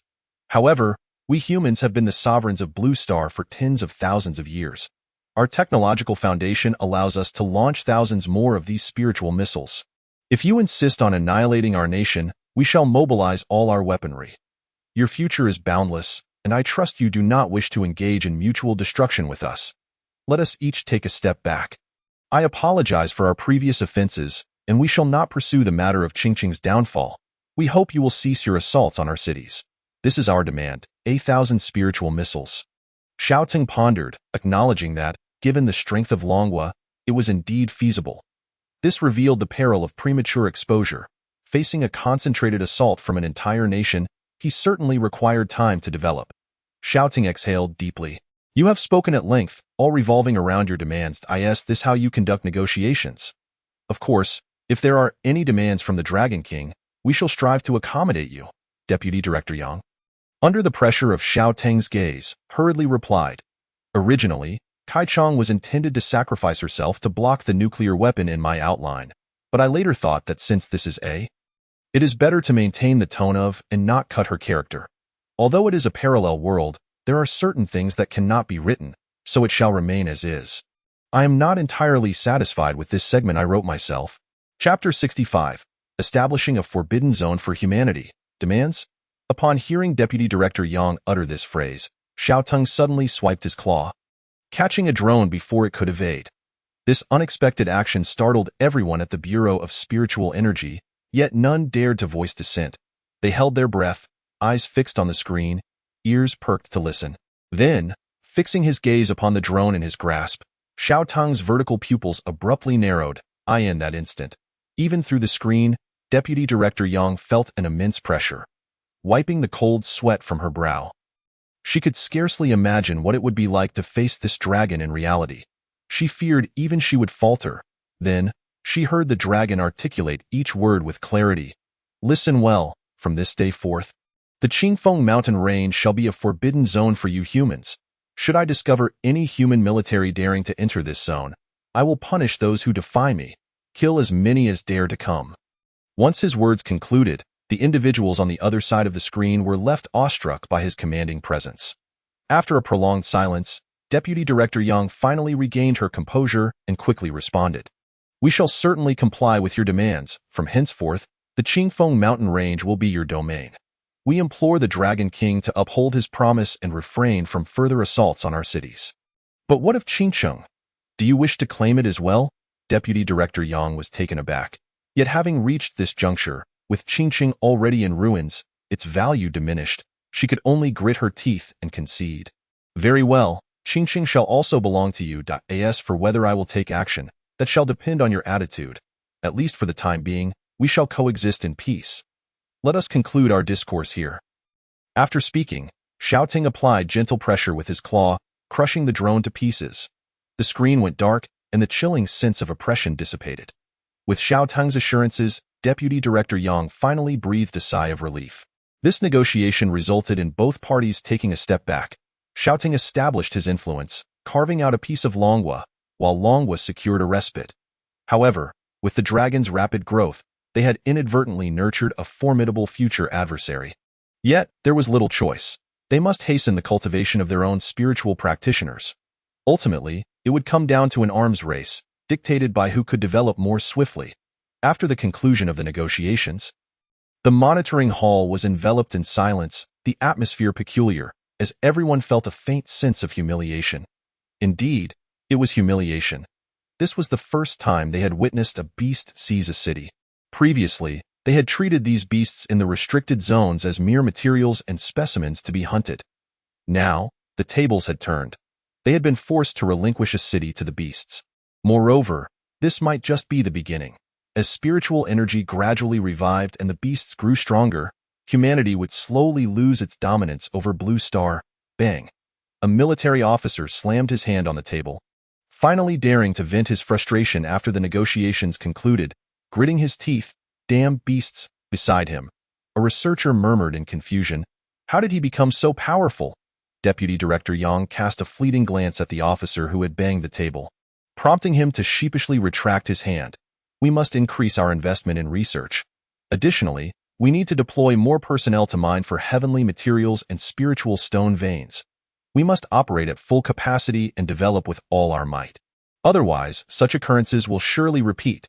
"Yes." The attendees responded in unison upon hearing Deputy Director Yang's directive. By stabilizing the dragon's position today, she had garnered the unanimous respect of all present. After the conversation ended, Xiao Teng cast a detached glance at the city engulfed in flames. With all significant figures eliminated, he allowed the inferno to continue raging. With a flick of his tail, he soared towards the insectoid army still engaged in battle with the beasts of the Qingfeng mountain range. These were all points of evolution that he could not afford to miss. He had already accrued over 1,000,000 evolution points from the assault on Qingxing, and slaying the insectoids would surely yield even more. Potentially enough to propel him to the next level. On the Qingfeng mountain range, with Xiao Teng's departure, the morale of the insectoid army surged, emboldened and growing bolder, a vast swarm advancing relentlessly. Typically, a single beast would face multiple insectoid assaults, retreating in disarray. The insectoid brain played a significant role, as mindless insects obeyed its commands without question, transforming them into a legion of fearless warriors, charging recklessly even knowing death could be their fate. Conversely, some beasts, due to their heightened intelligence, feared for their lives and hesitated to confront the insects. Some astute beasts even sought refuge to preserve their own safety, while only those establishing their territories dared to fight. Among them, Xiao Teng's team was the fiercest, comprising formidable beings such as a Huang, Hu Wuming, Shuelian, and Kaichong, all having reached extraordinary levels. Each could contend against dozens of insectoid elites without faltering, effectively holding back the insectoid forces. With a thunderous roar, a gale erupted, akin to a razor slicing through the air, scattering hundreds of insects in an instant, their bodies raining down from the sky. Buzz, buzz, buzz. A few buzzing sounds indicated that the insectoid brain had noticed the situation, recognizing the tiger's formidable prowess. A sultry, alluring voice echoed in the minds of the insects. Eliminate this tiger first. This exemplified the insectoid brain's capability. It could survey the battlefield and allocate forces as needed, prioritizing the elimination of the most threatening beasts. Hu Wuming, driven by a fierce desire to battle, had already slain numerous insects and caught the attention of the insectoid brain. Tilting his head, a portion of the insectoids in a less pressured area suddenly abandoned their pursuit of the nearby beast, redirecting their focus towards a colossal azure tiger on the battlefield. The ground beneath the azure giant tiger was littered with insectoid corpses, as Hu Wuming stood triumphantly atop them, advancing step by step over the fallen foes.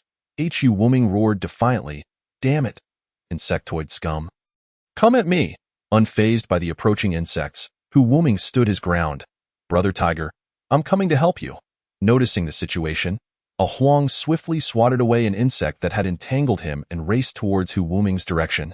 Just as he was about to unleash a spike of earth, he suddenly caught sight of something in the sky, his heart leaping with joy. "Excellent! It's the boss. The boss has returned." Chapter 66, A Frenzied Harvest. Telekinetic control. Before the approaching insectoid reinforcements could reach Hu Wuming, a blazing breath incinerated them, turning them to ash. Ding. Killed a first-stage greenwater mosquito. Evolution points 1523. Ding. Killed a first-stage great blade mantis. Evolution points 1982. Ding. Killed a 10th-stage hornet. Evolution points 963. Boss, you've finally arrived, Hu Wuming exclaimed in delight. Xiao Ting nodded. I'm here. After a brief exchange of pleasantries, he turned his attention to the circle of insectoid elites that had been engaged in battle with Hu Wuming. They were all formidable foes, none below the 4th stage of evolution. As Xiao Ting's gaze swept over them, a dozen elite insectoids exchanged glances, retreating in unison, their eyes betraying surprise as they whispered among themselves. How did he return? He didn't perish at the hands of humans. This isn't right. Aren't humans supposed to be powerful? Why does this dragon show no signs of injury? Reflecting on the days when they were relentlessly pursued and struck by humans, Xiao Ting returned unscathed, creating a stark contrast that left the elite insect warriors in disbelief. Were humans not ferocious in their onslaught against them? Why, then, had they faltered so dramatically before the mighty Jiaolong? Their fates seemed sealed. These elite beings of the insect clan offered substantial evolution points and could not be spared. A searing breath of flame surged forth, igniting the insect warriors in a conflagration of agony. Their wails echoing through the air. It hurts. Please, don't burn me. Those of higher ranks than the ordinary insects endured even greater suffering. While lesser insects were incinerated in an instant, they were subjected to a torturous 10 seconds of fiery torment. I beg you, spare me. Some insects, unable to withstand the pain, pleaded for mercy, but Xiao Ting remained deaf to their cries, having grown numb to such pleas after hearing them countless times. His ears felt calloused from the repetition. Ding. Killed a 5th-order water spirit insect. Evolution points 5322. Ding. Killed a 6th-order iron bee. Evolution points 6231. Ding. Killed a 4th-order flame lantern firefly. Evolution points 4712. The notifications of evolution points rang in his ears, tallying up to an impressive 60,000. Indeed, these elite insect warriors provided far more evolution points than their ordinary counterparts. However, the points required for his next ascension reached into the millions.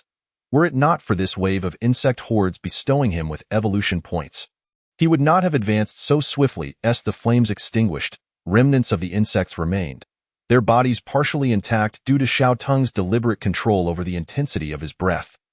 Otherwise, they would have turned to ash, making it impossible to devour their essence. The fire element was a bane to insects. Unfortunately, the challenge lay in the necessity for careful modulation of power, lest they be reduced to mere cinders. Disdainfully, Xiao Ting remarked upon the insect corpses, "It's your weakness that seals your fate." He promptly consumed the remains, for these higher-tiered insects possessed a greater variety of awakened talents, making them more rewarding to absorb. Ding! Endless devouring activated. Ding! Congratulations, host. You have absorbed D-class talent. Enhanced hearing. Enhanced hearing. D-class, your auditory perception is significantly heightened, improving by 500. Ding! Congratulations, host. You have absorbed B-class talent. Telekinesis. Telekinesis. B-class, your mental power increases by 30 based on your base attributes, allowing you to manipulate inanimate objects with your mind. Having absorbed 2 talents, one enhancing his hearing, Xiao Tung was acutely aware of the newfound clarity in his auditory perception, even detecting the subtle flow of air nearby. He could hear distant clashes, the chirping of insects, and the roars of creatures from afar. Coupled with his far-sight talent, this enhancement felt akin to possessing the ability of an extraordinary listener. However, the augmentation of hearing bore its own set of challenges. Should there exist talents that wield auditory attacks, it could pose a significant threat to him. The other talent, however, was particularly intriguing. Telekinesis. This was a psychic ability, and Xiao Tung contemplated its implications, in his recollection. Psychic talents often boasted formidable effects. His own mental manipulation was exceptionally powerful. If not for the immense energy required, brainwashing an individual would demand a considerable amount of mental fortitude, justifiably classified as an S-class talent. Thus, he preferred to eliminate weaker beings outright, as employing such a talent against them was unnecessary. Experimenting with telekinesis, he enveloped an insect's corpse in a blue glow, causing it to levitate.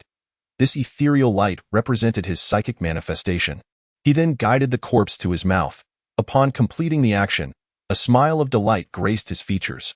This was telekinesis, the ability to control inanimate objects and retrieve them from a distance. Quite fascinating.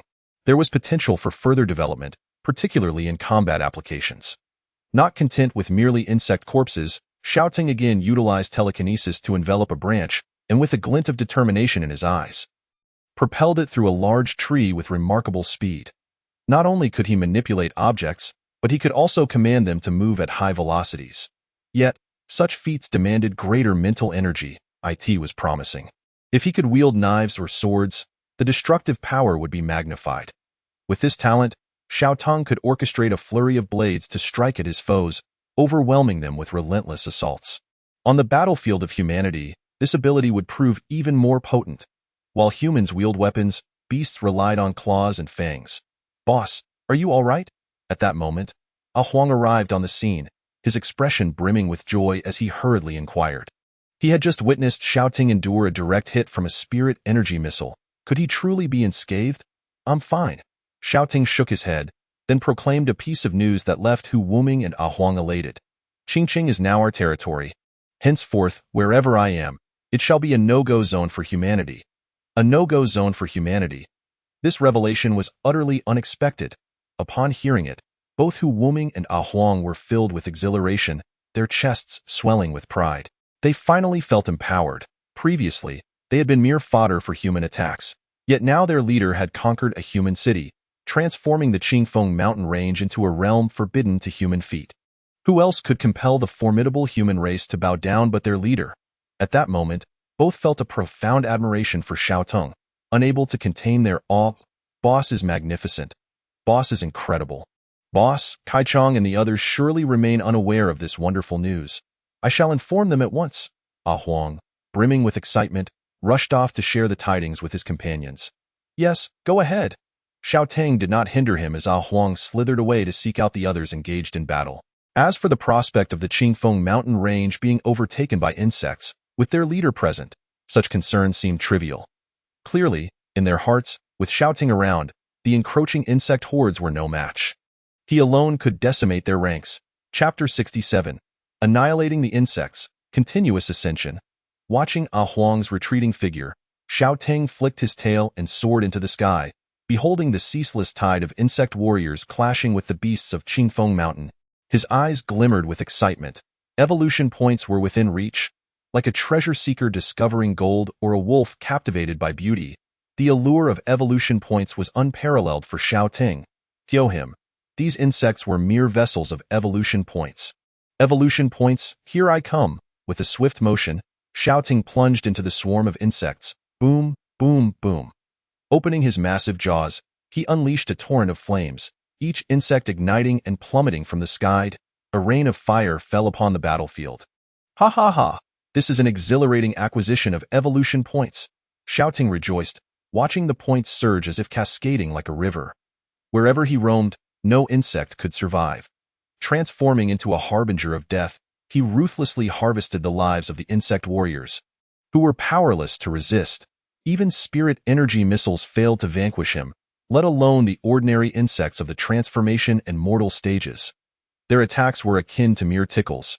He disregarded them entirely, too lazy to evade, for they posed no threat to him. How is he so powerful? It's terrifying. We cannot win. We cannot harm him at all. What realm is he even in? We are doomed. Several of the more intelligent insects, witnessing the massacre, felt a profound sense of despair. There was no hope for victory. Regardless of the number of insects that charged forward, the outcome remained unchanged in the face of such overwhelming strength. It was a fool's errand to believe they could overwhelm the Jiaolong by sheer numbers. "Queen, we must retreat. Let us bypass the Qingfeng mountain and seek refuge elsewhere." A muscular mosquito wailed as it approached the insect overlord. Clearly terrified by Xiaotong's onslaught, as it beheld the advancing Jiaolong and the dwindling ranks of its kin, the insect overlord felt a surge of fear, a genuine sense of despair, realizing that the dream of conquering the Qingfeng mountain was utterly hopeless. It issued two commands, one to have a portion of the insects provide cover for its discreet retreat, while the others were to charge at Xiao Teng to distract him and buy time. As the core of the insect army, the Overlord was essential. Should it perish, the insect calamity would cease to be a calamity, devolving into a disorganized mass of weak insects. The army would crumble into disarray. Insect overlords like it were exceedingly rare. As long as it remained, there was still hope to regroup and forge a new insect calamity, left a small contingent of intelligent insects to protect its escape, preserving the flame of the insect race, while the mindless, instinct-driven weaker insects would be sacrificed to Xiao Teng. Buzzing. With a final glance at the Qingfeng Mountain and the Jiaolong wreaking havoc, the insect overlord fled without looking back. Before departing, it issued one last command. Fight to the end. Hold back the Jiaolong. Having slaughtered from dawn until dusk, Xiao Teng finally lifted his head from the carnage. Gazing ahead, the places visible. Only a scattering of insects remained. The once formidable swarm of the insect race was no longer at its original scale, rendering it incapable of being referred to as a mighty army. They had been utterly annihilated. A wave of melancholy washed over Xiao Teng as he felt an emptiness within, a twinge of reluctance. Such a bountiful source of evolution points had now been eradicated. Regaining his composure, Xiao Teng opened the system panel, where a series of numbers greeted him, instilling a sense of satisfaction. This was indeed a gratifying slaughter. With so many evolution points, surely I can ascend several tiers. Let us see how many levels I can ascend, Xiao Teng declared without hesitation. System, promote me. Instantly, a series of system notifications chimed in, music to Xiao Teng's ears. Ding, congratulations, host. You have ascended to Extraordinary Tier 9. The next tier, Extraordinary Tier 10, requires 1.8 million evolution points. Ding, congratulations, host. You have ascended to Extraordinary Tier 10. The next tier, Awakening Tier 1, requires 10 million evolution points. The system ceased its promotions after 2 tiers, leaving Xiao Teng at Extraordinary Tier 10, just a step away from his next evolution. Upon reading the final notification, Xiao Teng couldn't help but express his thoughts. The next realm is Awakening. It requires an astonishing 10 million evolution points. How excessive! He had not even accumulated 10 million evolution points from exterminating the insect race, still needing approximately 3 million, which was quite close. However, this was reasonable, as he was attempting to break through a significant realm. Each tier represented a watershed moment. To ascend, the required evolution points increased exponentially, often multiplying by several times, even exceeding the previous tier's requirements. Moreover, with each evolution, his strength would surge dramatically, enhancing his combat prowess. Xiao Teng increasingly sensed that the spiritual energy of this world was gradually becoming insufficient for a being of his caliber. Originally, he was expected to reach the extraordinary realm only in the mid to late stages of spiritual energy recovery. Yet he had achieved it within a mere few days. His progress far surpassed that of other beings in the world. Oh well, I am already half a step towards invincibility. There is no need to rush. As he approached the awakening realm, Xiao Teng's mindset shifted, allowing him to feel an extraordinary sense of ease, as if he were merely playing a game in this world. Everything appeared quite trivial to him. In simpler terms, he felt untouchable. After all, with one more breakthrough, even nuclear weapons would be powerless against him. No amount could extinguish his life, rendering him truly invincible. Even if other beings were granted another half a year to catch up to Xiao Teng, it would be a formidable challenge, as the demand for spiritual energy would only increase, and the speed of ascension would inevitably slow. After his ascension, Xiao Teng's physique elongated by another 10 meters, surpassing 100 meters in length, transforming into a colossal beast. His teeth reached several meters in length, surpassing those of many animals. Furthermore, the elemental power within him surged correspondingly, allowing him to store more lightning and fire elements. The range of his fiery breath expanded to 250 meters, while his laser beam could now reach 1,500 meters. Next came the devouring talent. Xiao Teng gazed down at the thick layer of insect bodies on the ground. Many had been reduced to ash, yet a portion remained intentionally preserved for him to devour. Floating in the air, a blue glow enveloped the insect corpses, forming a sphere that floated before him. Opening his massive jaws, Xiao Teng inhaled everything in. Chapter 68. Combat power soars, devouring a wealth of talents. Just as Xiao Teng consumed the corpses, a deluge of system notifications overwhelmed him. Ding! The endless devouring talent is activating. Ding! Congratulations, host. You have devoured the B-tier talent. Win listener. Ding!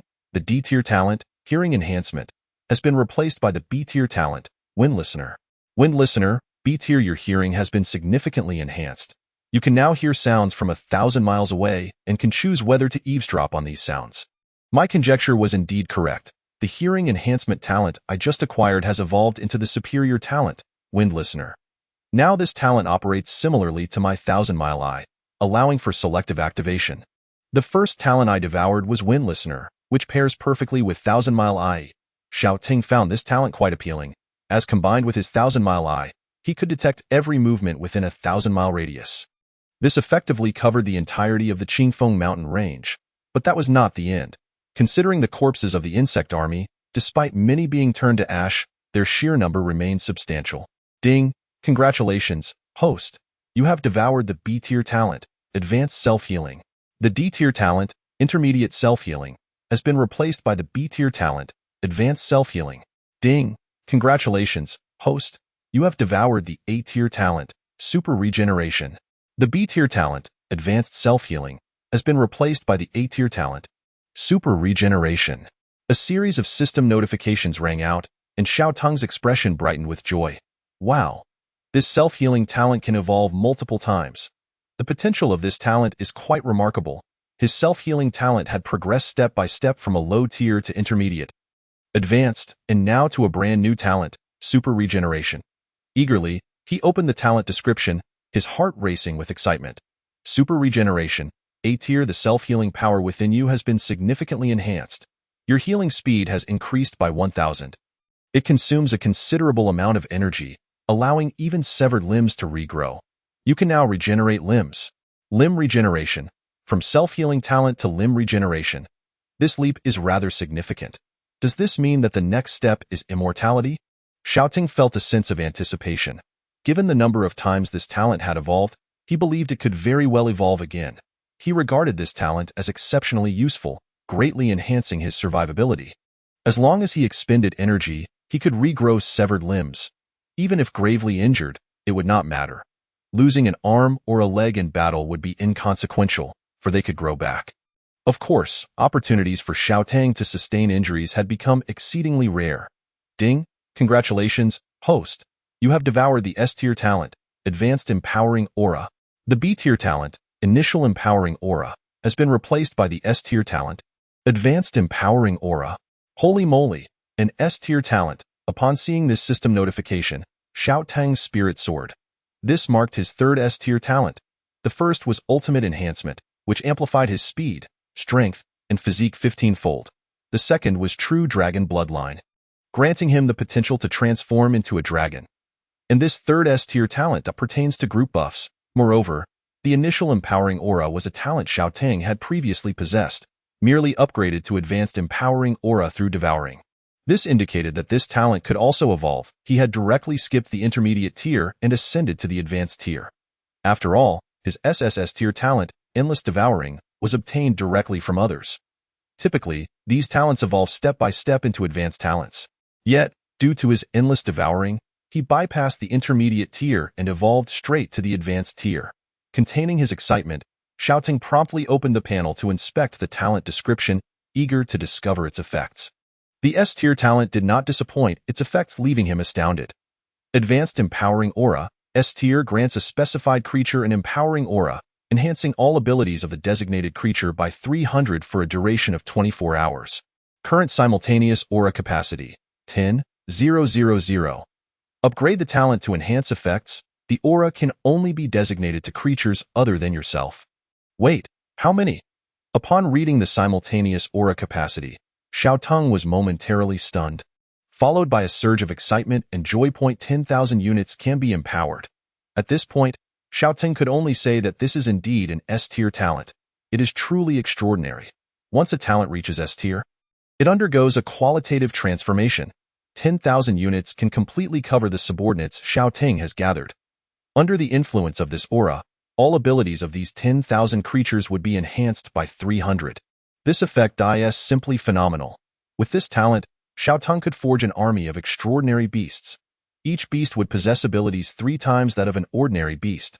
If someone on the human side acquired this talent, they would undoubtedly be fit to become a general. Upon realizing this, Xiaoting decisively bestowed the buff upon his subordinates in the Qingfeng mountain range.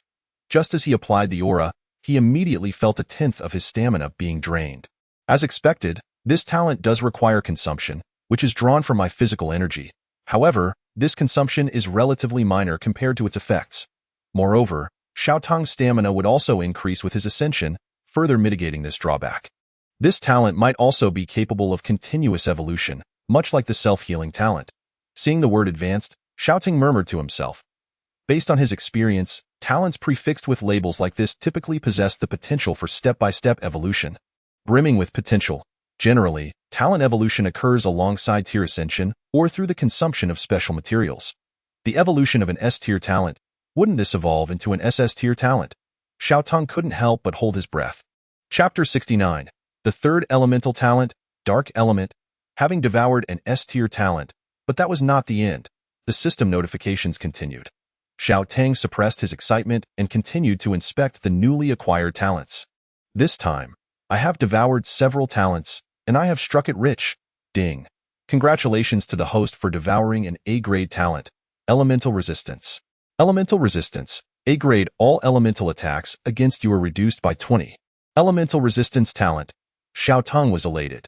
Another resistance talent, and it is Elemental Resistance. With this addition, he now possesses 3 resistance talents. Explosion Resistance, which reduces explosion damage by 50.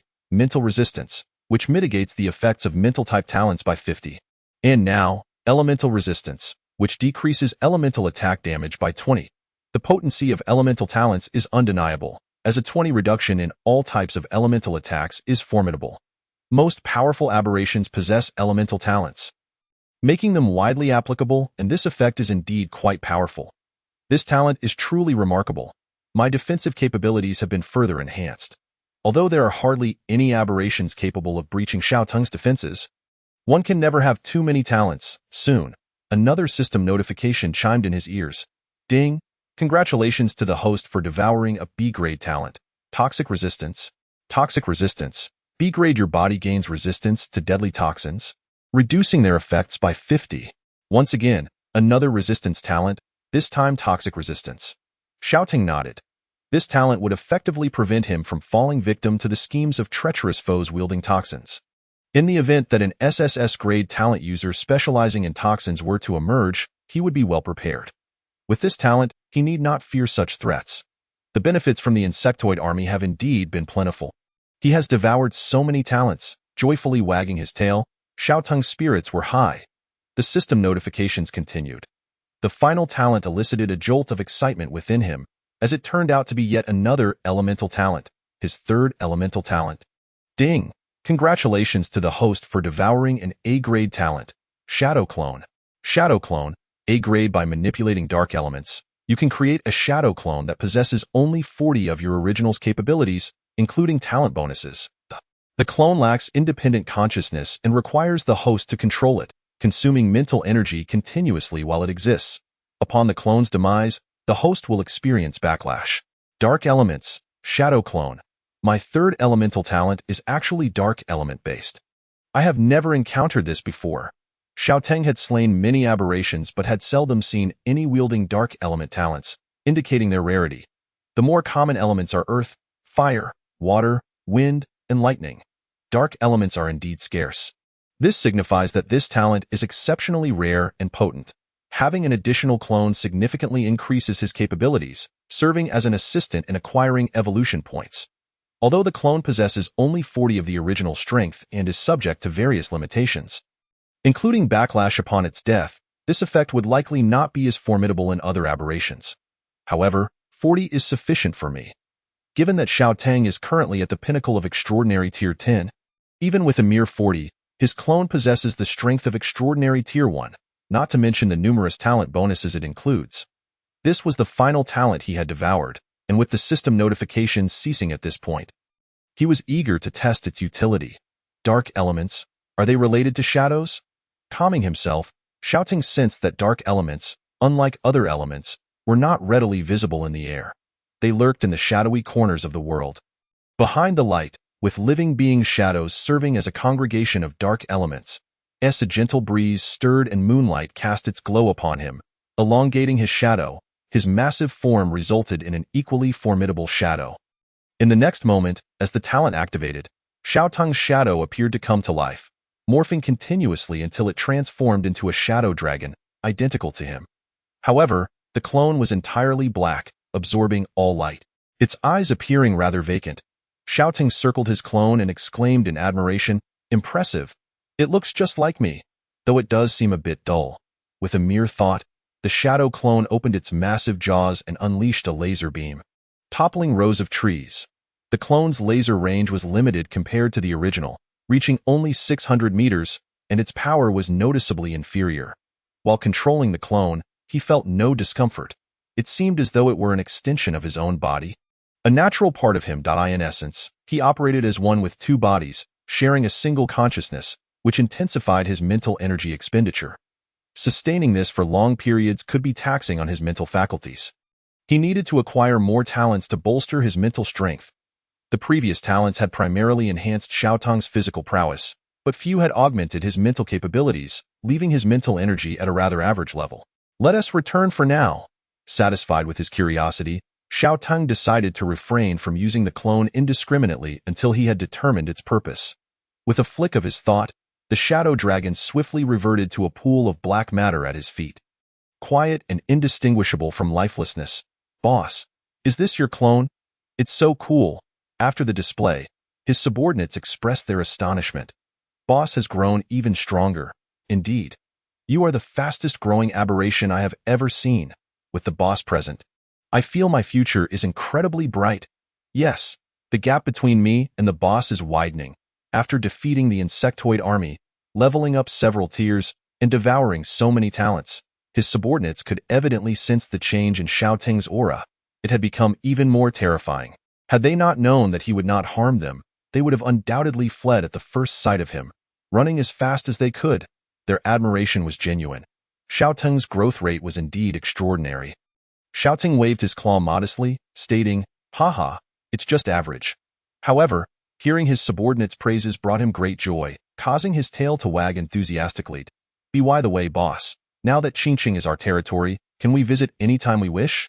A Huang inquired while gazing at the city, now a charred remnant of its former self, ravaged by fire. Their domain now extended beyond the Qingfeng Mountains to include the human city of Qingcheng. "Yes, boss, I've never been to a human city before. I can't wait to see it." This eagerness came from Jin Gang, who had read numerous human books and harbored immense curiosity about all things human. The prospect of entering a human city to learn more about them was thrilling. Upon hearing this, Xiaotang turned his gaze toward Jin Gang. He resembled a colossal black gorilla, a magnified version of an ordinary gorilla. Yet, unlike the common gorilla, his eyes radiated intelligence, revealing a thirst for knowledge. Behind Jin Gang, the monkey tribe members were leaping about, visibly excited.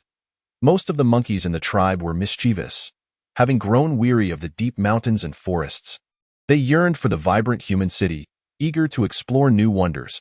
Observing Jin Gang's fervent gaze, Xiaotang could not help but ask, "Are you very eager to study humans?" Chapter 70. The war concludes. Jin Gang's ambition. Upon hearing Xiaotang's question, Jin Gang paused momentarily, then nodded resolutely, proclaiming, "Boss, although humans have been detestable, having killed many of our kin, they possess qualities worthy of our emulation. Their technological advancements and civilization have always surpassed ours. From the books I've read, I learned that humans' ancestors were once monkeys like us. Therefore, I ponder, if humans can achieve such feats, why can't we? After all, we are the ancestors of humans. So, boss, please allow our monkey tribe to settle in Qingqing. This way, we can more conveniently learn everything about humans and ultimately defeat them." Jian Gang spoke fervently, his words spilling forth, then looked at Xiaotang anxiously. Without a doubt, after enduring numerous assaults from humans, the aberrations of Qingfeng Mountains harbored deep-seated animosity and prejudice against them. Jian Gang feared that his fondness for human culture would label him as an outcast, prompting him to speak hastily. Voicing such thoughts was a gamble, and he had braced himself for Xiaotang's potential wrath. To his surprise, Xiaotang was not the furious figure he had anticipated.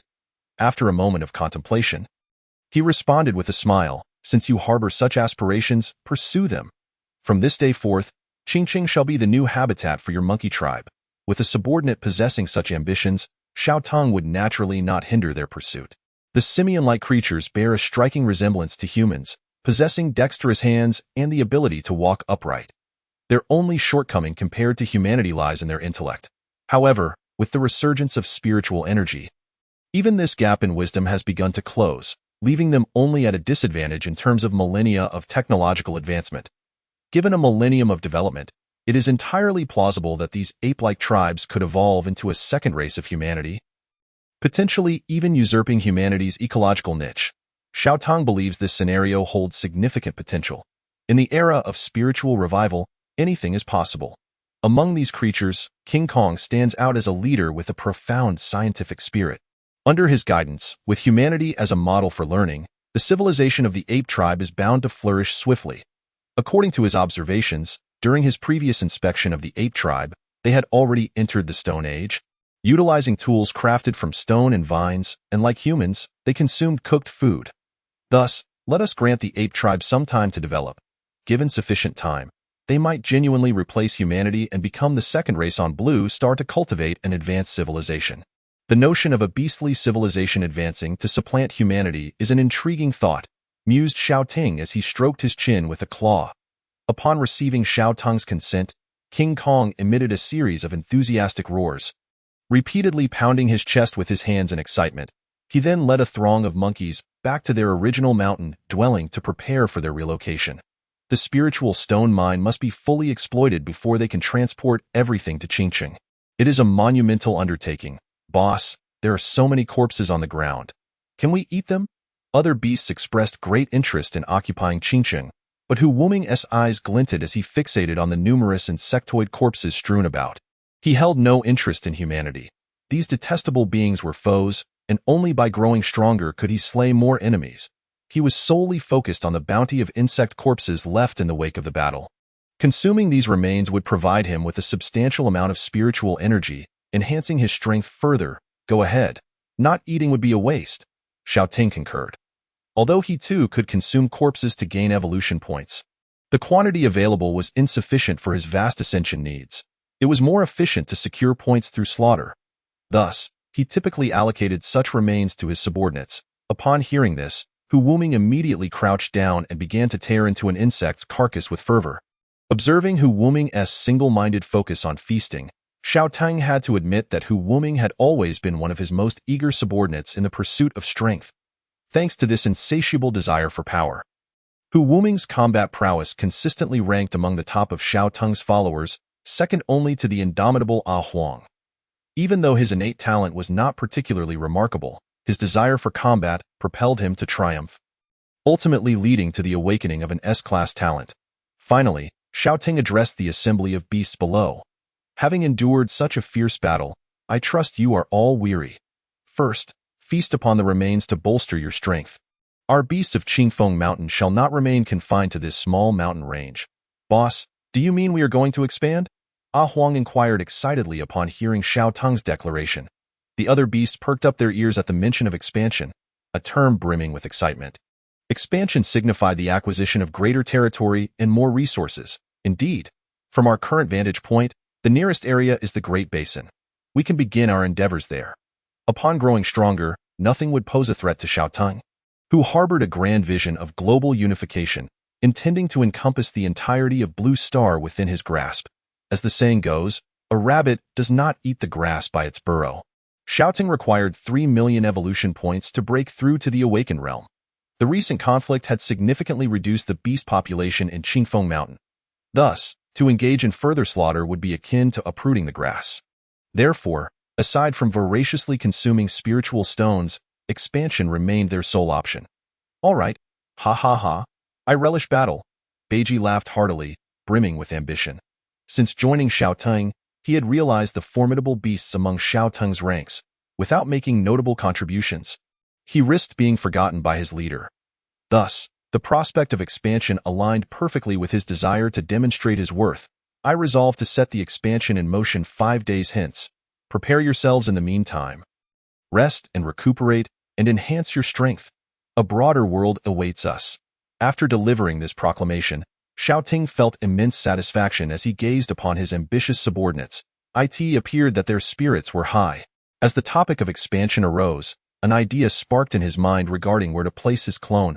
Without lingering, Xiaoting unfurled his body, soaring into the heavens, and made his way to the river where he had once decimated the crocodile tribe.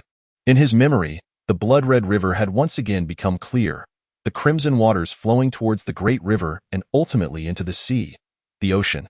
Xiaotang's eyes glimmered with contemplation. A dragon. He harbored a deep affection for water. Since the resurgence of spiritual energy, he had yet to visit the sea. However, just by imagining it, he understood that the ocean would be far more perilous than the land. Prior to the resurgence, the creatures of the ocean surpassed those on land in strength. After the revival, the beasts of the sea would likely be even more formidable, given their larger size, but constrained by their physical structure. They could not venture onto land. Should they ever break free from the confines of the sea, terrestrial creatures would face an invasion from oceanic life forms, a matter for the future. The blood rain that fell into the ocean would not go to waste.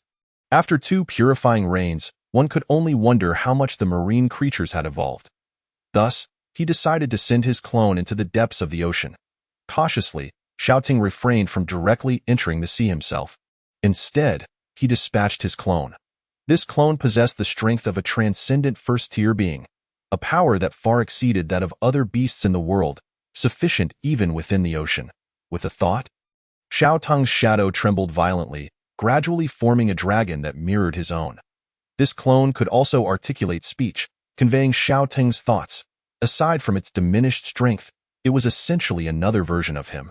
Ocean, here I come. With a splash, the shadow dragon plunged into the river, gliding along the riverbed towards the sea.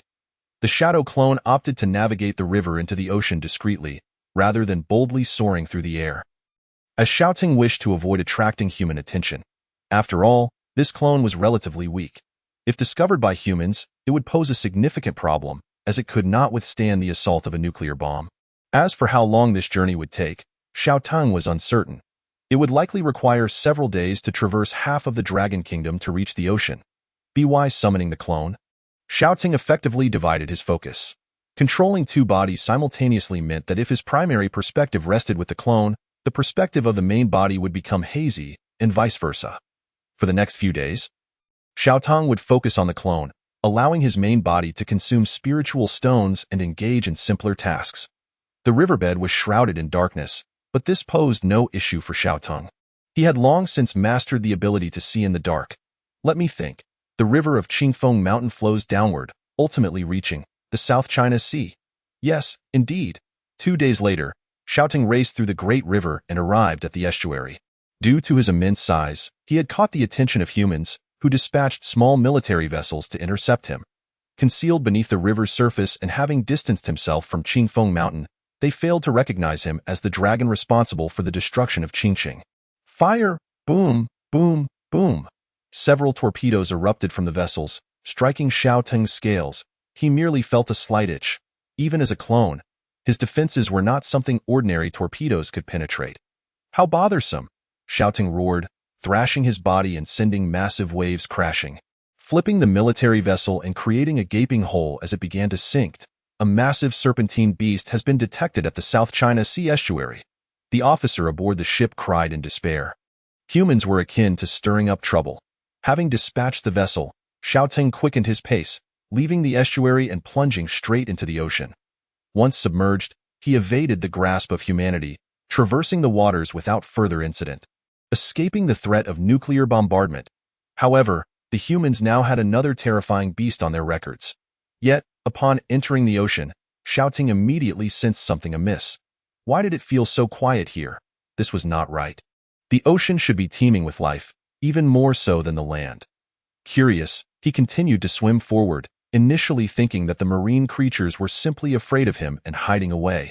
However, after suppressing his presence, the silence persisted, prompting him to consider a possibility. Could it be that humans had already bombarded the ocean with nuclear weapons? Would any life forms be able to survive in a sea tainted by nuclear pollution? Even those that managed to endure would likely have awakened talents capable of resisting such contamination. As he continued to swim through the ocean tainted by nuclear pollution, Xiaoting began to feel an overwhelming discomfort throughout his body. Although it was not life-threatening, he found himself utterly repulsed by this predicament. Indeed, this place had been ravaged by nuclear bombardment. Xiaotung could now ascertain that the majority of marine life in the South China Sea had succumbed to the effects of nuclear contamination. His journey had not been in vain. Rather, it presented a remarkable opportunity to encounter talents that could thrive amidst nuclear radiation, even feasting upon it. Moreover, not all marine creatures had perished. Many had retreated to the depths of the ocean, managing to survive. However, in the shallow waters, where nuclear pollution was most severe, there was virtually no sign of life. Thus, Xiaoting proceeded cautiously towards the deep sea. Suddenly, a swordfish measuring 20 meters in length, adorned with a 10-meter-long sharp horn atop its head, charged directly at him. Ancient swordfish, demonic tier 8, talent. Supercharge, D grade, 10-fold strength amplification, B grade, acceleration, C grade, nuclear radiation mutation, A grade. Upon seeing the panel above the swordfish's head, Xiaotung's heart soared. Indeed, there existed a talent related to nuclear radiation. Chapter 71. Nuclear radiation mutation, slaughter of marine life. The swordfish, relying on its sharp horn, impaled smaller fish with ease, and after evolution, its horn had become even more lethal. Did it dare to attack me? Clearly, it had lost its wits due to nuclear pollution. With a swift movement, Xiaoting evaded the swordfish's charge and seized its horn with his claws. The ancient swordfish struggled against his grip, but with its most vital weapon captured, escape was futile. At that moment, Xiaoting scrutinized the swordfish's visage, which was undeniably grotesque. Its face was pockmarked, and it was covered in pustules, evidence of the ravaging effects of nuclear radiation that had rendered it utterly devoid of the desire to feed. Could it be that the talent for consuming nuclear radiation also marred one's appearance? Should I consider absorbing this talent? Xiaotung couldn't help but glance again at the information panel above the ancient swordfish. The nuclear radiation mutation. You are no longer harmed by nuclear radiation. In a radioactive environment, your speed, stamina, and strength are amplified by 200. Within a radioactive environment, your body may undergo mutations at any moment. Current mutation. Your body has undergone unknown alterations, increasing in size by 50. Your body is covered in pustules. Your vision has significantly enhanced. Your intelligence has decreased by 80. After reading this, Xiaotung concluded that this talent was only suitable for the luckiest of individuals. The mutations induced by this talent were entirely uncontrollable. One could easily transform into an unsightly monster, yet there was also the possibility of developing formidable effects. Imagining a dragon covered in pustules sent a shiver down his spine, leaving him in a state of indecision. With determination, Xiaoting tightened his grip and, with a forceful twist, snapped the horn. The ancient swordfish let out a heart-wrenching cry, its eyes filled with terror. Living in such a hideous form must be a torment. It was best for it to find peace. With a sizzling sound, a laser beam struck, obliterating the ancient swordfish. Ding! Killed demonic tier 8 ancient swordfish, evolution points 8531, allowing the carcass to sink to the ocean floor. Xiaoting decided against absorbing this talent. After all, it was merely an A-grade talent, and the risk outweighed the potential reward. One swordfish yielded over 8,000 evolution points. Indeed, marine life was far more formidable than its terrestrial counterparts. Encountering a mere swordfish that was demonic tier 8 was a rarity on land. Yet here it was commonplace. As the scent of blood wafted through the waters, commotion erupted from deeper within the ocean. Shadows of creatures began to converge upon the carcass of the ancient swordfish, their massive jaws tearing at the flesh, even engaging in fierce combat for a greater share of the meat, causing more blood to seep into the water. Gradually, the number of shadows swelled to dozens, each impressive in size, with many exceeding 20 meters in length. These creatures were primarily sharks of various kinds, drawn to the scent of blood, their acute senses enabling them to locate food swiftly. Watching the fray below with indifference, Xiaoting gathered electrical energy in his mouth, swinging his head as he unleashed a barrage of laser beams upon the group. A cacophony of screams erupted. We're under attack. Who did that? Who broke my tail? Up there. A giant python. Stop. Let us take him down together. In their fury, the sharks failed to recognize Xiaoting's superiority. Instead, they bristled with aggression. eager to devour him. Die in the ocean, his massive form, spanning over 100 meters, was not particularly intimidating. They had encountered blue whales measuring 300 meters. They're all coming for me. What a relief. No need to chase them down. Shouting rejoiced, his spirits lifted. He despised the time wasted in pursuing prey. Allowing them to close in, he prepared to unleash devastation upon them. The sharks, with their eyes fixed on him, hesitated, each reluctant to be the first to strike. That's a bit large, isn't it? Who goes first? Of course, we strike together. Do you expect me to sacrifice myself? It's your kind that inflicted the worst injuries on us. Several of my brothers lost their teeth. How absurd. It was you who bit us until our teeth fell out. Observing their indecision and reluctance to attack, Shouting couldn't he help but find their bickering amusing. A ragtag bunch with a roar, he unleashed his laser beams, slicing through them effortlessly, instantly staining the azure waters crimson with their remains. My goodness. How powerful! Run!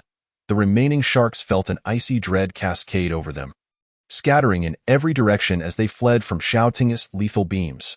None had ever run so fast. The unfortunate ones struck by the lasers met their demise without exception. The sharks were left in a state of shock. Please don't kill me. I'll be your subordinate. Be gone. You're only fit to be food. Ding. Killed demonic tier 3 spiny shark. Evolution points 3536. Ding. Killed demonic tier 4 fangtooth shark. Evolution points 4369. Ding. Killed demonic tier 2 red-eyed shark. Evolution points 2361. A minute later, every last shark lay dead. These sharks were all above demonic tier, significantly enhancing the efficiency of slaughtering marine life for evolution points.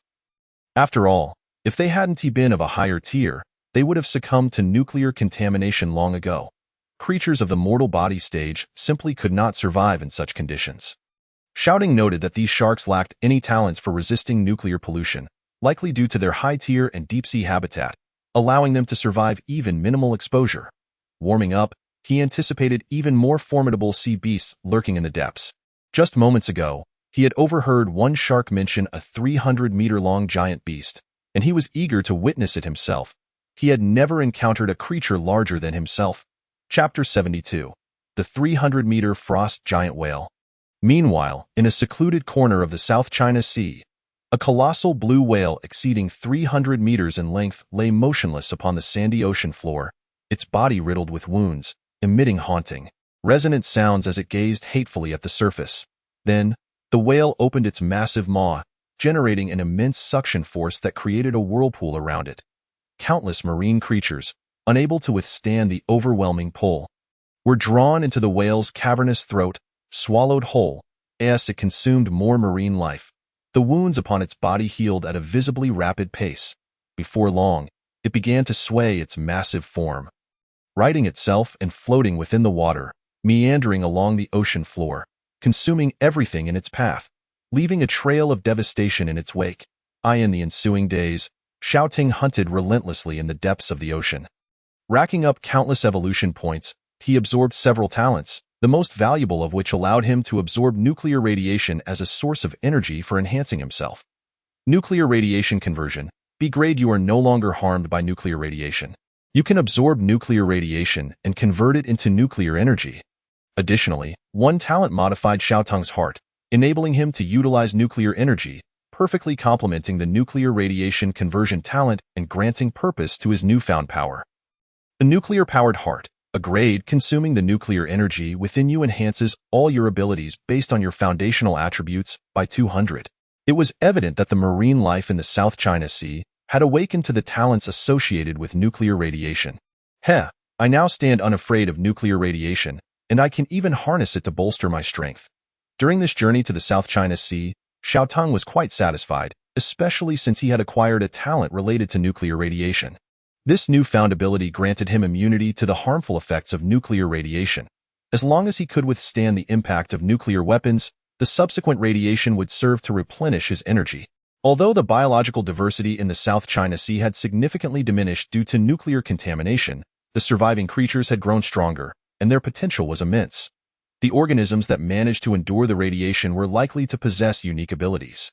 If they were to ascend to land in the future and retaliate against humanity, A horde of beings unafraid of nuclear weapons could wreak havoc upon human cities. TSK, TSK, TSK.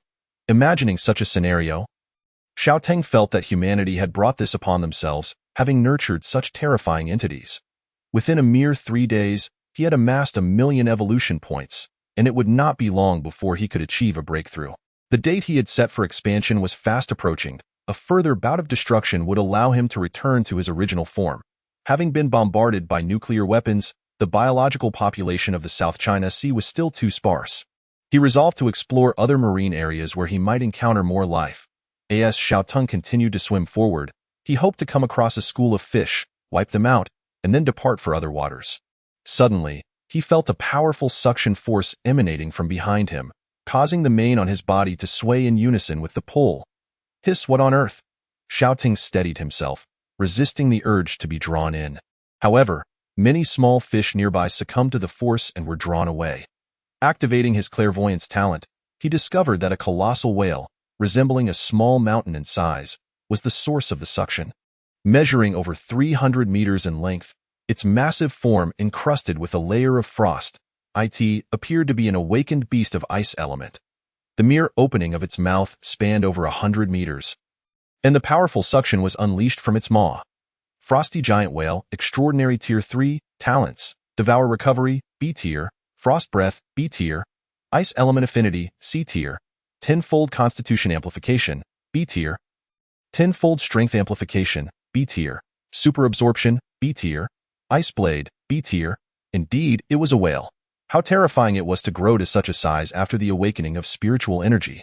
Xiaoteng had only reached just over 100 meters at Extraordinary Tier 10, while this Extraordinary Tier 3 whale measured 300 meters. One must admit, such racial talents are indeed formidable. Prior to the awakening of spiritual energy, size equated to combat power, and this principle often held true even afterward. A larger size indicated greater strength, with tougher skin capable of absorbing more damage. Extraordinary Tier 3 was the highest tier of creature Xiaoteng had encountered thus far. Perhaps due to its large mouth, it consumed more, thus absorbing more spiritual energy. You shall be my first kill among extraordinary creatures. Xiaoteng was curious about how many evolution points an extraordinary creature would yield. Without hesitation, he relaxed his body, allowing himself to be drawn into the whale's vicinity. The frosty giant whale was happily using its talent to draw in small fish when a 100-meter-long dragon suddenly appeared before it, startling it. Hello, Xiaoteng grinned widely, greeting the creature. The frosty giant whale, taken aback, condensed water into ice, forming several ice blades that rapidly shot towards Xiaoteng, a commendable reaction. Crack! The ice blades struck Xiaoteng, shattering into icy fragments, yet nothing more occurred. Who are you? Where did you come from? I have never seen your kind before. Seeing that even its attack could not breach Xiaoteng's defenses, the frosty giant whale ceased its aggression and began conversing with him. Why should I tell you? The frosty giant whale was infuriated by Xiaoteng's demeanor. No one had ever dared speak to it in such a manner. Yet, it had to restrain its anger and continued to engage in conversation to divert Xiaoteng's focus. Mighty Dragon King, there is no need for us to harm one another. We have no conflict of interest. The ocean is vast, and there is little food here. This is not a desirable territory. If you wish to claim it, I shall vacate it for you. Who says there is no food? Is it not right before us? Food right before us? The frosty giant whale was momentarily taken aback. Unable to comprehend, Xiaoteng smirked at the frosty giant whale and unleashed a laser from his mouth, piercing through its body amidst its anguished cries. Thanks to the whale's immense size, the laser easily struck its mark, creating a gaping hole from which blood gushed forth. Are you not the food? Exclaimed Xiaoteng, so large, I could never finish it all. A 300-meter-long giant whale indeed was more than he could consume. You go too far. The frosty giant whale roared in anger, feeling its life force ebbing away, and Xiaoteng's murderous intent did not wane. Xiaoteng genuinely regarded it as prey. Gathering ice elements within its mouth, it unleashed a torrent of frost breath towards Xiaoteng, freezing the surrounding seawater. Xiaoteng found himself encased in the frozen water. Humph! How audacious to consider me food. This is your fate. Chapter 73. The Fall of the Frosty Giant Whale and the Great Expansion Crack. As the frosty giant whale's words faded, the sound of ice cracking echoed, and the frozen seawater fractured into a web-like pattern, so swift. The frosty giant whale was astonished. It had not anticipated Xiao Tang would escape the icy confinement so quickly. It hurriedly opened its mouth to continue exhaling frost, aiming to refreeze Xiao Ting. Crack! In an instant, the ice shattered into countless pieces. Xiao Ting shook himself free and raised a claw. Lightning spear. A cacophony of sounds erupted as lightning elements coalesced, forming a blue spear emanating an aura of extreme danger behind Xiao Ting. This was a worthy occasion to employ his strongest single-target attack against an extraordinary Tier 3 creature. What is that? The frosty giant whale was clearly alarmed, feeling a chill run down its spine. The spear exuded an overwhelming sense of peril, and it knew that being struck would surely lead to its demise. The frosty giant whale hastily sent a telepathic message to Xiao Ting. Wait, let us discuss this. Go. Before the creature could finish its plea, Xiao Ting aimed the lightning spear directly at the whale's gaping maw, launching it forth at breakneck speed, colliding with the ice elements it had gathered. Boom! The ice elements dissipated in an instant. The lightning spear pierced through the frosty giant whale's body, exploding within its mouth, enveloping it in a brilliant blue light. With a thunderous roar, the massive form of the frosty giant whale shattered into countless fragments. The ocean became awash with tiny morsels of flesh, transforming the water into a crimson hue. Ding! Killed extraordinary Tier 3 frosty giant whale. Evolution points 32,514. Hearing the system notification, Xiao Ting's eyes brightened. Over 30,000 evolution points. The slaughter of an extraordinary creature yielded over 10,000 evolution points. This was tenfold that of a transcendent creature. If only there were more extraordinary beings, leveling up would become far easier. Xiao Tang used his psychic energy to manipulate a fragment of the frosty giant whale's body, consuming it. Ding! Endless Devour activated. Ding! Congratulations, host has absorbed B-tier talent, Devour Recovery. Devour Recovery, B-tier. When you consume flesh, your injuries will swiftly heal. This was indeed the frosty giant whale's innate talent. What fortuitous luck to have acquired it. Once again, it was a recovery-type talent. Xiao Ting now possessed 3 such abilities: Healing Infusion, Ultra-Rapid Regeneration, and Devour Recovery. With so many recovery talents, even if he were injured, he could quickly recuperate. Whether through spiritual energy or consuming corpses, or, at the very least, self-healing, he had ample means of recovery. Gazing at the fragmented body of the frosty giant whale before him, Xiao Ting mused, with the nourishment from these carcasses, the South China Sea shall give rise to a new powerhouse. Or perhaps several. The total amount of spiritual energy remained constant. The death of one strong entity signified the birth of another. Xiao Ting did not consume the entirety of the frosty giant whale's remains. The death of one whale could sustain countless others. The creatures of the South China Sea had already been culled extensively, and it was time to seek new realms. Constantly slaughtering in one location was not wise. One must rotate their harvest. After casting a final glance at the blood-stained waters of the South China Sea, Xiao Tang chose a direction and departed. While en route, he switched his main perspective back to his original form. Ding! Consumed Spirit Stone. Evolution points 300,000. Xiao Tang lifted his head from the Spirit Stone vein, having been devouring it for days, creating a significant cavity in its structure. The cave concealing the Spirit Stone vein had been expanded dozens of times by Xiao Tang's lasers, accommodating his 100-meter-long body. Boss, today marks the day of great expansion. Observing Xiao Tang's revitalized demeanor, the pangolin reminded him. Xiao Tang turned to the pangolin, noting its growth to a length of 8 meters. Its body clad in hard brown scales, layered one atop the other. Its foreclaws had also lengthened and sharpened considerably, clearly suited for burrowing. The pangolin now stood upright on its robust hind legs. Its foreclaws held close to its chest, resembling a T-Rex, using its tail for support as it ambled about. Rock-breaking pangolin, extraordinary Tier 1, talents, talent, earth burrowing, C tier, rapid excavation, C tier, heavy armor, B tier, powerful claw strike, D tier, explosive claw, B tier. Pangolin, have you broken through? Hee. Indeed, boss, I have grown stronger. As he spoke, Liu raised his sharp claws and struck towards a nearby or vein with a flourish. Bang! The claws collided with the spirit stone, producing a thunderous explosion, akin to something bursting forth, with sparks flying in every direction. Upon closer inspection, The spirit stone vein appeared as though it had been ravaged by a bomb. Splintered and shattered. It was evident that a viscous substance coated Liao's claws. When subjected to intense friction, it would detonate, thus imbuing Liao's claw strikes with explosive damage. Not bad, keep it up, Xiao Tang commended. Noting that Liao had indeed been diligent in enhancing his strength over the past few days. I will, Liao replied, scratching his head in bashfulness at the praise. Boss, everyone has been working tirelessly to prepare for the grand expansion. Each day is spent either devouring spirit stones or hunting to hone our skills. Upon noticing Xiao Tang's awakening, A Huang emerged from the side, his size now exceeding 50 meters, and he had also ascended to the extraordinary third tier. Though his talents remained unchanged. Where have Hu Wuming and the others gone? Xiao Ting inquired, surveying the cave, which was occupied only by the pangolins, A Huang, and the blood-forged wolf pack feasting on spirit stones. Hu Wuming and the others have gone hunting. They mentioned that staying here all day to eat spirit stones was rather dull, and they wished to stretch their legs, A Huang explained. Xiao Ting nodded, waving his hand at it. Seems you all are well prepared. Gather everyone and march towards the Great Basin. As you wish, my king. I will send the wolf pups to inform them. Blood Forged promptly took upon himself the task of relaying the message.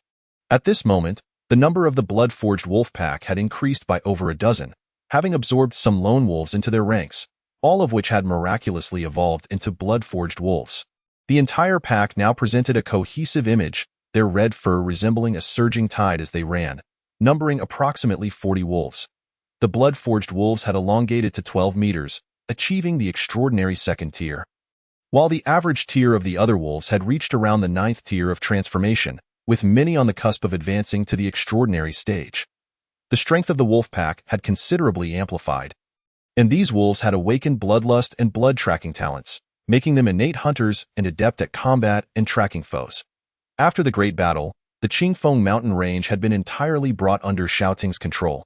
Teaming with his subordinates, Hu Wuming and Kai Chong, now with their own underlings, had claimed territories within the Qingfeng mountain range, hunting within their domains. At this juncture, the Qingfeng mountain range was nearly divided among them. Being Xiao Tang's subordinates and having fought together, the bonds among these beasts were exceptionally strong. When they encountered one another, they would hunt together and share their spoils, fostering a harmonious and thriving scene. As for the other weaker beasts in the Qingfeng mountain range, they were regarded merely as resources to be consumed, for the law of nature dictates that the weak become prey for the strong. However, they exercised restraint in their hunting, mindful not to deplete their resources entirely, realizing the necessity of expansion. Remaining in one place to hunt would inevitably lead to scarcity. To acquire more spiritual resources, and to enhance their strength and evolutionary speed. Expansion was their only viable option. Besides, with their own formidable capabilities, why not claim a larger territory?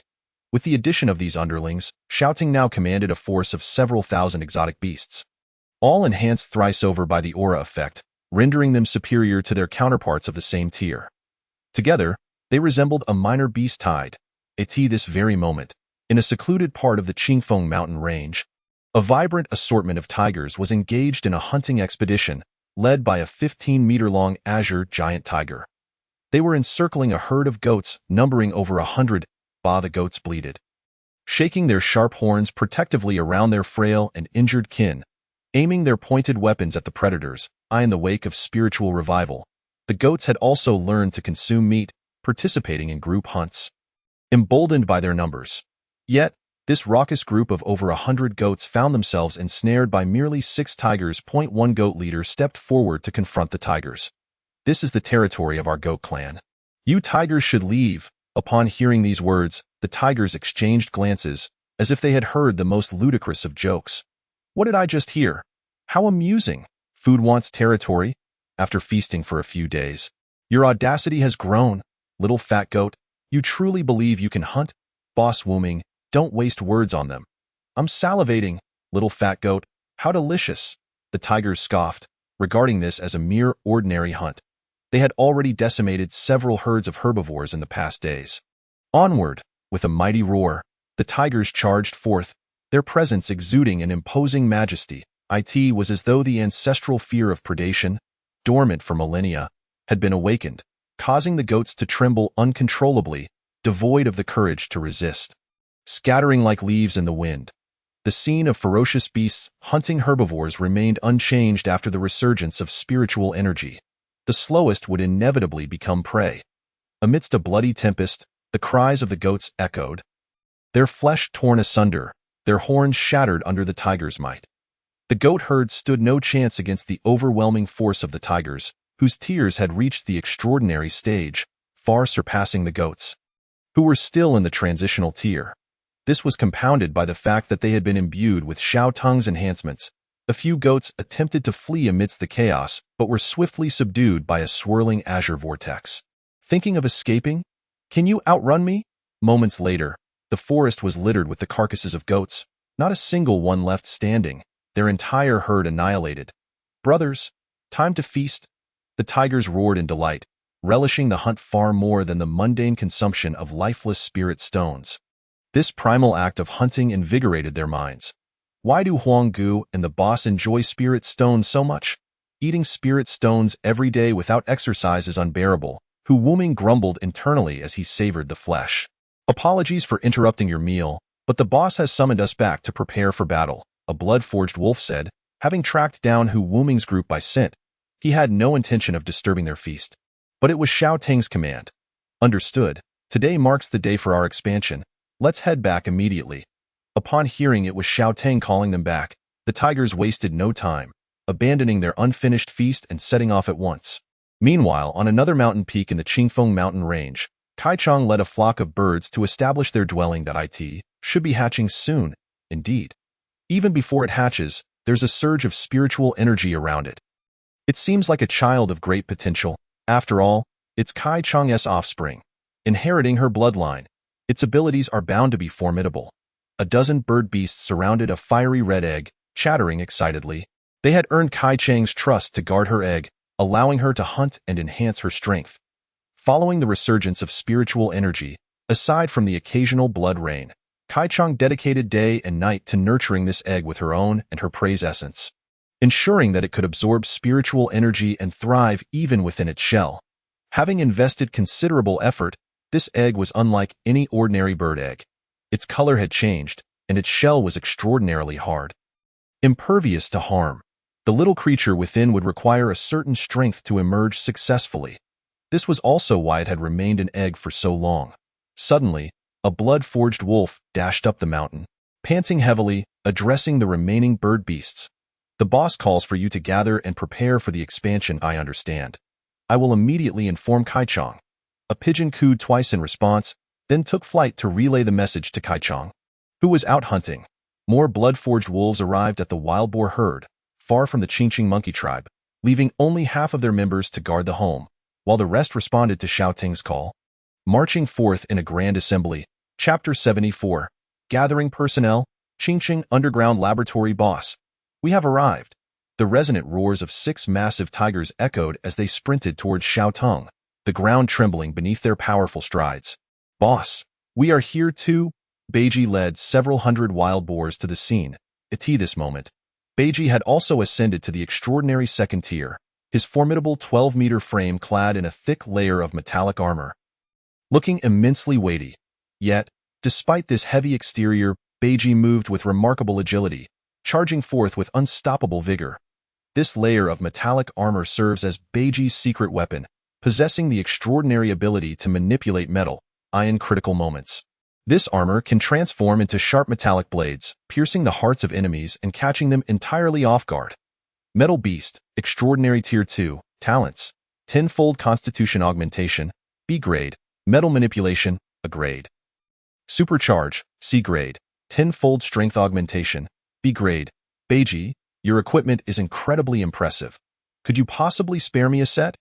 Upon noticing the additional layers of heavy metallic armor adorning Beiji, Hu Wuming circled around him, expressing his admiration with a series of clicks and a longing gaze, even extending a paw as if to touch it. The other giant tigers also gazed with wide eyes at the gleaming metallic armor, their expressions betraying a restless eagerness. Beiji tossed his head, swatting away Hu Wuming's inquisitive paw and stepping back a few paces to maintain a distance, staring at Hu Wuming with a hint of exasperation. Is it a trait of all felines to be so fidgety? Why do they all have this incessant urge to move about? Don't be so restless. This is my secret weapon. I could certainly craft a set for you. But you lack my ability to control them effectively. Moreover, aren't you more of a speedster? It would only weigh you down. Beiji kept a wary eye on Hu Wuming, fearing he might attempt to get closer again, and advised him earnestly. Indeed, Hu Wuming sighed but was not disheartened, stealing a few more glances at the armor. Meanwhile, Xiaoting also turned his gaze toward Beiji and Hu Wuming, noting how much stronger they had become in just a few days. Beiji had already reached the extraordinary phase. By extension, it seemed his several generals had also achieved the same, marking them as top-tier powerhouses in this time. Before long, a resounding roar echoed from afar, and a substantial shadow descended from the sky, with Kai Chong arriving alongside a throng of birds and beasts. Kai Chong had ascended to extraordinary Tier 3, boasting a wingspan of 20 meters, radiating dazzling flames and exuding an intense heat that made him resemble a crimson sun. Boss! Kai Chong landed gracefully, retracting one foot and folding his wings across his chest, bowing respectfully to Xiaotung. There's no need for formalities. Rise, Xiaoting replied, slightly raising a paw to indicate that Kai Chong need not bow, as he was not one to place importance on such gestures. The fire element surrounding Kai Chong was more vibrant than before, continuously radiating heat, creating waves of warmth as he flew, posing a risk of igniting the forest if one were not careful now. We are merely awaiting King Kong. King Kong, leading the monkey tribe, resided in Qingqing, making his arrival the slowest yet most understandable. Boss, we apologize for our tardiness. Shortly thereafter, King Kong, accompanied by numerous members of the monkey tribe, arrived. Noticing his companions were waiting for him, King Kong felt a bit sheepish and scratched his head. Unsurprisingly, he had also successfully reached extraordinary Tier 1, appearing even more robust than before, though his appearance remained that of a muscular giant. However, Xiaoting knew that King Kong was not merely a brute. He was a creature of intellect and brawn, evolving toward a more human-like state. Boss, we made a significant discovery in Qingcheng, King Kong exclaimed, panting heavily. What discovery? Xiaoting inquired, puzzled. Well, we found an underground laboratory in Qingqing that had not been overrun by the flames, and a few humans survived within. They seemed to be conducting experiments related to. Recalling the report from Zhangchang, Xiaotang remembered that the humans were researching some form of fusion beasts, intending to cultivate a batch of to fight for them. Surely, this must be related to the fusion beast experiments. What did you do with them? Boss, I didn't dare take matters into my own hands. Those humans are still alive, but I found their experiments to be exceedingly cruel, so I put a stop to it. King Kong recalled his initial entry into the underground laboratory, shuddering at the memory. The laboratory had been filled with the anguished cries of animals. Various were confined in cages, their bodies marred with wounds and their fur falling out. Others were submerged in petri dishes, tubes attached to their bodies, eyes tightly shut, appearing to be in a state worse than death. Some had already succumbed to death, their heads and bodies grotesquely fused together. Humans truly are a vile species. I must not learn from them in this regard. King Kong thought, unable to suppress a shiver. Zhang Chang's words rang true. They were indeed conducting research on fusion beasts. If any of the surviving possess significant potential, bring them to me next time. Xiaoting instructed, curious about the nature of the fusion beasts humans were studying. As for the others that seem unlikely to survive, help them end their suffering. Understood, boss. What about those humans? Should we eliminate them? King Kong asked, recalling that there were still numerous survivors in Qingqing. When Xiaotang departed Qingqing, it had been rather hurried, and the area was densely populated, with some places untouched by the raging fires. Others had sought refuge in underground bunkers, and Xiaotang could not possibly hunt them down one by one. Thinking back, Qingqing likely still housed several thousand inhabitants. Those who wish to submit to my rule may remain. Those who do not should be dealt with. The remaining humans will be managed by your monkey tribe. Haven't you always wanted to learn human culture? These humans could assist you. King Kong was taken aback. Was the boss implying the capture of a group of humans as slaves? The thought excited him immensely. All right, boss, I will do as you say. Once we return from this expansion, we will address these matters. With such a small number of people, they posed no significant threat. With all members gathered, Xiaotang gazed toward the western horizon, a territory he had never ventured into before. To the west of the Qingfeng Mountains lay a vast expanse of land. From above, a noticeable depression was visible, It was a region abundant with lush water and verdant mountains, rich in ecology and resources. Let us set forth. Understood. Roar. The calls of various animals erupted simultaneously, resonating with determination and confidence in their impending expansion. After all, with their boss leading them, they had never known defeat. They had even triumphed over humans, and the creatures of the Great Basin were no match for their leader. Chapter 75. Annihilation. Brown bears. The nearest forest to the Qingfeng Mountains housed hundreds of brown bears. With the leader having attained the 7th stage of transformation, possessing the best ranking and talents among them. They resided at the junction between the Qingfeng Mountains and the Great Basin. The brown bear leader measured 8 meters in length. With robust limbs and clad in armor formed from earth elements, which protected its vulnerable areas with remarkable defense. Inside a cave, the floor was littered with animal pelts, bones, and remnants of consumed beehives. The brown bear leader was indulging in honey brought by its subordinates, its paws sticky with the sweet substance, devouring it with little grace, while several battered brown bears drooled beside it, massaging its back. The leader's eyes squinting in sheer enjoyment. With the revival of spiritual energy, the bees had also mutated. Acquiring honey was no easy feat, and such precious honey was a privilege reserved solely for the brown bear leader. Suddenly, a small brown bear tumbled into the cave, panic-stricken, shouting loudly, "Boss, something terrible has happened." "What is it?" The brown bear leader grumbled, reluctantly rising from its spot, lifting the small bear with one paw. "Speak quickly. If this is not serious, you will regret interrupting my meal." The small brown bear, trembling, stammered, "Report, BB boss. A group of is coming from the Qingfeng Mountains. They are ferocious, attacking everything in sight. They're about to encroach on our territory." "What?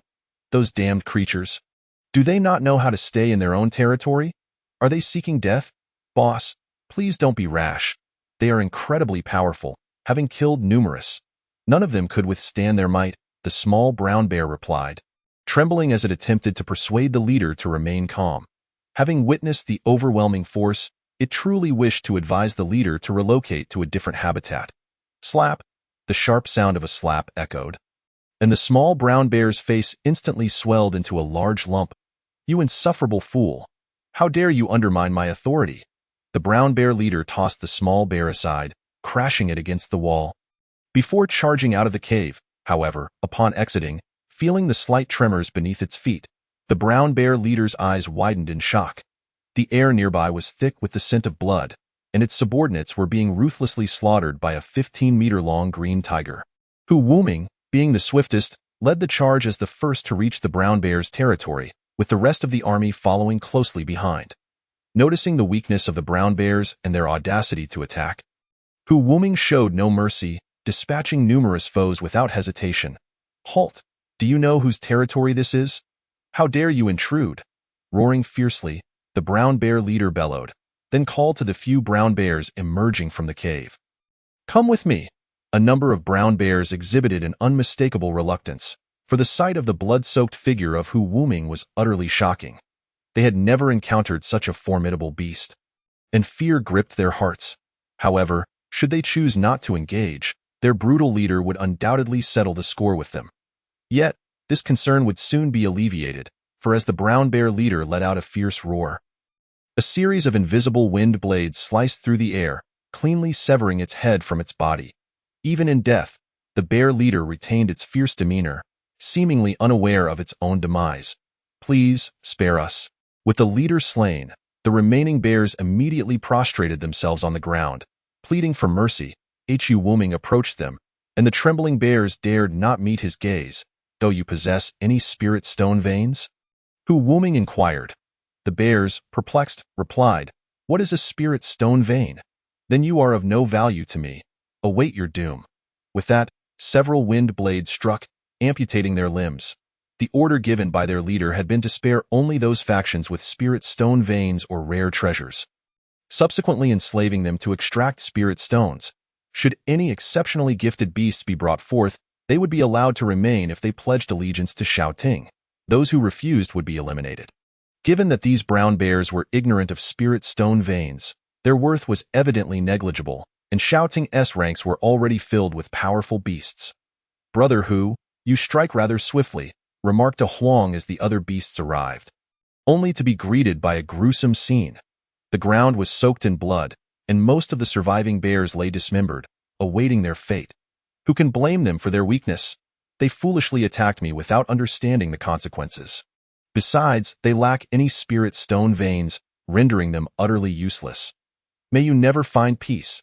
How dare you torment me so? If you wish to kill me, do it quickly, you cowards. A group of dismembered bears cried out fiercely from their pools of blood, preferring death to their current suffering. Fear not, my leader will arrive shortly, and you shall soon meet your end. Hu Wuming, ignoring their pleas, shook off the blood from his claws. Soon, a fierce wind swept through, heralding Xiao Tung's arrival from the skies, the powerful gusts bending the trees. Boss, we have saved these for you. The beasts from the Qingfeng Mountains divided into several troops to conquer the local factions of the Great Basin. Enhancing efficiency, they obeyed Xiao Tung's commands, leaving some beasts for him to slay while he reaped the rewards of their efforts. Well done. Hovering in the sky, Xiao Tung coldly surveyed the brown bears below. Those bears, now stunned with fear, fell silent. Even the most boisterous among them rendered mute by the overwhelming aura of Xiao Tung. How can he be so powerful? They thought, trembling at his terrifying presence. With no trace of compassion in his eyes, Xiao Tung raised a paw to summon a realm of lightning. Suddenly, the sky was filled with crackling thunder.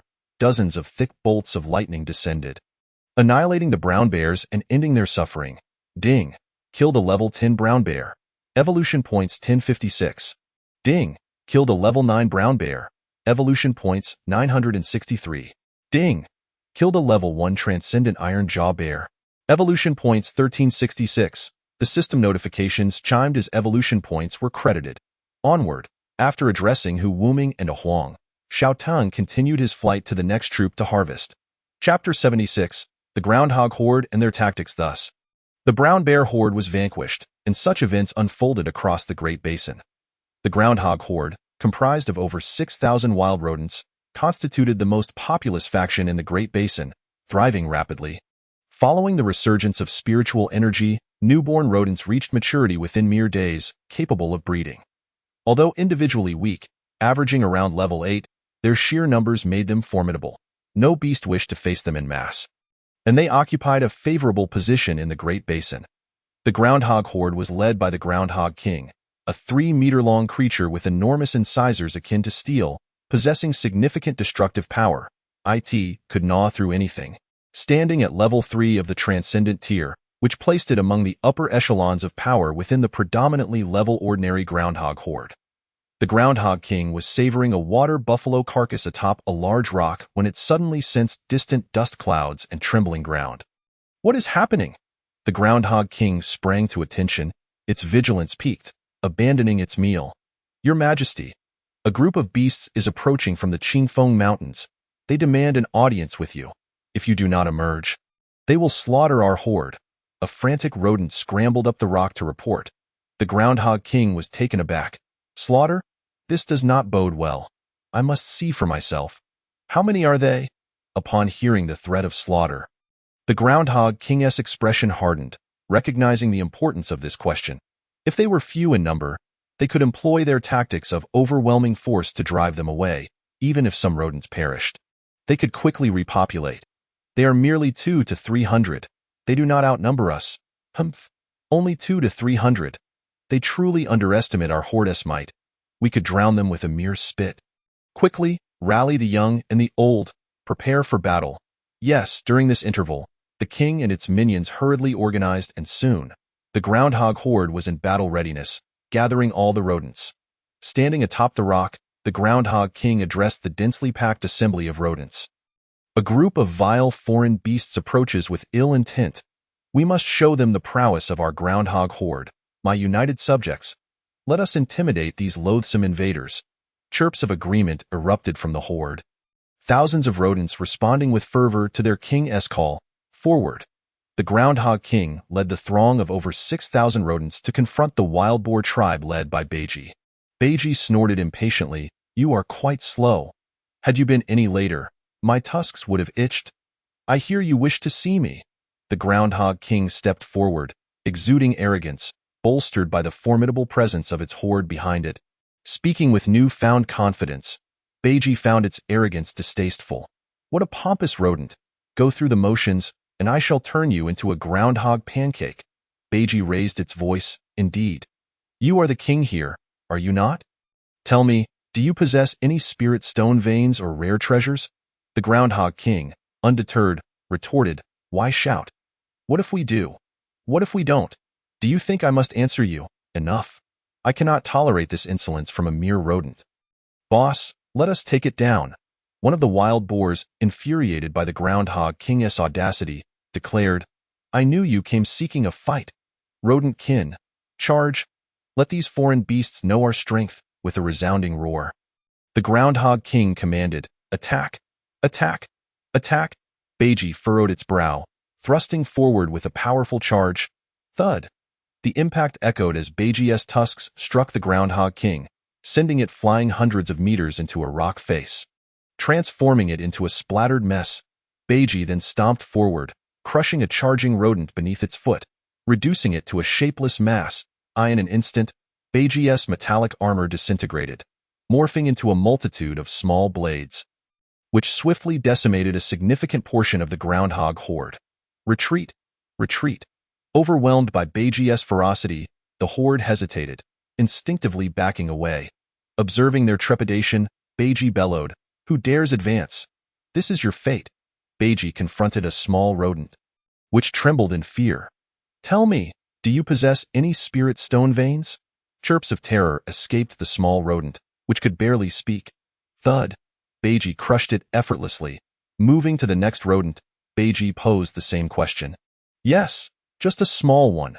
The rodent, fearing a similar fate, quickly replied, Indeed. Follow me. Elated, Beiji followed as the rodent led it to a spirit stone vein, hidden deep within a cave, requiring excavation. Overjoyed at the sight of the bountiful vein, Beiji thought, So many spirit stones. This will please the boss. You shall henceforth be responsible for extracting these spirit stones. Anyone who dares to refuse will face dire consequences. Do you understand? Surveying the sea of rodents, Beiji declared with authority, ready to exploit them mercilessly. Chirp, chirp, chirp. Yes, indeed. The bodies of the mice are relatively diminutive, and they are exceptionally adept at burrowing. Their numbers are abundant, with each litter producing many offspring, making them the ideal subjugated laborers. As for resisting the wild boars, such notions are futile. The disparity in strength is insurmountable. Despite their numbers, a single wild boar, bolstered by its aura, can easily contend with dozens of mice, rendering any victory impossible. Ah, so much spiritual energy.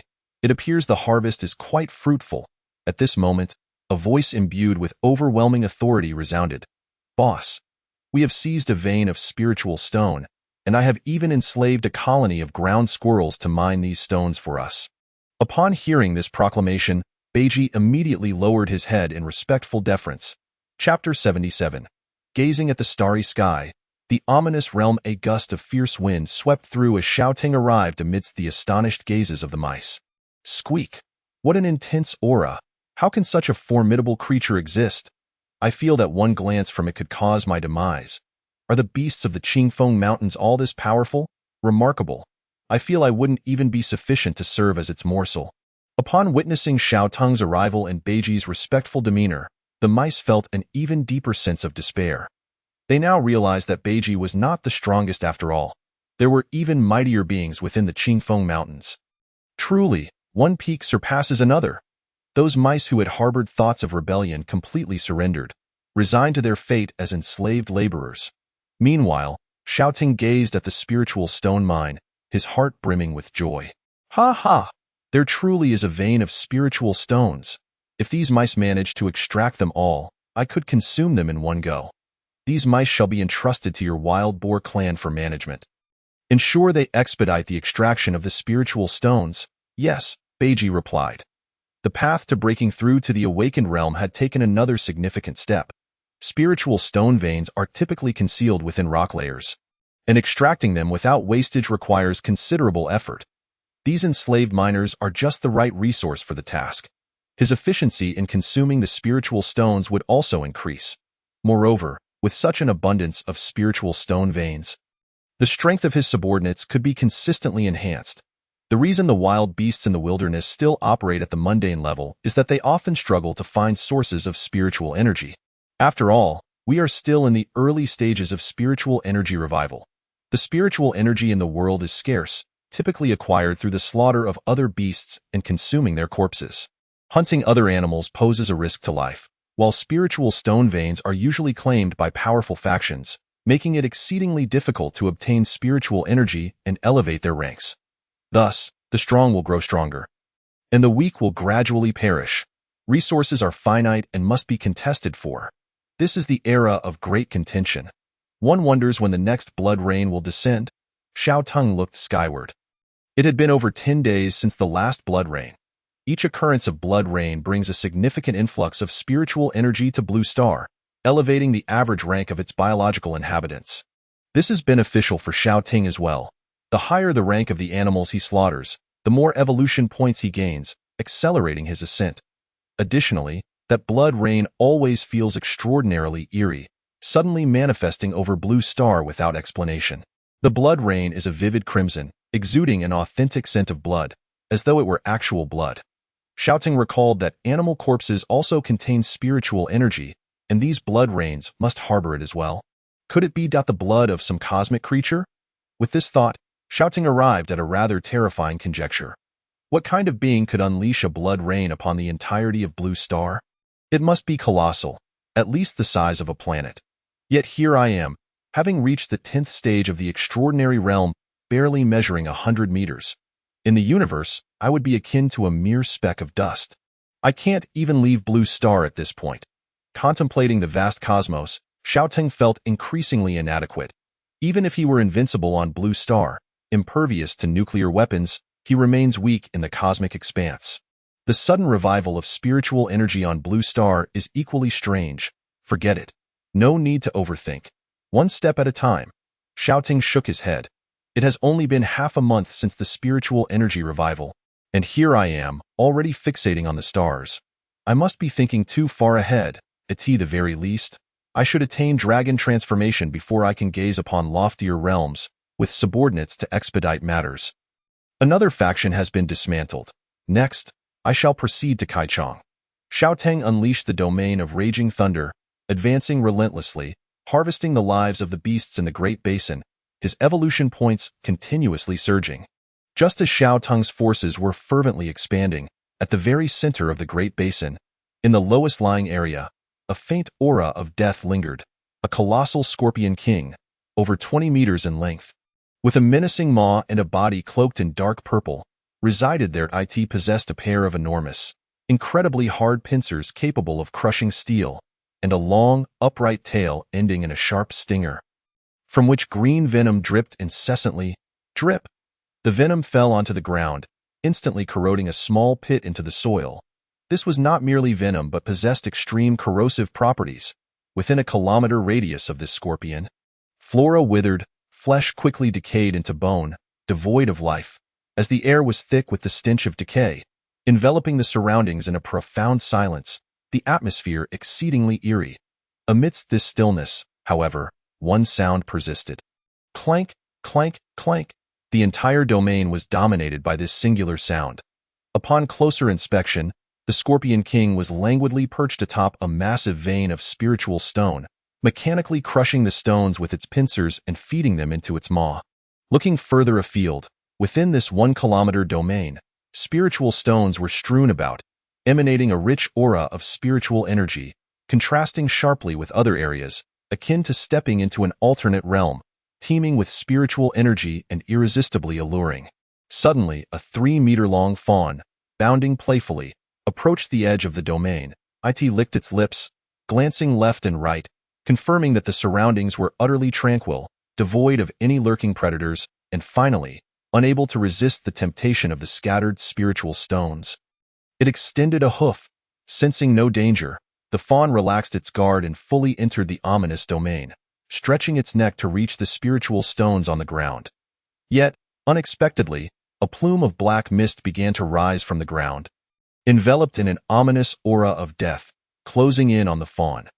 The fawn was taken aback, attempting to flee with all its might, but the mist clung to its body as if it were glued. Refusing to be shaken off, tightly ensnaring it, a chilling scream pierced the silence as the fawn's body rapidly disintegrated, half of it transforming into white bones in under half a minute, the flesh seemingly vanishing as the black mist absorbed it. Stripped of half its flesh, the fawn could no longer maintain its stance and collapsed with a resounding thud, its gaze hollow as it stared towards the center of the basin, where lay countless other white bones. Strewn about, nearly forming a hillock die in the distance, another dark purple giant scorpion regarded the scene with indistinct eyes.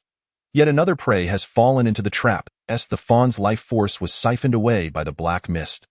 Transforming it into a mere skeleton, the aura of the Scorpion King gradually intensified, and once more, the center of the Great Basin returned to its former silence. Chapter 78, The Black Fox Clan. Subjugation. Within the vast forest, the laughter of several individuals emanated from 3 armored vehicles, with several helicopters trailing closely above, as if providing an escort. Ahead of them, a herd of wild deer fled in panic. A young human man leaned out of the vehicle, a wild grin plastered across his face as he formed a lightning ball in his hands, hurling it towards the retreating deer. Boom. The sound of explosion and the scent of scorched flesh filled the air as a small deer at the back of the herd was struck. Reduced to charred remains, with the death of their companion, the deer bolted even faster. A cacophony of laughter erupted. Ha ha ha! Run!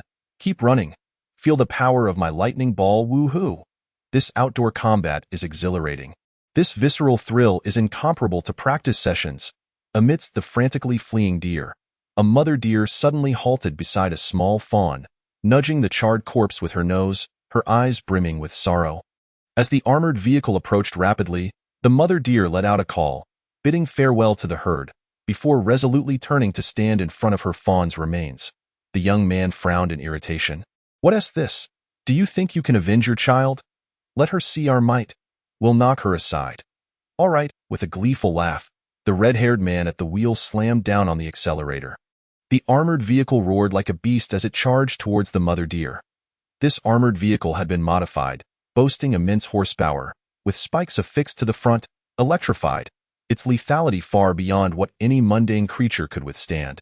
With a sickening crunch, the mother deer was sent flying over 10 meters, blood gushing forth as she lost her life. Onward. This is exhilarating. Cheers erupted within the vehicle, as a black-haired woman tossed her hair. Grinning widely, indeed, there's nothing quite like real combat. I had to request this live exercise multiple times before the commander approved it. The commanding officers remain perpetually anxious about allowing us to confront the strange beasts.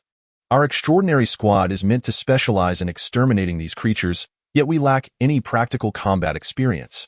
How are we to face the battlefield in the future? Moreover, these beasts are not as formidable as one might presume. The officers insist on confining our hunting to the periphery, yet now that we have ventured deep into the Great Basin, the strength of the beasts here is hardly terrifying. Inside these all-terrain vehicles is an extraordinary squad, which, despite being among numerous skilled practitioners in the Spirit Energy Bureau, ranks as above average, comprising several members with A-level talents. Bored from battling dummies in the training room, they sought approval from their superiors for field exercises. After persistent requests, they finally received consent, albeit with the stipulation that they could only hunt the ordinary beasts at the outskirts of the Great Basin, forbidden from delving deeper. Having finally ventured out, how could they be content with merely slaying the feeble beasts at the periphery? Most ordinary beasts are barely at the threshold of the extraordinary realm. To put it bluntly, they are just ordinary creatures endowed with some peculiar abilities. Within the armored vehicles, team members eagerly unleash their talents upon the herd of deer ahead, relishing the exhilaration that comes with the act of killing. Some melee fighters, wielding long knives and spears, disembarked and charged at the deer, applying the techniques they had learned in the training room against the beasts in no time. The deer were dispatched, and while searching for the next group of creatures, a few began to chat. Have you heard? A dragon appeared in the Qingfeng mountain range a few days ago, and even spirit missiles could not kill it that I've heard. This is colossal news. That dragon is quite renowned. It is said to be the fastest evolving creature in the world, with no comparable beast found abroad. It has now been designated as the #1 extraordinary beast globally, topping the extraordinary beast rankings. Its strength far surpasses that of the second-ranked beast. So what if it's first? In the end, It was still forced back by the officials of the Spirit Energy Bureau. We triumphed once more. The upper echelons of the Spirit Energy Bureau view this incident as a disgrace. Hence, they will certainly not publicly proclaim that they were coerced by Xiao Ting into conceding 2 territories to achieve a semblance of peace. In their external communications, they will assert that they successfully repelled the dragon, saving numerous lives, while the concessions will be overshadowed by the dragon's terrifying power. This is also a measure to stabilize public sentiment and prevent mass panic. Indeed, no extraordinary beast has emerged that can contend with us yet. Isn't the Qingfeng mountain range right next door? Do you think we might encounter that dragon? We struck it with a spirit missile. That was a spirit missile. Even if it didn't perish, it should be severely injured. How could it still be so audacious? It must be hiding somewhere, nursing its wounds. A youth who had launched the thunderball raised an eyebrow and laughed heartily. Haha, you might be right. Perhaps we will get lucky and encounter it, and we could seize the opportunity. As the group bantered, a pair of slit-like pupils gazed in their direction. How intriguing, a group of humans here. Let us eliminate them. On the way to find Kai Shang, Xiao Tung, utilizing his keen senses, swiftly detected this extraordinary squad. Hearing their discussions, he was struck by a wickedly amusing idea, altering his course to approach them. After all, with his speed, it wouldn't take long to dispatch these humans. Why has the sky suddenly darkened, and why is it raining? I distinctly recall the weather forecast stating there would be no rain today. One member of the extraordinary squad gazed at the ominous sky in confusion. I suppose, after the resurgence of spirit energy, the weather forecasts may no longer be reliable. What an ill omen, a dark-haired girl speculated. The group stared at the rain-drenched sky, all bewildered. They had finally ventured out, only to find the weather uncooperative. Wait, what is that black line in the sky? A red-haired youth pointed upwards, his expression one of terror. Humans, it appears you are quite eager to meet me. From within the clouds, a colossal beast, measuring over 100 meters in length, charged towards them at supersonic speed, stirring up a violent gale. Xiao Tung, buoyed by the mist, surrounded by elemental lightning, wore a mischievous grin as he surveyed them. Oh my! A dragon! A dragon! A dragon! It's the dragon from the Qingfeng mountain range, the red-haired youth stammered in fear. This was starkly different from what had been reported. It bore no wounds whatsoever. This is absurdly massive. Enough chatter. Run. The red-haired youth spun the steering wheel and pressed the accelerator to the floor. How boring. You're all like Yigong who love dragons. Summoning the domain of thunder, several powerful bolts of lightning struck towards the group. One armored vehicle was struck, disintegrating on the spot, debris scattering for hundreds of meters, while the occupants were reduced to mere pulp. Damn. This is incredible. The red-haired youth frantically maneuvered the steering wheel, narrowly avoiding several bolts of lightning. However, what awaited him was an even more terrifying spear. Ding! Killed a second-stage mutated human. Evolution points 2361. Ding! Endless Devour initiated. Devour failed.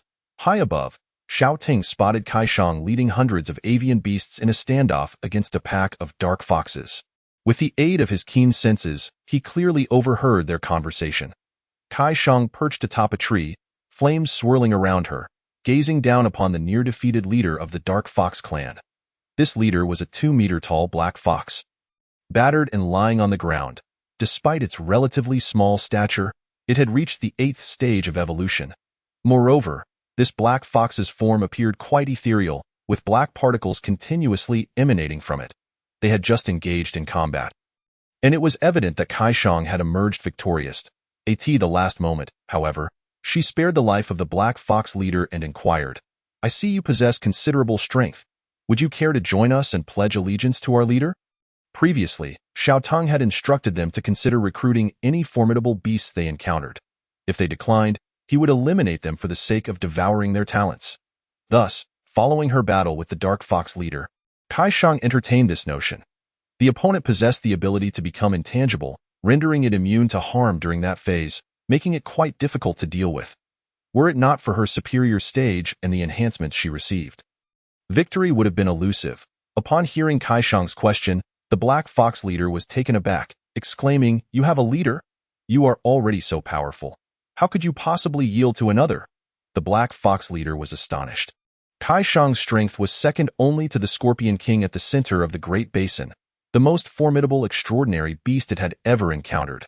Such a beast willingly submitting to another was perplexing. The only beings it could conceive of as more powerful than the current extraordinary beasts were humans. The Great Basin, like the Qingfeng mountain range, endured constant harassment from human forces, resulting in numerous fox casualties. Were it not for humans, how could the Dark Fox clan be reduced to just a few dozen kin? With this thought, the Black Fox leader's eyes narrowed, and it asked, "Your leader is a human? Is he? I will never submit to humans. They have slaughtered many of our kin.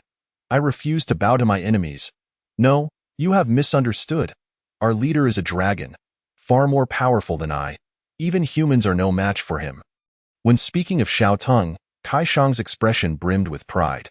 Had it not been for him repelling the human forces, the Qingfeng mountain range would have faced relentless bombardment from human artillery. By the way, I seem to recall your territory is also plagued by human disturbances. However, soon our leader will drive the humans out, ensuring they never dare to set foot here again. A dragon? You, a mere bird, would pledge allegiance to a dragon? If your leader were a fox, I might consider it. While I admire your courage to resist humans, I must say, I've heard a saying, "Those not of my kind must have different hearts." I will not join you. The Black Fox scoffed, clearly disbelieving Kai Shang's words. Even if the latter was powerful, the resurgence of spirit energy had only occurred a few days prior. How strong could they truly become? At best, they were on par with the Scorpion King at the center of the Great Basin. As for driving away humans, the Black Fox regarded Kai Shang's claims as mere bravado. Human weaponry was fearsome, not something mere flesh could withstand. Just as the Black Fox was about to stand and speak, it suddenly caught sight of a massive black figure in its peripheral vision, causing it to falter and nearly lose its footing. "What's wrong?" a nearby Dark Fox inquired. "A powerful presence is approaching us," the Black Fox leader warned. "You have little time left. Our leader is coming. This is your final opportunity. Decide whether or not to join us. It's a pity. With your strength, you should be fighting alongside us against the humans." Without further conversing with the Black Fox leader, Kai Shang turned to see Xiao Ting approaching swiftly, her eyes gleaming with delight as she descended from the treetop to greet him. "Boss, I have discovered a Black Fox of considerable strength and am persuading it to join us." Xiao Ting nodded slightly. "I understand. Leave the rest to me, I will speak with it." He directed his gaze towards the Black Fox leader, and the information panel above it quickly manifested. Shadow Fox, Transcendental Level 8, Abilities. Phasing, A rank. Tenfold Speed Enhancement, B rank. Dark Element Affinity, C rank. Shadow Kill, B rank. Breath Concealment, A rank. Phasing. A rank consumes internal spiritual energy to shift the body into the void, concealing its presence and rendering it impervious to the influences of the physical realm. During this state, it is exceedingly difficult to detect. Phasing? This ability is intriguing. Being unaffected by the physical realm implies that one cannot be attacked. If utilized effectively, could it not be akin to achieving an invulnerable state? Moreover, this Black Fox has awakened a rare affinity for the dark element and possesses the breath concealment ability, its diminutive size making it an ideal candidate for an assassin. Thus, Xiao Ting found himself quite captivated. The prowess of this Black Fox was indeed impressive. Xiao Ting summoned a lightning spear, sweeping it to the side, and the spear immediately soared toward a nearby mountain, resulting in a massive tremor as half the mountain was obliterated. Observing the astonished expression of the Black Fox leader, Xiao Ting recognized that his strength had instilled a sense of intimidation. "I am their leader. Will you submit to me? Was that thing you summoned just now?" The Black Fox leader gulped, turning to gaze at the remaining half of the mountain, struggling to comprehend the reality. It was certain that had that strike landed on it, it would have been unable to withstand even a single blow. Furthermore, it had exhausted all its spiritual energy during the recent battle with Kai Shang, leaving it incapable of utilizing phasing. Without answering the question, Xiao Ting raised his paw, gathering the lightning element, forming a blue spear that hovered ominously above, emanating a terrifying aura, directly demonstrating his intent. "If you refuse to submit, then you shall be my target." Xiao Ting spoke coldly. The message was clear. Refusal to submit would lead to death. The Black Fox leader felt cold sweat trickling down its brow as it beheld the electrified spear. "Yet, on the other hand, I am willing to submit." Faced with the threat of death, the Black Fox leader chose to surrender, prioritizing its life above all else. Moreover, it recognized the true strength of its opponent. In that moment, the Black Fox leader comprehended that Kaishang had not deceived it. Xiao Teng's power truly surpassed their own. Chapter 79. The hidden ruler of the Great Basin, the Death Fog Scorpion. Upon witnessing the Black Fox leader's submission, Xiao Teng tossed the spear into the distance, obliterating the other half of the mountain. In the process, it inadvertently affected some innocent creatures, resulting in a significant influx of evolution points. I am Xiao Teng. You may call me boss. From this moment forth, you shall serve as my 9th general. Given your entirely black appearance, I shall call you Little Black. Yes, Little Black lowered its head in submission. Xiao Teng then infused Little Black with spiritual energy to aid in healing its wounds. Little Black winced in pain but did not struggle, understanding that this was for its own benefit. And its injuries began to heal rapidly. Thank you, boss. After the treatment concluded, Little Black, still recovering, stuttered, Do you have any spirit stone veins here? There is one, Little Black replied. Excellent.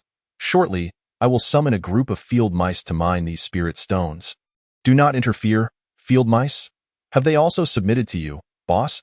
Little Black gasped, astonished that even those rodents had come under Xiao Teng's command. Their strength is beneath my notice. They are merely my subordinates.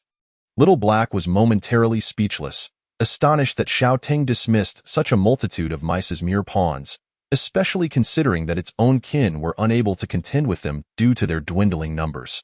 Subsequently, Xiao Teng and Little Black conversed for a while and learned that 4 spirit stone veins had been discovered in the Great Basin, with 2 under Xiao Teng's control, one held by a giant scorpion at the basin center, and the last occupied by humans. Giant scorpion? What is its situation? Xiao Teng inquired. The giant scorpion is immensely powerful. Monopolizing a spirit stone vein. It can generate a vast area of influence around itself. Any creature entering this domain will perish. We are unaware of its current strength, as none dare approach it. Our various clans have fought tooth and nail over the spirit stone veins, yet that giant scorpion remains untouchable. It is, without a doubt, the hidden ruler of the Great Basin. Recollecting the giant scorpion, Little Black felt a shiver. One time, it had considered challenging the giant scorpion, relying on its phasing ability to evade harm. However, upon encountering the creature, it realized the breadth of its domain was far too expansive. It could not sustain phasing for long without depleting its energy, requiring continuous use to stand a chance against the giant scorpion. Thus, Little Black had merely stolen a glance at the giant scorpion before retreating in haste. Had it not been for its phasing ability, it might not have made it back. Now I must witness this for myself. Xiao Teng's interest was piqued. He was eager to confront the insectoid powerhouse, and if he could assimilate its abilities, that would be even better. Before departing, Xiao Teng bestowed a strengthening aura upon the Black Fox clan. Little Black was taken aback, moving its body to find not only had all its wounds healed, but it was now 3 times stronger than before, far exceeding the standards of its peers. This power, is it a gift from you, boss? Indeed. Guard your territory diligently and strengthen yourself swiftly. I intend to claim the entirety of the Great Basin as my domain. Before departing, Xiao Teng advised Little Black.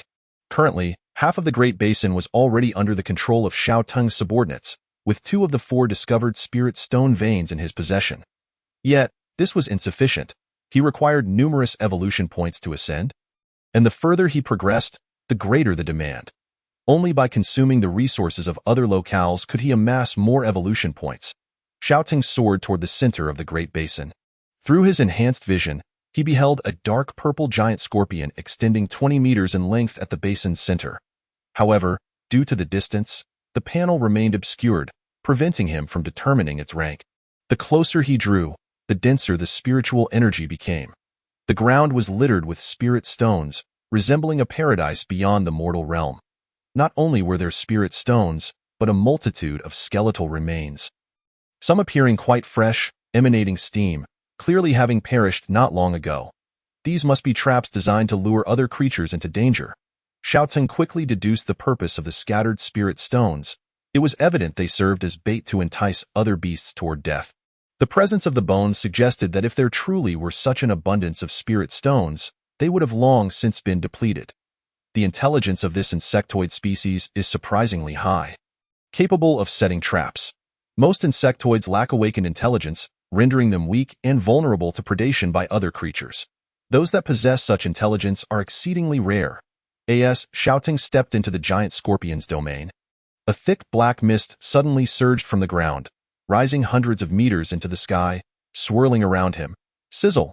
Upon contact with Xiao Tung's scales, the black mist emitted a hissing sound, akin to something being corroded. However, it caused no harm.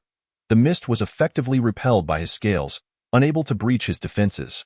Curiously observing the suffocating black mist encircling him, Xiao Ting speculated that it bore significant corrosive properties, capable of eroding flesh and blood. Furthermore, it was a domain-type ability. Upon entering a specific range, the black mist would autonomously seek out targets to corrode, ultimately reducing them to mere bones below. After careful observation, Xiao Ting unleashed the lightning element within him, dispersing the black mist. As the mist dissipated, the Scorpion King, currently feeding on spirit stones at the basin's center, abruptly halted, its pincers pausing, revealing a glimmer of inscrutable emotion. The prey has escaped. I am not the prey. In my presence, you are the true quarry. Xiao Ting swiftly flew before the Scorpion King, revealing the panel above its head.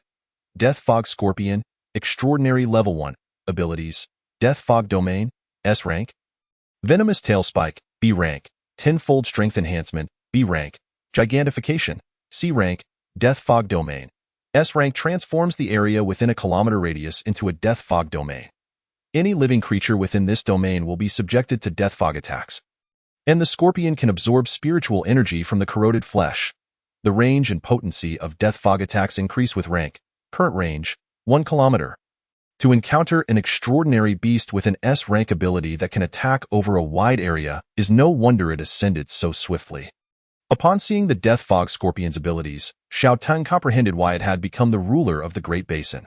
This area of effect attack is highly advantageous for absorbing spiritual energy, not to mention that it possesses an S rank ability with a range of 1 kilometer. No surprise the Death Fog Scorpion has reached the extraordinary level prey. Upon seeing Xiao Ting before it, the Death Fog Scorpion tilted its head, observing him with an expression devoid of emotion, its eyes betraying no hint of fear. Chapter 80. Death Fog Domain. Rapidly accumulating evolution points. This scorpion appears rather dull. It seems oblivious to fear. I retract my earlier compliment regarding its intelligence. Observing the vacant expression of the Death Fog Scorpion, Xiao Ting mused that the intelligence of insectoids truly leaves much to be desired. He had scarcely encountered one capable of meaningful communication. Even at the extraordinary level, its intelligence had scarcely improved, maintaining its vacant demeanor. However, should it possess the intelligence of an insectoid hive mind, this lack of intelligence could become an asset, unfazed by fear or death. It would execute commands without hesitation, creating the most formidable of armies. Reflecting on the insectoid hive mind, Xiao Ting suddenly recalled that during the previous encounter with that swarm of insectoids, he had not spotted any resembling a hive mind. Had one managed to escape? It matters not. I hope it remains undeterred, capable of striving onward to create further Zerg calamities for my conquest. Gathering such a multitude of creatures is indeed a formidable task. Xiao Ting reflected. Without the Zerg disaster, he would not have ascended to the extraordinary 10th tier so swiftly. The Death Mist Scorpion lashed its poisonous stinger towards Xiao Ting, who reacted with remarkable speed.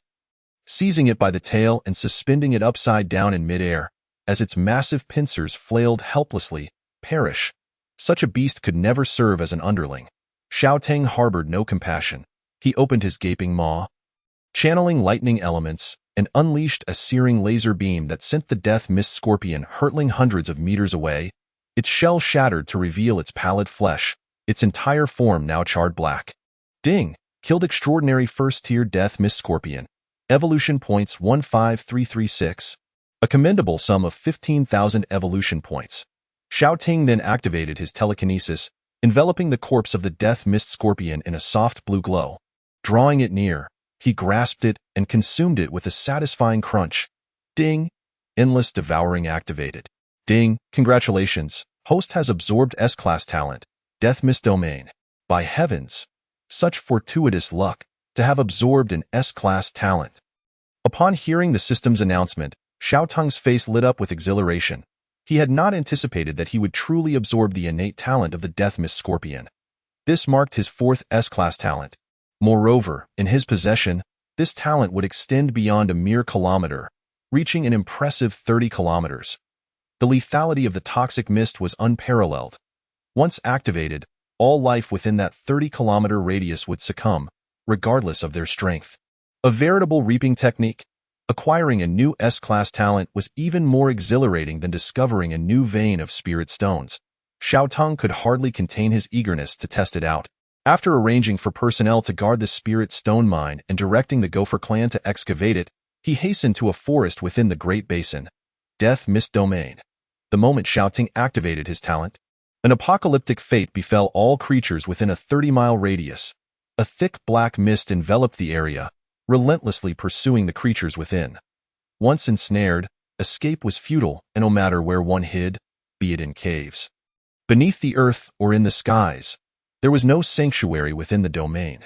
The forest resounded with the anguished cries of countless animals, and within mere minutes, the area was strewn with thousands of bleached bones. Meanwhile, Xiao Teng's evolution points surged dramatically. Ding! Killed Transcendent Second Tier Wood Deer. Evolution points 2533. Ding! Killed Transcendent First Tier Giant Ape. Evolution points 1236. Ding! Killed Transcendent Third Tier Wind Spirit Leopard. Evolution points 3665. Ding! Killed Ordinary Body 8th Tier Squirrel. Evolution points 861. In the span of mere minutes, over 1 million evolution points were accrued. Xiao Teng gazed at the rapidly multiplying points, elated beyond measure. Truly, such was the power of an S-class talent. The accumulation of evolution points was immensely gratifying. At this rate, he would soon be on the brink of breaking through to awakening. He envisioned a seamless leap into that realm. Ha ha ha! The Great Basin, unlike the Qingfeng mountain range, had not suffered the ravages of Xiao Teng and the Zerg disaster. Its biological resources remained plentiful, and for the time being, there was no concern about exhausting them. After depleting one location, Xiao Teng soared to a more distant area to continue unleashing the Death Mist Domain, swiftly corrupting the flesh and blood of yet another locale, leaving it lifeless and desolate. Yet, amidst Xiao Teng's exhilarating slaughter, the Spirit Chi Bureau experienced a significant upheaval. Observing the footage transmitted by drones, the personnel wore expressions of acute distress, their brows furrowed. Although Qingfeng Mountain Range had become Xiao Teng's territory and a forbidden zone for humanity, helicopters from the Great Basin still ventured forth to hunt exotic beasts and scout for heavenly materials and spirit stone veins. Moreover, a spirit stone mine was actively being excavated there, supplying the Spirit Chi Bureau with vital resources for cultivating talent. Yet, that dragon had ventured into the Great Basin. Could this be construed as a breach of faith? A youthful officer of the Spirit Chi Bureau leaned on the table, inquiring of his middle-aged counterpart. This does not seem to count, does it? Initially, it was merely stated that he would not attack human cities. It appears he hasn't, merely seeking to expand his territory. The middle-aged officer replied uncertainly. What? Is Qingfeng Mountain Range not sufficient for him? Does he truly covet the Great Basin as well? His ambition knows no bounds. The young officer slammed his fists on the table in frustration. Should we not send someone to negotiate with him? Urging him to refrain from claiming our spirit stone mine, he has seemingly already secured the other 3. The middle-aged officer proposed. So swiftly, the young officer exclaimed, astonished. It had merely been 2 hours since they discovered Xiao Teng. And now he had already seized control of 3 spirit stone mines. In just 2 hours, he was poised to expand into new territory. Indeed, it was remarkably rapid, yet there was little recourse. They had only decreed that he should not attack human cities, without specifying restrictions on territorial expansion. The Great Basin remains uninhabited. The middle-aged officer sighed, reflecting that he had not anticipated Xiao Teng's swift ambition to broaden his domain. By the way, it seems that the Extraordinary Squad 4 has gone missing in the Great Basin. I suspect it is related to this dragon. Need there be doubt? It is undoubtedly the dragon's doing. He has always harbored disdain for us. We must dispatch someone to negotiate. This is utterly intolerable. Immediately report to Deputy Director Yang. We cannot simply allow him to seize a spirit stone mine. The middle-aged officer grasped the intercom, relaying the revelation of Xiao Teng's activities in the Great Basin to Deputy Director Yang. Chapter 81. Awakening Realm. Seizing Spirit Stone Mines. I understand. Dispatch drones to the Great Basin. Locate the dragon, and I shall negotiate with him. Following the call, Deputy Director Yang set down the intercom with a grave expression. Feeling quite troubled, recalling the dragon's temperament during their previous negotiations, he knew it would not be easy to reach an agreement. When faced with tangible interests, the other party was not easily swayed. The dragon had recuperated alarmingly quickly and had now set its sights on adjacent territory. Fortunately, it had not launched an assault on human cities. However, as long as the dragon remained vulnerable to spirit missiles, there remained a possibility for negotiation. With this thought, Deputy Director Yang exhaled deeply. Ding! Killed Transcendent First Tier Power Tiger, Evolution Points 1336. Ding! Killed Transcendent First Tier Illusion Cat, Evolution Points 1685. Ding! Killed Ordinary Body 9th Tier Bison, Evolution Points 985. Ding! Killed Ordinary Body 10th Tier Lynx, Evolution Points 1093. Ding! Killed Transcendent 2nd Tier Thunderbird, Evolution Points 2543. The system notifications echoed frantically in his ears, and evolution points continued to surge, causing Xiao Ting's lips to curl into a satisfied smile. This talent was exhilarating. He had swiftly amassed the evolution points necessary for a breakthrough to the awakening realm. Xiao Ting accessed the system panel, gazing at the cascading numbers, his heart racing with anticipation. System, upgrade, ding, congratulations, host has ascended to awakening first tier. The next tier, awakening second tier, requires 20 million evolution points. At last, he had reached the awakening realm, and he was poised for another evolution. As expected, the next system prompt swiftly followed. Ding! Congratulations, host has gained an evolution opportunity. Shall the evolution commence immediately? No. With a sharp sound, Xiao Teng's aura surged dramatically, and following the evolution, he would receive an even greater enhancement. Just as Xiao Teng broke into the awakening realm, dark clouds gathered ominously above his head, lightning flickering intermittently, poised yet not descending. It seemed he was destined to face another tribulation.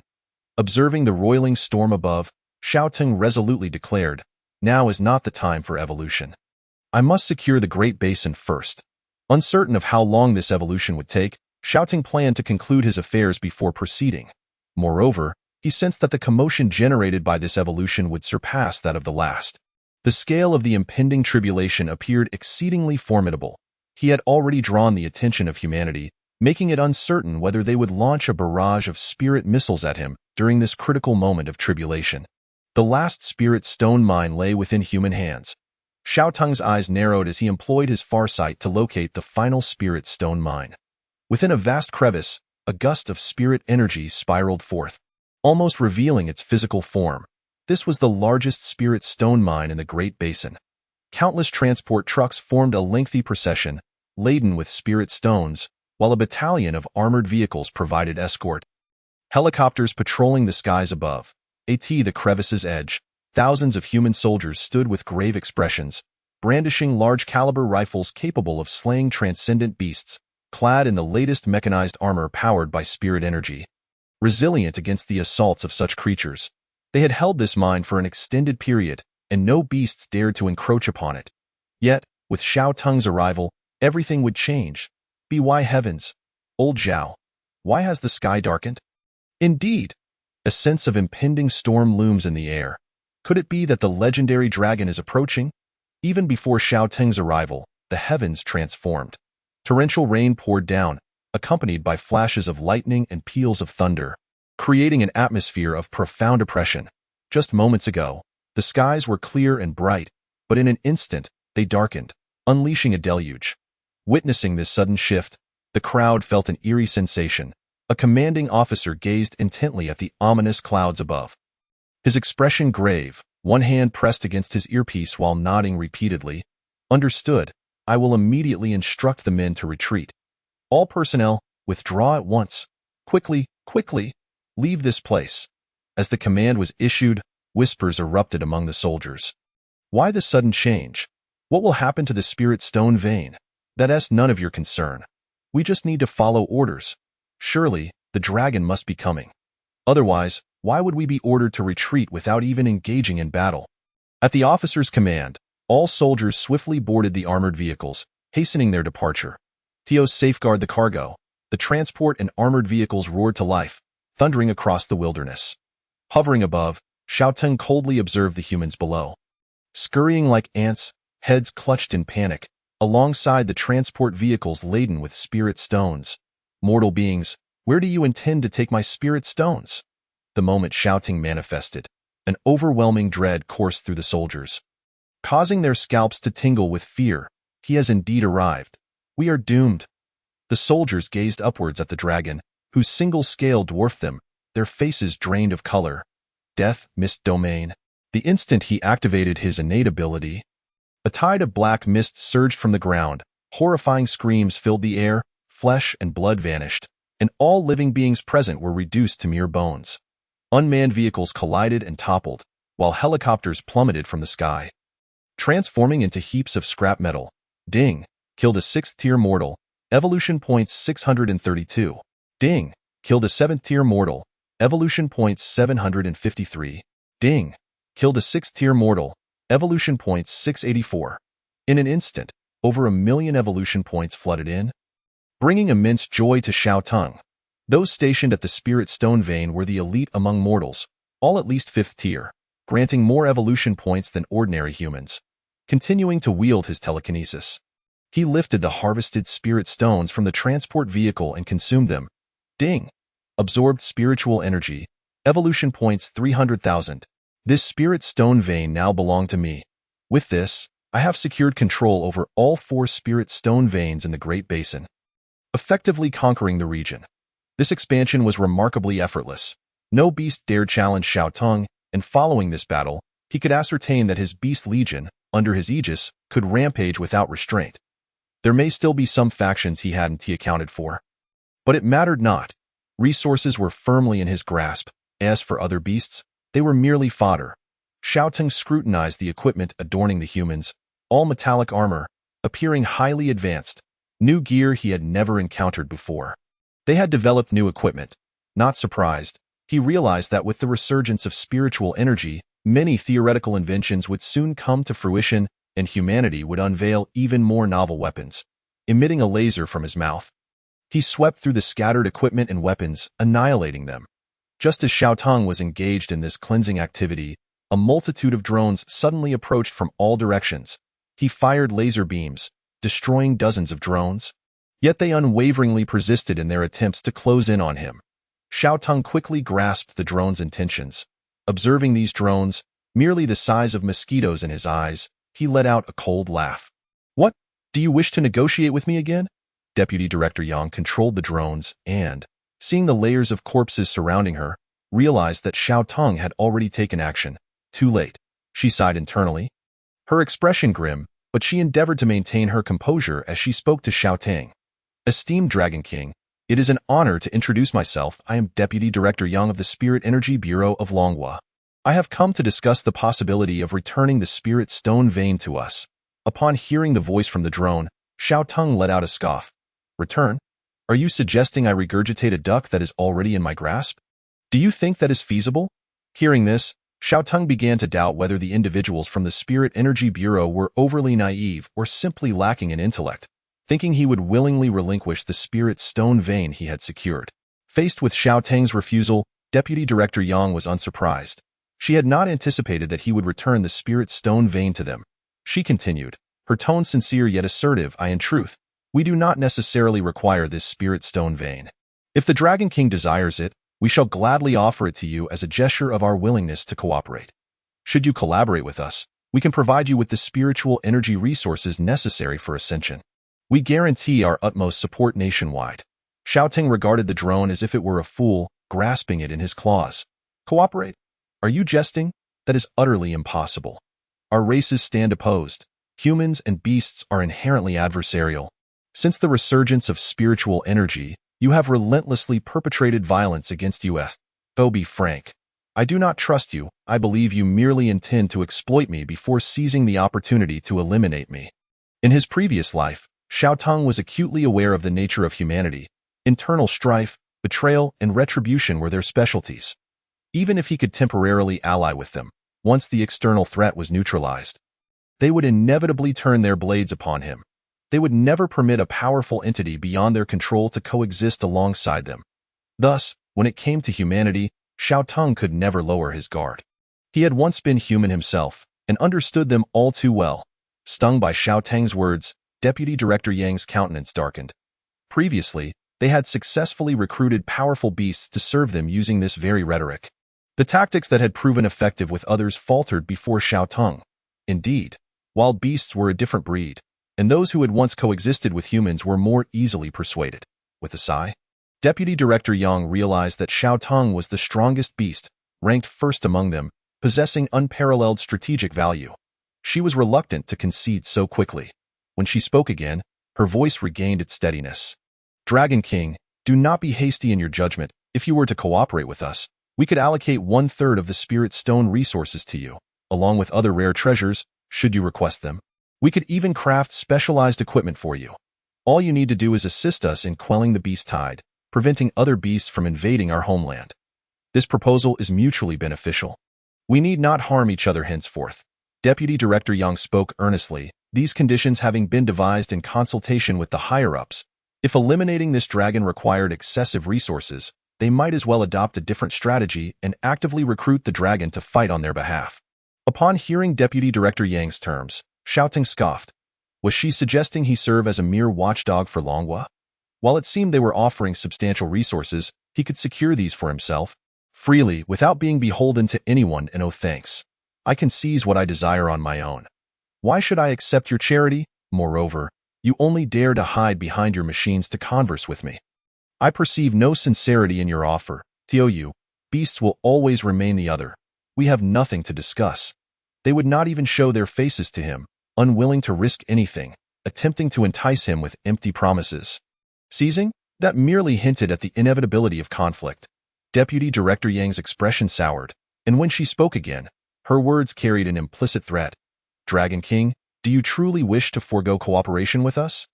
Do not forget, should we expend our full might, the power of thousands of spirit energy missiles will be beyond your capacity to withstand. Who says I cannot withstand it? Feel free to give it a try. Xiao Teng replied nonchalantly, however, consider the consequences. Had he still been at the extraordinary stage, he might have struggled to endure. Yet now, in the awakened realm, his physical prowess had increased exponentially. Merely spirit energy missiles? Xiao Teng contemplated, and indeed, they posed no threat to him. Previously, he could be harmed by them. Now, they could not even breach his defenses. No amount of spirit energy missiles could slay him. Furthermore, he possessed numerous recovery methods, and his speed had vastly improved. Whether they could even strike him was uncertain. It could be said that Xiao Teng could now roam Blue Star with impunity. His tone resolute, his statement left Deputy Director Yang astounded. Why did this dragon seem so emboldened? Had it grown stronger?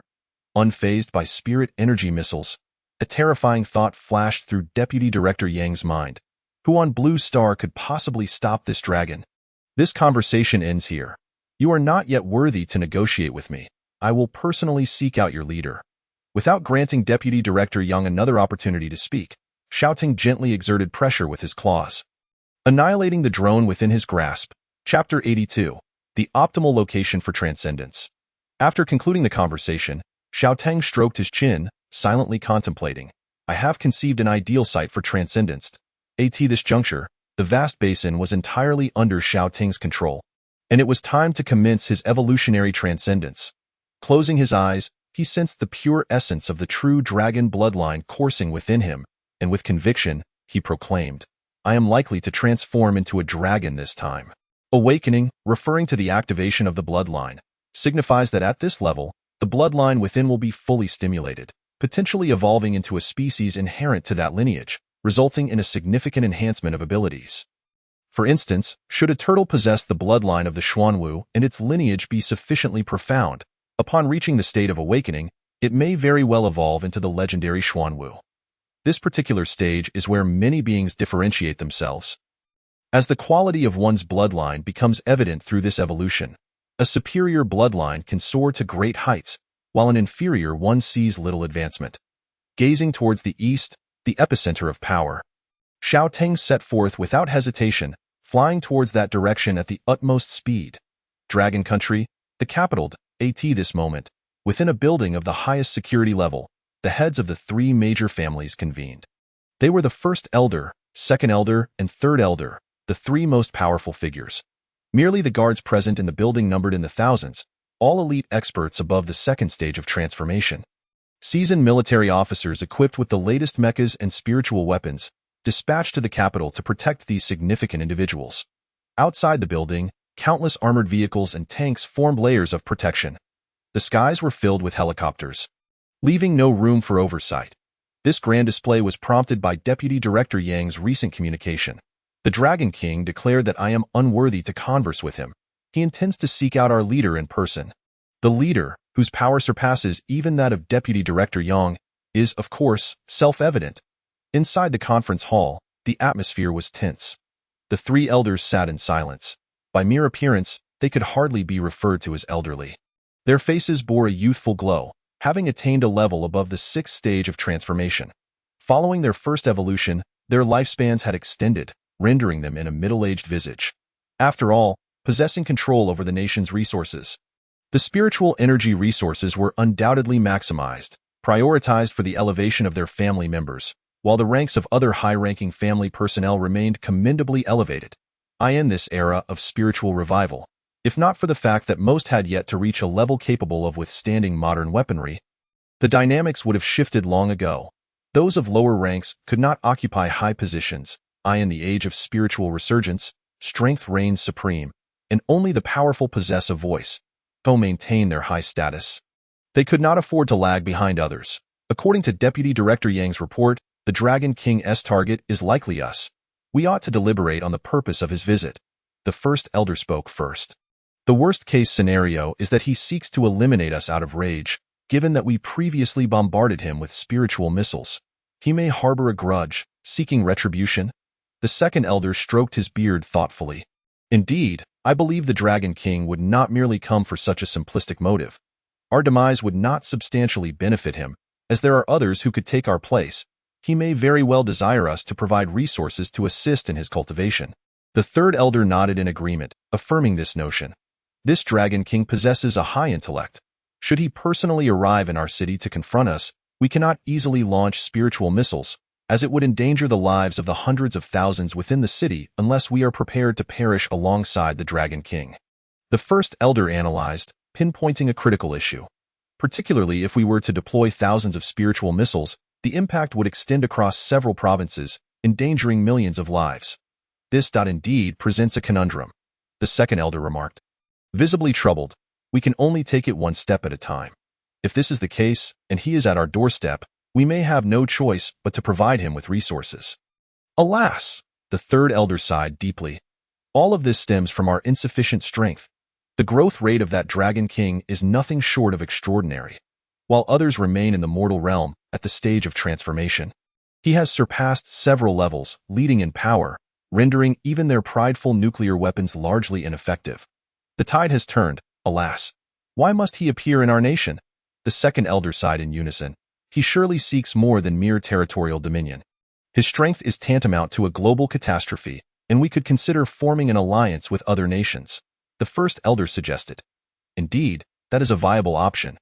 The third elder concurred, yet recognizing the terrifying strength of the Dragon King would likely cause them to hesitate. No one wishes to provoke such a formidable entity without cause. Are we to simply wait for him to come to us? The second elder inquired, implying that they should take the initiative. His speed has already surpassed that of sound. Ordinary missiles could never strike him. What can be done? We have tested this before. We cannot strike him. It is utterly futile. The first elder felt a profound sense of despair. It is akin to knowing that tomorrow is execution day, yet they can only wait for death to arrive, unable to resist, helplessly watching the blade descend upon their necks. The conference hall descended into a prolonged silence. The atmosphere oppressive, as no one could conceive a sound strategy to avert this impending disaster. Meanwhile, as the three elders fervently discussed, shouting soared confidently through the sky, traversing half the expanse of Dragon Country to reach the capital. During this journey, having disregarded any need for concealment, Xiaotong was witnessed by countless observers, igniting a media frenzy, with numerous news outlets clamoring to cover his trajectory. This must be the Dragon King from the headlines. Such a colossal being, utterly astonishing. How could he move so swiftly? He flew over our city, and I could hardly discern his movements. To fly through the air, how enviable! When might I achieve such heights? But truly, what realm has he attained? I am merely at the 6th stage of the mortal realm. How can the disparity be so vast? Are we inhabiting the same planet? I even suspect this Dragon King could be an extraterrestrial being. Otherwise, how could the gap between us be so immense? This is a clear-cut divide. I have never encountered such a monstrous entity. Should I challenge such a creature, I would be obliterated with a mere touch. My goodness, when he passed over our city, it instantly began to pour. He can even manipulate the weather. This is divine. Dragons, are they not the emblem of our dragon country? Why then does he attack us? A dragon is but a beast, no different from other extraordinary creatures. It is because we lack sincerity. From this day forth, I shall worship the dragon, paying homage daily, believing that my faith shall sway him not to attack. Upvote for that. I too shall begin to worship the dragon. O great dragon, I am your devoted follower. The users above are traitors.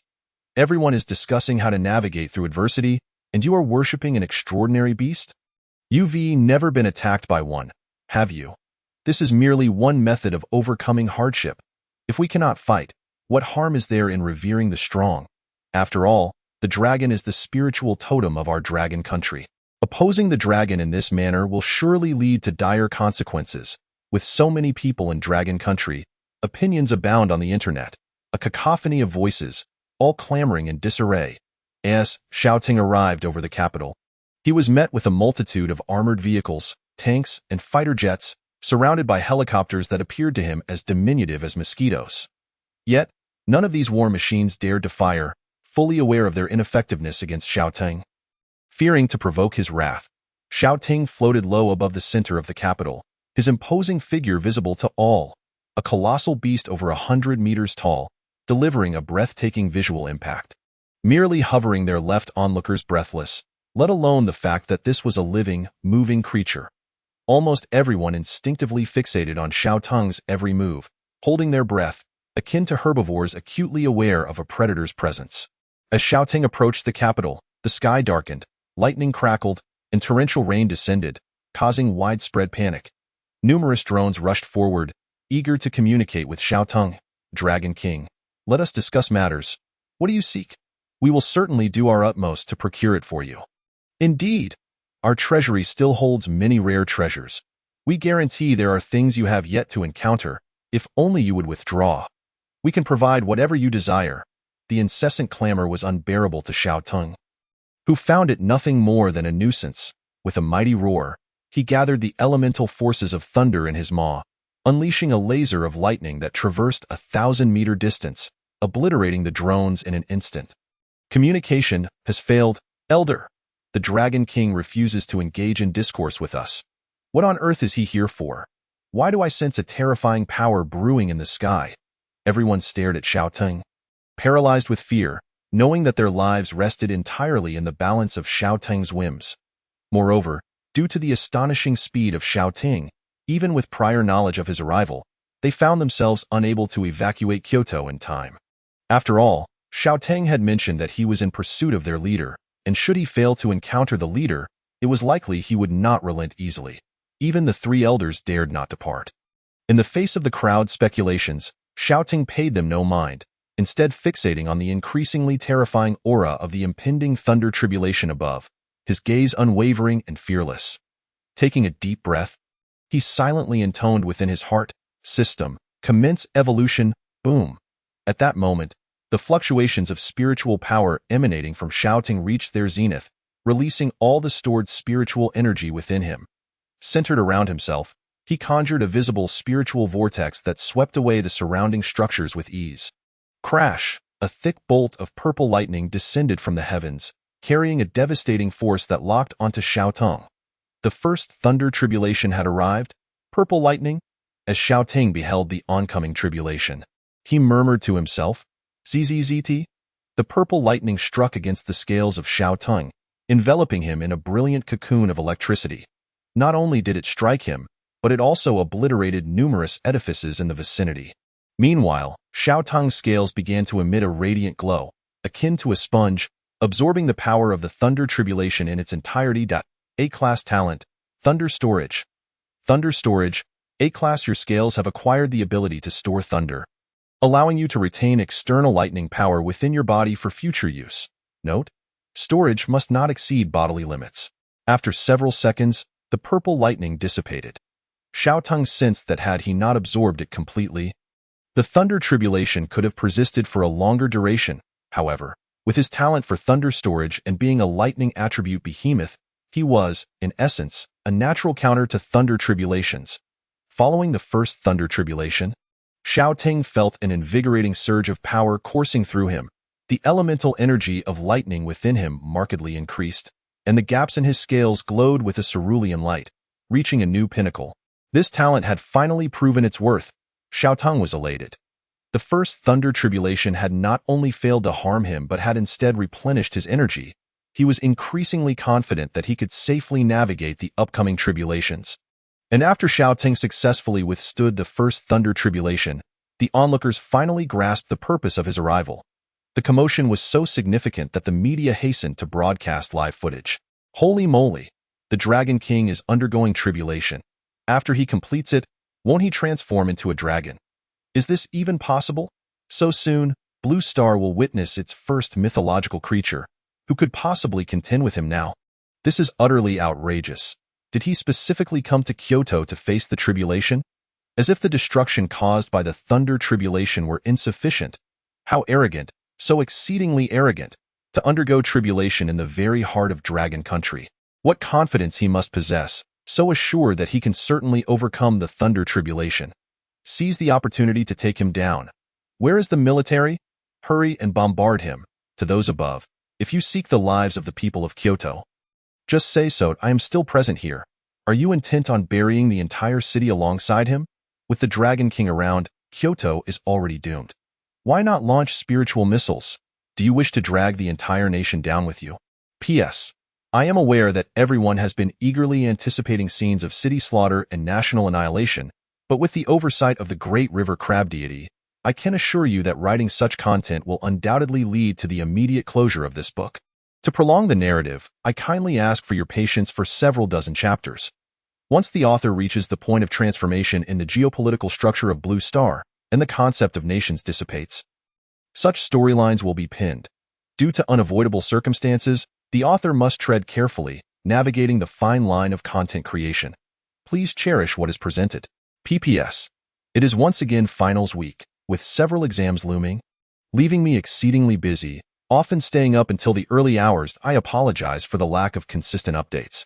Chapter 83. Evolution once more. Success in Thunder Tribulation.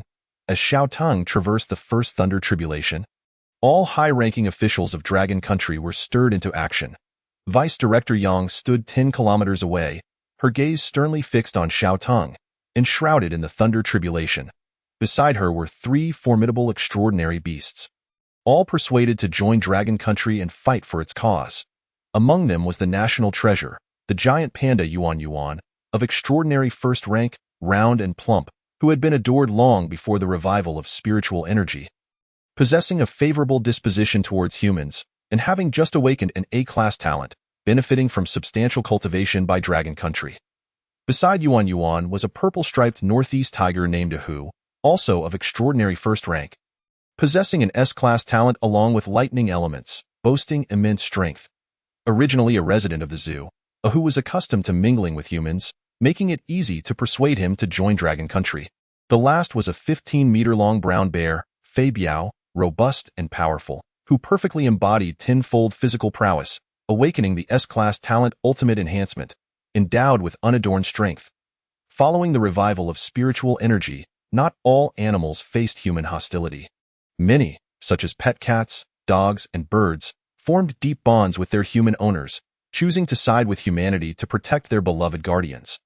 Furthermore, numerous zoo animals, having lived alongside humans from birth, grew accustomed to a life of comfort.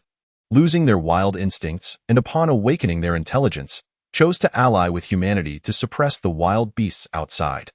These 3 extraordinary beasts represented the strongest allies Dragon Country could muster, forming an unparalleled lineup.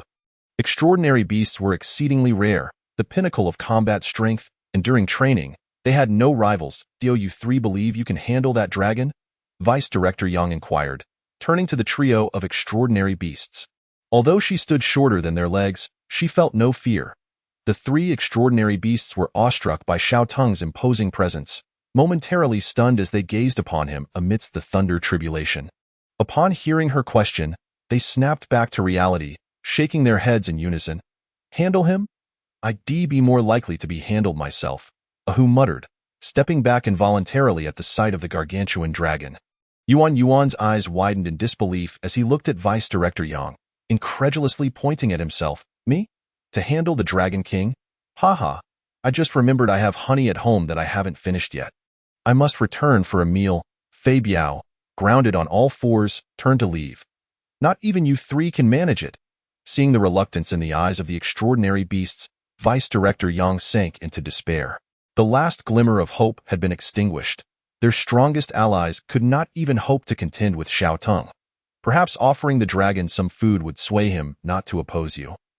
Yuan suggested naively, munching on a piece of bamboo.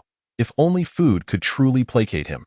Observing the carefree Yuan still thinking of food, Vice Director Yang's mouth twitched.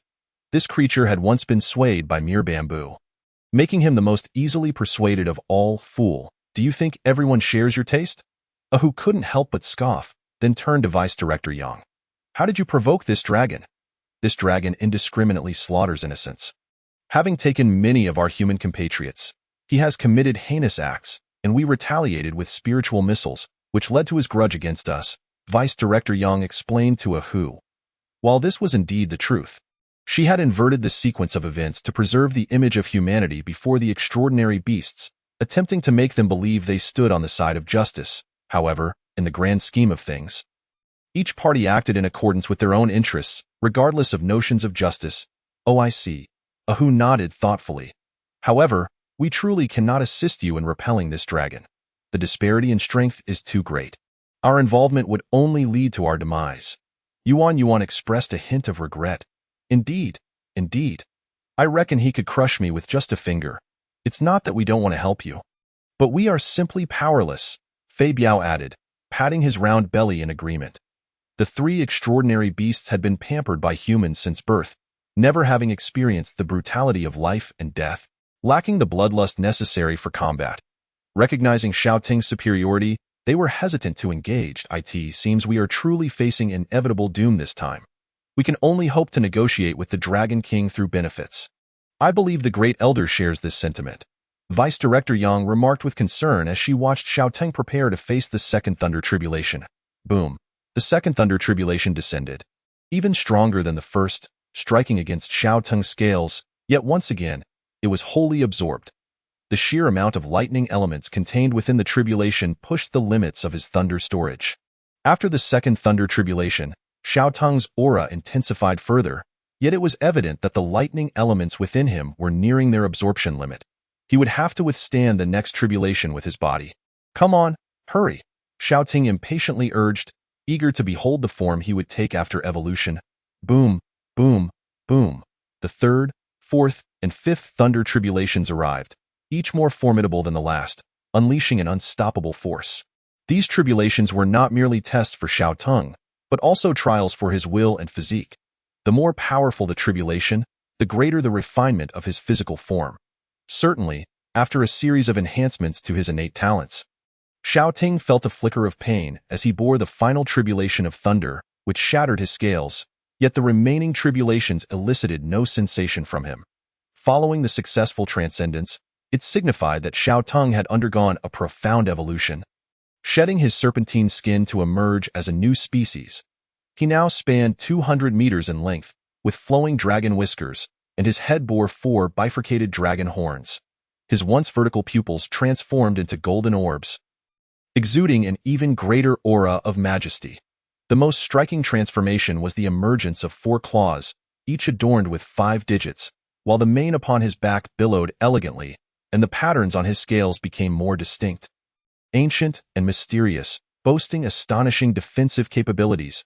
Am I not a dragon now? Xiao Ting raised his claw, flexing it and relishing the surging power within, filled with elation. Roar. Shouting released a prolonged and resounding dragon roar that soared into the heavens, reverberating throughout the capital. The sound of his roar echoed far and wide, reaching every ear in the city. Upon hearing this mighty cry, all living beings in the capital were affected, instinctively covering their ears, as if witnessing the arrival of a sovereign. Some fainted outright, others trembled uncontrollably, while some shouted in panic, their minds engulfed in chaos. Elder, Deputy Director Yang, having finally extricated himself from the overwhelming aura of the dragon, beheld a scene he would never forget. Even the three grand elders appeared vacant, instinctively kneeling before Xiao Teng. Dragon might, Grade A. The majesty of a true dragon is inviolable. All beings that see or hear you shall be influenced by your dragon might. Succumbing to negative states. You can activate this talent at will. Beings of a higher rank are immune to its effects. Ah, is this my new talent? Observing the chaos that had befallen the capital, Xiao Teng was momentarily taken aback. This dragon might had manifested unconsciously, and he was astonished by its formidable impact. The very first use incited fear, incontinence, and mental disarray among the city's populace. I quite like this effect. Witnessing numerous individuals, including beasts, collapsing to their knees before him, Xiao Teng's eyes sparkled with satisfaction for this newfound talent. Although it might prove useless in battle, it certainly had its charm. He had successfully transcended the tribulation. The Grand Elder finally snapped out of his stupor, disregarding the fact that he had just bowed to Xiao Teng, gazing at the dragon soaring in the sky, exclaiming in awe, he had truly transformed into a dragon. The legendary dragon had been born. The second elder rose from the ground, fixating intently on Xiao Teng, recognizing that his appearance bore an uncanny resemblance to the dragons of legend. After the transcendence, could spiritual missiles still harm him? The third elder, observing Xiao Teng soaring above, turned to Deputy Director Yang, posing a critical question. This, though reluctant to admit, is highly probable. Based on prior data, even before the transcendence, the Dragon King could withstand most spiritual missile damage. After transcending, his strength had escalated further, making it likely that even spiritual missiles would be ineffective against him. Deputy Director Yang shook his head, expressing his perspective. Alas, given the current situation, if he desires any resources, let him have them, as long as we can preserve our nation. The third elder sighed heavily at these words.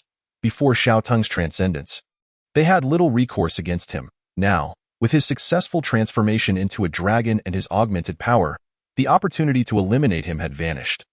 Military force had become futile against Xiao Teng. Finally locating them, Xiao Teng, soaring through the sky, keenly spotted the three grand elders. He had often seen their likenesses on television in his past life, making their recognition effortless. Descending in altitude, he fixed his gaze intently upon the three elders. Drawing exceedingly close, the three elders could almost feel the breath of Xiao Teng. Under the scrutiny of his imposing vertical pupils, every hair on their bodies stood on end. Each cell screamed for escape. The three elders swallowed hard, bracing against the overwhelming pressure. However, the guards beside the elders lacked such composure. Overwhelmed by fear, they brandished their weapons and shouted at Xiao Teng, demanding he halt his approach. The Grand Elder, quick-witted, raised a hand to block the advancing guards. Deputy Director Yang promptly reacted, pulling the terrified guard aside for a reprimand. This left the Grand Elder drenched in cold sweat. The situation was perilously tense. In the face of the now transformed Xiao Teng, they felt utterly powerless. The wisest course of action was to avoid provoking him in any manner. Xiao Teng paid no heed to the guards surrounding the three elders, his eyes unwavering as he grinned, tilting his head in feigned contemplation. Now, let us settle our old scores. Your earlier assault with spiritual missiles against me prompts me to consider how I might deal with you. Xiao Teng intends to settle old scores. Upon hearing his words, the crowd felt a lump rise in their throats. The Grand Elder stepped forward, hastily presenting a premeditated apology. Great Dragon, we sincerely apologize for our prior actions. Our treasury contains ample spiritual stones and rare treasures. You may take whatever you desire, and we shall share 1/3 of all future spiritual stones with you. We implore you, do not attack our nation. Only 1/3. That hardly seems sufficient to purchase your lives, does it? Xiao Teng blinked, mocking. Consider this carefully. Are the lives of so many in your dragon nation worth merely 1/3? 60%. We shall henceforth offer you 60% of all spiritual stones we acquire." The Grand Elder gritted his teeth as he spoke. 60%. That sounds somewhat sincere. Xiao Ting nodded, continuing, "I give you a deadline of 10 days to gather and deliver all the spiritual stones and rare treasures from your treasury to the Qingfeng mountain range. Should you exceed even a single day, I shall lay waste to one of your cities. And do not attempt any tricks. Should the quantity of spiritual stones fail to meet my satisfaction, our discussion today shall be rendered void, and you are well aware of the consequences. Do not provoke my wrath. Furthermore, any spiritual stones acquired thereafter must be submitted monthly, delivered to Qingfeng mountain range." With that, Xiao Teng departed from their presence, following the traces of spiritual energy to locate a storage cellar for their spiritual stones, effortlessly breaking open a large hole and telekinetically drawing the stones into his maw. Ding! Absorbed spiritual energy, evolution points 10 million. Such a vast quantity of spiritual stones yields only 10 million evolution points. This is far from sufficient for my ascension. Let us hope the next blood rain arrives soon. Having plundered a nation's spiritual stones, it should provide me with a wealth of evolution points. For the sake of sustainable development, Xiao Ting opted not to annihilate a nation, but rather to ensure a continuous supply. Gathering the collective strength of the nation to amass spiritual stones for himself. After Xiao Teng's departure, the three Grand Elders collectively exhaled in relief, clenching their fists. Today had been profoundly humiliating, being overpowered by a beast. A creature they once held dominion over, now demanding their subservience and even apologies. Such a scenario had never unfolded even in dealings with the leaders of other nations. Nevertheless, with the Green Mountains intact, there is no fear of lacking firewood. Although they had suffered considerable resource losses, the cultivation progress of the Dragon Nation would be significantly hindered. At least the nation itself had not perished. Nor had countless lives been lost. Chapter 84. S-Class, Divine Thunder of Heavenly Punishment. The news of Xiao Teng's firm hand upon the Dragon Nation quickly spread across the globe, inciting a considerable uproar. Everyone came to know that a supremely powerful true dragon had emerged from the Dragon Nation, one that even the most formidable weapons devised by humanity could not contend with in an instant. Other major nations found themselves gripped by anxiety, fearful that Xiao Teng might set his sights on their resources, for the Dragon Nation stood among the mightiest of countries. If the Dragon Nation had suffered under Xiao Teng's might, the weaker nations stood no chance. They resolved that upon Xiao Teng's arrival, they would immediately treat him as an esteemed guest, granting him whatever he desired, for it was far better than facing annihilation. The most apprehensive among them were the Bear Nation, whose high-ranking officials wore expressions of deep concern upon hearing the news. After all, the Bear Nation was the closest country to Xiao Teng besides the Dragon Nation. Crossing the snowy mountains led directly to their territory. Yet, Xiao Teng remained blissfully unaware of these nations' trepidations, wholly immersed in the joy of his transformation into a dragon. This evolution had propelled Xiao Teng's speed to surpass twice the speed of sound, and his strength had multiplied several times over. With a mere flick of his tail, he could effortlessly shatter a mountain, reshaping the very landscape. Moreover, having endured the trials of the thunder tribulation, the upper limit of the lightning elements within him had been elevated, further amplifying the power of his lightning element talent. Feeling the pure lightning element coursing through him, Xiao Teng murmured softly, "This evolution has granted me several new talents." Casting his gaze toward the horizon, Xiao Teng's expression sharpened as he soared toward a towering snow-capped mountain. The mountain, with its frigid winds and drifting snowflakes, maintained a climate perpetually around -20 degrees Celsius, teeming with countless cold-resistant creatures. Due to its geographic location, the inhabitants here had readily mastered the ice element talent, with most being ice element behemoths. Xiao Teng hovered above a herd of grazing elk, coldly observing the group below. The elk, perplexed, lifted their heads to gaze up at the colossal beast that dwarfed them by dozens of times. "Why, Lord, what brings you here?" An elderly elk raised its head and inquired of Xiao Teng. As it lifted its head, it was met by a pair of chilling golden vertical pupils. The old elk's heart tightened, its legs turned to jelly, and with this sight, the herd of elk was plunged into chaos. Their breaths stilled as they knelt before Xiao Teng. This was the effect of the dragon's might. Ignoring the old elk's words, Xiao Teng coldly commanded, "Thunder, come." He raised his paw and waved it nonchalantly. A tremendous roar of thunder responded, followed by an immensely thick purple lightning bolt descending from the heavens, bearing the power to obliterate all in its path. Upon closer inspection, this lightning bore a striking resemblance to the tribulation thunder Xiao Ting had faced during his transformation. The bolt of tribulation lightning descended upon the elk herd, their eyes filled with terror, yet paralyzed by the dragon's might, they were unable to escape, their cries for mercy silenced before they were reduced to ashes. Ding! Killed a second stage ice snow deer, evolution points 2366. Ding! Killed a third stage ice crystal deer, evolution points 3217. Ding! Killed a first stage ice field deer, evolution points 1852. A massive, charred pit over 100 meters deep was left in the ground. Goodness, the efficacy of this talent exceeds my expectations, Xiao Ting exclaimed, gazing at the large crater. Heavenly punishment, divine thunder. S-rank, you have gained the recognition of the tribulation thunder, summoning a bolt of purple tribulation lightning to descend. A powerful single-target attack. From the talent description, it was evident this was an extraordinarily potent single-target attack. However, its overwhelming power inadvertently affected nearby creatures, transforming what should have been a single-target assault into an area attack. At present, there were no creatures left to demonstrate the full strength of this single-target attack. After all, ordinary beings could hardly withstand even his basic attacks before being obliterated, rendering such a high-powered talent unnecessary. An S-rank single-target elemental talent capable of summoning tribulation lightning was akin to my ultimate killing move. Although no creatures were available to showcase the full might of this talent, the mere thought of summoning the lightning that struck during my transformation was undeniably formidable.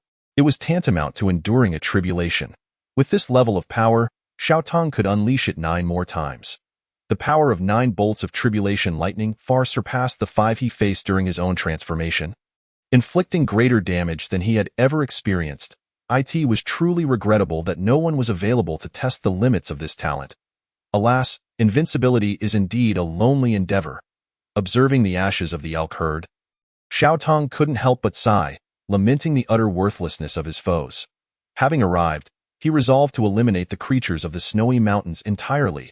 Initially, he had sought a nearby location to test his new talent, but upon witnessing the multitude of exotic beasts inhabiting the area, he was reluctant to leave so easily. After all, these were all opportunities for evolution points. With a mere thought, the creatures at the foot of the snowy mountains faced annihilation. Xiao Ting activated the fog of death domain, slaughtering as he walked, leaving no creature capable of evading its pursuit. Whether buried hundreds of meters underground or soaring 1,000 meters high, all met the same fate. Transforming into mere bones. Ding! Killed a first stage snowfield wolf, evolution points 1533. Ding! Killed a second stage snowfield wolf king, evolution points 2367. Ding! Killed a third stage snowball mouse, evolution points 3214. The snowy mountains were several times larger than the Qingfeng mountain range, a vast expanse with sparse human habitation. Xiao Ting lingered in the snow for an extended period, feeling no chill. Such temperature differentials posed no challenge to him. He traversed from the eastern edge to the western, crossing the snowy mountain domain. The system prompts rang incessantly as dozens of snow mountain tribes were eradicated.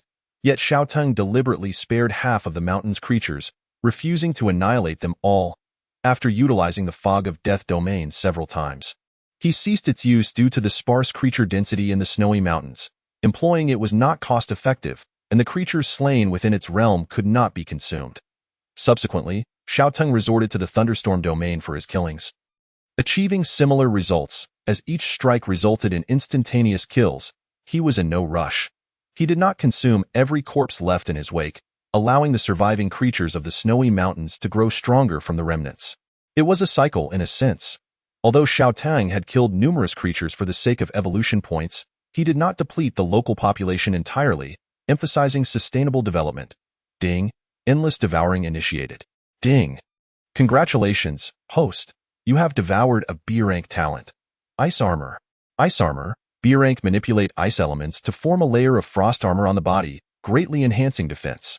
Upon acquiring this talent, Xiao Ting immediately sensed the ice elements leaping throughout the snowy mountains, abundant and playful like mischievous sprites.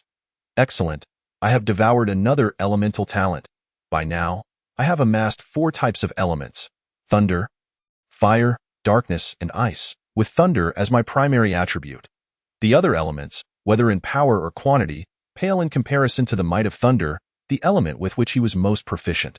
The talents he awakened autonomously during evolution were primarily related to thunder, while the others were acquired solely through devouring, a matter of luck. Talents that resonated with him were more readily absorbed. After awakening the ice attribute, Xiaoteng could now perceive the ice elemental bodies invisible to the average eye. Atop the snowy mountain, fierce winds howled and blizzards raged. Amidst the snowflakes, a colossal tornado stood silently, clearly a product of this region's tempestuous weather. Gazing at this gathering of ice elements, Xiaoteng felt an inexplicable premonition that the towering tornado at the mountain's peak was alive, a sentient elemental being formed from the accumulation of ice elements. When a particular element gathers in abundance, life is born from it. Intrigued, he approached. As Xiaoteng soared toward the mountain summit, he discovered not only the ice elemental being, but also a snow-white moose adorned with multicolored antlers. It approached him. The multicolored moose, with a grave expression, stared at the flying dragon above and moved beside the ice elemental being, saying, "He has seen us. You have awakened the ice attribute." The multicolored moose was taken aback. "How could this be? I have observed him for quite some time. He should be a thunder attribute behemoth." Then, with a hint of concern, it asked, "You won't betray me because of this, will you?" The ice elemental being flickered a few times and responded, "No. Although he has awakened the ice element, his primary attribute is thunder, and the ice elements within him are not pure." The multicolored moose sighed in relief. "That's good. When he makes his move, you must assist me." A powerful gust surged, and Xiaoteng quickly ascended to the mountain peak, curiously eyeing the ice elemental being while entirely disregarding the multicolored moose. "What are you? Can you speak?" "I am the aggregation of ice elements, the embodiment of disaster. Wherever I tread, there follows snow calamity." The words echoed in Xiaoteng's mind. "Quite responsive. You answer every question?" he remarked. "Snow calamity? No wonder this place is perpetually beset by blizzards." Xiaoteng marveled, realizing this being was a walking natural disaster. As he gazed upon the head of the ice elemental being, he discovered that it too possessed a rank. Ice elemental being, extraordinary 4th rank, talents. Snow calamity, S rank. Nature's protection, S rank. My word, only 2 talents, both S rank, and its rank is impressive, surpassing even the frost giant whale. It is the highest ranked creature Xiaoteng had encountered aside from himself. Such formidable attributes stirred Xiaoteng's interest. And he inquired, "I also possess the ice attribute. Could you pledge your allegiance to me?" "No, there exist beasts more adept at manipulating ice elements than you." The ice elemental being flickered twice in response. Xiaoteng's gaze shifted to the side, where the multicolored moose was subtly trying to diminish its presence. Multicolored moose, extraordinary 1st rank, talents. Ice element affinity, C rank. Ice blade, B rank. Ice armor, B rank. Hail, A rank. Upon examining the panel, it was evident the multicolored moose had also awakened the ice element, along with an affinity for it. Xiaoteng's eyes narrowed as he questioned, "Is it you?" "No, it is not me," the multicolored moose hastily denied, then discreetly moved closer to the ice elemental being. Xiaoteng opened his massive maw and unleashed a laser of thunder upon it in that critical moment. The ice elemental being suddenly dispersed, a torrent of ice elements flooding the area, swiftly enveloping the multicolored moose. Boom! The laser struck the multicolored moose, forcing it to stagger backward, blood spilling from its mouth. However, due to the protective layer of ice elements, it did not perish, merely sustaining severe injuries. "Tio think it could withstand my strike." "Impressive," Xiaoteng mused, recognizing that the ice elemental being had intervened to shield the multicolored moose. Otherwise, even an extraordinary creature would have been unable to endure his blow. "Dio, you insist on aiding it? Very well, then you both shall meet your demise." Xiaoteng shook his head and summoned the tribulation lightning to strike down upon them. Boom! With a violent tremor, a section of the mountain peak was blasted away, triggering an avalanche as countless snow blocks cascaded down the mountainside, enveloping the area in a swirling cloud of snow. At this moment, even under the protection of the ice elemental life form, the colorful moose faced extinction. Ding! Extraordinary 1st tier colorful moose slain. Evolution points 18,690. However, there was no system notification indicating the defeat of the ice elemental life form. After the thunderstorm passed, the blizzard in the sky ceased, and the figure formed by the gathering ice elements vanished. It was merely dispersed by Xiao Teng, not utterly destroyed. He noticed that the density of ice elements surrounding him had significantly increased, and they were instinctively moving towards a particular direction, yearning to congregate once more. Yet, their pace was sluggish, and it remained uncertain how long it would take for them to regain their previous form. Not destined for death? How intriguing. Xiao Ting felt a twinge of regret for failing to earn the creature's allegiance. Such elemental beings, capable of summoning blizzards wherever they went, were akin to walking natural disasters. If their tier were elevated even slightly, they might evolve into world-class calamities. Having just slain so many beings, it ought to be sufficient for me to ascend a tier. After concluding the battle, Xiao Teng opened his interface and, upon seeing the subsequent cascade of numbers, couldn't help but exclaim with joy, "System, promote me, ding. Congratulations to the host for ascending to Awakening Tier 2. The next tier, Awakening Tier 3, requires 30 million evolution points." 30 million. It seems that each tier ascension necessitates an additional 10 million evolution points. Progressing to the next tier is no simple feat. Once the Dragon Kingdom delivers the Spirit Stones, I should be able to ascend several more tiers. Following the promotion, Xiao Ting's body length increased by 50 meters in an instant, for he was now of the dragon race, boasting a significantly elevated growth curve. Race: Thunder Dragon Juvenile, Awakening Tier 2, Chapter 85. The third blood rain atop the mountain. The colorful moose and the ice elemental life form represented the strongest creatures of the snowy peaks. Having traversed the snow-capped mountains, Xiao Ting gazed skyward, beholding an endless expanse. Simultaneously, feeling the surge of his dragon-formed body, now several times stronger than before, he was filled with exhilaration. How could a dragon be confined by a mere realm? Let us ascend to the skies. The secrets of the awakening of spiritual energy may very well be hidden within the cosmos. During his serpent dragon phase, he could not soar too high, but now, having transformed into a dragon, he could reach heights previously unattainable. Roar. With a heart ablaze, Xiao Ting let out a mighty roar, then swung his body, with his dragon head aimed skyward, his entire form undulating like waves, creating a gust of wind that propelled him upwards from the snowy peak, soaring into the clouds, ascending to heights of millions of meters. Xiao Teng's speed intensified, and the surrounding air became increasingly thin. The wind rushing against him caused his eyes to ache, yet he steadfastly kept them open, eager to discover what lay beyond the blue star. As he reached an altitude of 80,000 meters, Xiao Teng approached his limit. His speed was at Mach 6, yet he remained unable to escape the clutches of gravity. Before him appeared a dense, ethereal white mist, obscuring his vision. Sensing his stamina waning, Xiao Teng opened his enormous maw and unleashed a laser beam, piercing through the mist, illuminating a glimpse of the scene beyond. It was a blood-red hue, and before Xiao Teng could fully comprehend, the blood rain began to cascade down. Following this, an ethereal, expansive sound resonated in his ears, akin to a wailing cry. What on earth was that? Hearing this cosmic echo, Xiao Teng was taken aback, neglecting the third wave of blood rain descending. Although he yearned to investigate further, it was evident that his body had reached its limits. Nourished by the blood rain, he slowly descended back to the ground, filled with endless regret. The third blood rain had arrived. Xiao Teng extended his claw, catching the sanguine, sweet-smelling rain in his grasp, which was swiftly absorbed by his body, causing the spiritual energy within him to gradually swell. Uncertain of how long this phenomenon would persist, Xiao Teng hoped for an extended duration of the blood rain, wishing for all the beings of the blue star to ascend a significant tier. Thus, he would acquire even more evolution points from slaying creatures. For now, he decided against taking lives, granting the beings of the blue star some time to grow. Xiao Teng sensed that his avatar had arrived at a new marine expanse, teeming with sea beasts. Even the shallow waters were lively, in stark contrast to the desolation of the South Sea. This marine area was the East Sea.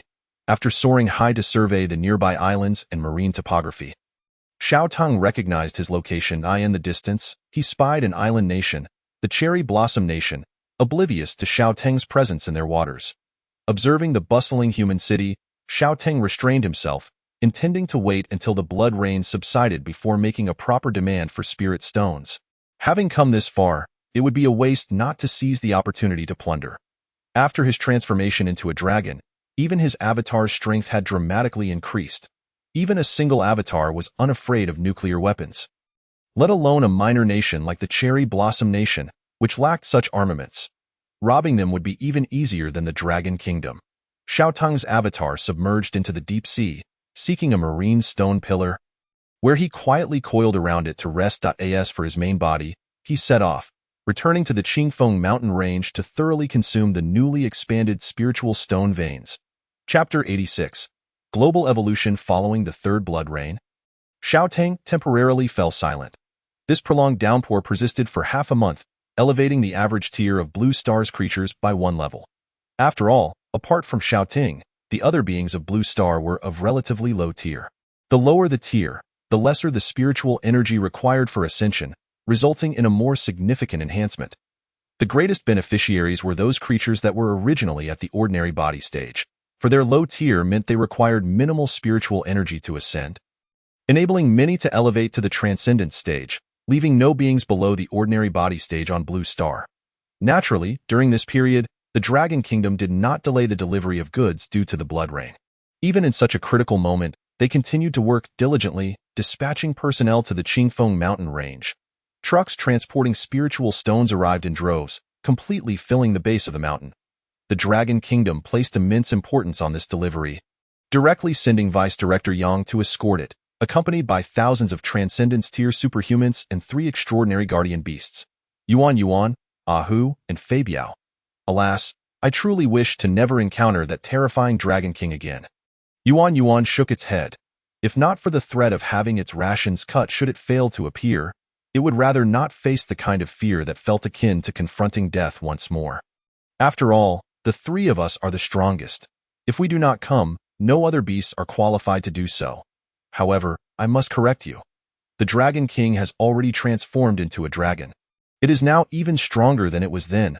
Ahu sighed as well, relieved that Xiao Tung did not go on a killing spree in the capital. The 3 of them had narrowly escaped death. How did it become so powerful? This is incomprehensible. Could its talent level truly surpass that of the strongest in the Dragon Kingdom? Since that day, Fabiao had been unable to sleep soundly, even losing its appetite. It had believed itself a genius among extraordinary beasts, but it seemed that true genius was merely the threshold for encountering Xiao Tung. They have arrived. From a distance, Xiao Ting spotted the convoy transporting the goods, waiting in the sky. Upon seeing their arrival, he descended to a lower altitude. This time, he refrained from using the might of the dragon, as they were there to deliver gifts. One must not strike those who approach with goodwill. Great Dragon, we have brought the items. Please verify. Vice Director Yang bowed respectfully, presenting a stark contrast to his previous demeanor when he had threatened Xiao Ting from a drone. We have met the Great Dragon. The other 3 beasts that accompanied him also lowered their heads, reverently calling out. Prior to their arrival, the officers from the Spiritual Energy Bureau had trained them to avoid offending Xiao Tung. Very well, place the items down. You may leave. Xiao Tang did not even spare them a glance, quickly assessing the quantity of spiritual stones on the trucks, feeling satisfied with the amount, and promptly dismissed them. Yes, we will take our leave now. May peace endure between us and the Great Dragon. Vice Director Yang bowed once more, then made no further delay, having traveled tirelessly to reach this point. Meanwhile, he silently sighed, having not even had a sip of water before having to depart. The peace between us depends on your awareness. As long as you continue to supply spiritual stones diligently, I shall not harm you. Xiao Ting spoke coolly. After they departed, he turned his gaze to the towering piles of spiritual stones, a look of delight spreading across his face. It seemed the entire national treasury of spiritual stones was contained here. Chapter 87. Devouring Spiritual Stones. Ascending consecutively, Xiao Ting soared above the transport trucks, using his telekinesis to levitate 90% of the spiritual stones into the sky. In an instant, the heavens were filled with spiritual stones, densely packed and incredibly magnificent. Only 10% of the spiritual stones remained untouched. Even the extraordinary beasts beneath Xiao Ting stared in awe, having never witnessed such a vast quantity of spiritual stones before, which raised the spiritual energy concentration of this region several tiers. Xiao Ting spoke, "You may take the remaining spiritual stones and divide them among yourselves." "Thank you, boss." Upon hearing Xiao Ting's words, all the extraordinary beasts joyfully exclaimed in unison. then rushed over with excitement to share the remaining 10% of spiritual stones. Even the newly arrived Xiaohei was astonished by this turn of events, never expecting Xiaotong to be so generous as to share spiritual stones with them. After all, these stones were all acquired through Xiaotong's plundering of the Dragon Kingdom. They had no claim to them. Even receiving just 10% was a substantial amount for them. Their tiers being lower than Xiaotong's meant they required fewer spiritual stones for ascension. These stones would certainly enable them to significantly enhance their strength. Xiaotong nodded, saying, "Yes, take full advantage of this blood rain. Many powerful beings will emerge. Do not miss this opportunity. Rest assured, boss, we will do our best." Xiaotong, having said little more, swallowed the spirit stones whole. Ding! Absorbed spiritual energy. Evolution points 150 million. Xiaotong was astonished. Over 100 million evolution points. Such unprecedented wealth. Ha ha ha. A look of ecstasy spread across his face as he gazed at the long string of numbers on the panel. It was time to enjoy a significant upgrade. After admiring the figures on the screen, Xiaotong resolutely declared, "System, promote me." Instantly, a series of system notifications sounded. Ding! Congratulations, host, for advancing to the 3rd tier of Awakening. To reach the next tier, Awakening Tier 4, 40 million evolution points are required. Ding! Congratulations, host, for advancing to the 4th tier of Awakening. To reach the next tier, Awakening Tier 5, 50 million evolution points are required. Ding! Congratulations, host, for advancing to the 5th tier of Awakening. To reach the next tier, Awakening Tier 6, 60 million evolution points are required. After absorbing the spirit stones, Xiaotong surged up 3 tiers in one go. What a thrill! This was the 3rd tier of the Awakening realm. Each tier required tens of millions of evolution points, and to ascend so many tiers consecutively was a remarkable achievement. Xiaotong was immensely satisfied. It had only been about half a month since he progressed from the 1st tier of Awakening to the 5th tier, a rate of advancement that other beasts could scarcely imagine. He had leaped directly from the early to the mid-awakening stage, significantly enhancing his power. Following this promotion, Xiaotong's physique expanded dramatically, growing an additional 150 meters, bringing his total length to 400 meters. A colossal beast of 400 meters exuded an immense sense of pressure merely by standing still. His speed had also reached Mach 9, 9 times the speed of sound. He could traverse the entire world with ease, entering the heavens or the seas without limitation. At this stage, he was merely a juvenile thunder dragon. One could only wonder how powerful he would become in adulthood. Indeed, he possessed the bloodline of a true dragon. Even in this juvenile form, he already surpassed countless beings. Xiaotong speculated that if he were to reach adulthood, it would be no trouble for him to leave Blue Star and live among the stars. Of course, the cosmos remained an unknown, and until he understood the circumstances, he would not recklessly venture forth to court danger. Upon witnessing Xiaotong's immense growth once more, his subordinates, the other beasts, appeared quite accustomed to it. Save for the newly arrived Xiaohei, who looked utterly bewildered. Was the boss's rate of advancement always this terrifying? He had suddenly grown so large. Xiaohei opened his jaw, gesturing with his forepaws in the air. "Calm down, that's just how the boss is. You'll get used to it," Ah Huang advised, speaking from experience. "The boss is not someone we mere beasts can compare ourselves to. Simply following him will allow us to dominate a vast territory." Tiger Wuming remarked nonchalantly, appearing unfazed, "Isn't it? This is too fast." Xiaohei looked around, noticing their accepting expressions, feeling somewhat incredulous, and murmured softly in a wonder the boss could command so many powerful beings. He truly was the boss. Once the beasts finished consuming the spirit stones, their powers had significantly increased, and the blood rain from the past half-month had also provided them with ample spiritual energy. At the forefront, Ah Huang, Tiger Wuming, and Kai Chong had all reached the extraordinary 9th tier, poised to break into the transcendent realm. The transcendent stage was a significant watershed for living beings. Once they reached this tier, their powers would undergo a qualitative leap. Meanwhile, Shuelian, Bajie, Jingang, Lai Shi, and Xiaotong had all attained the extraordinary 8th tier, while even the recently joined Xiaohei had reached the extraordinary 6th tier. Any one of them could become a dominant force, requiring an army and high-damage missiles to subdue them, not to mention their combat prowess augmented by Xiaotong's influence, making them even more formidable, capable of surviving missile strikes with ease. Additionally, several of the beasts they had tamed from their own kind had also seen their average tiers rise by several levels, benefiting from Xiao Teng's aura, thus qualifying them as elite creatures. Boss, I wish to discuss something with you. After seeing Xiao Teng well fed, Ah Huang climbed beside him and spoke quietly. Xiao Teng inquired, "What is it?" "I believe I have grown dragon scales." "Is this related to you?" As he spoke, Ah Huang twisted his body to display the tip of his tail before Xiao Teng. Upon closer inspection, Xiao Teng noticed a particular scale that stood out. Larger, harder, and adorned with faint, mysterious patterns compared to the others. Xiao Teng's pupils constricted. Indeed, this seemed to be connected to him. He recalled his true dragon bloodline talent, which, once activated, could radiate to surrounding beasts, altering their evolutionary direction if they had no opposing bloodline talents. This meant that if his subordinates stayed by his side for long, they would inevitably be influenced by the true dragon aura, potentially evolving towards dragon-like forms. He suspected that aside from Kaichong, who was evolving towards the fire phoenix, the other beasts would be affected to varying degrees. This should be a good thing, Xiao Teng mused. The true dragon bloodline was classified as S rank. Any bloodline associated with dragons would not be weak. You might evolve in the direction of a dragon like me, Xiao Teng informed him candidly. However, I cannot control this process. If you do not wish to evolve in this manner, you will need to keep your distance from me. Evolving towards a dragon form. Upon hearing Xiao Teng's explanation, Ah Huang gasped in awe, his face lighting up with excitement. "Boss, can I really evolve to be like you?" His eyes sparkled with enthusiasm. He had long envied the boss's bloodline. When the boss was at his current tier, he had already transformed into a flood dragon, while he remained akin to a giant python, indicating that his bloodline was inferior. Thus, Ah Huang felt a pang of regret, only able to console himself with the notion that the boss was beyond comparison to mere beasts like them.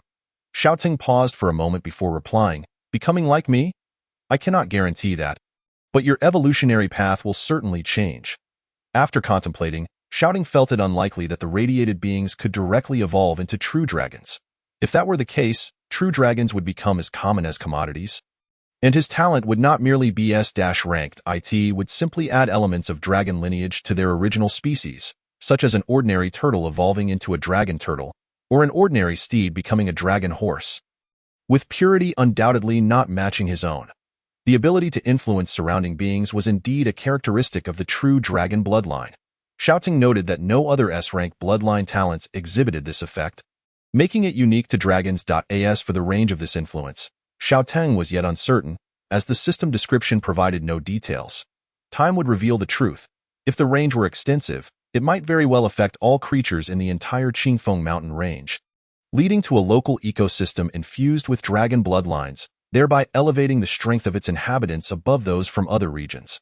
For example, if the challenge level in other areas was 20, his domain's challenge level could reach 40, rendering even ordinary beasts particularly perilous.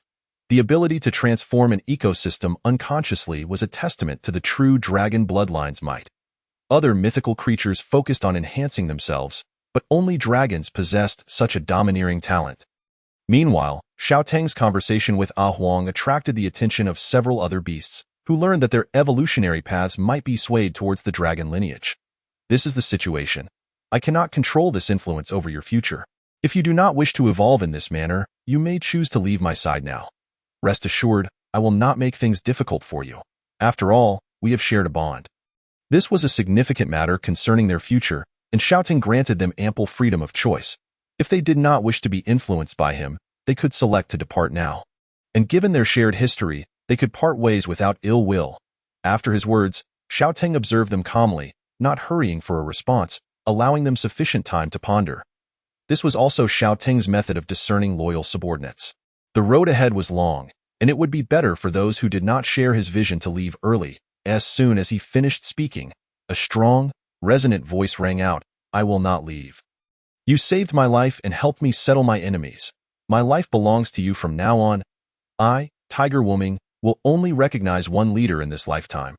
Tiger Wuming was the first to voice his loyalty, recalling how Xiao Teng had rescued him from humans, sparing him from death. Not to mention, now he had become the formidable Storm Tiger King, and all who saw him treated him with respect. "Well, if you wish to stay, then stay," Xiao Teng nodded, then turned to the other beasts. "What about you, my king? I and the wolf clan will follow you to the death. Shuelian pressed his head to the ground, lowering his posture significantly, and the pack of wolves behind him mimicked his actions, bowing low to show submission and respect. Xiaotong was not surprised by Shuelian's loyalty, as he had voluntarily come to serve him and had always held him in high regard. Haha, I seem unaffected, but since the atmosphere is set, I shall express my stance as well. Kaichang flew in front of Xiaotong, spreading her wings to reveal a fiery red egg. This is a treasure more important than my life. I can entrust it to you for safekeeping at any time. I understand your determination. However, this isn't necessary. I'm not ready to become a father, Xiaoting replied, his expression darkening as he pushed the egg back. At that time, Kaichang, in a bid to protect the egg, fearlessly confronted the dangers posed by a human helicopter, entrusting the egg to Xiaoting, which signifies a profound trust in him. Although the old pig, was initially coerced into joining, the leader has always treated me well, and I am willing to stay, Beiji remarked. So am I? Lieji chimed in, raising his paw in agreement. I wish to remain by the leader's side, said Jingang, adding that for the future of the monkey clan, following Xiaotong was undoubtedly a wise choice, promising a bright future. Though I have only recently joined, I received such a generous gift upon my arrival, and I have no intention of leaving. I am ready to fight for the leader, Little Black stated, referring to the 1% of spirit stones Xiaoting had just bestowed upon them. To Xiaotong's surprise, none of his subordinates wished to depart. It's worth noting that many had initially joined him under the threat of death, and now, when given the opportunity to leave freely, they chose to stay. Observing his subordinates expressing their loyalty, Xiaoting felt a flicker of emotion. This was a warmth and trust he had never experienced in his previous life. These animals, untouched by the treachery of human society, possessed pure hearts, straightforwardly articulating their thoughts in their simple words. Xiaoting sensed their genuine feelings, contrasting sharply with humans, who often profess brotherhood while secretly betraying one another. Reflecting on this, Xiaotong couldn't help but smirk at himself, realizing he had been too accustomed to superficial relationships during his time as a human. Here among the extraordinary beasts, he felt a long-lost sincerity, leading him to believe he could safely open his heart. All right, from this day forth, we shall be comrades in arms. As long as I, Xiaoting, exist, I shall provide you with protection, Xiaoting declared passionately. Hee. Our current strength is largely thanks to your nurturing leader. We should be the ones expressing our gratitude. Ah Huang replied with a silly grin. Indeed. Furthermore, we now possess the capability to stand on our own. With the blood rain now over, we will swiftly expand our territory and acquire more resources. Kaichang added. Chapter 88, East Sea, Beasts Landfall. After the blood rain, the strength of Xiaoteng's subordinates surged significantly. Having effortlessly secured the Great Basin, their spirits became restless once more. Leader, our strength has increased. We should claim a larger territory. Let us continue to expand, Beiji urged. I've heard that the desert is rich in mineral veins. We can seize those resources, Little Black asserted, a glint of sharpness in his eyes. Xiaoting agreed. Very well. If you wish to expand, proceed. Leave the formidable beasts to me. The rest is for you to handle. Currently, their collective strength was second only to Xiaoting's on Blue Star, and he felt confident allowing them to venture forth independently. Meanwhile, he would remain stationed at the rear, focusing on the journey of his avatar in the ocean, stepping in only when confronted with formidable forces. Expansion. Upon hearing Xiaoting's consent, the beasts erupted in exhilaration, rallying to gather their forces for a march toward the desert. Thousands of beasts surged forth like a tidal wave, moving with purpose. Xiaotong, meanwhile, flew to the river where the crocodile group once resided, where piles of spirit stones lay like small hills, and numerous forest moles diligently transported more mined stones to this location, all destined for Xiaotong's use. Upon his arrival, the moles bowed their heads in greeting. We have seen the great dragon lord. Ignoring them, Xiaoting dove into the river, sending up massive splashes that knocked some moles over. Upon his return, he established his new home by this river, which he expanded several-fold, then summoned torrential rains to restore the water levels. Now, altering the terrain was a simple feat for Xiaoting. Emerging from the river's surface, he used telekinesis to consume spirit stones, gradually emptying his mind and shifting his consciousness to his avatar. In the East Sea, atop a 1,000-meter-high sea stone pillar, a black dragon coiled around it slowly opened its dragon eyes and spoke. Following this blood rain, the East Sea has birthed hundreds of extraordinary beings. Without haste, Xiao Ting utilized his far-seeing eyes and keen hearing to observe the situation in the East Sea at that moment. The East Sea was bustling with activity, the roars of various sea beasts echoing, seemingly proclaiming their existence. He noticed a multitude of sea beasts advancing in the same direction. Extending his vision further, he discerned that the destination was Cherry Blossom Island, a beast tide. Xiao Ting realized the East Sea was stirring with a tide of beasts. Leading this tide were the hundreds of newly promoted extraordinary sea beasts, followed by tens of thousands of metamorphosed sea creatures. Clearly, the Cherry Blossom Nation had detected this situation and dispatched numerous warships to intercept point one by one. The warships, resembling beasts forged from steel, unleashed a barrage of shells and missiles from their decks, plunging into the tide of beasts, while countless torpedoes launched from the seabed targeted the advancing creatures. In an instant, blood stained the waters, the anguished cries of sea beasts resonating throughout the ocean. However, soon a whale, 300 meters long and adorned with a massive horn, emerged, drenched in blood, forcefully colliding with a warship, overturning it and creating a gaping hole, causing it to sink into the depths. This was evidently an extraordinary whale of immense power, its thick blood enabling it to withstand even a missile strike and remain combat-ready. Prior to the resurgence of spiritual energy, whales were the strongest beings on Blue Star. And after the resurgence, they remained at the pinnacle among their peers. United in their efforts, the hundreds of extraordinary sea beasts nearly annihilated the warships sent by the Cherry Blossom Nation, while the beast tide continued to advance, bolstered by the arrival of additional tens of thousands. Witnessing this, Xiao Tung, who had initially planned to slaughter oceanic creatures for evolution points, felt no urgency. The spectacle was unfolding. Descending from the sea stone pillar, he stealthily trailed behind the tide of beasts. Chapter 89. Crisis in the Cherry Blossom Nation. The warships have been annihilated.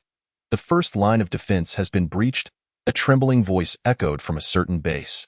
Gazing at the screen displaying monstrous waves stirred by the surging tide, alongside the occasional appearance of colossal beasts over 100 meters in length, the cacophony of countless sea beasts roared from the depths of the ocean. A haunting and vast chorus that shook the heavens. Various energy beams erupted from the seabed, piercing the sinking warships, each vessel suffering attacks from below, with over 100 ships left riddled with holes, failing to withstand even a few rounds of fire before being rendered useless. The faces of the Cherry Blossom Nation's officers were etched with terror. This is too horrifying. Just how many extraordinary beasts are there? The heavens intend to doom our Cherry Blossom Nation. Quick, report to the higher-ups. We must prepare to activate the second line of defense. To be honest, this was the first time such a large-scale beast tide had occurred. According to radar data, this tide would be the largest since the resurgence of spiritual energy, and the number of powerful beings was unprecedented, with over 100 extraordinary beasts alone. Otherwise, their fleet would not have been so swiftly decimated. In the capital, the leader of the Cherry Blossom Nation was engrossed in a colorful giant egg, murmuring to himself, "Hee hee, you will soon belong to my Cherry Blossom Nation. Serving the Emperor well, sir. The first line of defense has been breached.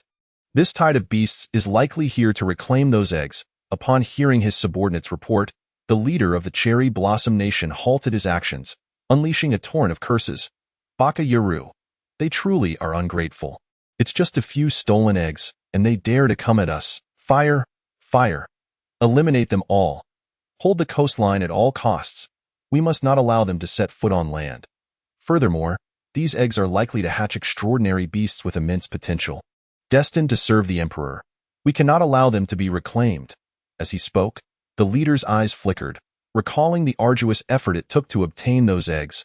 Before the third blood rain, they had been guarded by hundreds of metamorphosed beasts, never leaving their side. The eggs radiated a faint, colorful glow, and it was highly likely that the King of the East Sea would emerge from one of them.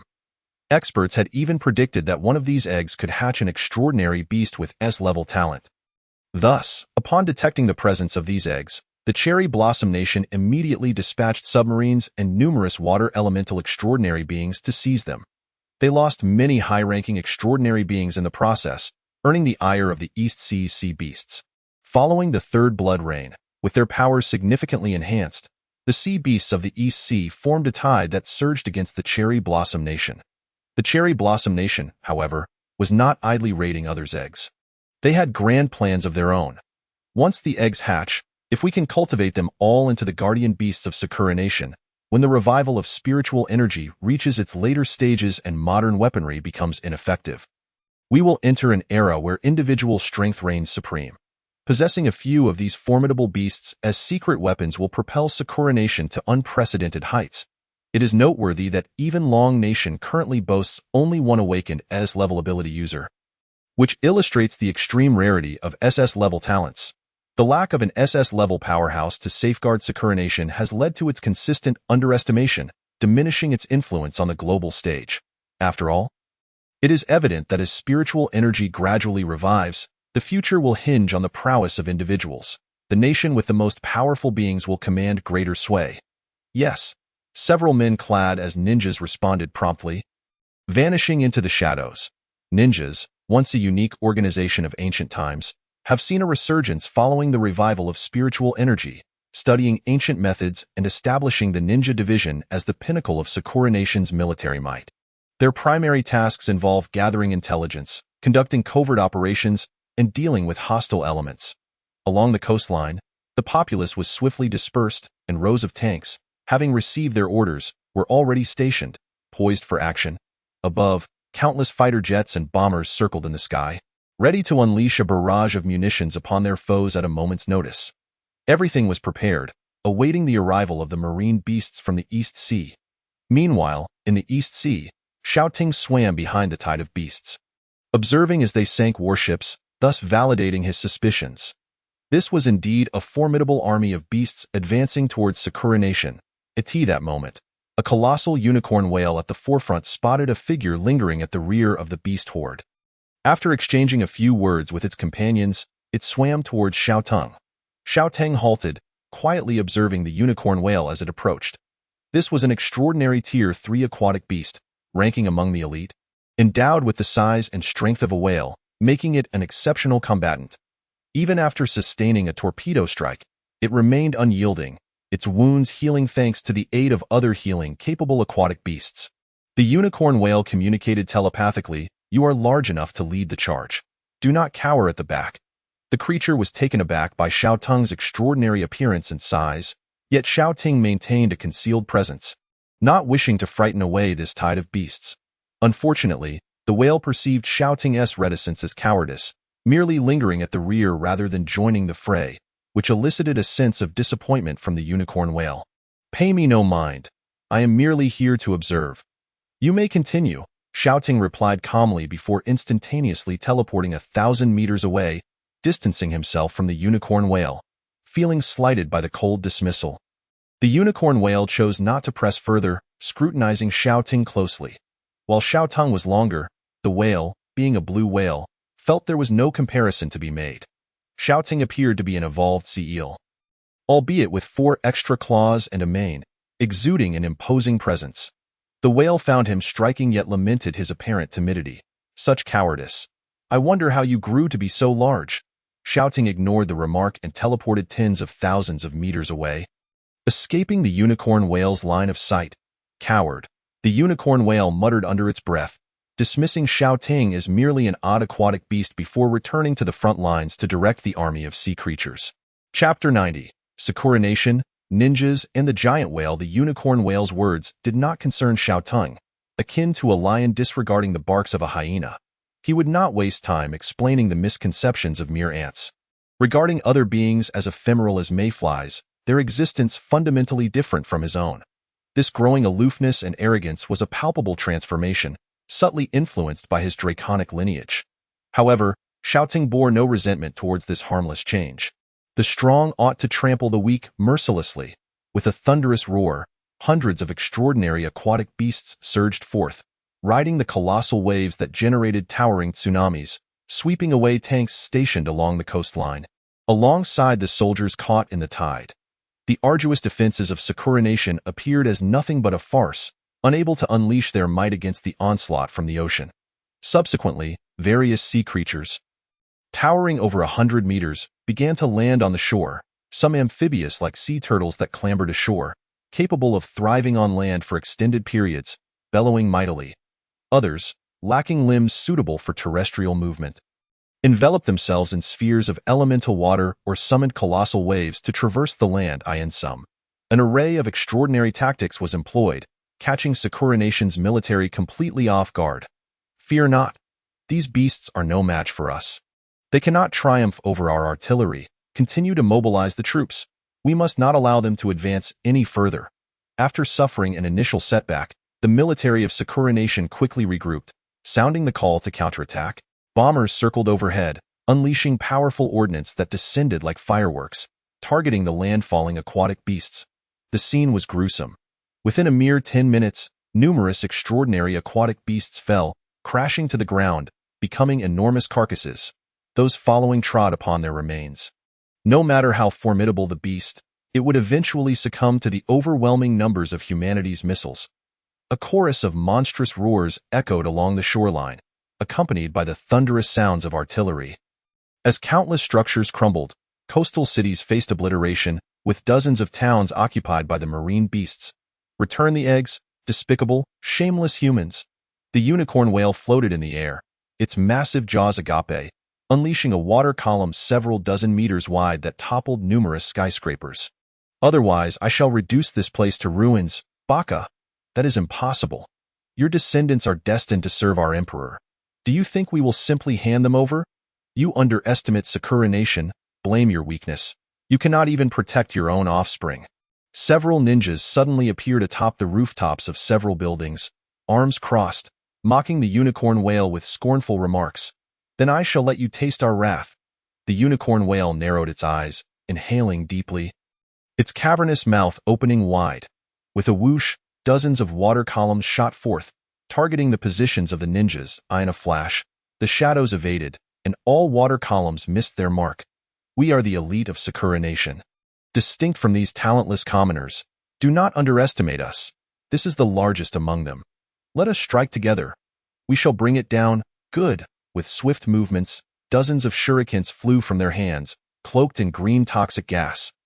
Hurtling towards the unicorn whale, due to its immense size, it was nearly impossible to evade all the projectiles, and the shurikens embedded deep within its flesh, releasing noxious fumes, accompanied by the sounds of flesh being corroded and the whale's anguished cries. It is poisonous, devious. The unicorn whale glared at its wounds, gritting its teeth. The toxins were highly potent, and lacking any resistance, it felt its strength waning, cursing the treachery of humanity. Baka, in a fight where one of us must perish, I will employ any means necessary. Gaga gagaha. The ninjas let out bizarre cries, seizing the moment while the unicorn whale was distracted by the shurikens. One ninja kicked off, while another batch launched themselves like cannonballs, landing directly on the whale's massive body. With deft agility, they combined ancient ninjutsu with their extraordinary strength, amplifying the potency of their subsequent attacks. Boom! Fiery red flames erupted from the ninjas' mouths, scorching the unicorn whale's body to a charred black. Yet, for the whale's colossal form, such assaults were still insufficient. Roar. Enduring the excruciating pain, the unicorn whale let out a furious roar, feeling an overwhelming sense of frustration as it unleashed all its power, summoning water elements from the air to conjure water tornadoes that materialized within the city. The water tornadoes targeted the high-rise buildings where the ninjas stood, scattering in all directions, while one also encircled the whale, extinguishing the flames upon its body. Truly, the largest creature on Earth can withstand our combined attacks. The ninjas atop the unicorn whale gracefully evaded the oncoming water tornadoes. Bwahahaha, foolish giant, it is of no use. You cannot hit us. With such a massive form, you merely serve as a target for us. As they spoke, another fireball was hurled at the unicorn whale, drawing forth blood. Behold my dragon slash. Some brandished long blades, frantically slashing downward, directly assaulting the unicorn whale's back. Roar! The unicorn whale bellowed in rage, feeling utterly humiliated, having its eggs stolen and now being mercilessly assaulted by humans. Return the eggs, or I shall lay waste to this land. However, unable to reach those standing upon it, the unicorn whale shifted its focus to wreaking havoc upon the city. The water tornadoes rampaged through urban structures, mercilessly slaughtering the inhabitants of Sakura Nation. As the battle progressed, the unicorn giant whale began to sense its strength waning, its wounds rendering its movements increasingly sluggish. It could not hold on for much longer. It's on the brink of collapse. We must exert more effort. Excellent. This is my first time slaying such a colossal beast. The Emperor will undoubtedly reward me. Watching the unicorn giant whale weaken, the eyes of several ninjas sparkled with excitement as they unleashed a myriad of techniques upon its battered body. The outcome of the battle was evident to that moment. A voice, imbued with authority and tinged with mockery, resonated from the heavens. How intriguing! Chapter 91. The Eastern Sea Alliance. It turns out that the theft of the eggs had incited numerous sea beasts to risk their lives to ascend to land. It goes without saying how precious these eggs are. The new generation of beasts, born in the era of spiritual awakening, begins to absorb spiritual energy even within the eggs, ensuring they will be far stronger than their predecessors at the onset of their cultivation. To speak of SS-level talents, fewer than 5 individuals have awakened such abilities on Blue Star, and aside from Xiao Ting, no one has ever awakened the legendary SSS-level talent. However, this new generation, birthed amidst a bloodstorm, is extraordinary from the moment of its birth. Logically, the probability of them awakening advanced talents is greater than that of creatures from the old era. Yet, despite their lower ranks compared to the ancient beings, their average talent and aptitude are decidedly superior. Upon seeing Xiao Tung suddenly appear in the sky, the unicorn giant whale was taken aback. It had not anticipated that the coward it once deemed weak would manifest on the front lines in such a perilous moment. Just as it was on the verge of demise, in a fleeting moment of shock, the unicorn giant whale quickly regained its composure, a peculiar sense of emotion stirring within. Its eyes flickered, as if resolutely deciding something, and it turned to Xiao Tung, roaring with urgency. We have underestimated our adversaries. Humanity's strength surpasses our wildest imaginations. I am nearing my end. You must flee, then. The unicorn giant whale bellowed at the still-dazed members of the ninja clan. I shall fight to the end.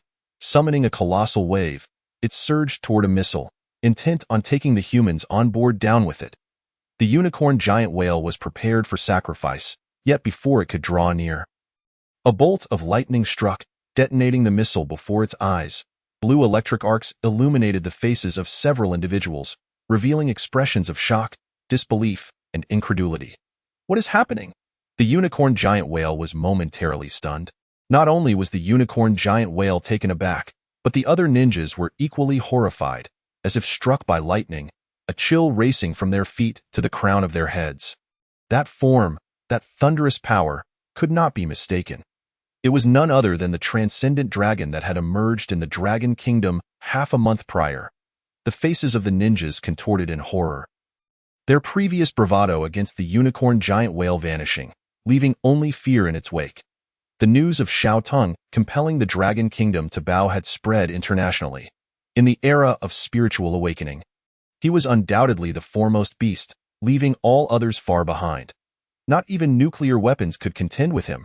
The ninjas were thrown into disarray. Wasn't he in the Dragon Kingdom? How could he be here?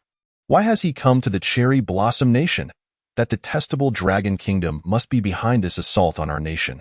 What is his purpose? Is he here to attack us? Wait a moment. His attack on the Dragon Kingdom does not necessarily imply hostility toward us. Perhaps we could collaborate with the Divine Dragon. With this thought, the ninjas began to calm, a glimmer of hope igniting within them.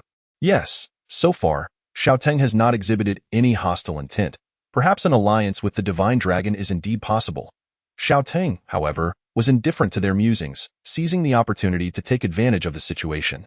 Although the Cherry Blossom Nation was a tiny land with limited resources, he had arrived, and it would be remiss not to extract some benefits. Summon your leader. I wish to meet him. Xiao Teng addressed the astonished crowd with a nonchalant demeanor. Then, he ceased to conceal his aura, unleashing the overwhelming pressure of a fifth-tier awakening that bore down upon them, nearly rendering them breathless. Quickly, find the commander. The ninjas exchanged glances, and with several leaps, they hastily retreated. As Xiao Tong's formidable presence emanated, the unicorn giant whale's expression shifted from confusion to sheer terror, its countenance akin to one stricken with constipation as it regarded Xiao Tong, feeling profoundly embarrassed. This oppressive aura was undoubtedly a crushing force in its eyes. To think it had previously labeled such a being a coward. At that moment, the unicorn giant whale was consumed with regret, wishing it could traverse back in time to chastise its past self for speaking so foolishly. The scene fell into silence. The ravaged city abruptly halted its fighting. The sounds of artillery ceased, and even helicopters dared not approach. After a prolonged hesitation, the unicorn giant whale, sensing the atmosphere's awkwardness, uneasily mustered the words, "So you are this formidable." Xiao Teng turned to regard the unicorn giant whale, inquiring, "Why have you attacked here? Moreover, what is the current situation in the Eastern Sea?" Though he already had an inkling of the answer, Xiao Teng posed the question in hopes of gleaning further insights. "You are not one of the beasts from our Eastern Sea?" Upon hearing Xiao Teng's inquiry, the unicorn giant whale instantly comprehended that he was not a creature of the Eastern Sea. Indeed, having spent considerable time in the Eastern Sea, it had never heard of a figure named Xiao Teng. Otherwise, it would not have previously spoken so arrogantly to know before humanity attacked us. The Eastern Sea was also rife with bloodshed and turmoil. After humans arrived, we have continually faced their harassment in a bid to combat external threats and protect our progeny. Several hundred powerful beings from the Eastern Sea formed an alliance, ceasing mutual slaughter to collectively safeguard the promising offspring.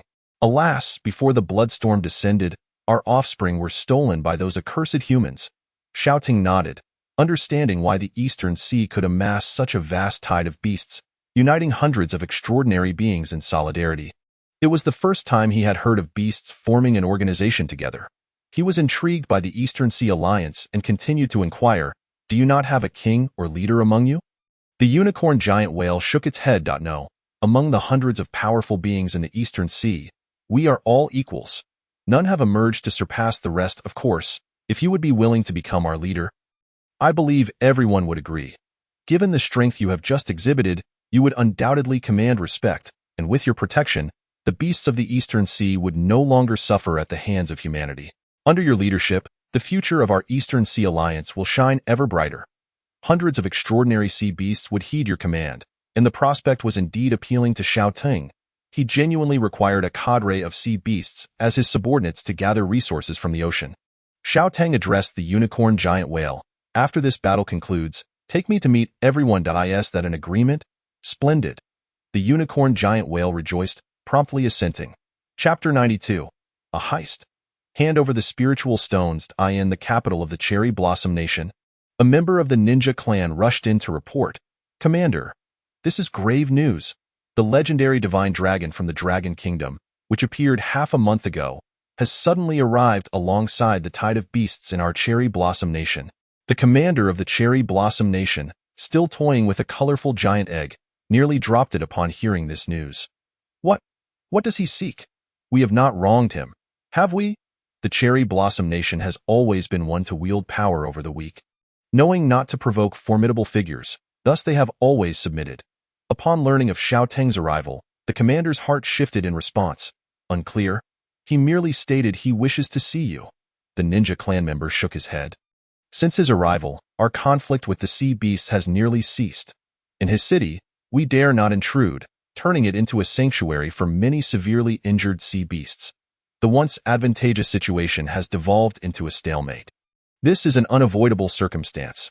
With Xiao Teng present and uncertain of his intentions, they dared not slay the injured sea beasts before him, fearing to provoke his wrath. At that moment, a minister beside the commander, unable to contain himself, whispered in the commander's ear, "Commander, should we dispatch fighter jets to intercept?" The commander of the Cherry Blossom Nation shot him a disdainful look, cursing vehemently. "Intercept? Nonsense. Can we even stop him? We shall immediately treat him as a distinguished guest. Absolutely no display of aggression. If we can secure him as our guardian deity, our future will be assured. Take me to meet him at once." The fate of the Cherry Blossom Nation hinges on this moment. The commander of the Cherry Blossom Nation promptly rose, boarding a helicopter to the area where Xiao Teng resided.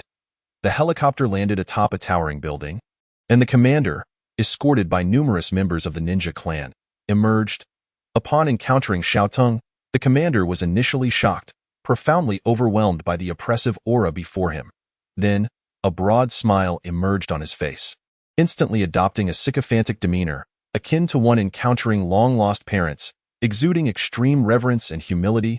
Divine Dragon, we of the Cherry Blossom Nation have long heard of your esteemed name. Your presence today is truly a stroke of fortune. This groveling attitude compelled Xiaotang to reflect on the absurdity of it all. Truly, they were like well-trained dogs. However, Xiaotang was acutely aware that the Cherry Blossom Nation's intentions were far from sincere. It was all a charade, solely aimed at reaping benefits from him. Should he ever find himself in a lowly position, they would undoubtedly be the first to betray him.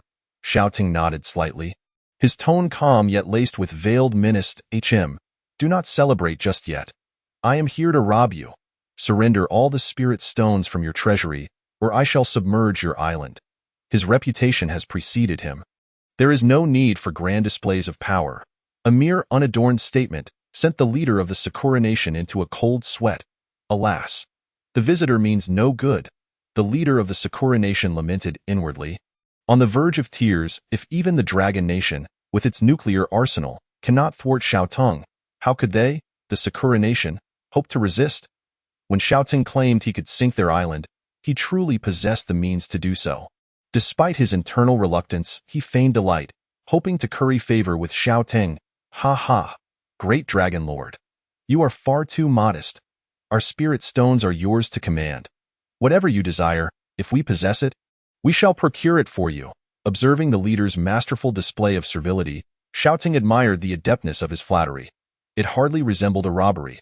Given the situation, he felt compelled to grant the other party their wishes. First, take me to your spirit stone storage location. Certainly, the leader of the Sakura Nation replied without hesitation. Also, order your forces to cease their assault on the beast tide. Return the beast eggs. The leader gritted his teeth inwardly. Spirit stones were one thing, but to demand the eggs as well, this was indeed quite shameless. Is that not possible? Xiaotang's eyes narrowed, exuding a faint aura of menace. Of course it is possible, esteemed great Dragon Lord. The leader conceded, realizing that refusal would lead to his own ruin, as Xiaotang could easily seize them himself. It was better to appear obedient to minimize casualties. The leader of the Sakura Nation, resembling a sycophant, was observed in astonishment by the unicorn whale, who had been watching the entire exchange. By the heavens, what a formidable figure! It recognized that it had likely latched onto an extremely powerful ally. Hundreds of extraordinary beings from their ranks had been unable to reclaim their progeny, yet with just a few words, Xiaotang had compelled the humans to relinquish the beast eggs without a hint of protest. This exemplified the stark differences brought about by power. Although the unicorn whale had not personally experienced such might, it had come to realize that the gap between itself and Xiaotang was far greater than it had previously imagined. Might I inquire as to your current level of prowess? On their way to the storage location, the unicorn whale quietly communicated its curiosity to Xiaotang. Glancing at the information panel above the unicorn whale, Xiaotang responded nonchalantly, not much. Merely 2 realms above you. 2 realms? The unicorn whale was once again astonished. This was akin to the disparity it felt between itself and being still in the mundane phase. From its current vantage point, it regarded mundane beings as mere insects. Surely, the great figure before it perceived it in the same light. The unicorn whale felt a surge of respect, and a wonder such a ruler commanded such deference. With this individual's strength, annihilating a faction would be a trivial endeavor. Even the combined might of their Eastern Sea alliance would be insufficient to contend with this formidable entity. The unicorn whale was further relieved that it had refrained from rash actions during their initial encounter, and its earlier attempt to sacrifice itself for Xiaotang's escape had at least garnered some goodwill. Here we are. This is where we store the spirit stones. Please, great Dragon Lord, indulge yourself. The leader of the Sakura Nation leaned out of the helicopter, instructing the staff to open the vault.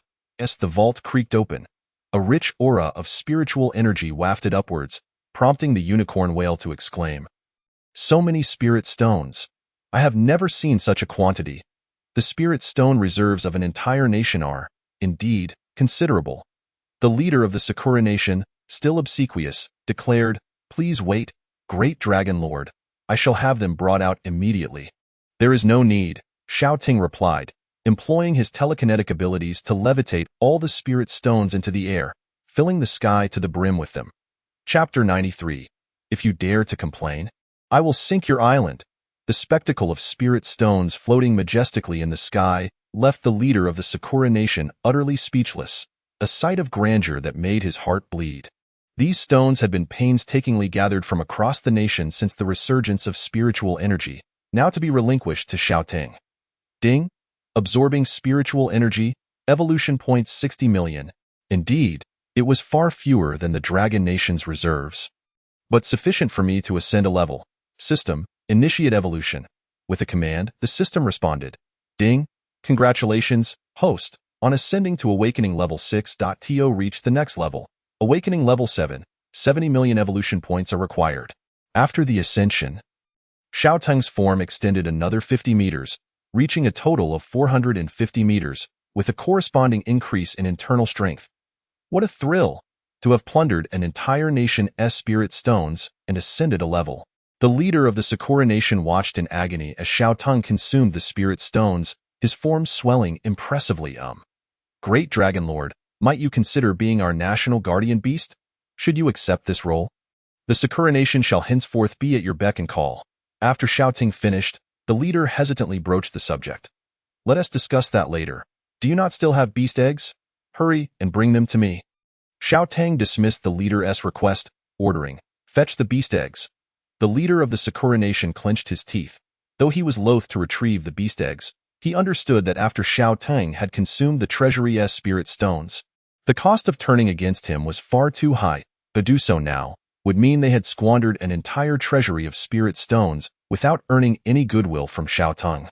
After a brief moment, several ninjas cautiously approached, each holding a few large eggs radiating a kaleidoscope of colors, each nearly half a meter in size, the species as yet undetermined.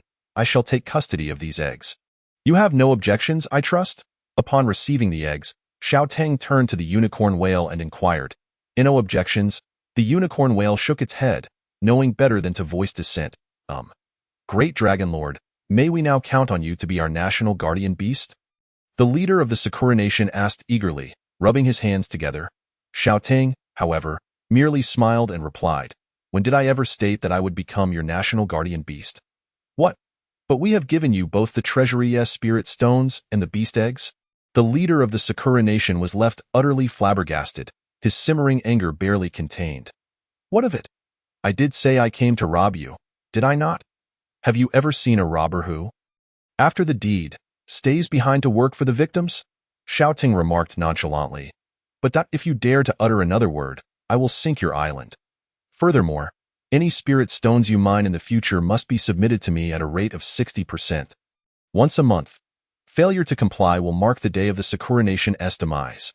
The leader of the Sakura nation, seething with rage, momentarily considered retorting but thought better of it upon hearing Xiaotang's threat to sink his island, and silently closed his mouth. Burdened with humiliation, upon returning, the leader of the Sakura nation finally shed his facade of servility, unleashing a torrent of curses in the capital. This is too much. It is simply outrageous. Spirit stones taken for free, beast eggs taken for free. Are they even human? Had I known, I would have fought back. Sir, he does not appear to be human. Shut your mouth. After the plunder, the unicorn whale escorted Xiaoting back to meet with the members of the Eastern Sea Alliance. Along the way, the unicorn whale was filled with admiration for Xiaotang's recent display of power, having made the Sakura nation submit so thoroughly that they willingly offered their resources. Great one. How imposing! Chapter 94. Water Dragon, Water Element Affinity. The coastline of the Sakura nation lay in ruins, strewn with the wreckage of metal and the corpses of sea beasts. Though the chaos was brief, this unprecedented large-scale beast tide had inflicted severe damage upon the cities of the Sakura nation. As Xiaoting returned, he observed numerous fighter jets still bombarding the sea beasts, which were of considerable size and had reached extraordinary ranks, specifically targeted for elimination.